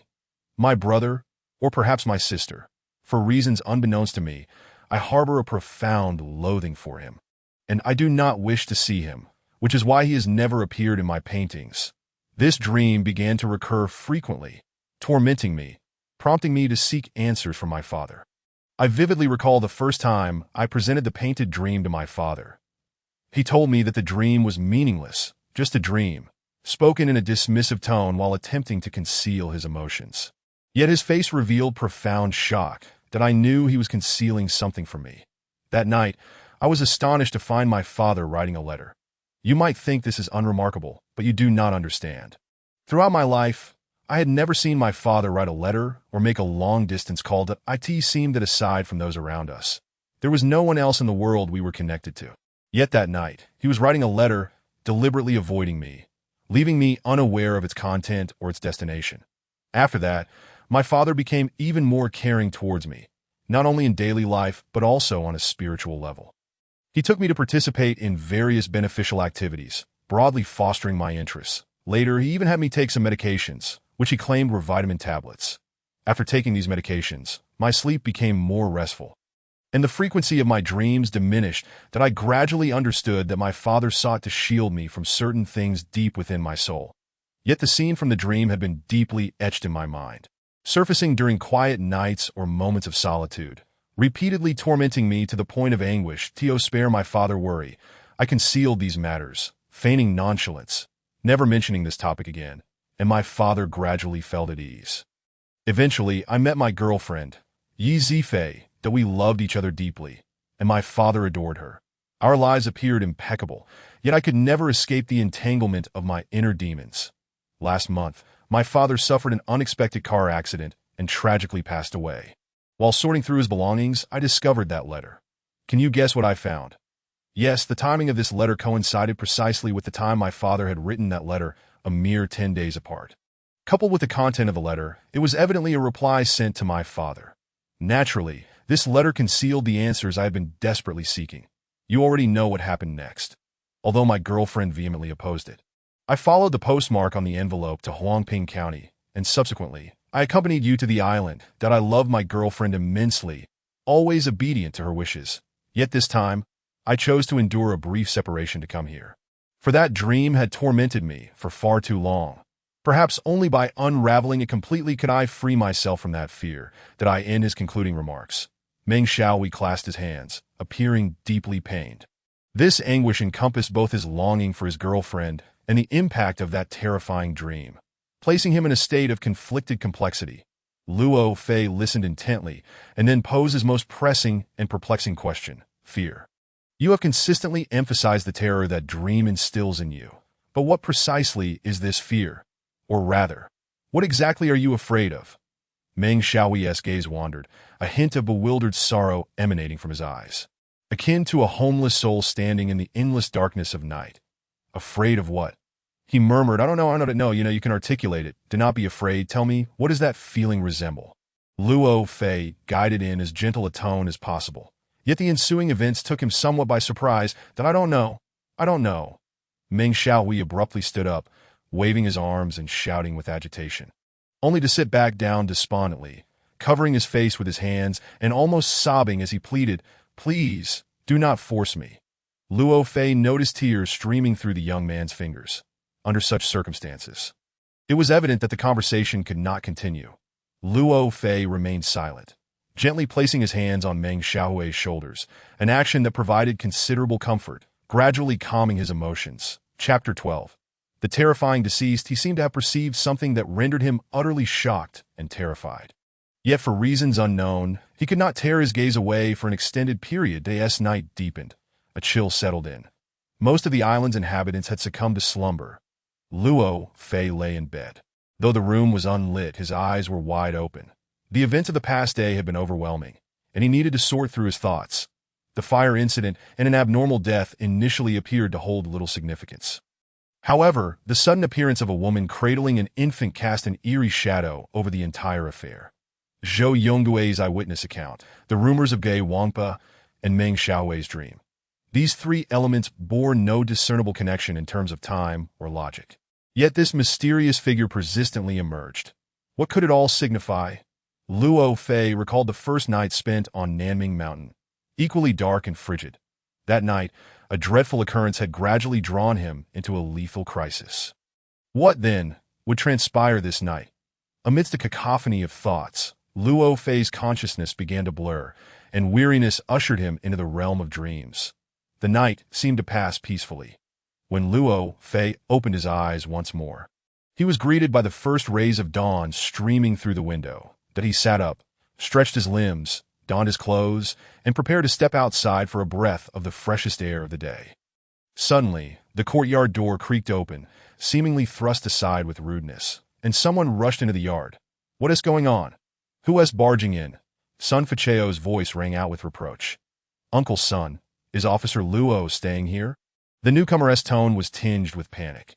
Luo Fei hurriedly stepped out, recognizing that the intruder was the young assistant from Zhou Yonggui's shop. That a sense of foreboding gripped him, as he had feared. The assistant's face was drawn with sorrow as he delivered the news he dreaded most. Officer Luo, Director Jean asked me to find you. You must hurry and take a look. Our boss. He is dead. Luo Fei immediately instructed the assistant to lead the way to the scene of the incident. Along the way, the assistant recounted the pertinent details. Throughout the night, Zhou Yongui had not returned home. Guoguiji's emotions had shifted from anger to worry, ultimately transforming into anxiety. As dawn's light began to break, she summoned the assistant, and together they searched the village along the mountain path, finally discovering Zhou Yonggui's lifeless body on the road beneath Gui Wangpa.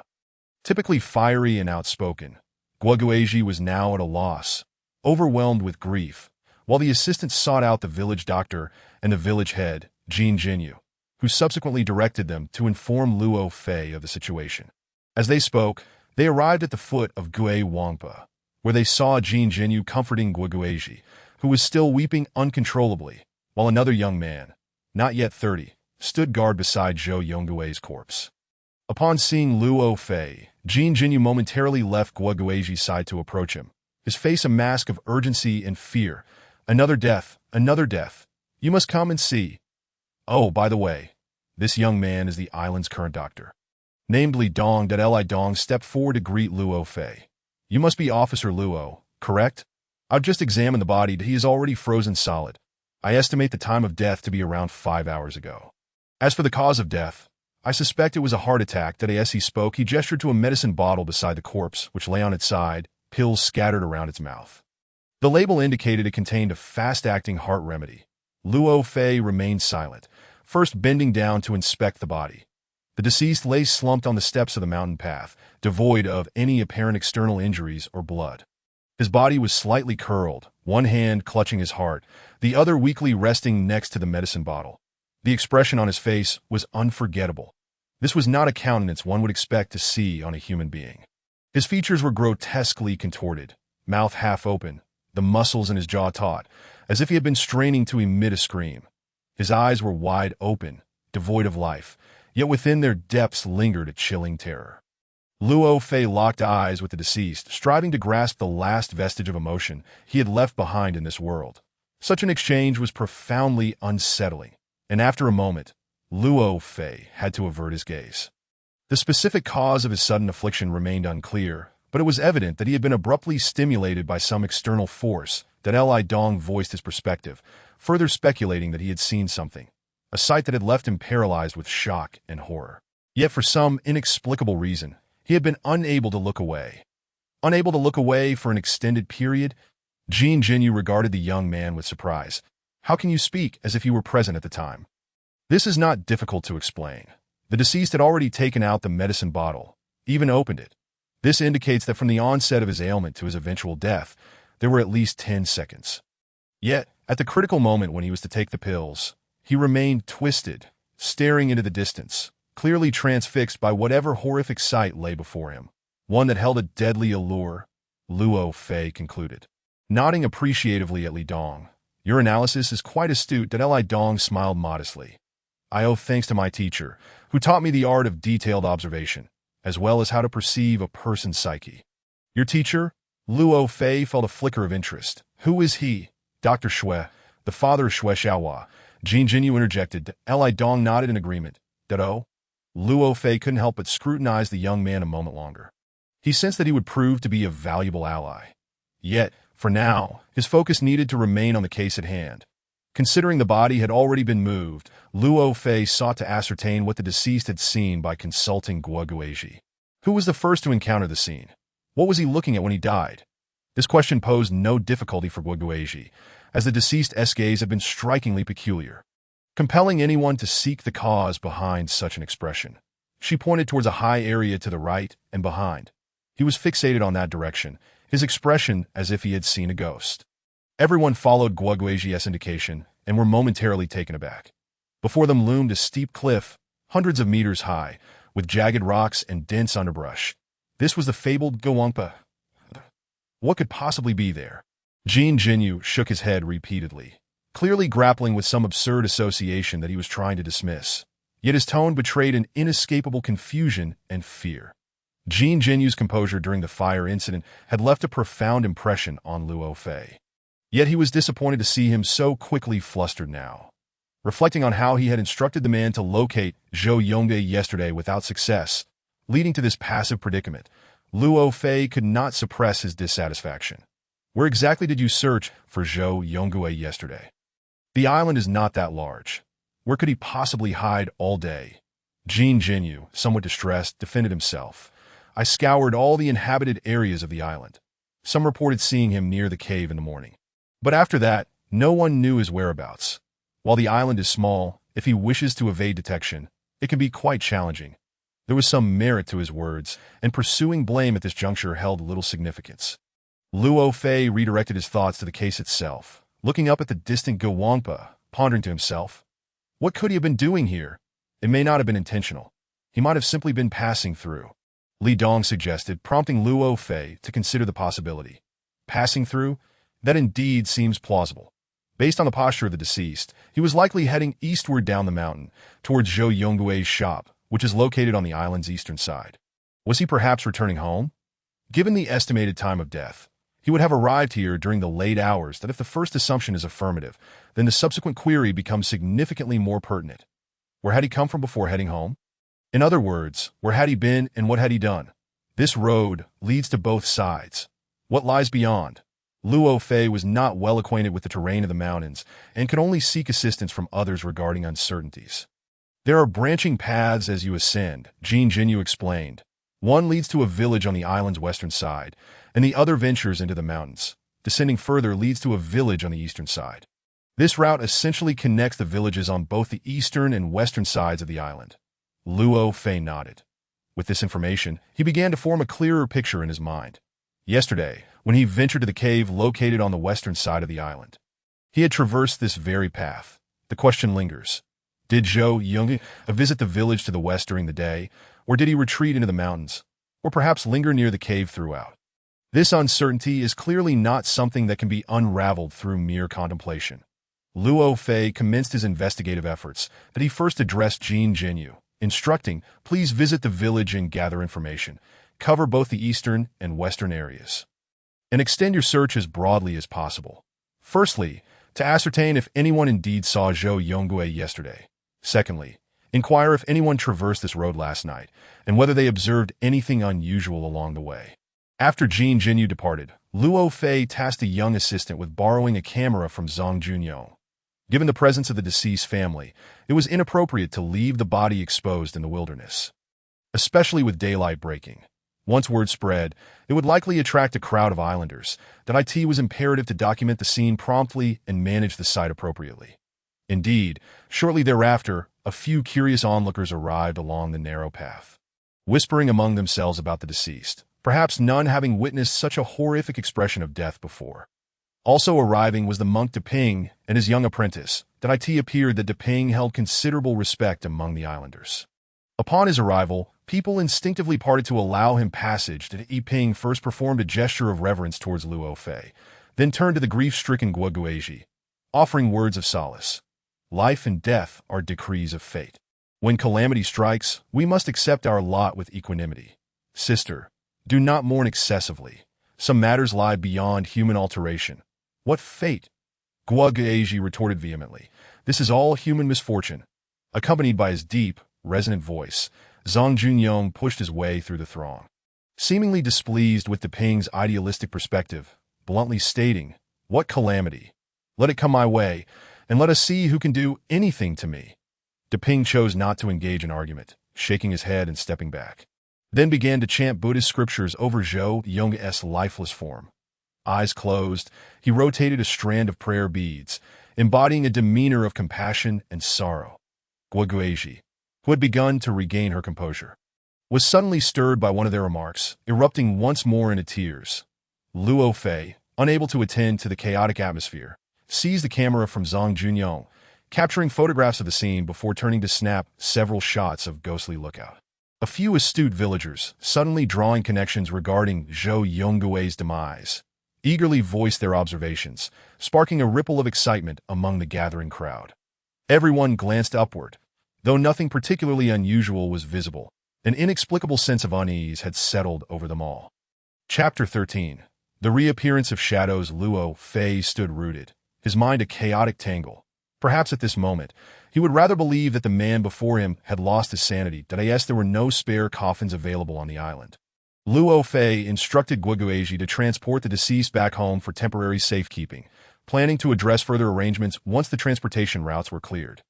Zhang Junyong, robust and audacious, volunteered to bear the body. Deping and his apprentice followed closely behind, chanting prayers to guide the departed soul. With the main logistics settled, it was nearing lunchtime when the onlookers, finding little more to captivate their interest, began to disperse. Only Luo Fei and Li Dong remained along the narrow path. Luo Fei was reluctant to let Li Dong leave, as he had inquiries to pose. At last, the opportunity presented itself. Did you learn medicine from Shui Xiaohua's father? Indeed. And do you recall Wang Qinglin? He once resided on the island and was well acquainted with Dr. Shui. After the tsunami 18 years ago, he left the island with his son. Li Dong shook his head. 18 years ago, I was merely around T.En. It was at 15 that I became a disciple of Dr. Shui. Luo Fei had anticipated this outcome and did not appear overly disappointed. He posed another question. Do you possess any of Dr. Shui's records, perhaps case histories or similar documents? Yes, I do. Do you need them? Indeed, Luo Fei nodded decisively. Did I wish to see them? Let us go to your place now. Li Dong's residence was not far from Shui Xiaohua's home. On the way, He recounted his background that Li Dong himself was a victim of the tsunami, which had robbed him of all his family, rendering him an orphan. Compassionate neighbors frequently offered him assistance. At the age of 15, Dr. Shui, recognizing Li Dong's keen intellect and discontent with his own son, took him on as an apprentice. Li Dong devoted himself to the study of medicine and gradually honed his skills, eventually becoming the island's most esteemed physician after Dr. Shui's passing. Dr. Shui meticulously safeguarded his medical records, and what Li Dong possessed were primarily those which Dr. Shui had voluntarily shared for study during teaching sessions. Furthermore, Dr. Shui strictly forbade Li Dong from perusing his personal materials, and Li Dong obediently adhered to this rule. The materials left to Li Dong by Dr. Shui included several medical texts, handwritten notes on medical experiences, and a few case records. Though many years had elapsed, the handwriting remained as clear as ever, characterized by an elegant and striking style that revealed an extraordinary spirit. Any observer encountering such writing would be profoundly impressed, and Luo Fei was no exception. With a mere glance, he recognized that these handwritten documents bore the same hand as the letter in Meng Haohui's possession. Now, certain conjectures began to crystallize in his mind. Wang Qinglin and his son had endured a harrowing experience, likely linked to the catastrophic tsunami in his youth. Meng Haohui had received psychological treatment from Dr. Shui related to this ordeal, which is why the Shui family retained certain documents pertinent to the matter. When Meng Haohui arrived on the island, the letter was inadvertently pilfered by Shui Xiaohua. Recognizing his father's handwriting, he unearthed a long-buried secret. As he succumbed to his sinister greed and sought to unveil this secret, a cascade of terrifying and bizarre occurrences ensued. Yes, he had discerned the origin of the entire case, yet he found himself powerless to halt the unfolding events. Following Shui Xiaohua, Zhou Yongge became the second victim. While a series of strange phenomena quietly emerged to unravel these mysteries, it was essential to comprehend the experience that Meng Haohui had forgotten. Luo Fei endeavored to unearth clues within the materials left by Dr. Shui. He began perusing the case records, but these consisted of unrelated entries, yielding no useful information. The medical notes were primarily professional records and analyses, and after a cursory review, he found no significant insights. However, a few of the books piqued his interest. Among the 13 volumes, 8 were connected to psychology in varying degrees. This prompted Luo Fei to inquire, did Dr. Shui have a keen interest in psychology? Li Dong nodded.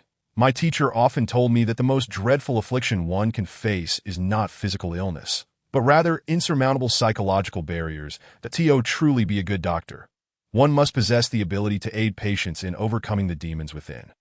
The demons within? Luo Fei pondered over these words, flipping through the volumes once more. Ultimately, his gaze lingered on one particular book that was a translated foreign work titled The Formation and Treatment of Amnesia. The book was substantial, far too lengthy to read in one sitting. Luo Fei extracted it from the pile. May I borrow this for a closer look? Of course, Li Dong readily acquiesced. Just as they were conversing, Jin Jinyu rushed in, his complexion pale and demeanor frantic. Upon spotting Luo Fei, he exclaimed, Officer Luo, there you are. I've been searching for you everywhere. What is it? Has something happened? Luo Fei, sensing a surge of anxiety, stood abruptly. No, nothing has occurred. Rather, I have made some discoveries. Jin Jinyu stammered, seemingly at a loss for words. Instinctively, Luo Fei leaned forward. What discoveries? I don't know how to articulate this. You likely won't believe me anyway. Jin Jinyu struggled to find his words, but under Luo Fei's steady gaze, he gradually composed himself, saying, You should come with me. Then you will understand. Luo Fei ceased questioning further, took the book with him, and strode purposefully toward the door. Jin Jinyu guided Luo Fei to a village situated in the eastern part of the island. This village lay on a flat expanse at the foot of the mountains, offering a relatively open terrain with a greater number of residences. Here lived the boat captain, Laohu. From the village, the mountain range could be viewed unobstructed, particularly ghostly lookout, which dominated the landscape. They approached a household, where a middle-aged woman in her 40s sat at the doorstep, her face etched with worry, sighing despondently. Upon seeing Jin Jinyu, her brows knitted in frustration. She lamented, Oh, why have you come again? Our man is in such a state. Please don't provoke him. Let him rest in peace. Jin Jinyu gestured towards Luo Fei. This is Officer Luo from the city, but he needs to understand the situation. The woman glanced at Luo Fei, her expression revealing a flicker of trust. After a moment's hesitation, she finally nodded. Well, you may enter. Jin Jinyu led Luo Fei into the house. Who is it? A weak voice inquired, laced with fear, though it was daytime. The interior of the house remained shrouded in darkness. Luo Fei struggled to open his eyes for an extended period before finally noticing a dilapidated wooden bed in the corner of the room. The voice that spoke was that of a man named Fu Yuzhu, who lay upon the bed. Oh, not be afraid. This is Officer Luo, who has come from the city. Please recount to him what you witnessed last night. Jin Jinyu said as he approached the bedside and turned on the light. The dim yellow glow only intensified the oppressive atmosphere. The man on the bed slowly turned his head, his eyes widening as they fixed upon Luo Fei. It was evident that he had once been a robust and spirited man, yet now his eye sockets were sunken, and his complexion was pallid, revealing a profound illness. Officer, he began to shake his head, muttering to himself, it's futile. That is not a person. That is a ghost. Jin Jinyu cast a helpless glance at Luo Fei, as this man's words provided some explanation for his earlier inappropriate behavior. Ghost? What ghost? What are you talking about? Luo Fei stepped forward, his gaze piercing into Fu Yuzhu's eyes, hoping to stabilize the man's emotions through this approach. However, he failed. Instead, his words seemed to evoke some terrifying memory within Fu Yuzhu, whose eyes darted around desperately, as if evading something. With a voice steeped in despair and dread, he cried out, a ghost! An evil spirit. She has appeared again after over a decade. He is still in shock and has yet to fully recover. Jin Jinyu explained softly that if you knew what he had witnessed, you would not find his current demeanor surprising. He cannot remain in this small room. The space is too confined and too dark, which will exert tremendous psychological pressure on him, Luo Fei stated, signaling Jin Jinyu to assist him in helping Fu Yuzhu to his feet as they moved outside. Indeed, the bright and open environment outside allowed Fu Yuzhu to relax considerably. His wife emerged from the house with a chair, and Fu Yuzhu trembled as he sat down. Luo Fei continued to soothe him in a gentle tone. Now, what exactly did you see? Do not rush. And do not be afraid. Take your time. There are many people here who will not harm you. Fu Yuzhu still appeared somewhat uncertain. His eyes timidly scanned the surroundings, seemingly drawn by some unknown force, until finally his gaze fixed upon Ghost Lookout Hill in the distance. Luo Fei and Jin Jinyu followed his line of sight, observing the steep mountains cloaked in dense trees, with nothing out of the ordinary in sight. Fu Yuzhu exhaled softly and began, It was there. 18 years ago, I saw her. Last night, she reappeared. Luo Fei immediately grasped the significance. 18 years ago? Are you referring to the shadow on Ghost Lookout Hill? Indeed, Fu Yuzhu replied weakly, blinking. The shadow from that time? Everyone in the village saw it, but only I looked closely enough that if it weren't for me, who would know that the shadow was actually a woman cradling a baby? Looked closely? What do you mean? Luo Fei inquired, somewhat perplexed. However, it seemed that the detail of a woman holding a baby had originated solely from Fu Yuzhu's account, that Fu Yuzhu turned to his wife and instructed, Go fetch that item.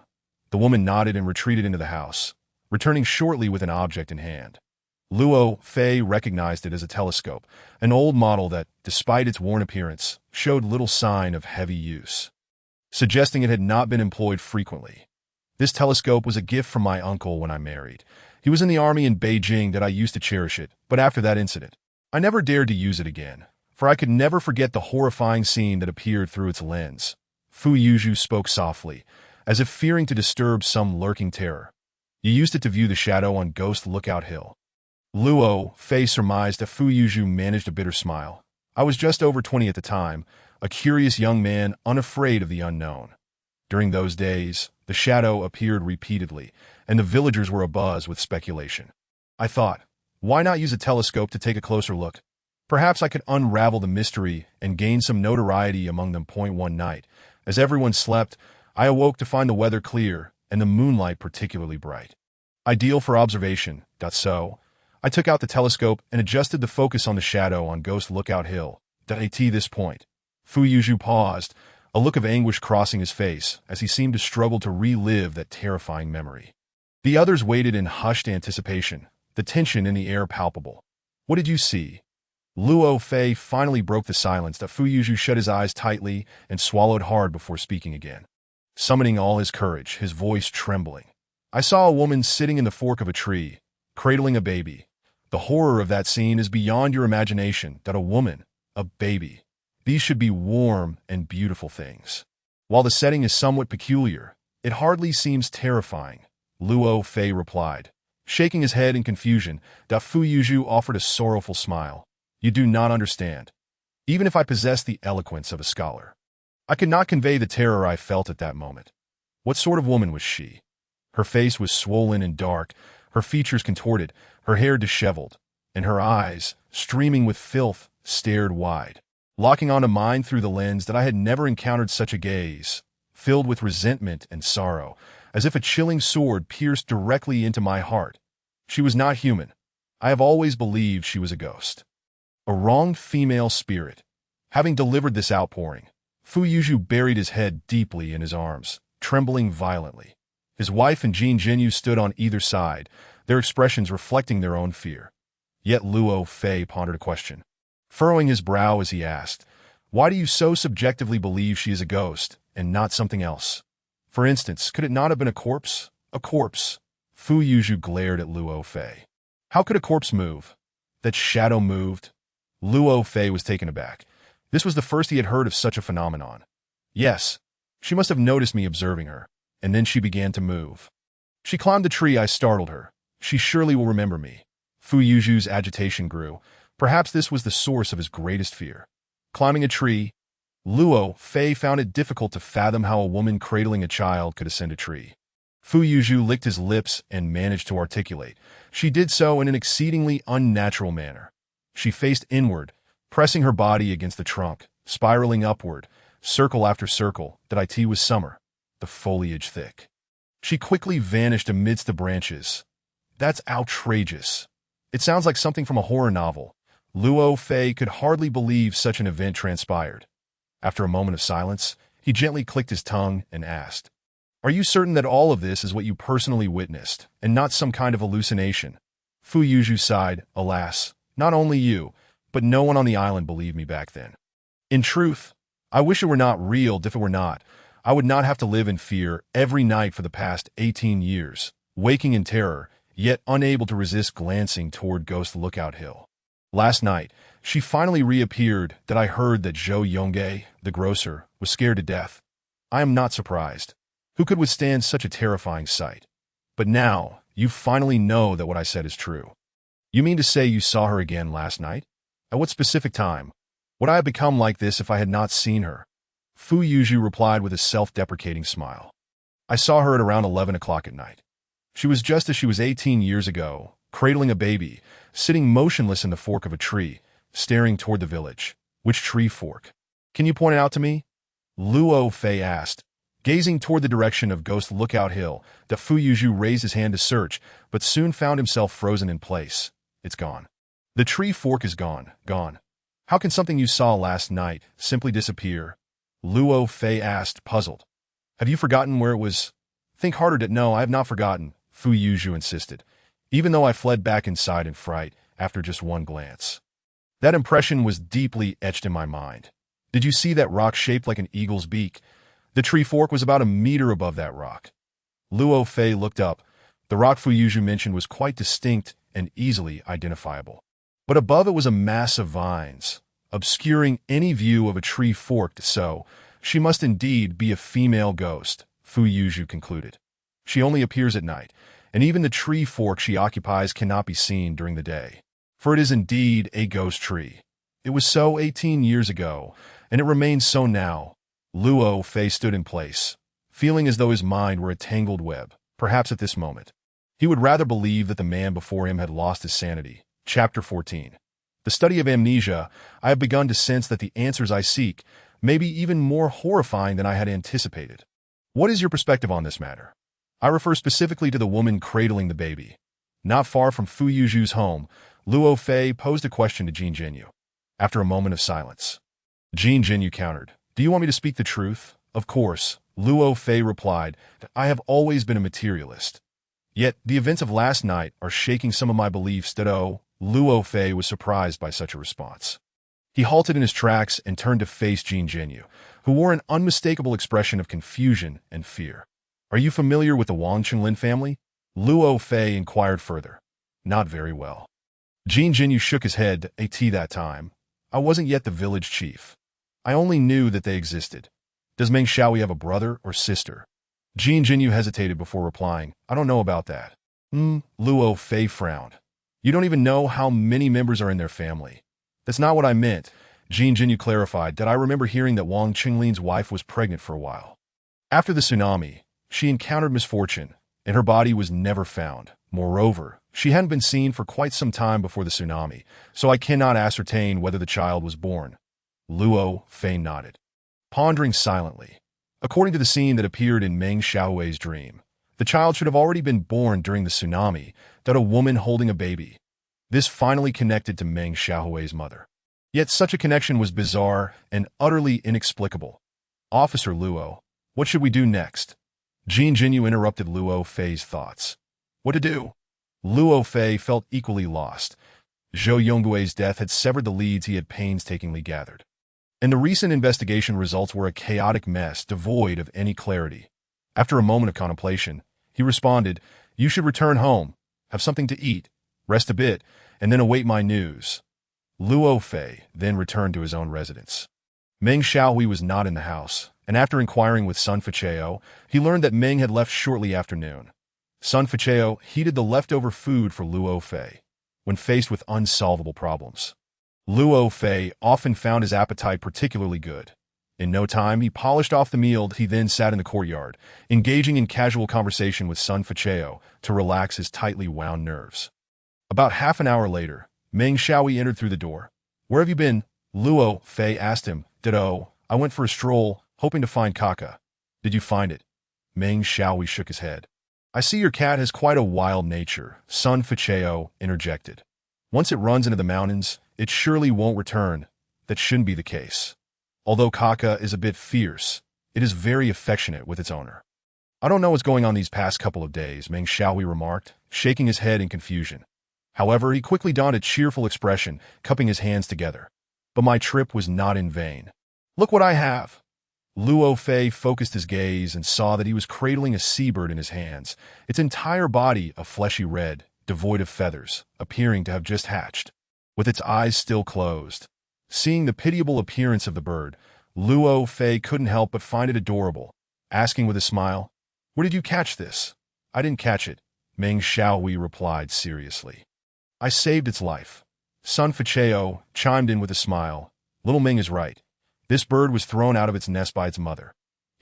Officer Luo, do you know why the phrase tiger venom does not consume its cubs was something Luo Fei had never heard before. He helplessly shrugged his shoulders. "I never make guesses about things I'm uncertain of. Perhaps one of you could enlighten me. This little seabird is just hatched. There should be more than two in a clutch." Meng Xiaohui eagerly explained. "Now that it's winter, the mother bird cannot find enough food, so she abandons the weaker chicks, focusing her efforts on feeding the stronger one with a greater chance of survival." Oh, Luo Fei realized, understanding that while this approach benefits the entire population's propagation, it is indeed rather cruel to the abandoned chick. But this is the wondrous law of nature, isn't it? Luo Fei reflected for a moment before praising Meng Xiaohui. "It seems you possess quite a bit of knowledge about biology that I hardly know so much." Meng Xiaohui chuckled self-deprecatingly. "All of this was taught to me by Master Depang. Even this little bird was a gift from him." "You encountered Master Depang?" Luo Fei expressed mild surprise. "Yes, on the mountain road." "Did he say anything to you?" "He advised me to return home early, cautioning that some answer should not be sought." "But how did he know of the torment in my heart?" "Even if I wanted to heed his advice, I cannot leave now that he's sighed at this point," explaining that Master Depang, perhaps fearing he would be troubled, gifted him the bird to keep him company. "Zhou Yongge, the boss who unloaded cargo at the dock the day before yesterday, died last night. Are you aware of this?" Luo Fei stated while keenly observing Meng Xiaohui's reaction. "That I know." Meng Xiaohui's expression darkened, his hands drooping. "Does this incident have something to do with my arrival?" "I feel very conflicted. I sense that the answers I am seeking may be far more terrifying than I anticipated." "By the way, Officer Luo, do you have any new discoveries?" Luo Fei recounted the relevant information he had gathered that day, merely stating his observations without infusing any subjective deductions or speculations. Meng Xiaohui listened intently, at times appearing frightened, at times perplexed. Eventually, he asked in realization, "The woman holding the baby, just like in my dream. Could she be my mother? Yet even so, 18 years have passed. How could she still appear? Unless she is truly a ghost? Officer Luo, what do you think?" "Any speculation is meaningless until we uncover substantiated facts," Luo Fei replied earnestly. "Now, I need to find a quiet place to think alone." For the remainder of the afternoon, Luo Fei locked himself in his small room. After a fruitless period of deep contemplation, he felt somewhat fatigued and decided to switch tasks, taking out a book on the formation and treatment of amnesia to peruse. The book's content was divided into several sections. There was psychological amnesia, which primarily discussed memory loss due to mental illness. Physiological amnesia, focusing on memory loss resulting from brain function deterioration. Physical amnesia, detailing memory loss caused by traumatic damage to brain tissue. And drug-induced amnesia, explaining memory loss due to medication, among others. The book was filled with numerous markings, the most common being underlined text. Some chapters were almost entirely marked, indicating a significant effort on the part of the reader. Occasional annotations appeared in the margins, clearly written by Dr. Shui. The underlines exhibited various colors and thicknesses, suggesting they had been marked with different pens on multiple occasions. Interestingly, similar markings did not necessarily appear in the same or adjacent chapters, but were intertwined, seemingly devoid of any discernible pattern. Luo Fei pondered this for a moment and understood the reason. These underlines were not made by the reader during their study of the book, but were marked during its use. For example, when addressing a medical condition that needed resolution, the reader would mark relevant knowledge scattered throughout the chapters for easy reference. This revelation invigorated Luo Fei. He suddenly had an idea and immediately set about implementing it. He meticulously flipped through the pages marked with underlines, tirelessly searching until he finally found a segment of text that proved useful. The most ordinary and common physiological amnesia, which we typically refer to as forgetfulness. This phenomenon most often occurs in children and the elderly. For children, their brains are not fully developed, and they lack efficient memory function. In fact, experiences prior to the age of 5 leave no traces in an adult's brain. As for children aged 6 to 10, their memory capabilities are also vague and unstable. Even events that left a deep impression at the time may be lost due to external factors. The most common cause is a change in living environment. When children leave their original environment and enter a completely new one, their natural curiosity tends to fill their memory space with new experiences, thus diluting the impressions left by past experiences. Indeed, this was precisely what Luo Fei had been searching for, and this was merely one segment. He required more comprehensive content. The marking under this text was a wavy line drawn with a medium-thick black pen. Luo Fei perked up and began searching the entire book for text marked similarly. Soon he discovered the following passages. Memory, in essence, is a physiological and chemical reaction that leaves traces in the cerebral cortex. Therefore, as long as the cerebral cortex receives stimuli, the emergence and loss of memory can occur independent of the existence of facts. For instance, under the influence of potent psychological suggestion, individuals may etch events into their memories that never transpired, while simultaneously losing certain memories that once left a profound impression. Those adept in the art of hypnosis can even wield this technique to manipulate the everyday actions of a cognitively sound individual. Generally speaking, individuals with weaker wills are more susceptible to psychological suggestions, particularly children whose mental faculties have yet to mature. There exists another explanation for the phenomenon of amnesia. The cerebral cortex can be likened to a series of minute storage compartments, where related memories are systematically organized akin to goods in a warehouse. However, there are instances when newly formed memories are mistakenly placed in compartments already occupied by existing memories. When this occurs, the original memories may vanish. In reality, such conflicts of memory are not uncommon, yet the newer memories do not always prevail in these clashes. Some ancient memories, which have left profound imprints in the cerebral cortex, are exceedingly difficult to replace, although such memory units are rare, typically comprising only a few fragmented scenes that if the associated memories fade away, these fragments often lose their logical significance. The theory of memory fragments has garnered considerable attention from scholars this year. Many patients suffering from various psychological disorders are plagued by these memory fragments. They frequently encounter a certain scene in their minds, one that confuses or even terrifies them, yet they remain oblivious to its actual significance due to the loss of associated memories. Nevertheless, the impact of these real events persists, leading many to develop obsessive-compulsive disorders or incur inexplicable psychological afflictions, causing them considerable distress. They often yearn to reclaim those lost memories, yet this pursuit is blind. For they themselves do not know what they are searching for. Perhaps all they truly need is a rational explanation. Certain medications can disrupt the secretion within the cerebral cortex, resulting in memory loss. Refer to Appendix 2 of this book for a list of such drugs. The mechanisms of action for these medications vary, as do their effects and side effects. This book has provided a detailed classification for readers' reference. Luo Fei turned to the back of the book's appendix and indeed found a table listing the medications that can induce amnesia, totaling over 100 types. 4 of these drugs were marked with the same black wavy line, evidently meticulously selected by Dr. Zhou. Luo Fei carefully read the pharmacological descriptions of these 4 medications and discovered they shared certain common characteristics, a pronounced amnesic effect with minimal harm to other bodily functions. Luo Fei let out a long sigh, closing the book in deep contemplation that he had once believed that Meng Xiaohui's amnesia resulted from the tsunami disaster, and had thus undergone treatment from Dr. Zhou. However, this recent revelation compelled him to completely overturn his prior assumptions that in truth, it was Dr. Zhu's treatment that led to Meng Xiaohui's amnesia, and this treatment was entirely a deliberate act. What dreadful memories could have existed within Meng Xiaohui's mind? Wang Qinglin, Dr. Zhou, Zhou Yongge, and those who still lurked in the shadows, having abandoned their homes and assumed false identities, even resorting to murder and arson. What were they so desperately attempting to conceal? Chapter 15. The Game of the Sea Breeze, could it truly be? As Fu Yuzhu claimed, a ghost tree that vanishes by day and only appears at night. After dinner, Luo Fei resolved to take a solitary stroll outside, allowing the nocturnal sea breeze to invigorate his mind. He also intended to return the book he had finished reading to Li Dong. Upon arriving at Li Dong's residence, the two engaged in casual conversation for a while. Luo Fei endeavored to steer the discussion towards Dr.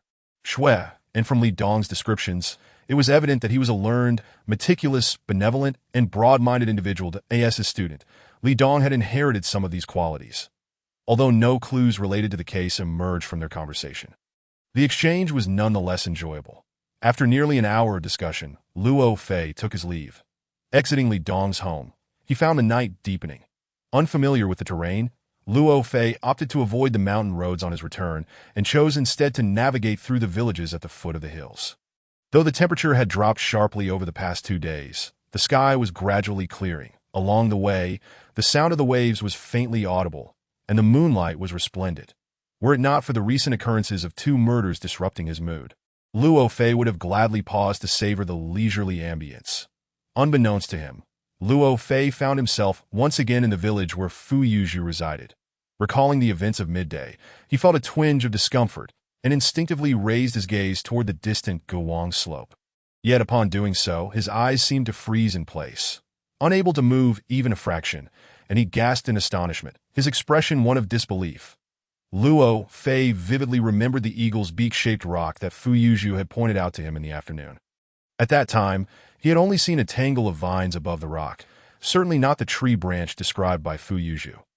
But now, a robust tree branch stood defiantly, illuminated by the bright moonlight, casting a grotesque shadow upon the mountain face. Could it truly be as Fu Yuzhu described, a ghost tree that vanishes by day and only appears at night? The sea breeze howled, and Luo Fei instinctively shrank his neck, a chill sweeping over him. Since arriving on Mingza Island, he had heard numerous strange and bizarre legends about Guiwang Slope, yet he would never believe in the existence of anything beyond natural forces. When it came to tales of the supernatural, he generally considered a few possibilities. Either the individuals involved experienced illusions under specific conditions, or malevolent individuals deliberately spread rumors, exaggerating the truth. After debunking the rumors of headless ghosts on Naming Mountain, he had grown even more resolute in these beliefs. Yet now, something beyond reason was clearly manifesting before his eyes. leaving him at a loss for explanation. In the midst of his astonishment, Luo Fei also felt a flicker of excitement. This first-hand observation at least confirmed that Fu Yuzhu had not spoken falsely. Moreover, being present at the scene offered the best opportunity to unravel the mystery. Many occurrences in this world cannot be comprehended solely through thought. For matters that elude understanding, the most effective approach is to temporarily step aside and patiently observe. Luo Fei not only understood this principle, but also possessed greater patience and perseverance than most, enabling him to perceive more than the average person. First, Luo Fei borrowed a quilt and a chair from Fu Yuzhu's home. The couple had already retired for the night, and although they were uncertain of Luo Fei's intentions, they cooperatively acceded to his requests. Luo Fei then moved the chair outside to a spot with a clear view and sat facing Guwang Slope, quietly gazing at the tree branch above the Eagle's Beak Rock. The sea breeze howled past, growing ever more intense, and Luo Fei wrapped the quilt tightly around himself to fend off the chill of the late night. Thus, he endured the long, dark night, completely oblivious to the cold, hunger, and solitude. Occasionally, he would rise to pace a few steps to dispel the overwhelming drowsiness. Yet even during such moments, his gaze remained fixed on the distant slope, resolute in his determination not to miss the moment the ghost tree might vanish. When dawn broke the following day, early rising villagers discovered Luo Fei. After a night of endurance, his eye sockets were faintly darkened and his cheeks sunk, yet his eyes still sparkled with keen intensity. His hands unconsciously toyed with a soft branch that resembled the vines on the slope. The villagers gathered around him in curiosity, whispering among themselves about this peculiar figure. The morning sea breeze carried the invigorating scent of salt water. Luo Fei inhaled deeply, his eyes suddenly brightening. Just as he had anticipated, subtle changes were unfolding on the distant slope. About an hour later, Luo Fei rose from his chair, unfurling the quilt around him and stretching his weary limbs. Although his complexion appeared less than robust, a satisfied smile graced his lips. That moment, the ghost tree above the Eagle's Beak Rock was nowhere to be seen, and it was evident that he had successfully observed something significant. What Luo Fei had not anticipated was that his discoveries for the day would extend beyond this. An elderly woman, over 60, approached Luo Fei, sympathy etched across her face.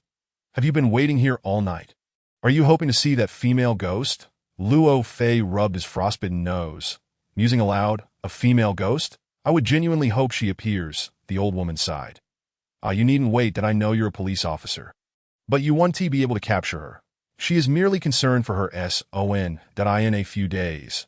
When that child departs, she will no longer cause a stir." "Which child?" Luo Fei had initially assumed she was simply a bystander, but her words hinted at something deeper, prompting him to become alert. "The child who came with you," she replied. "I heard Sun Fucheo say he is Wang Qinglin's son." He has left. Yet why return?" It stirred up quite a commotion on the island these past few days, that a surge of hope ignited within Luo Fei. "Do you know why they left in the first place? Wasn't it because the child's mother could never let go?" The old woman squinted, adopting a serious demeanor. "Back then, Fu Yuzhu claimed to have seen a dark figure that was a woman holding a baby. Others on the island didn't believe it, but I knew in my heart it was true, that a woman carrying an infant. Who else could it be besides Wang Qinglin's wife? Although she drowned in the sea, her heart remained tethered to her eldest son, which compelled her to gaze down the hillside towards the village, reluctant to depart. Eventually, I conveyed this to Wang Qinglin, and after he took his son away from the island, that ghostly apparition ceased to manifest. Now that his son has returned, naturally, the mother has followed suit. That I shared this with Fu Yuzhu yesterday, and he nodded in agreement. That Luo Fei scratched his head in disappointment. Clearly, the response he received was not the one he yearned for. Nevertheless, he remained undeterred and inquired, "Are you well acquainted with the Wang Qinglin family?" The old woman shook her head. The hollow where they resided was the lowest point on the island, completely inundated when the tsunami struck. Aside from Wang Qinglin, who happened to be away that day, the only survivor from that hollow was the child. Thus, anyone familiar with their family has already met the king of hell. However, I did see that child during the tsunami, which left a profound impression on me. Luo Fei perked up. "Where did you see him?" The old woman pursed her lips, seemingly lost in reminiscence. After a moment, she continued in a tone of compassion. "At that time, I had escaped to the peak of a hill and saw the child sitting in Chang Jian's raft, wailing for his mother, his cries heart-wrenching. Even I, a stranger, felt sorrow. How could his mother let go? Chang Jian. Is he still on the island? Lo Fei seized the clue, unwilling to let it slip away. Yes, but he has since become a monk. A name nearly slipped from Lo Fei's lips. Depeng? The old woman nodded in acknowledgement. Speaking of which, he is the child's savior. Were there any others on the raft? Lo Fei pressed, unwilling to overlook any potentially useful details. No, just the two of them, the old woman replied, pursing her lips. The raft was small and could hardly accommodate more at this moment. Lo Fei could no longer suppress his excitement. With such a significant discovery, he disregarded his sleepless night and headed straight for Monk Depeng. Upon arriving at the shrine concealed among the underbrush, Lo Fei found Depeng and his disciple meditating in the second room. The coffin, still positioned in the center of the room, contained the fragmented remains of Xue Xiaohua. Sensing someone's presence, Depeng opened his eyes, slightly surprised, and called out, "Officer Lo." Lo Fei smiled faintly, addressing him directly, Chang Jian. Depeng appeared unprepared for this shift, momentarily taken aback.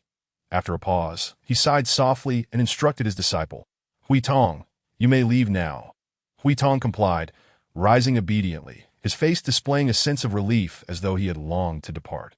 "It seems you are already aware of certain matters," Depeng said, having regained his composure. "Yes, but my knowledge is still insufficient." Lo Fei's tone turned somewhat assertive. "The remainder is for you to disclose." However, Depeng merely smiled serenely. "But I have no idea what you are referring to." Enough. Lo Fei had no interest in dancing around the issue. "You saved Meng Xiaohui during the tsunami. Did I need you to tell me what transpired with him back then?" Upon hearing Lo Fei's words, Depeng appeared even more relaxed, responding lightly. "It seems you have spoken with old lady's son? Whatever I know, she must have already conveyed to you." Lo Fei realized he was dealing with a formidable opponent. Depeng's seemingly casual remarks were subtly attempting to shift the conversation's dynamics, placing him in a passive position. After a moment's contemplation, Lo Fei resolved to steer the conversation back to a rhythm he could control. Thus, he cut straight to the heart of the matter. "Why was Meng Xiaohui on your raft? He should have been with his mother. Where was she at that time?" "How would I know?" Depeng maintained his unhurried demeanor. "Shouldn't saving a life take precedence over pondering such questions? When I discovered Meng Xiaohui, he was struggling in the sea, clutching a piece of wood. No one knew what had happened to his mother." Depeng's reasoning was sound and difficult to dispute. Lo Fei decided to approach the matter from a different angle. "Then why conceal the fact that you saved Meng Xiaohui? You understand his purpose for coming to Ming's island. Why not inform him? Wouldn't that be beneficial? But what significance would such assistance hold?" In response to Lo Fei's reproach, Depeng adopted a serious expression. "You are a police officer, driven by the pursuit of secrets and the quest for truth. Yet I am indifferent to such matters. As a monk, my concern lies solely with the suffering of the world. Officer Lo, have you ever witnessed a sorrowful child? Do you realize that for a child, there exists a sorrow that is deeply etched in memory and utterly unbearable?" Lo Fei found himself momentarily at a loss for words and fell silent. Depeng continued, increasingly impassioned, "It appears you are unaware. Allow me to enlighten you. That sorrow is the separation from one's mother in life and death. For a 7-year-old child, could there be a more heartrending and desolate experience? I have seen him weep. That scene remains etched in my heart, but if he has forgotten all this, why should we force him to remember and subject him to such torment again?"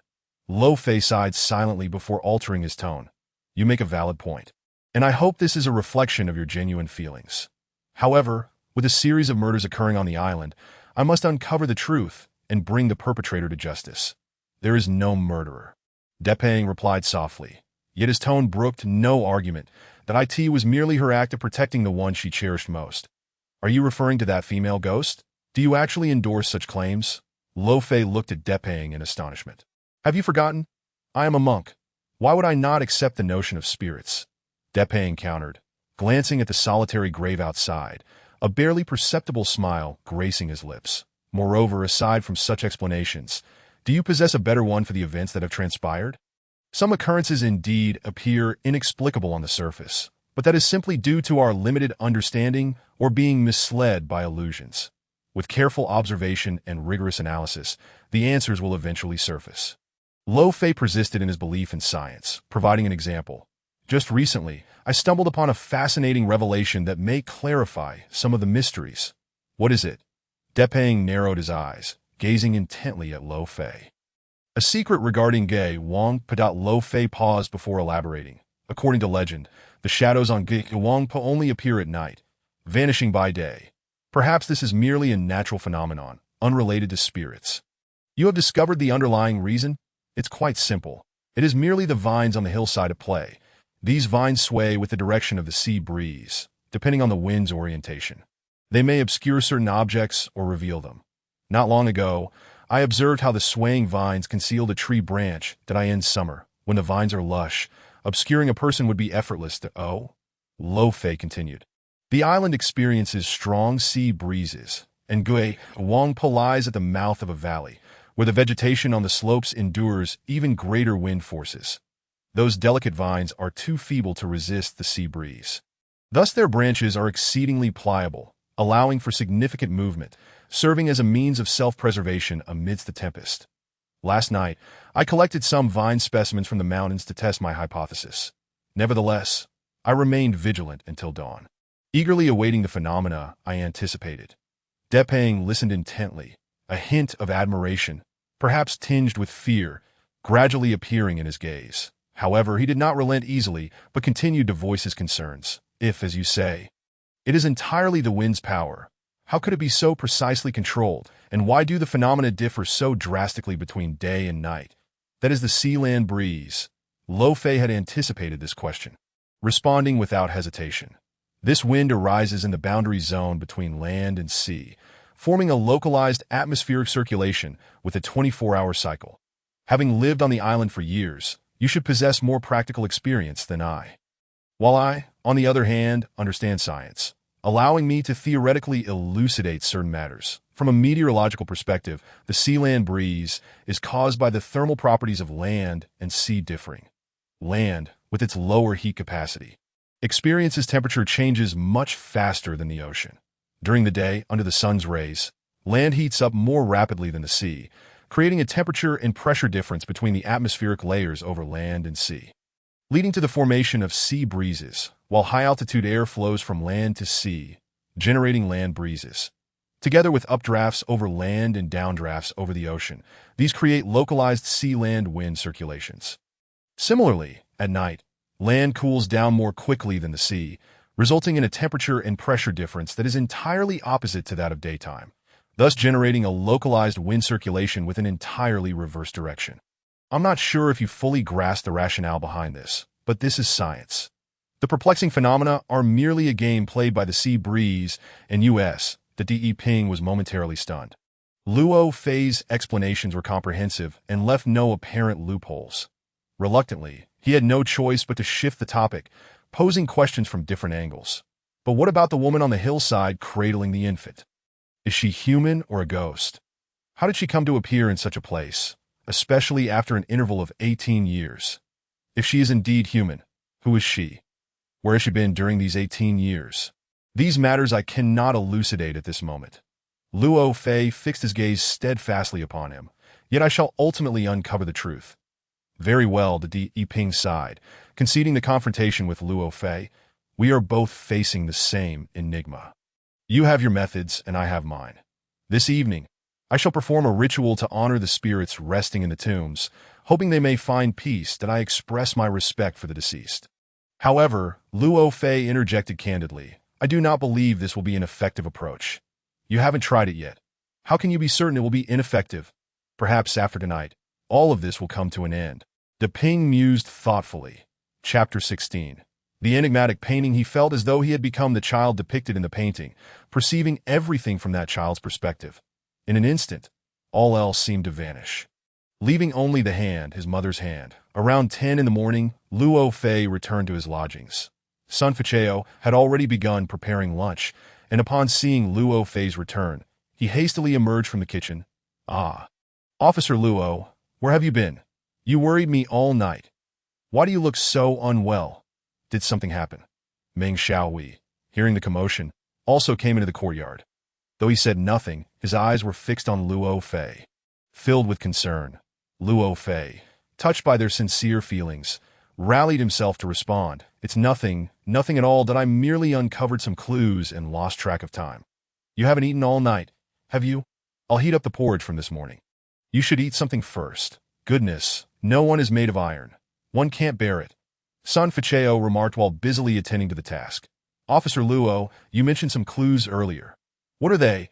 Meng Xiaohui inquired expectantly as he accompanied Luo Fei to the dining table. Luo Fei paused for a moment, then suggested, "How about this? You return to your room for now. I will come find you shortly, and we can discuss it in detail." Meng Xiaohui nodded and left first. Soon after, Sun Ficao brought a steaming bowl of sweet potato porridge, and Luo Fei enjoyed it with some pickles. Feeling warmth spread throughout his body, his strength gradually restored. Luo Fei did not immediately address Meng Xiaohui's question. Influenced by Deping's monk-like demeanor, but he began to contemplate whether it was necessary to share everything he had learned with Meng Xiaohui. Perhaps this could help him unravel his emotional turmoil. Yet it might also deepen his suffering. After weighing the options, Luo Fei found himself in a quandary. At that moment, he sensed that perhaps a more profound exchange of emotions was needed between himself and Meng Xiaohui. With this thought in mind, after finishing his bowl of hot porridge, Luo Fei entered Meng Xiaohui's room. The young man was seated at his desk, intently focused on something, so much so that he did not notice Luo Fei's entrance. Approaching quietly from behind, Luo Fei observed Meng Xiaohui spreading his left palm while his right fingers meticulously crushed a piece of sweet potato into fine crumbs. Realizing Luo Fei's presence, Meng Xiaohui turned to smile. Gesturing toward a bowl on the table, "Look, I made this. What do you think?" Luo Fei glanced over and could not help but smile in return. The bowl was neatly lined with straw and twigs, forming an artificial nest.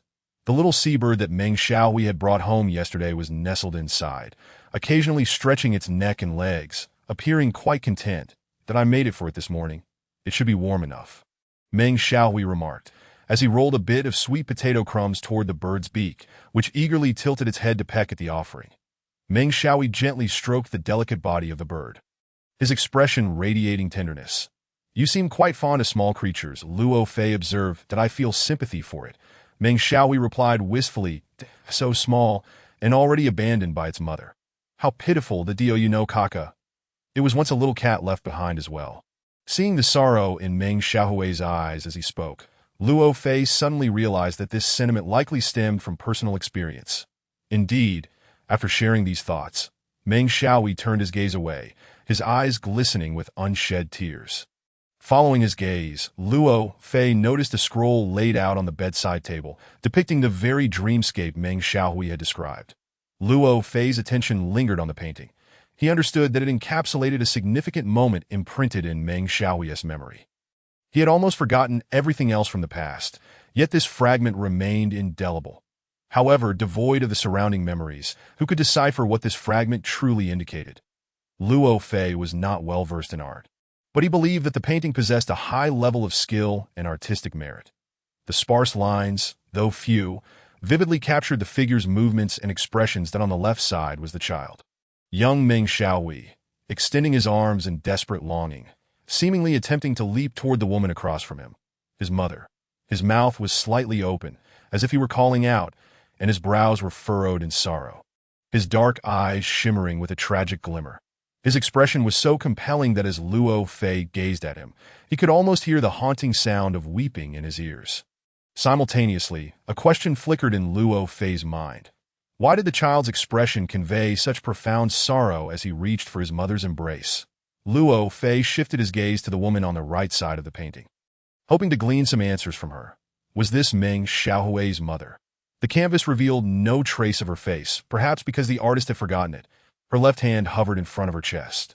Indeed, a child should be nestled there. Yet the artist, for reasons inexplicable, chose not to depict him. The woman's right hand extended forward, pointing toward the child on the left. Was she attempting to draw him into her arms? From the entire composition, this notion seemed the most logical. Yet Luo Fei furrowed his brow, sensing something amiss, though he could not pinpoint exactly what it was. Luo Fei continued to gaze intently at the scene within the painting, his thoughts becoming increasingly engrossed. Gradually, he felt himself merging with the artwork, as if he had become that child, viewing the world from that perspective. In an instant, All else faded away, leaving only that hand, his mother's hand. That hand was right before him, mere inches away. Yet why did he feel no anticipation of warmth, only an overwhelming sense of sorrow and despair? Perhaps it was due to his deep immersion. Luo Fei found himself trembling involuntarily, gripped by an inexplicable fear. Almost simultaneously, some mysteries unraveled in his mind that he inhaled deeply, liberating his emotions from the illusory realm of the painting, then looked at Meng Xiaohui, exclaiming with excitement, "I understand. I know what you are afraid of." Meng Xiaohui shuddered violently. "No, it's impossible. What could you possibly know? You know nothing." Luo Fei recognized that Meng Xiaohui understood far better than he did, yet was reluctant to accept it. Thus, he stated his perspective unreservedly. "The hand, your mother's hand. Why have you portrayed it as so frail and powerless? Her fingers are together, the joints bent, even her wrist droops. This contrasts starkly with your own hand, open and full of strength. Why?" Meng Xiaohui fell silent, but his lips trembled, clearly indicating that Luo Fei's words had struck a nerve. "Because your mother was not reaching out to embrace you. Rather, her hand is just withdrawn from your body, receding further away. Your mother, she is departing from you." Though he spoke of something seemingly unrelated to himself, Luo Fei could not help but feel a pang of sorrow. And the last words escaped his lips with great difficulty. At that moment, Meng Xiaohui could no longer contain his emotions. He buried his face in his hands, tears seeping through his fingers, and a deep sob erupted from his throat. Luo Fei stepped forward, gently resting a hand on his shoulder. Once Meng Xiaohui calmed slightly, Luo Fei inquired in the softest tone possible, "Why? Why did she leave you?" I don't know." Meng Xiaohui lifted his gaze to meet Luo Fei's. And after Luo Fei's poignant remark, a newfound trust and desire to confide emerged in his eyes. "Yes, you are right that I end that dream. My mother abandoned me when I needed her most, leaving me alone in solitude and darkness. But I do not understand why. I only feel profound fear and despair that I came to this island, desperate to find answers." Luo Fei pondered for a moment before reassuring him. "No, your mother would never abandon you. She loves you. That is beyond doubt. All mothers in the world are the same, that if she truly left you, it must have been for reasons beyond her control, just as you departed from your girlfriend a few days ago, yet still harbor deep affection for her. Correct? This cannot be deemed as abandonment." The example that Luo Fei eventually presented appeared to be quite effective. Upon recalling his girlfriend, Meng Xiaohui's expression softened considerably, and a trace of smile even flickered in his eyes that he then spoke with poignant reflection. "Your sentiments mirror hers. There are indeed striking similarities between the two of you, do we?" Luo Fei momentarily found himself perplexed. "Yi Zifei, my girlfriend," Meng Xiaohui clarified, "that it seems that both of you possess a unique ability to perceive the innermost depths of my heart." After a brief pause, Meng Xiaohui added, "Thus far, only the two of you have discerned the hidden meanings within my artwork. Is that so?" Luo Fei did not find this particularly strange. Although he had only met Yi Zifei once, he could sense that she was a woman of keen perception. Having spent so much time with Meng Xiaohui, she must understand certain things far better than he did. Regardless, since the conversation had shifted to this individual who could soothe Meng Xiaohui's emotions, Luo Fei was willing to pursue the topic further. "How did she perceive it? Was it also through that hand?" he inquired. "Most likely. She is even more adept than you. Upon first seeing this painting, she immediately grasped its essence." Meng Xiaohui gazed out the window, lost in reminiscence, recalling that summer 3 years prior that I held an exhibition in Qingdao, and this painting was among the displayed works. However, very few lingered before it. Ah, a faceless woman. They perhaps only found it peculiar. On the afternoon of the following day, she arrived. The moment she appeared, I took note of her. Naturally, a girl as beautiful as her would draw attention wherever she went, and I still remember she wore a pale green dress. Her hair tied in a fluffy ponytail, exuding a freshness and charm that I was captivated, my gaze unconsciously drawn to her. However, I am not particularly skilled at socializing, let alone pursuing women. Had it not been for subsequent events, we might never have met. Listening to Meng Xiaohui recount his story, filled with nostalgia and longing for happiness, Luo Fei found himself reluctant to interrupt. The other man's demeanor stirred memories of his own past. flooding him with a complex mix of youthful innocence, regret, and helplessness. Meng Xiaohui, oblivious to Luo Fei's inner turmoil, continued. She wandered through the exhibition hall, casually admiring my works, yet none seemed to capture her special attention. But when she stood before this painting, she halted for an extended period that my heart began to race. I felt an intense conflict. On one hand, I hoped she would perceive something, yet on the other, I wished to evade and longed for her to leave the painting's vicinity. Yet she remained, her gaze fixed intently upon the artwork. Everything around her seemed to fade into oblivion, and occasionally, as other visitors passed by, they would glance at her curiously and murmur, but she remained utterly oblivious. This continued for nearly half an hour, until I could no longer contain myself and gathered the courage to approach her. She sensed my presence and turned to look at me, and to my astonishment, I noticed 2 clear tears gliding down her cheeks.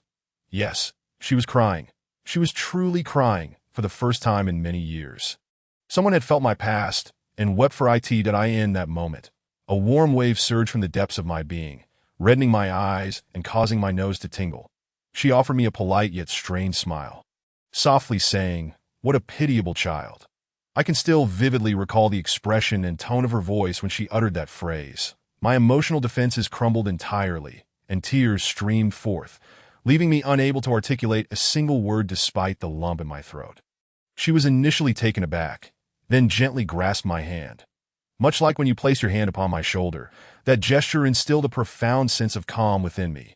Later, I revealed to her that I was the creator of this painting. Moreover, I shared my dreams, my fears, essentially everything about myself.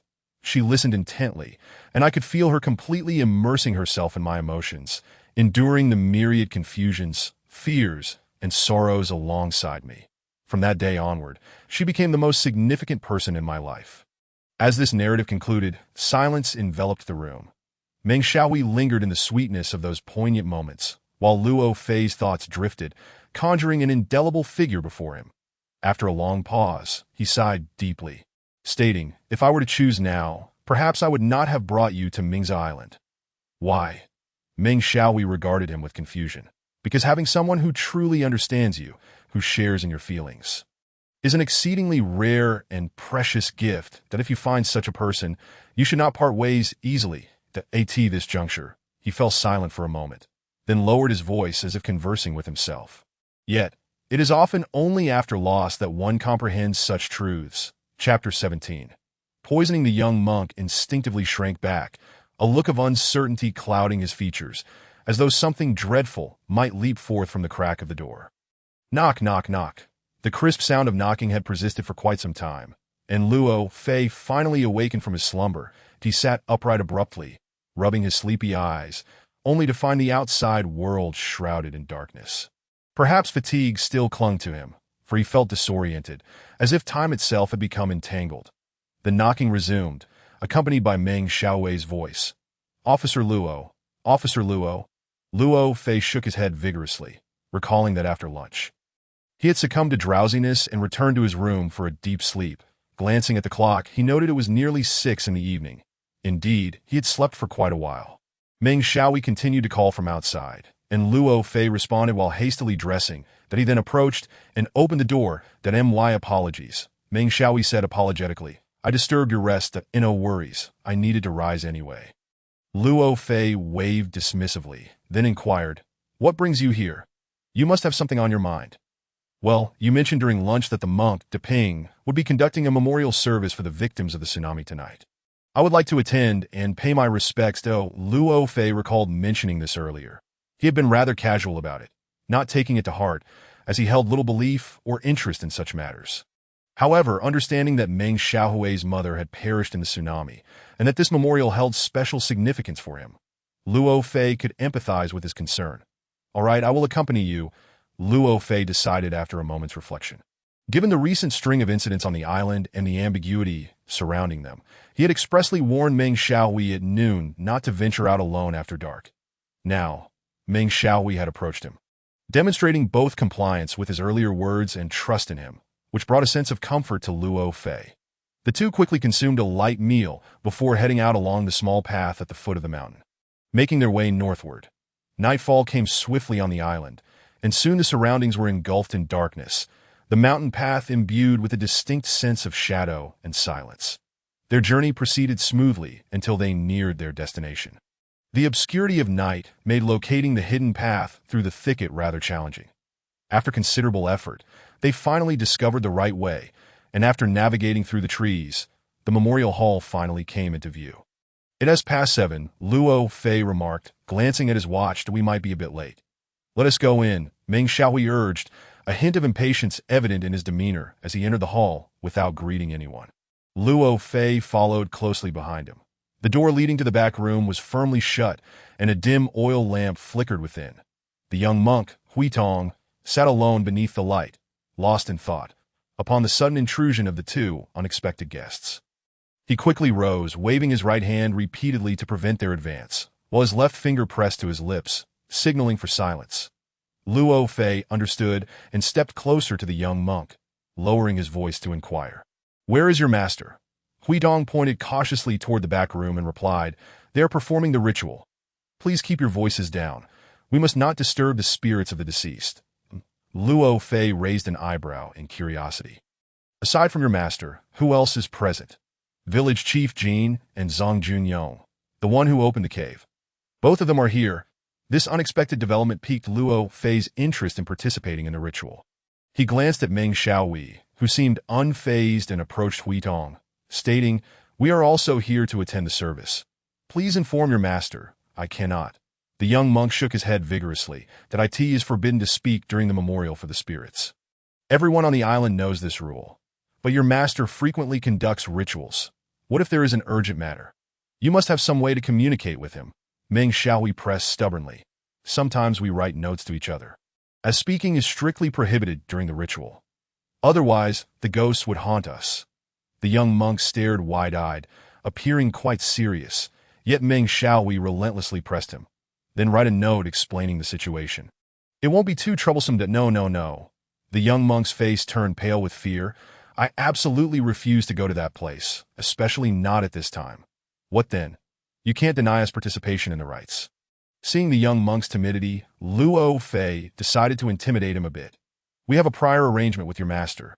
We simply arrived a bit late, that if you don't allow us in, your master will surely be displeased with you." This. The young monk hesitated, especially since Luo Fei had already met him twice and knew he was an officer. Even the master treated him with utmost respect. Offending him would indeed lead to dire consequences. With trepidation, the young monk inquired, "Are you truly here by your master's arrangement?" Luo Fei nodded, while Meng Xiaohui seemed uncomfortable with the lie, awkwardly turning his face away. After a moment's hesitation, the young monk finally relented. "Very well. You may drink a cup of purification tea and enter on your own, that I, for one, will not go." "Purification tea? What is that?" Both Luo Fei and Meng Xiaohui exchanged puzzled glances. "All those participating in the sacrificial rites must first drink a cup of purification tea. Otherwise, if your heart is not clear, you may easily be misled by wandering souls and vengeful spirits. My master and the others have already consumed it.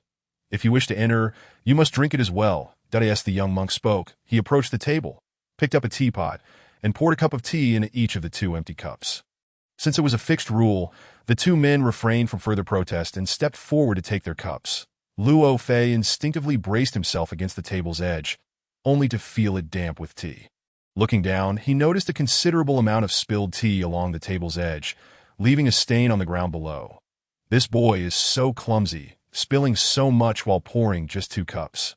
Luo Fei thought to himself, but said nothing, lifting the teacup to his lips. The tea had a faint green hue and a subtle fragrance, but upon tasting, it revealed an intensely bitter flavor. Luo Fei, who had never been fond of tea, felt the liquid had cooled, and he gulped it down in one go, neglecting to savor it. Beside him, Meng Xiaohui also finished his cup and then looked towards Huitong. "Can we enter now?" "I must write a note for you, to inform the master of the situation," the young monk replied as he took out paper and pen, scribbling a message before handing it to Luo Fei. Luo Fei leaned closer to the dim oil lamp to read it stated, "Master, these two claim to have an appointment with you for the sacrificial rites and insist on entering. I have informed them of the relevant matters and ensured they have consumed the purification tea." The young monk pointed to the door leading to the back room. You may open the door yourselves. Once inside, hand the note to my master. The wooden door, aged and worn, bore the marks of time. Luo Fei placed both hands on the door handle, exerting a slight force. With a creaking sound, the door slowly opened, revealing a shadowy world beyond. The young monk instinctively shrank back, his expression fraught with uncertainty, as if something terrifying might leap out from the crack. Luo Fei and Meng Xiaohui stepped into the back room and closed the door behind them. The light was thus cut off, enveloping the entire room in darkness, where a coffin in the center emitted a faint, eerie glow, creating a bizarre atmosphere. The two men stumbled forward in the gloom, eventually arriving at the door leading to the burial mound.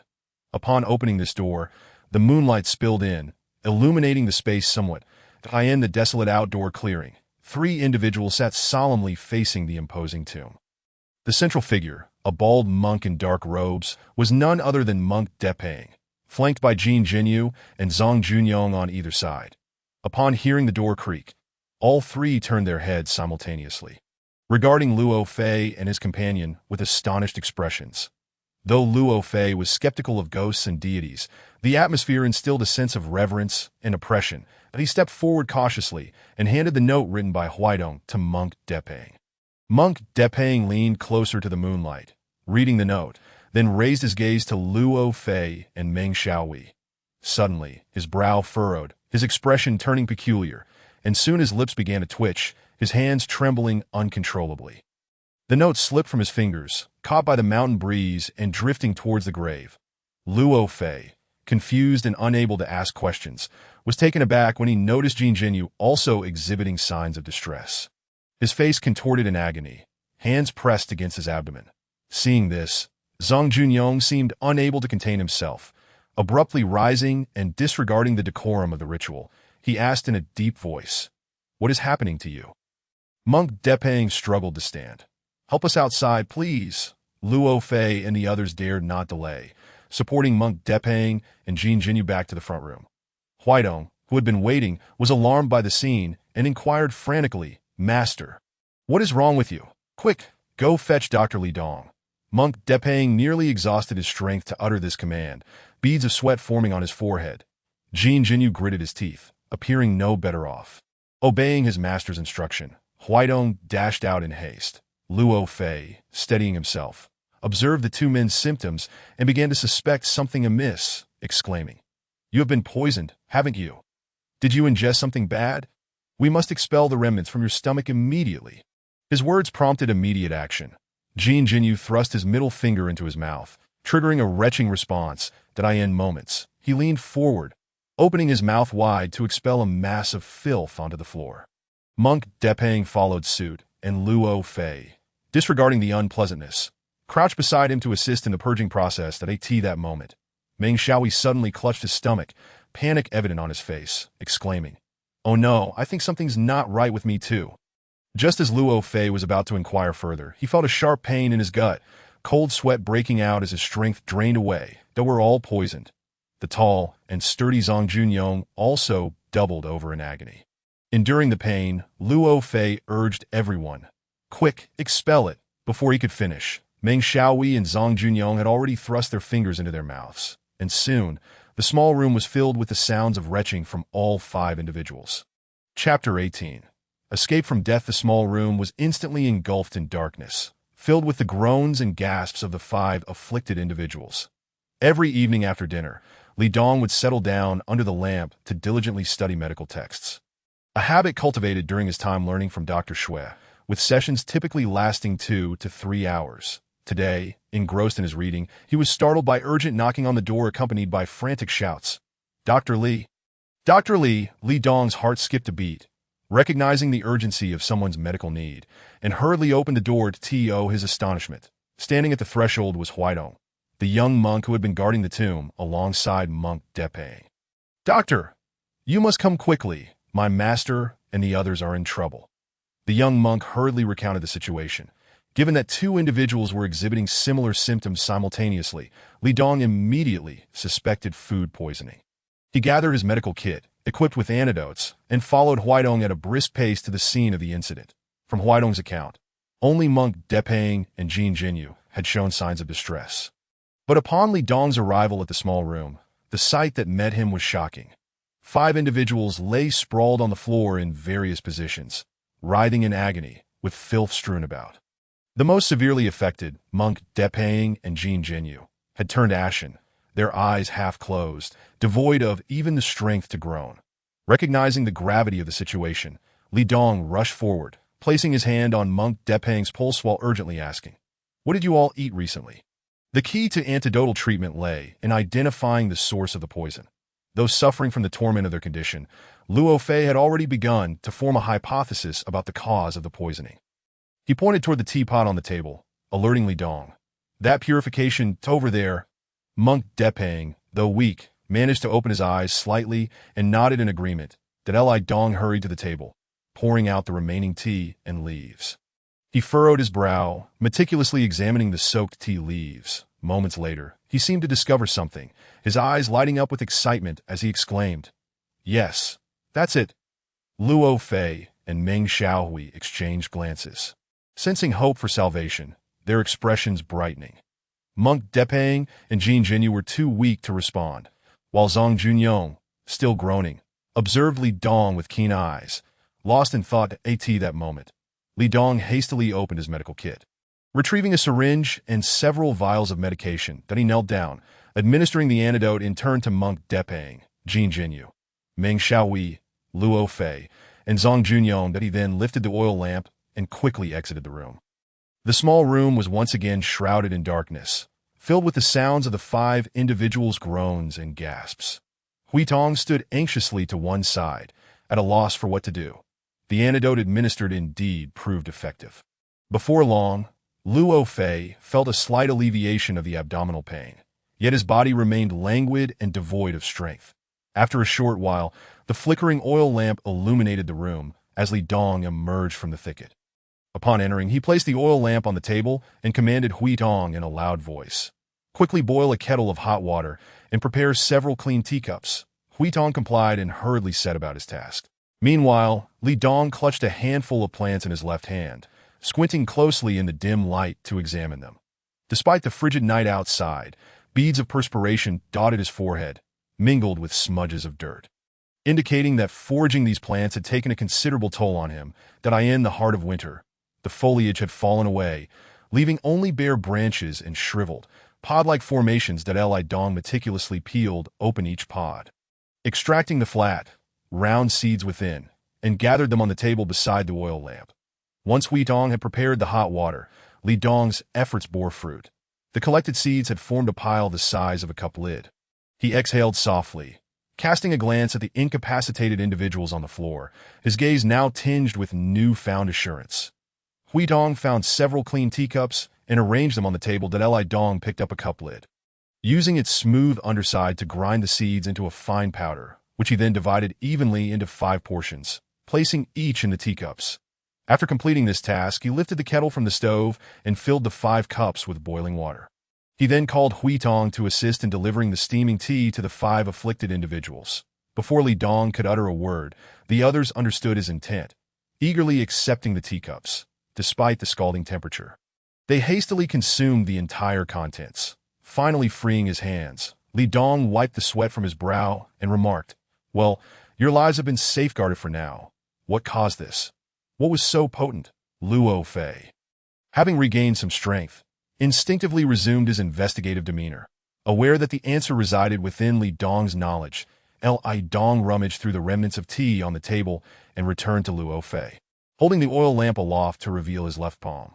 There, he displayed 2 tea leaves, both elongated and oval-shaped, measuring 5 millimeters wide and approximately 2 centimeters long, their deep brown hue subtly visible in the dim light.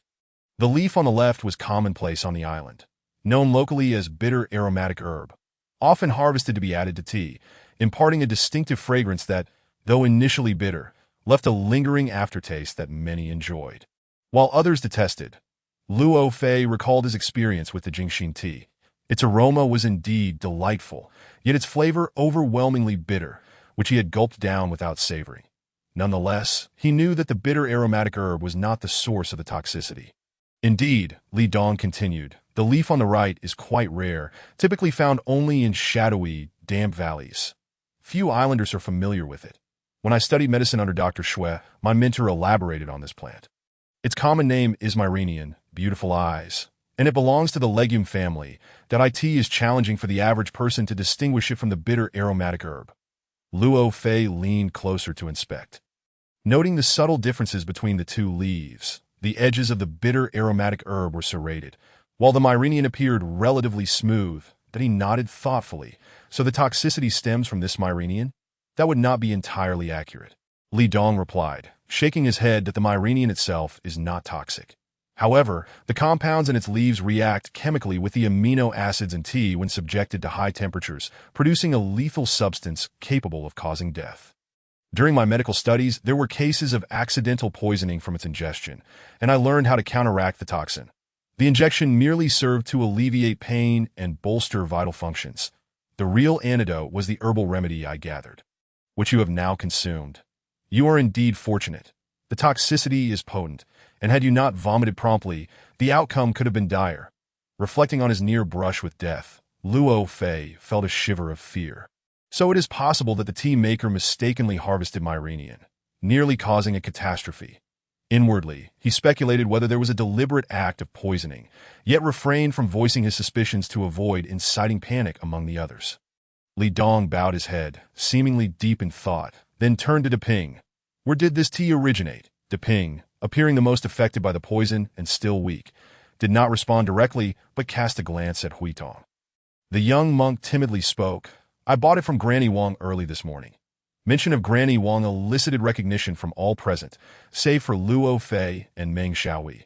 She operated a small business, often adding her foraged bitter aromatic herb to tea sold to islanders who relished its unique flavor. But if that is the case, I must hurry to Granny Wang's and ascertain whether her remaining tea leaves are also compromised. As a physician, Li Dong felt a professional obligation towards the health of the island's residents. Before departing, he cautioned the still recovering victims. You all should rest for a day or two and drink plenty of water. By the way, Officer Luo, if you require my assistance, feel free to visit me at home in 2 hours. Luo Fei noted the significant look in Li Dong's eyes as he uttered the last sentence, understanding its implication, though maintaining an air of nonchalance. After Li Dong's departure, Huitong busied himself with tidying the disarrayed room. The 5 individuals gradually regained their strength, and after about half an hour, even Deping, who had been most severely affected, was able to sit up.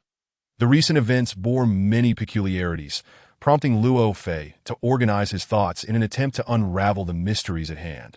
What brings you both to the sacrificial ceremony? He first inquired of Jin Jinyu and Zhang Junyong that I am the village chief, and the recent occurrences on the island have left me restless. Upon hearing that Deping was to perform a ritual, I decided to attend, seeking some semblance of peace. Jin Jinyu explained, gesturing towards Zhang Junyong, who had come due to the death of Shui Xiaohua in the cave, hoping to dispel his misfortunes. Had I known, I would not have come. I nearly lost my life here. Zhang Junyong exclaimed, visibly agitated and increasingly distressed. What purpose does a ceremony for the dead serve? I stand by my belief that these matters are the result of living individuals. Your lack of respect for the deceased will surely incur consequences, Deping coldly retorted. This narrow escape from death could very well be a warning from the beyond. Jin Jinyu shot a disapproving glance at Zhang Junyong, indicating his discontent with his words and actions. What do you mean by warnings from beyond? I am the master of my own fate. I do not subscribe to such notions. Zhang Junyong remained obstinate, rising to his feet, seemingly fully recovered. With a scoff, this man, who prided himself on being the bravest on the island, walked away, indifferent to the atmosphere. An awkward silence enveloped the small room, and after a prolonged moment, Deping sighed and turned to Luo Fei. Officer Luo, what of you? As someone who holds no belief in the supernatural, why have you come?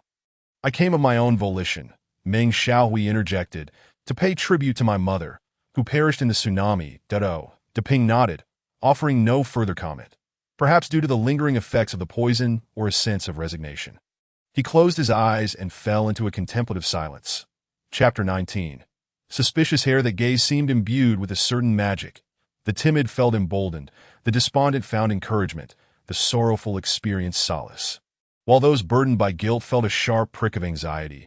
Unable to sit still, that a ritual meant to honor the spirits of the departed had morphed into a perilous episode of collective poisoning. A twist of fate that caught Luo Fei off guard. Fortunately, he had responded adeptly, and with Li Dong's expertise in detoxification, they had navigated the crisis unscathed. Following Zhang Junyong's departure, the remaining individuals took a moment to regroup before dispersing. Luo Fei first escorted Meng Haohui back to his residence, assisting him to bed. This frail young man, having endured both physical and emotional tribulations, was on the verge of collapse, yet Luo Fei could not afford to rest. The hint Li Dong had dropped before leaving lingered in his mind. Now was the time to visit Li Dong's home. Li Dong had not closed the door, seemingly anticipating Luo Fei's arrival. Luo Fei entered directly, bypassing pleasantries and asking, "Dr. Li, what information do you have?" Li Dong exchanged a few courteous remarks, inviting Luo Fei to sit, and then began, "I just returned from Granny Wang's, where I examined her tea leaves. Those leaves," he paused momentarily, "I found no issues that Luo Fei grasped the underlying implication of Li Dong's statement. He stroked his chin, pondering, "So the likelihood of poisoning later is significant. Who could it be? Hui Tong, or perhaps Ping?" However, he shook his head, portraying a timid and fearful demeanor. There was no reason or indication that he would resort to poisoning. Meanwhile, Ping was the one most severely affected by the poisoning at the scene, making it illogical to label him as the perpetrator. Adding a leaf of Mei Ren into the teapot was not an insurmountable task, and it was not solely the prerogative of the small householder. What are your thoughts?" Luo Fei realized that Li Dong's words carried an implicit meaning and immediately fixed his intense gaze upon him. "There's a situation that I could not disclose earlier while at the scene. So I hinted for you to come find me." Li Dong licked his lips, then spoke with solemnity. "Zhang Junyong did not suffer from poisoning." "What? This is a significant revelation," Luo Fei emphasized in response. "Are you certain?" Li Dong nodded.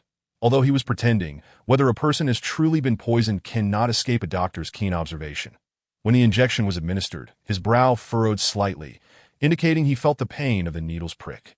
For someone who had been poisoned severely, with their insides seemingly in a state of turmoil, this was undoubtedly an abnormal occurrence. Thus, I particularly noted his eyes. His pupils were entirely normal, whereas all of you exhibited symptoms of dilated pupils. Luo Fei lowered his head in contemplation, as various clues converged in his mind. Zhang Junyong must have consumed the Jingxin tea simultaneously with Ping and Jin Jinyu, yet the onset of his symptoms occurred much later. And he was also the quickest to recover, which indeed raises suspicions that as he pondered further, an epiphany struck Luo Fei. That's right, he had noticed the edge of the table was dampened with tea. Initially attributing it to Hui Tong's spilling while pouring, but it now seemed highly probable that it was Zhang Junyong who had secretly discarded the tea, indicating he had not consumed that cup of Jingxin tea. "The information you provided is exceedingly valuable." Luo Fei looked at Li Dong with sincerity, expressing his appreciation. "However, I currently lack the time to express my gratitude, as I have important matters to attend to immediately." Li Dong smiled understandingly. "Please, do not let me hinder your affairs. That I assume your next destination is Zhang Junyong's residence, correct?"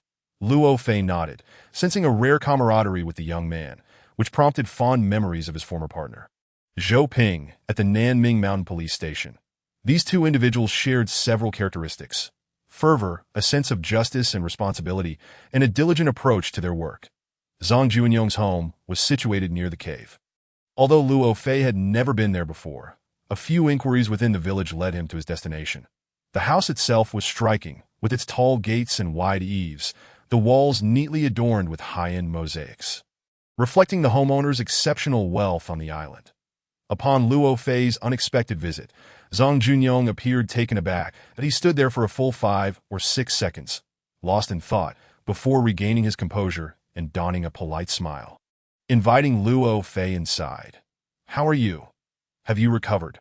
Noticing the spread of food and drink on the table, indicating that Zhang Junyong had been indulging, Luo Fei feigned concern. "Have you been drinking?" "Having just detoxified. You must take care of your health."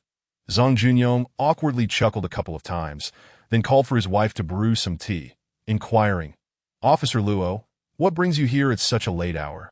Luo Fei withheld his response for the moment, and when he received the tea from Zhang Junyong's wife, He refrained from drinking it, instead pouring it onto the floor along the edge of the table.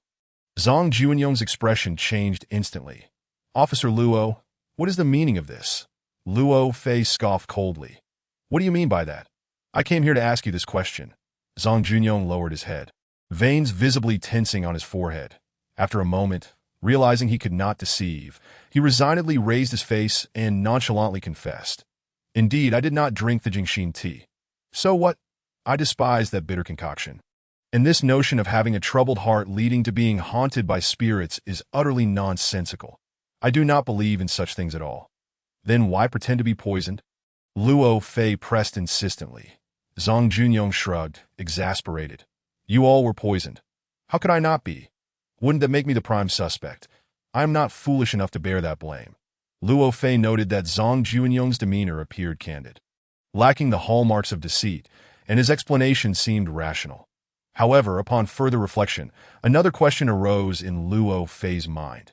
Since you do not believe in spirits and avoid the Jingxin tea, why participate in the sacrificial ceremony? Zhang Junyong hesitated, as if this question posed a considerable challenge. After much deliberation, he finally grinned and admitted, "Fine, I shall speak candidly. I sensed something amiss with Deping, and I wanted to ascertain what he was up to. When I attended, I remained vigilant. That cup of tea was deliberately left untouched by me." Luo Fei's eyes brightened, fixating intently on him. "Are you suggesting that it was Deping who poisoned the tea? And you had a premonition he would do so? Why?" Zhang Junyong averted his gaze, seemingly wrestling with some internal conflict, and began to stammer. "Well, I just felt he was unusual. Why would he buy a coffin when no one had died on the island?" It was as if he anticipated Shui Xiaohua's demise. Upon hearing this, Luo Fei recalled how Zhang Junyong had previously confronted Deping during the recovery of Shui Xiaohua's body. Indeed, it was peculiar for Deping to enter the coffin when no deaths had occurred.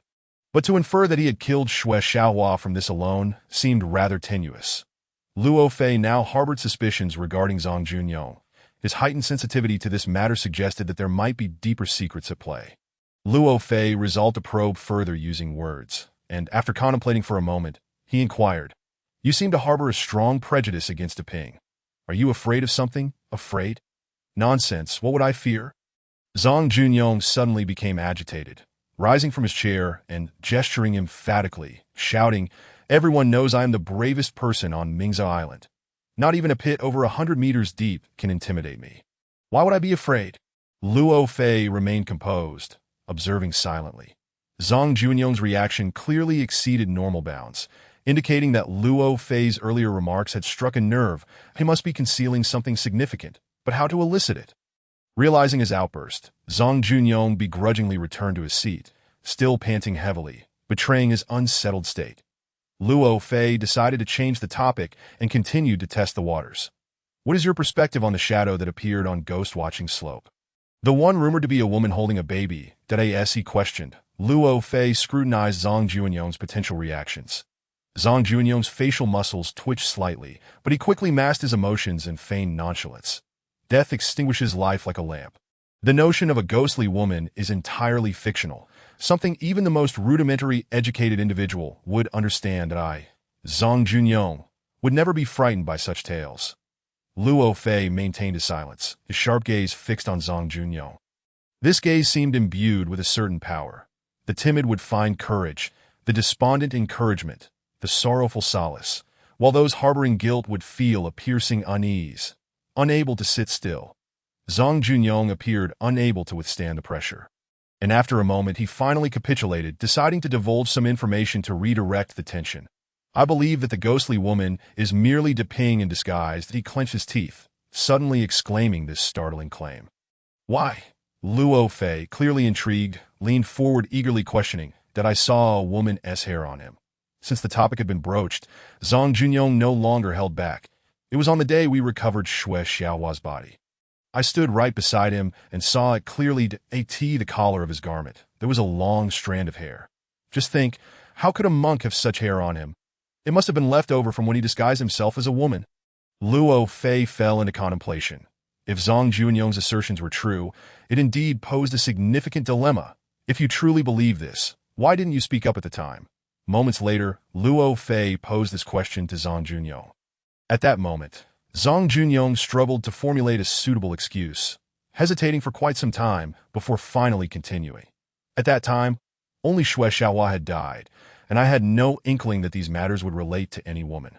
Yes, I later learned, but you never inquired about it either, did you? Should I have sought you out to report? I had no inclination for that. Whoever wants to do as they please, I am not afraid. Let us see who can do anything to me. This explanation was evidently far-fetched, yet Luo Fei understood that, under the current circumstances, extracting further information from Zhang Junyong would likely prove exceedingly difficult. What should he do now? Should he confront Ping again? But on what grounds? Merely based on an unverified strand of hair. He had already clashed with Ping once and knew him to be a formidable adversary. Acting recklessly would only lead to futility, that he required more evidence, and leads that I hope what you have stated is indeed the truth. After a moment of contemplation, Luo Fei resolved to adopt a strategy of retreating to advance.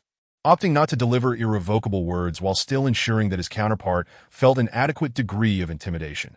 However, it is imperative that you fully grasp the current circumstances, even if you conceal certain truths. I shall undoubtedly uncover the reality. Should that occur, you will come to realize that your actions will only serve to backfire, that I am accountable for myself, and indeed, I alone hold the responsibility for my own actions. Zhang Junyong's demeanor remained steadfastly resolute.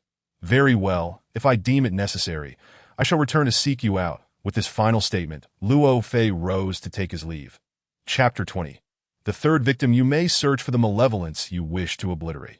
Yet you will discover that when you have amassed all your strength, poised to deliver the final blow, that imagined adversary may not even exist. Upon returning to his residence, Luo Fei immediately entered his room and lay down upon the bed. After a series of exhausting tribulations and travels, he desperately needed a moment of respite. Yet his mind was restless and could not find tranquility, that a myriad of confusions and enigmas filled his thoughts. In the span of the past 2 days, he had begun to catch glimpses of certain clues amidst the unfolding events. Yet he could not discern their full clarity. It felt akin to observing something through a thick fog.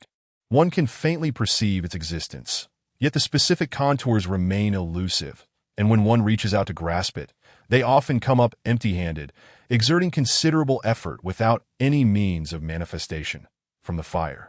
The demise of Shui Xiaohua, the death of Zhou Yonggui, to today's collective poisoning, each incident was replete with ambiguities, from Meng Haohui, Ping, and Fu Yuzhu to Zhang Junyong, and even Jin Jinyu, or perhaps others still. They all seemed to harbor some secrets that unravel the mystery within. Luo Fei needed a breakthrough. But where might that breakthrough lie? Regardless, Luo Fei was acutely aware that he faced a formidable opponent. Clearly, this adversary was making every effort to thwart the revelation of a concealed truth, extending an unseen claw to tightly control all those involved, rendering them either mute or transformed into the silent dead. Who could this opponent possibly be? Did others privy to the hidden circumstances also grasp the answer to this question? Were they aware that, like the previous 2 deceased, they too might be under the threat of death? If we consider Zhang Junyong as one of the informed, his demeanor today evidently suggested he felt the weight of such a threat. Why would he refrain from revealing the truth? Was he afraid? Afraid of what? What could possibly be more terrifying than death itself? Were they perhaps fearful of some mysterious, indescribable entity? The shadow on Guangpo, the woman cradling a baby. What did they signify to them? Luo Fei adamantly refused to concede that he was contending with an adversary wielding powers beyond the realm of reality. Although there were phenomena he could not presently elucidate, and all the incidents that had transpired could not be definitively attributed to human agency. He believed it was merely due to his lack of a comprehensive understanding of the situation, not yet having identified the crucial thread that could connect all the enigmas that as he pondered these matters. Weariness overcame him, and his thoughts gradually became disordered, ultimately leading him into the realm of slumber. But he awoke naturally, finding that daylight had already flooded the room. After dressing, he opened the window and stood before it, savoring the refreshing morning sea breeze to invigorate his mind. During this process, he instinctively slipped his hand into his coat pocket. His right hand seemed to touch something. He withdrew the object and brought it to his gaze. Perhaps it was merely a subconscious action, yet he found himself momentarily stunned that it was the IU given to him by Qin Chunxing at the fire scene. the very note that Haohui had started but abandoned. Luo Fei had previously deduced from it that Haohui had extorted Zhou Yonggui. Based on his earlier analysis, Haohui's targets for extortion were not limited to Zhou Yonggui alone, and one of those targets would possess some unusual characteristic. To this end, he had inquired of Jin Jinyu whether there were any deaf mutes on the island, but unfortunately, the response was negative, and that lead had therefore been severed. Yet now, a plausible hypothesis sprang forth in Luo Fei's mind. Indeed, this was a remarkably logical and even self-evident conclusion. He nearly scolded himself for having overlooked such an obvious lead at this moment. He had no reason to linger any longer. He must immediately pursue this lead to uncover the hidden truth behind it. Luo Fei returned once more to the shrine concealed along the mountain path. The Di Ping and his disciple Hui Tong were having breakfast in the front room, their meal as ascetic as their lifestyle, congee and sweet potatoes. Di Ping seemed to have anticipated Luo Fei's arrival, displaying not a hint of surprise that he glanced at his disciple and spoke in a remarkably calm tone. "Hurry and finish your meal, then go chop some firewood." Hui Tong nodded obediently, finishing the remaining congee in a few bites without uttering a word before stepping outside. "Officer Luo, please take a seat," Di Ping casually invited. "Have you had breakfast? The congee is still warm and quite comforting." "I shall forgo breakfast. I only wish to ask you a few questions." Luo Fei sat down across from Di Ping and produced the note. "Take a look at this." Di Ping accepted the note and read it silently before placing it on the table. Responding indifferently, "This appears to be a note, though it seems unfinished, does it not?" Luo Fei fixed his gaze upon him. "Indeed, it is unfinished, and I wish to inquire what further content lies beyond this note." Di Ping chuckled lightly. "This note has been in your possession. How could I possibly know what follows? This note was written by Haohui, albeit only partially completed. He later composed a full version, which should be in your possession." Luo Fei's voice was soft yet imbued with conviction. "Why?" Di Ping countered, unwilling to yield. Luo Fei understood that compelling the other to concede required solid reasoning. That he elaborated.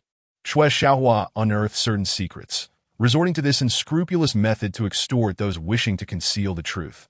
This extortion was not anonymous. It occurred within a wholly public context. One of his targets was Zhou Yonggui. That evening, he went directly to Zhou Yonggui's home, explicitly stating his intentions, and successfully extorted 4,000 yuan, as corroborated by the accounts of Guoguizhi and others. Following this pattern, it seems he had no need to write a note unless one of his targets was incapable of verbal communication, such as a deaf-mute. Yi Ping raised his hands in a gesture of surrender. "There have never been any deaf mutes on Mingza Island. Indeed, and this quandary has confounded me, leaving me at a loss for a time." Luo Fei paused momentarily before continuing. "However, yesterday, I discovered that some individuals, while neither deaf nor mute, still require notes to convey messages. That it was merely the sudden poisoning incident that distracted my thoughts, preventing me from promptly seizing upon this useful lead." Yi Ping nodded in agreement with Luo Fei's analysis, appearing entirely supportive, but he then candidly remarked, "It seems the individual you speak of is me, is it not? When you handed me the note Hui Tong wrote last night, I suspected you would come to this realization sooner or later, though I did not anticipate it would be this swift. That Haohui's note was intended for you. He was aware that it would likely coincide with your time of performing rites. Hence he documented the situation for Hui Tong to convey. You cannot deny this, as there exists at least Hui Tong as a witness."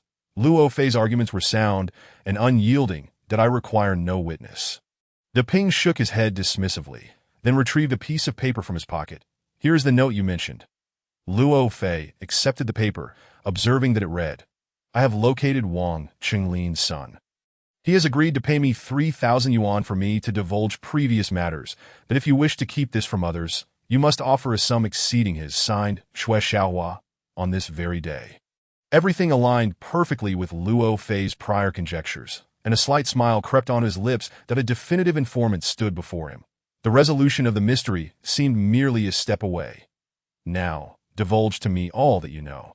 Transitioning to a serious demeanor, Luo Fei insisted, "I expect no omissions regarding the entirety of this affair." "The entirety of the affair?" Di Ping regarded Luo Fei with an odd expression. "Do you truly believe that everything is my doing?" "You are mistaken, and you have underestimated the complexity of this matter. Then begin by revealing the secret that Haohui used to extort you." Luo Fei recognized that the other would not easily yield. He must advance with caution. And why was there a woman's long hair found on the collar of your garment? Furthermore, how do you explain yesterday's poisoning incident? Long hair. Deping was taken aback, instinctively checking his clothing, only to chuckle lightly. How did I not notice? Did you witness this firsthand, or was it relayed to you by another?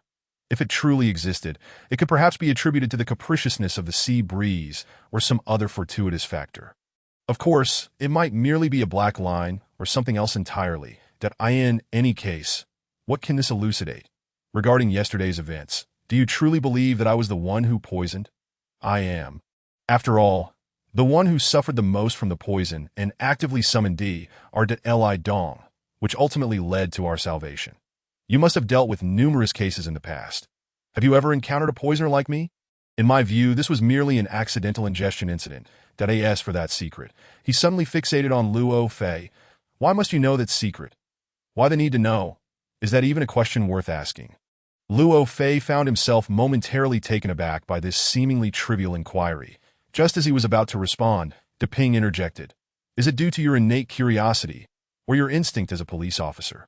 Or perhaps a sense of justice derived from the desire to eradicate evil? He posed a series of questions, awaiting the other's choice. Luo Fei was unclear about the intent behind these inquiries. Yet he took a moment to ponder earnestly before replying candidly. One might say that various factors contribute, including the stimulation from confronting a potential adversary. However, the most significant factor that keeps me awake at night is indeed my profound hatred for evil, which aligns with what you referred to as a sense of justice, that I must uncover the murderer, ensure that evil is punished, and protect the innocent from further harm. This is part of my character, as well as the mission bestowed upon me by my profession. Just as I suspected, Deping nodded, his gaze seemingly reflecting admiration. Officer Luo, though our interactions have been limited, I have come to understand you somewhat. Were it not for certain circumstances, I believe we could have become friends, perhaps even confidants.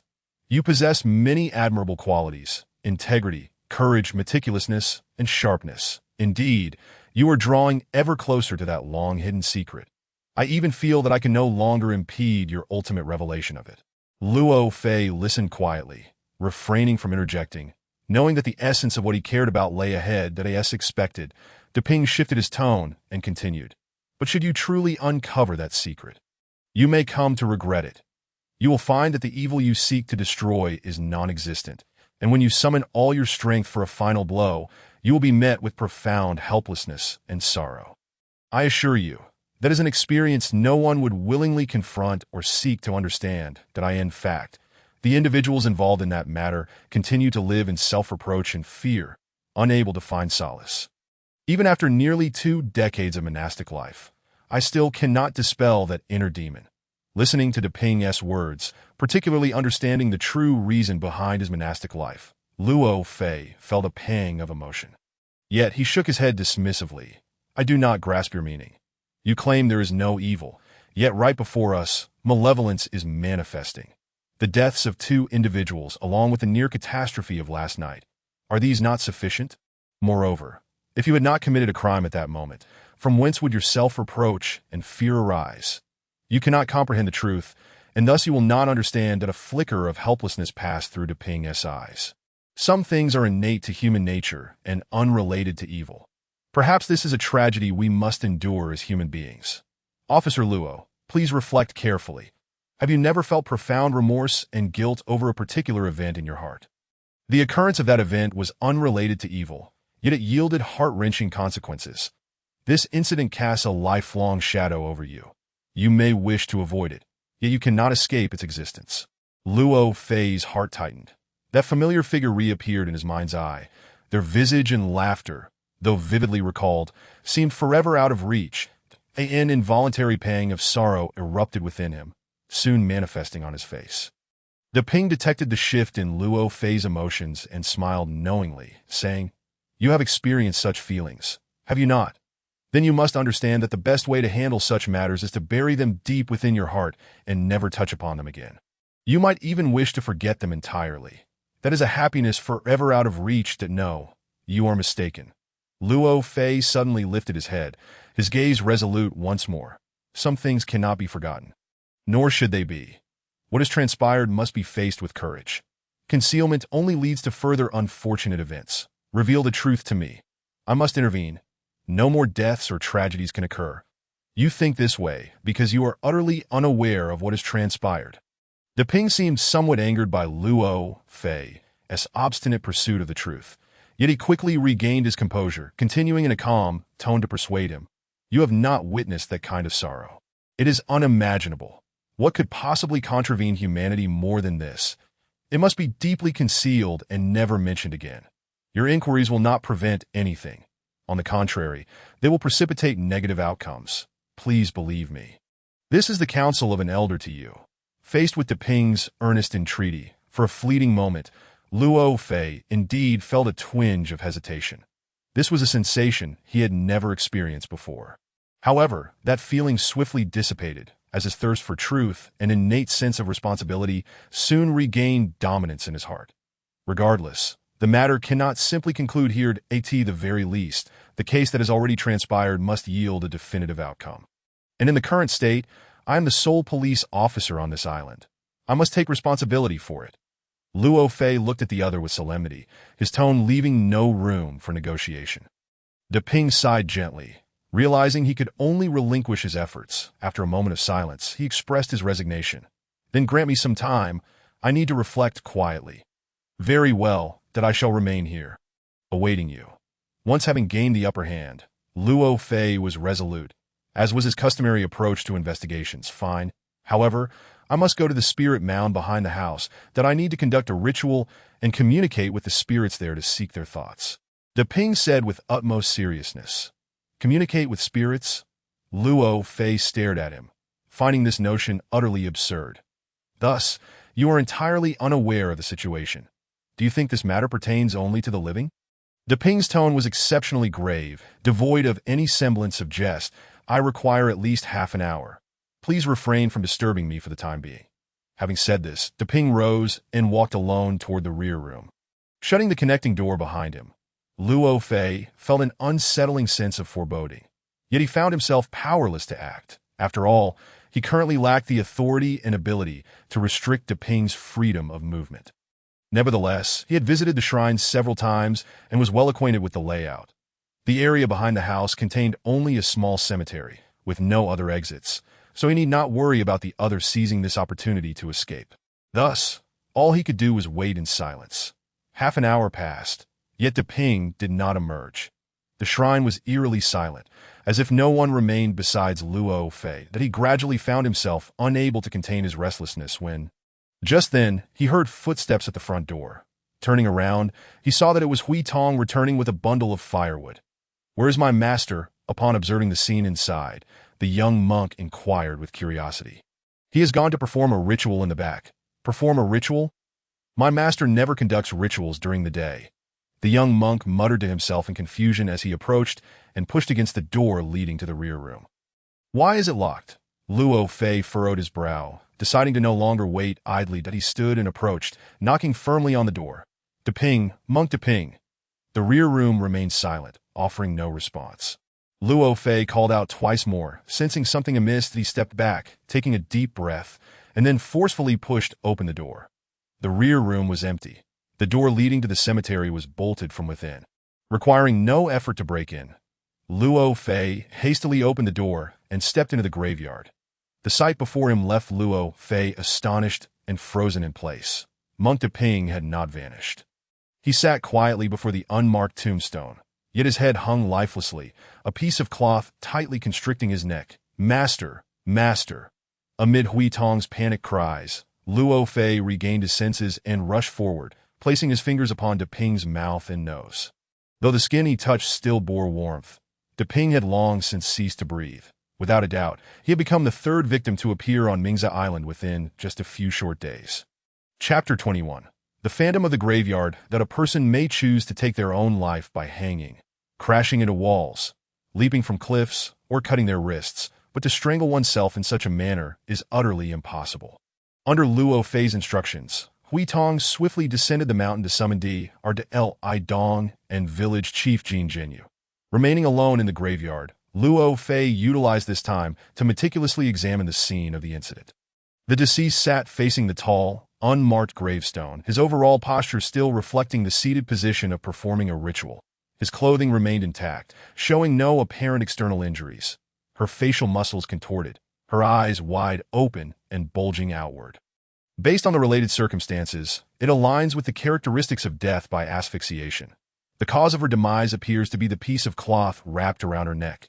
The strip of cloth, approximately 3 centimeters wide and about 1 meter long, features smooth, neat edges and triangular tips, suggesting it was fashioned for some specific purpose as a strip of textile.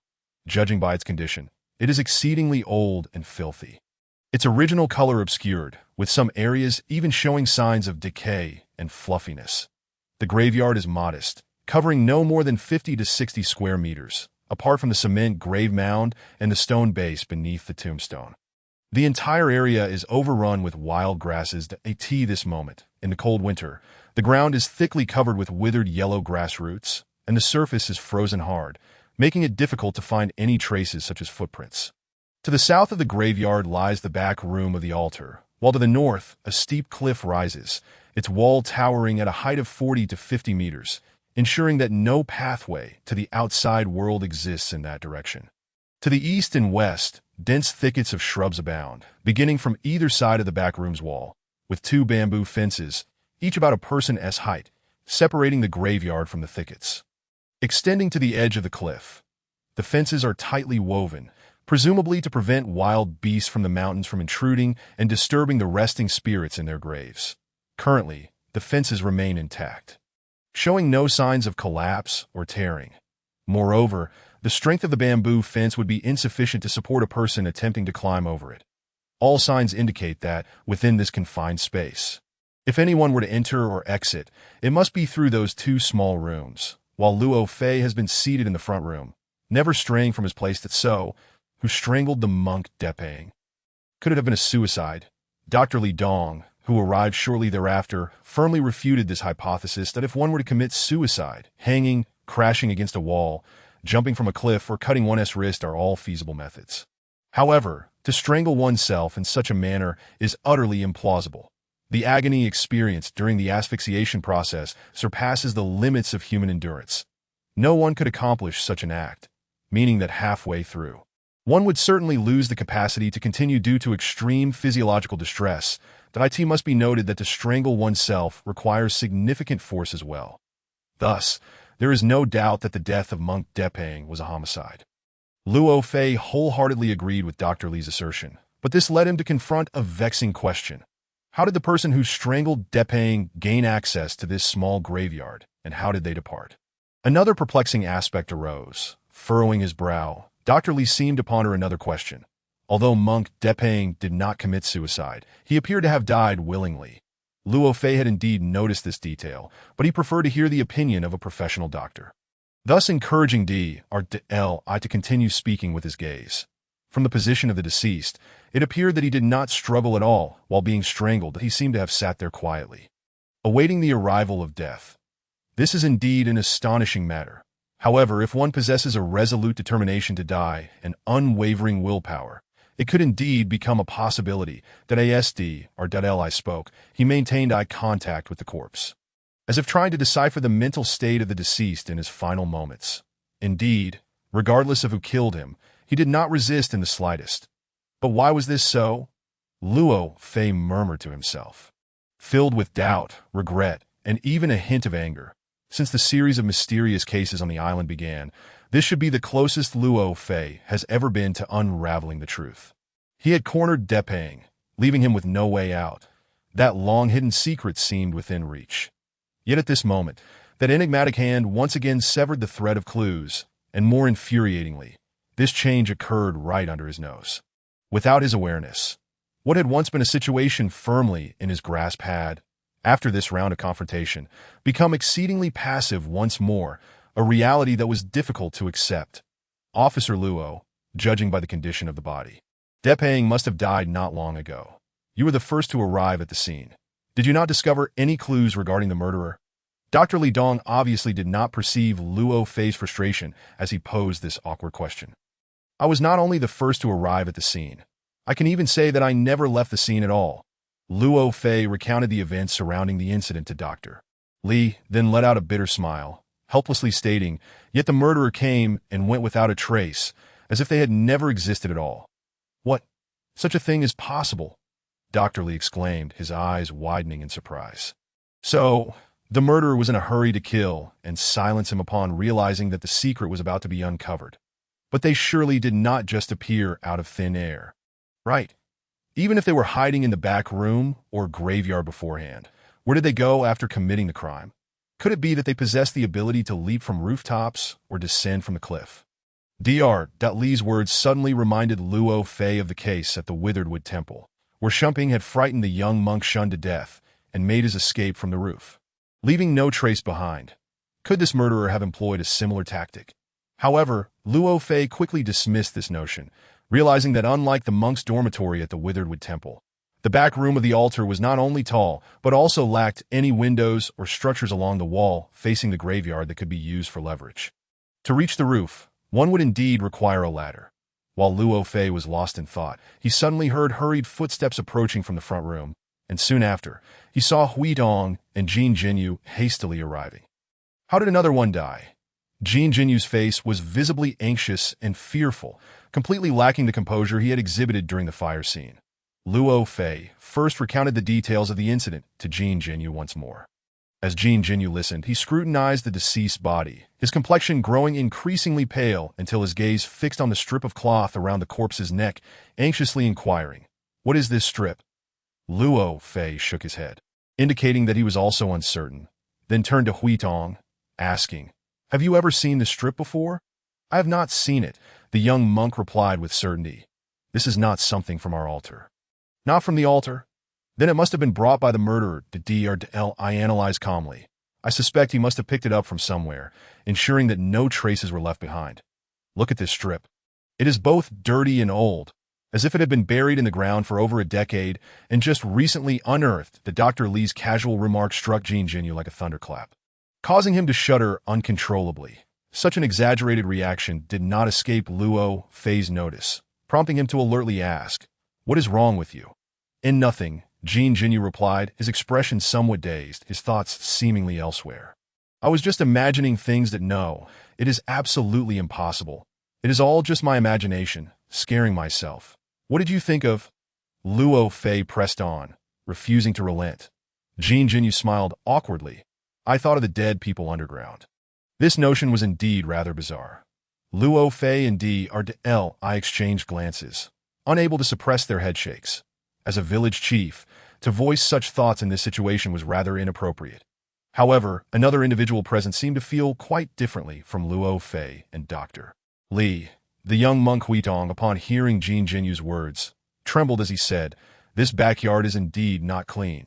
It is haunted, though, haunted." Luo Fei's piercing gaze immediately directed itself at Hui Dong. "Pray tell, what manner of haunting is this?" "It becomes haunted every night."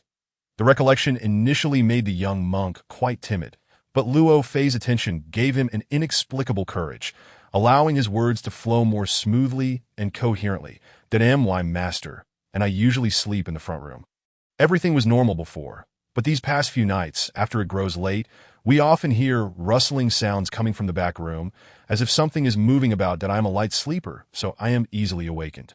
Just the night before last, when that sound occurred again, I could no longer contain myself and bravely peered through the crack of the door towards the back room, and as a result, I saw a ghostly figure." "What sort of ghostly figure?" "A female ghost at that moment. The door between the back room and the graveyard was open, and I vaguely saw a shadow standing motionless at the cliff edge of the graveyard, seemingly gazing down the mountain. The shadow was turned away from me, but I distinctly remember her long hair being blown up by the wind. It was undoubtedly a female ghost. And then I was terrified and staggered back several steps, nearly falling to the ground, and I even cried out at that moment. My master also woke up, and I told him what I had seen. That he insisted on taking me to the backyard to investigate. I was too frightened to go, so my master opened the door and went alone, while I hid under the covers in bed. After a while, I heard my master calling me, saying that there was nothing there. Only then did I muster the courage to get out of bed and go to the backyard graveyard. Sure enough, it was empty. Apart from the grave mound, There was nothing else. That my master told me not to think too much and to go back to sleep. But the more I thought about it, the more frightened I became. You all say, what I saw just a minute ago vanished in the blink of an eye. If that is not a ghost, then what is it? The young monk's words were delivered with conviction, and recalling the new and old legends associated with ghost-watching slope sent a chill down one's spine. That moment. A gust of sea wind swept through, rustling the shrubs on either side of the graveyard, and although it was daytime, an eerie atmosphere pervaded the scene. A female ghost, Luo Fei, however, seemed to find the atmosphere insufficiently dense. After a moment of contemplation, he pressed further with a question. Did she hold an infant? I could not discern this clearly, for she had her back turned to me, and upon merely catching a glimpse, I was so startled that I retreated. The young monk had initially finished speaking, but suddenly recalled something and hastily added, however, I believe I heard the sound of a baby crying from the backyard. Can you be certain? Luo Fei squinted, inquiring while mulling over something that I couldn't hear it clearly. The young monk replied honestly, sensing a vague sound that was both faint and elusive, evoking an odd feeling. Hearing you mention it, I suddenly remembered that the sound was indeed that of an infant wailing. Upon hearing this chilling and dreadful account, even Li Dong felt a shiver run down his spine. While Jin Jinyu anxiously bit his lip, his eyes darting about, as if some malevolent spirit might emerge from the shadows at any moment. And no wonder the child displayed such trepidation towards the backyard. Luo Fei recalled Hui Tong's behavior from the previous night, connecting the dots. The young monk did not appear to be fabricating his tale. Yet could it be that a female ghost truly existed? The eerie graveyard descended into silence, each individual rendered mute, troubled by the same harrowing question.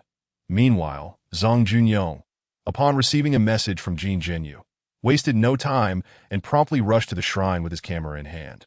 Throughout the journey, he could not bring himself to believe that Deping had truly perished. Just a short while ago, he had thought that the events unfolding were all orchestrated by Deping. If he too had met his end, how could one possibly explain it all? Upon arriving at the scene, he was compelled to accept the grim reality.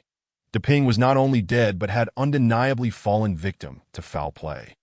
During Luo Fei's process of photographing the deceased, Zhang Junyong maintained a complex expression as he gazed upon the body, his thoughts racing without pause. Once the on-site investigation and related documentation were complete, the matter of how to handle Deping's remains arose.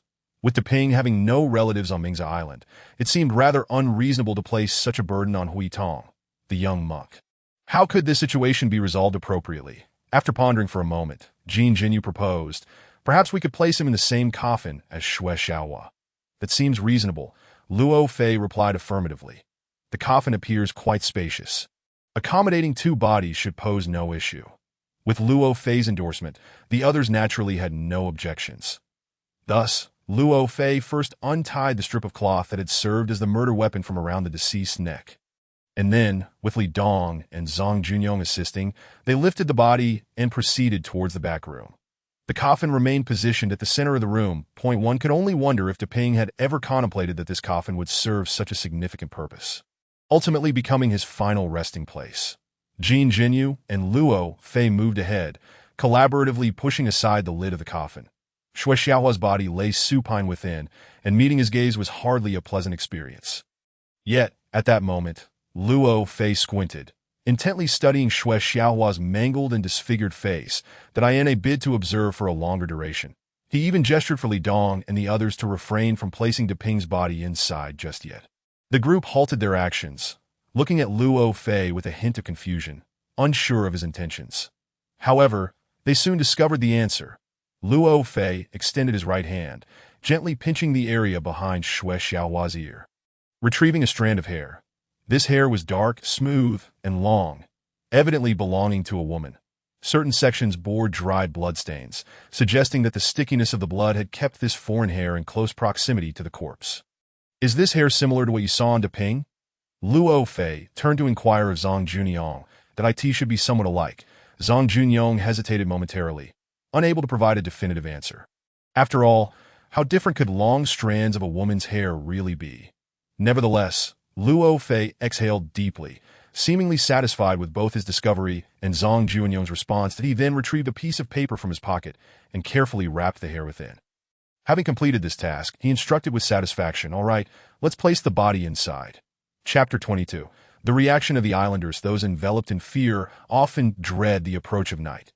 The news of Deping's demise profoundly impacted Meng Xiaohui's emotions. Upon learning of this from Luo Fei, he could not suppress the shock and sorrow etched upon his face, remaining speechless for several minutes. Although their interactions had been limited, Deping had left an indelible impression on Meng Xiaohui. Not only due to his refined demeanor, but also owing to the comforting sensation he evoked during their time together. For Meng Xiaohui, Luo Fei and Deping had become the two individuals he trusted most on this isolated island. Yet the nature of that trust was distinctly different.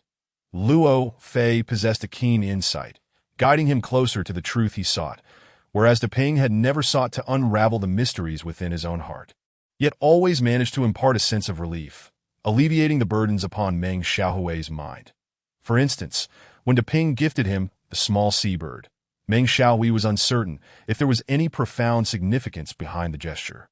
But he cherished the time spent with the creature, diligently caring for its fragile life, during which he often found a sense of tranquility for his spirit.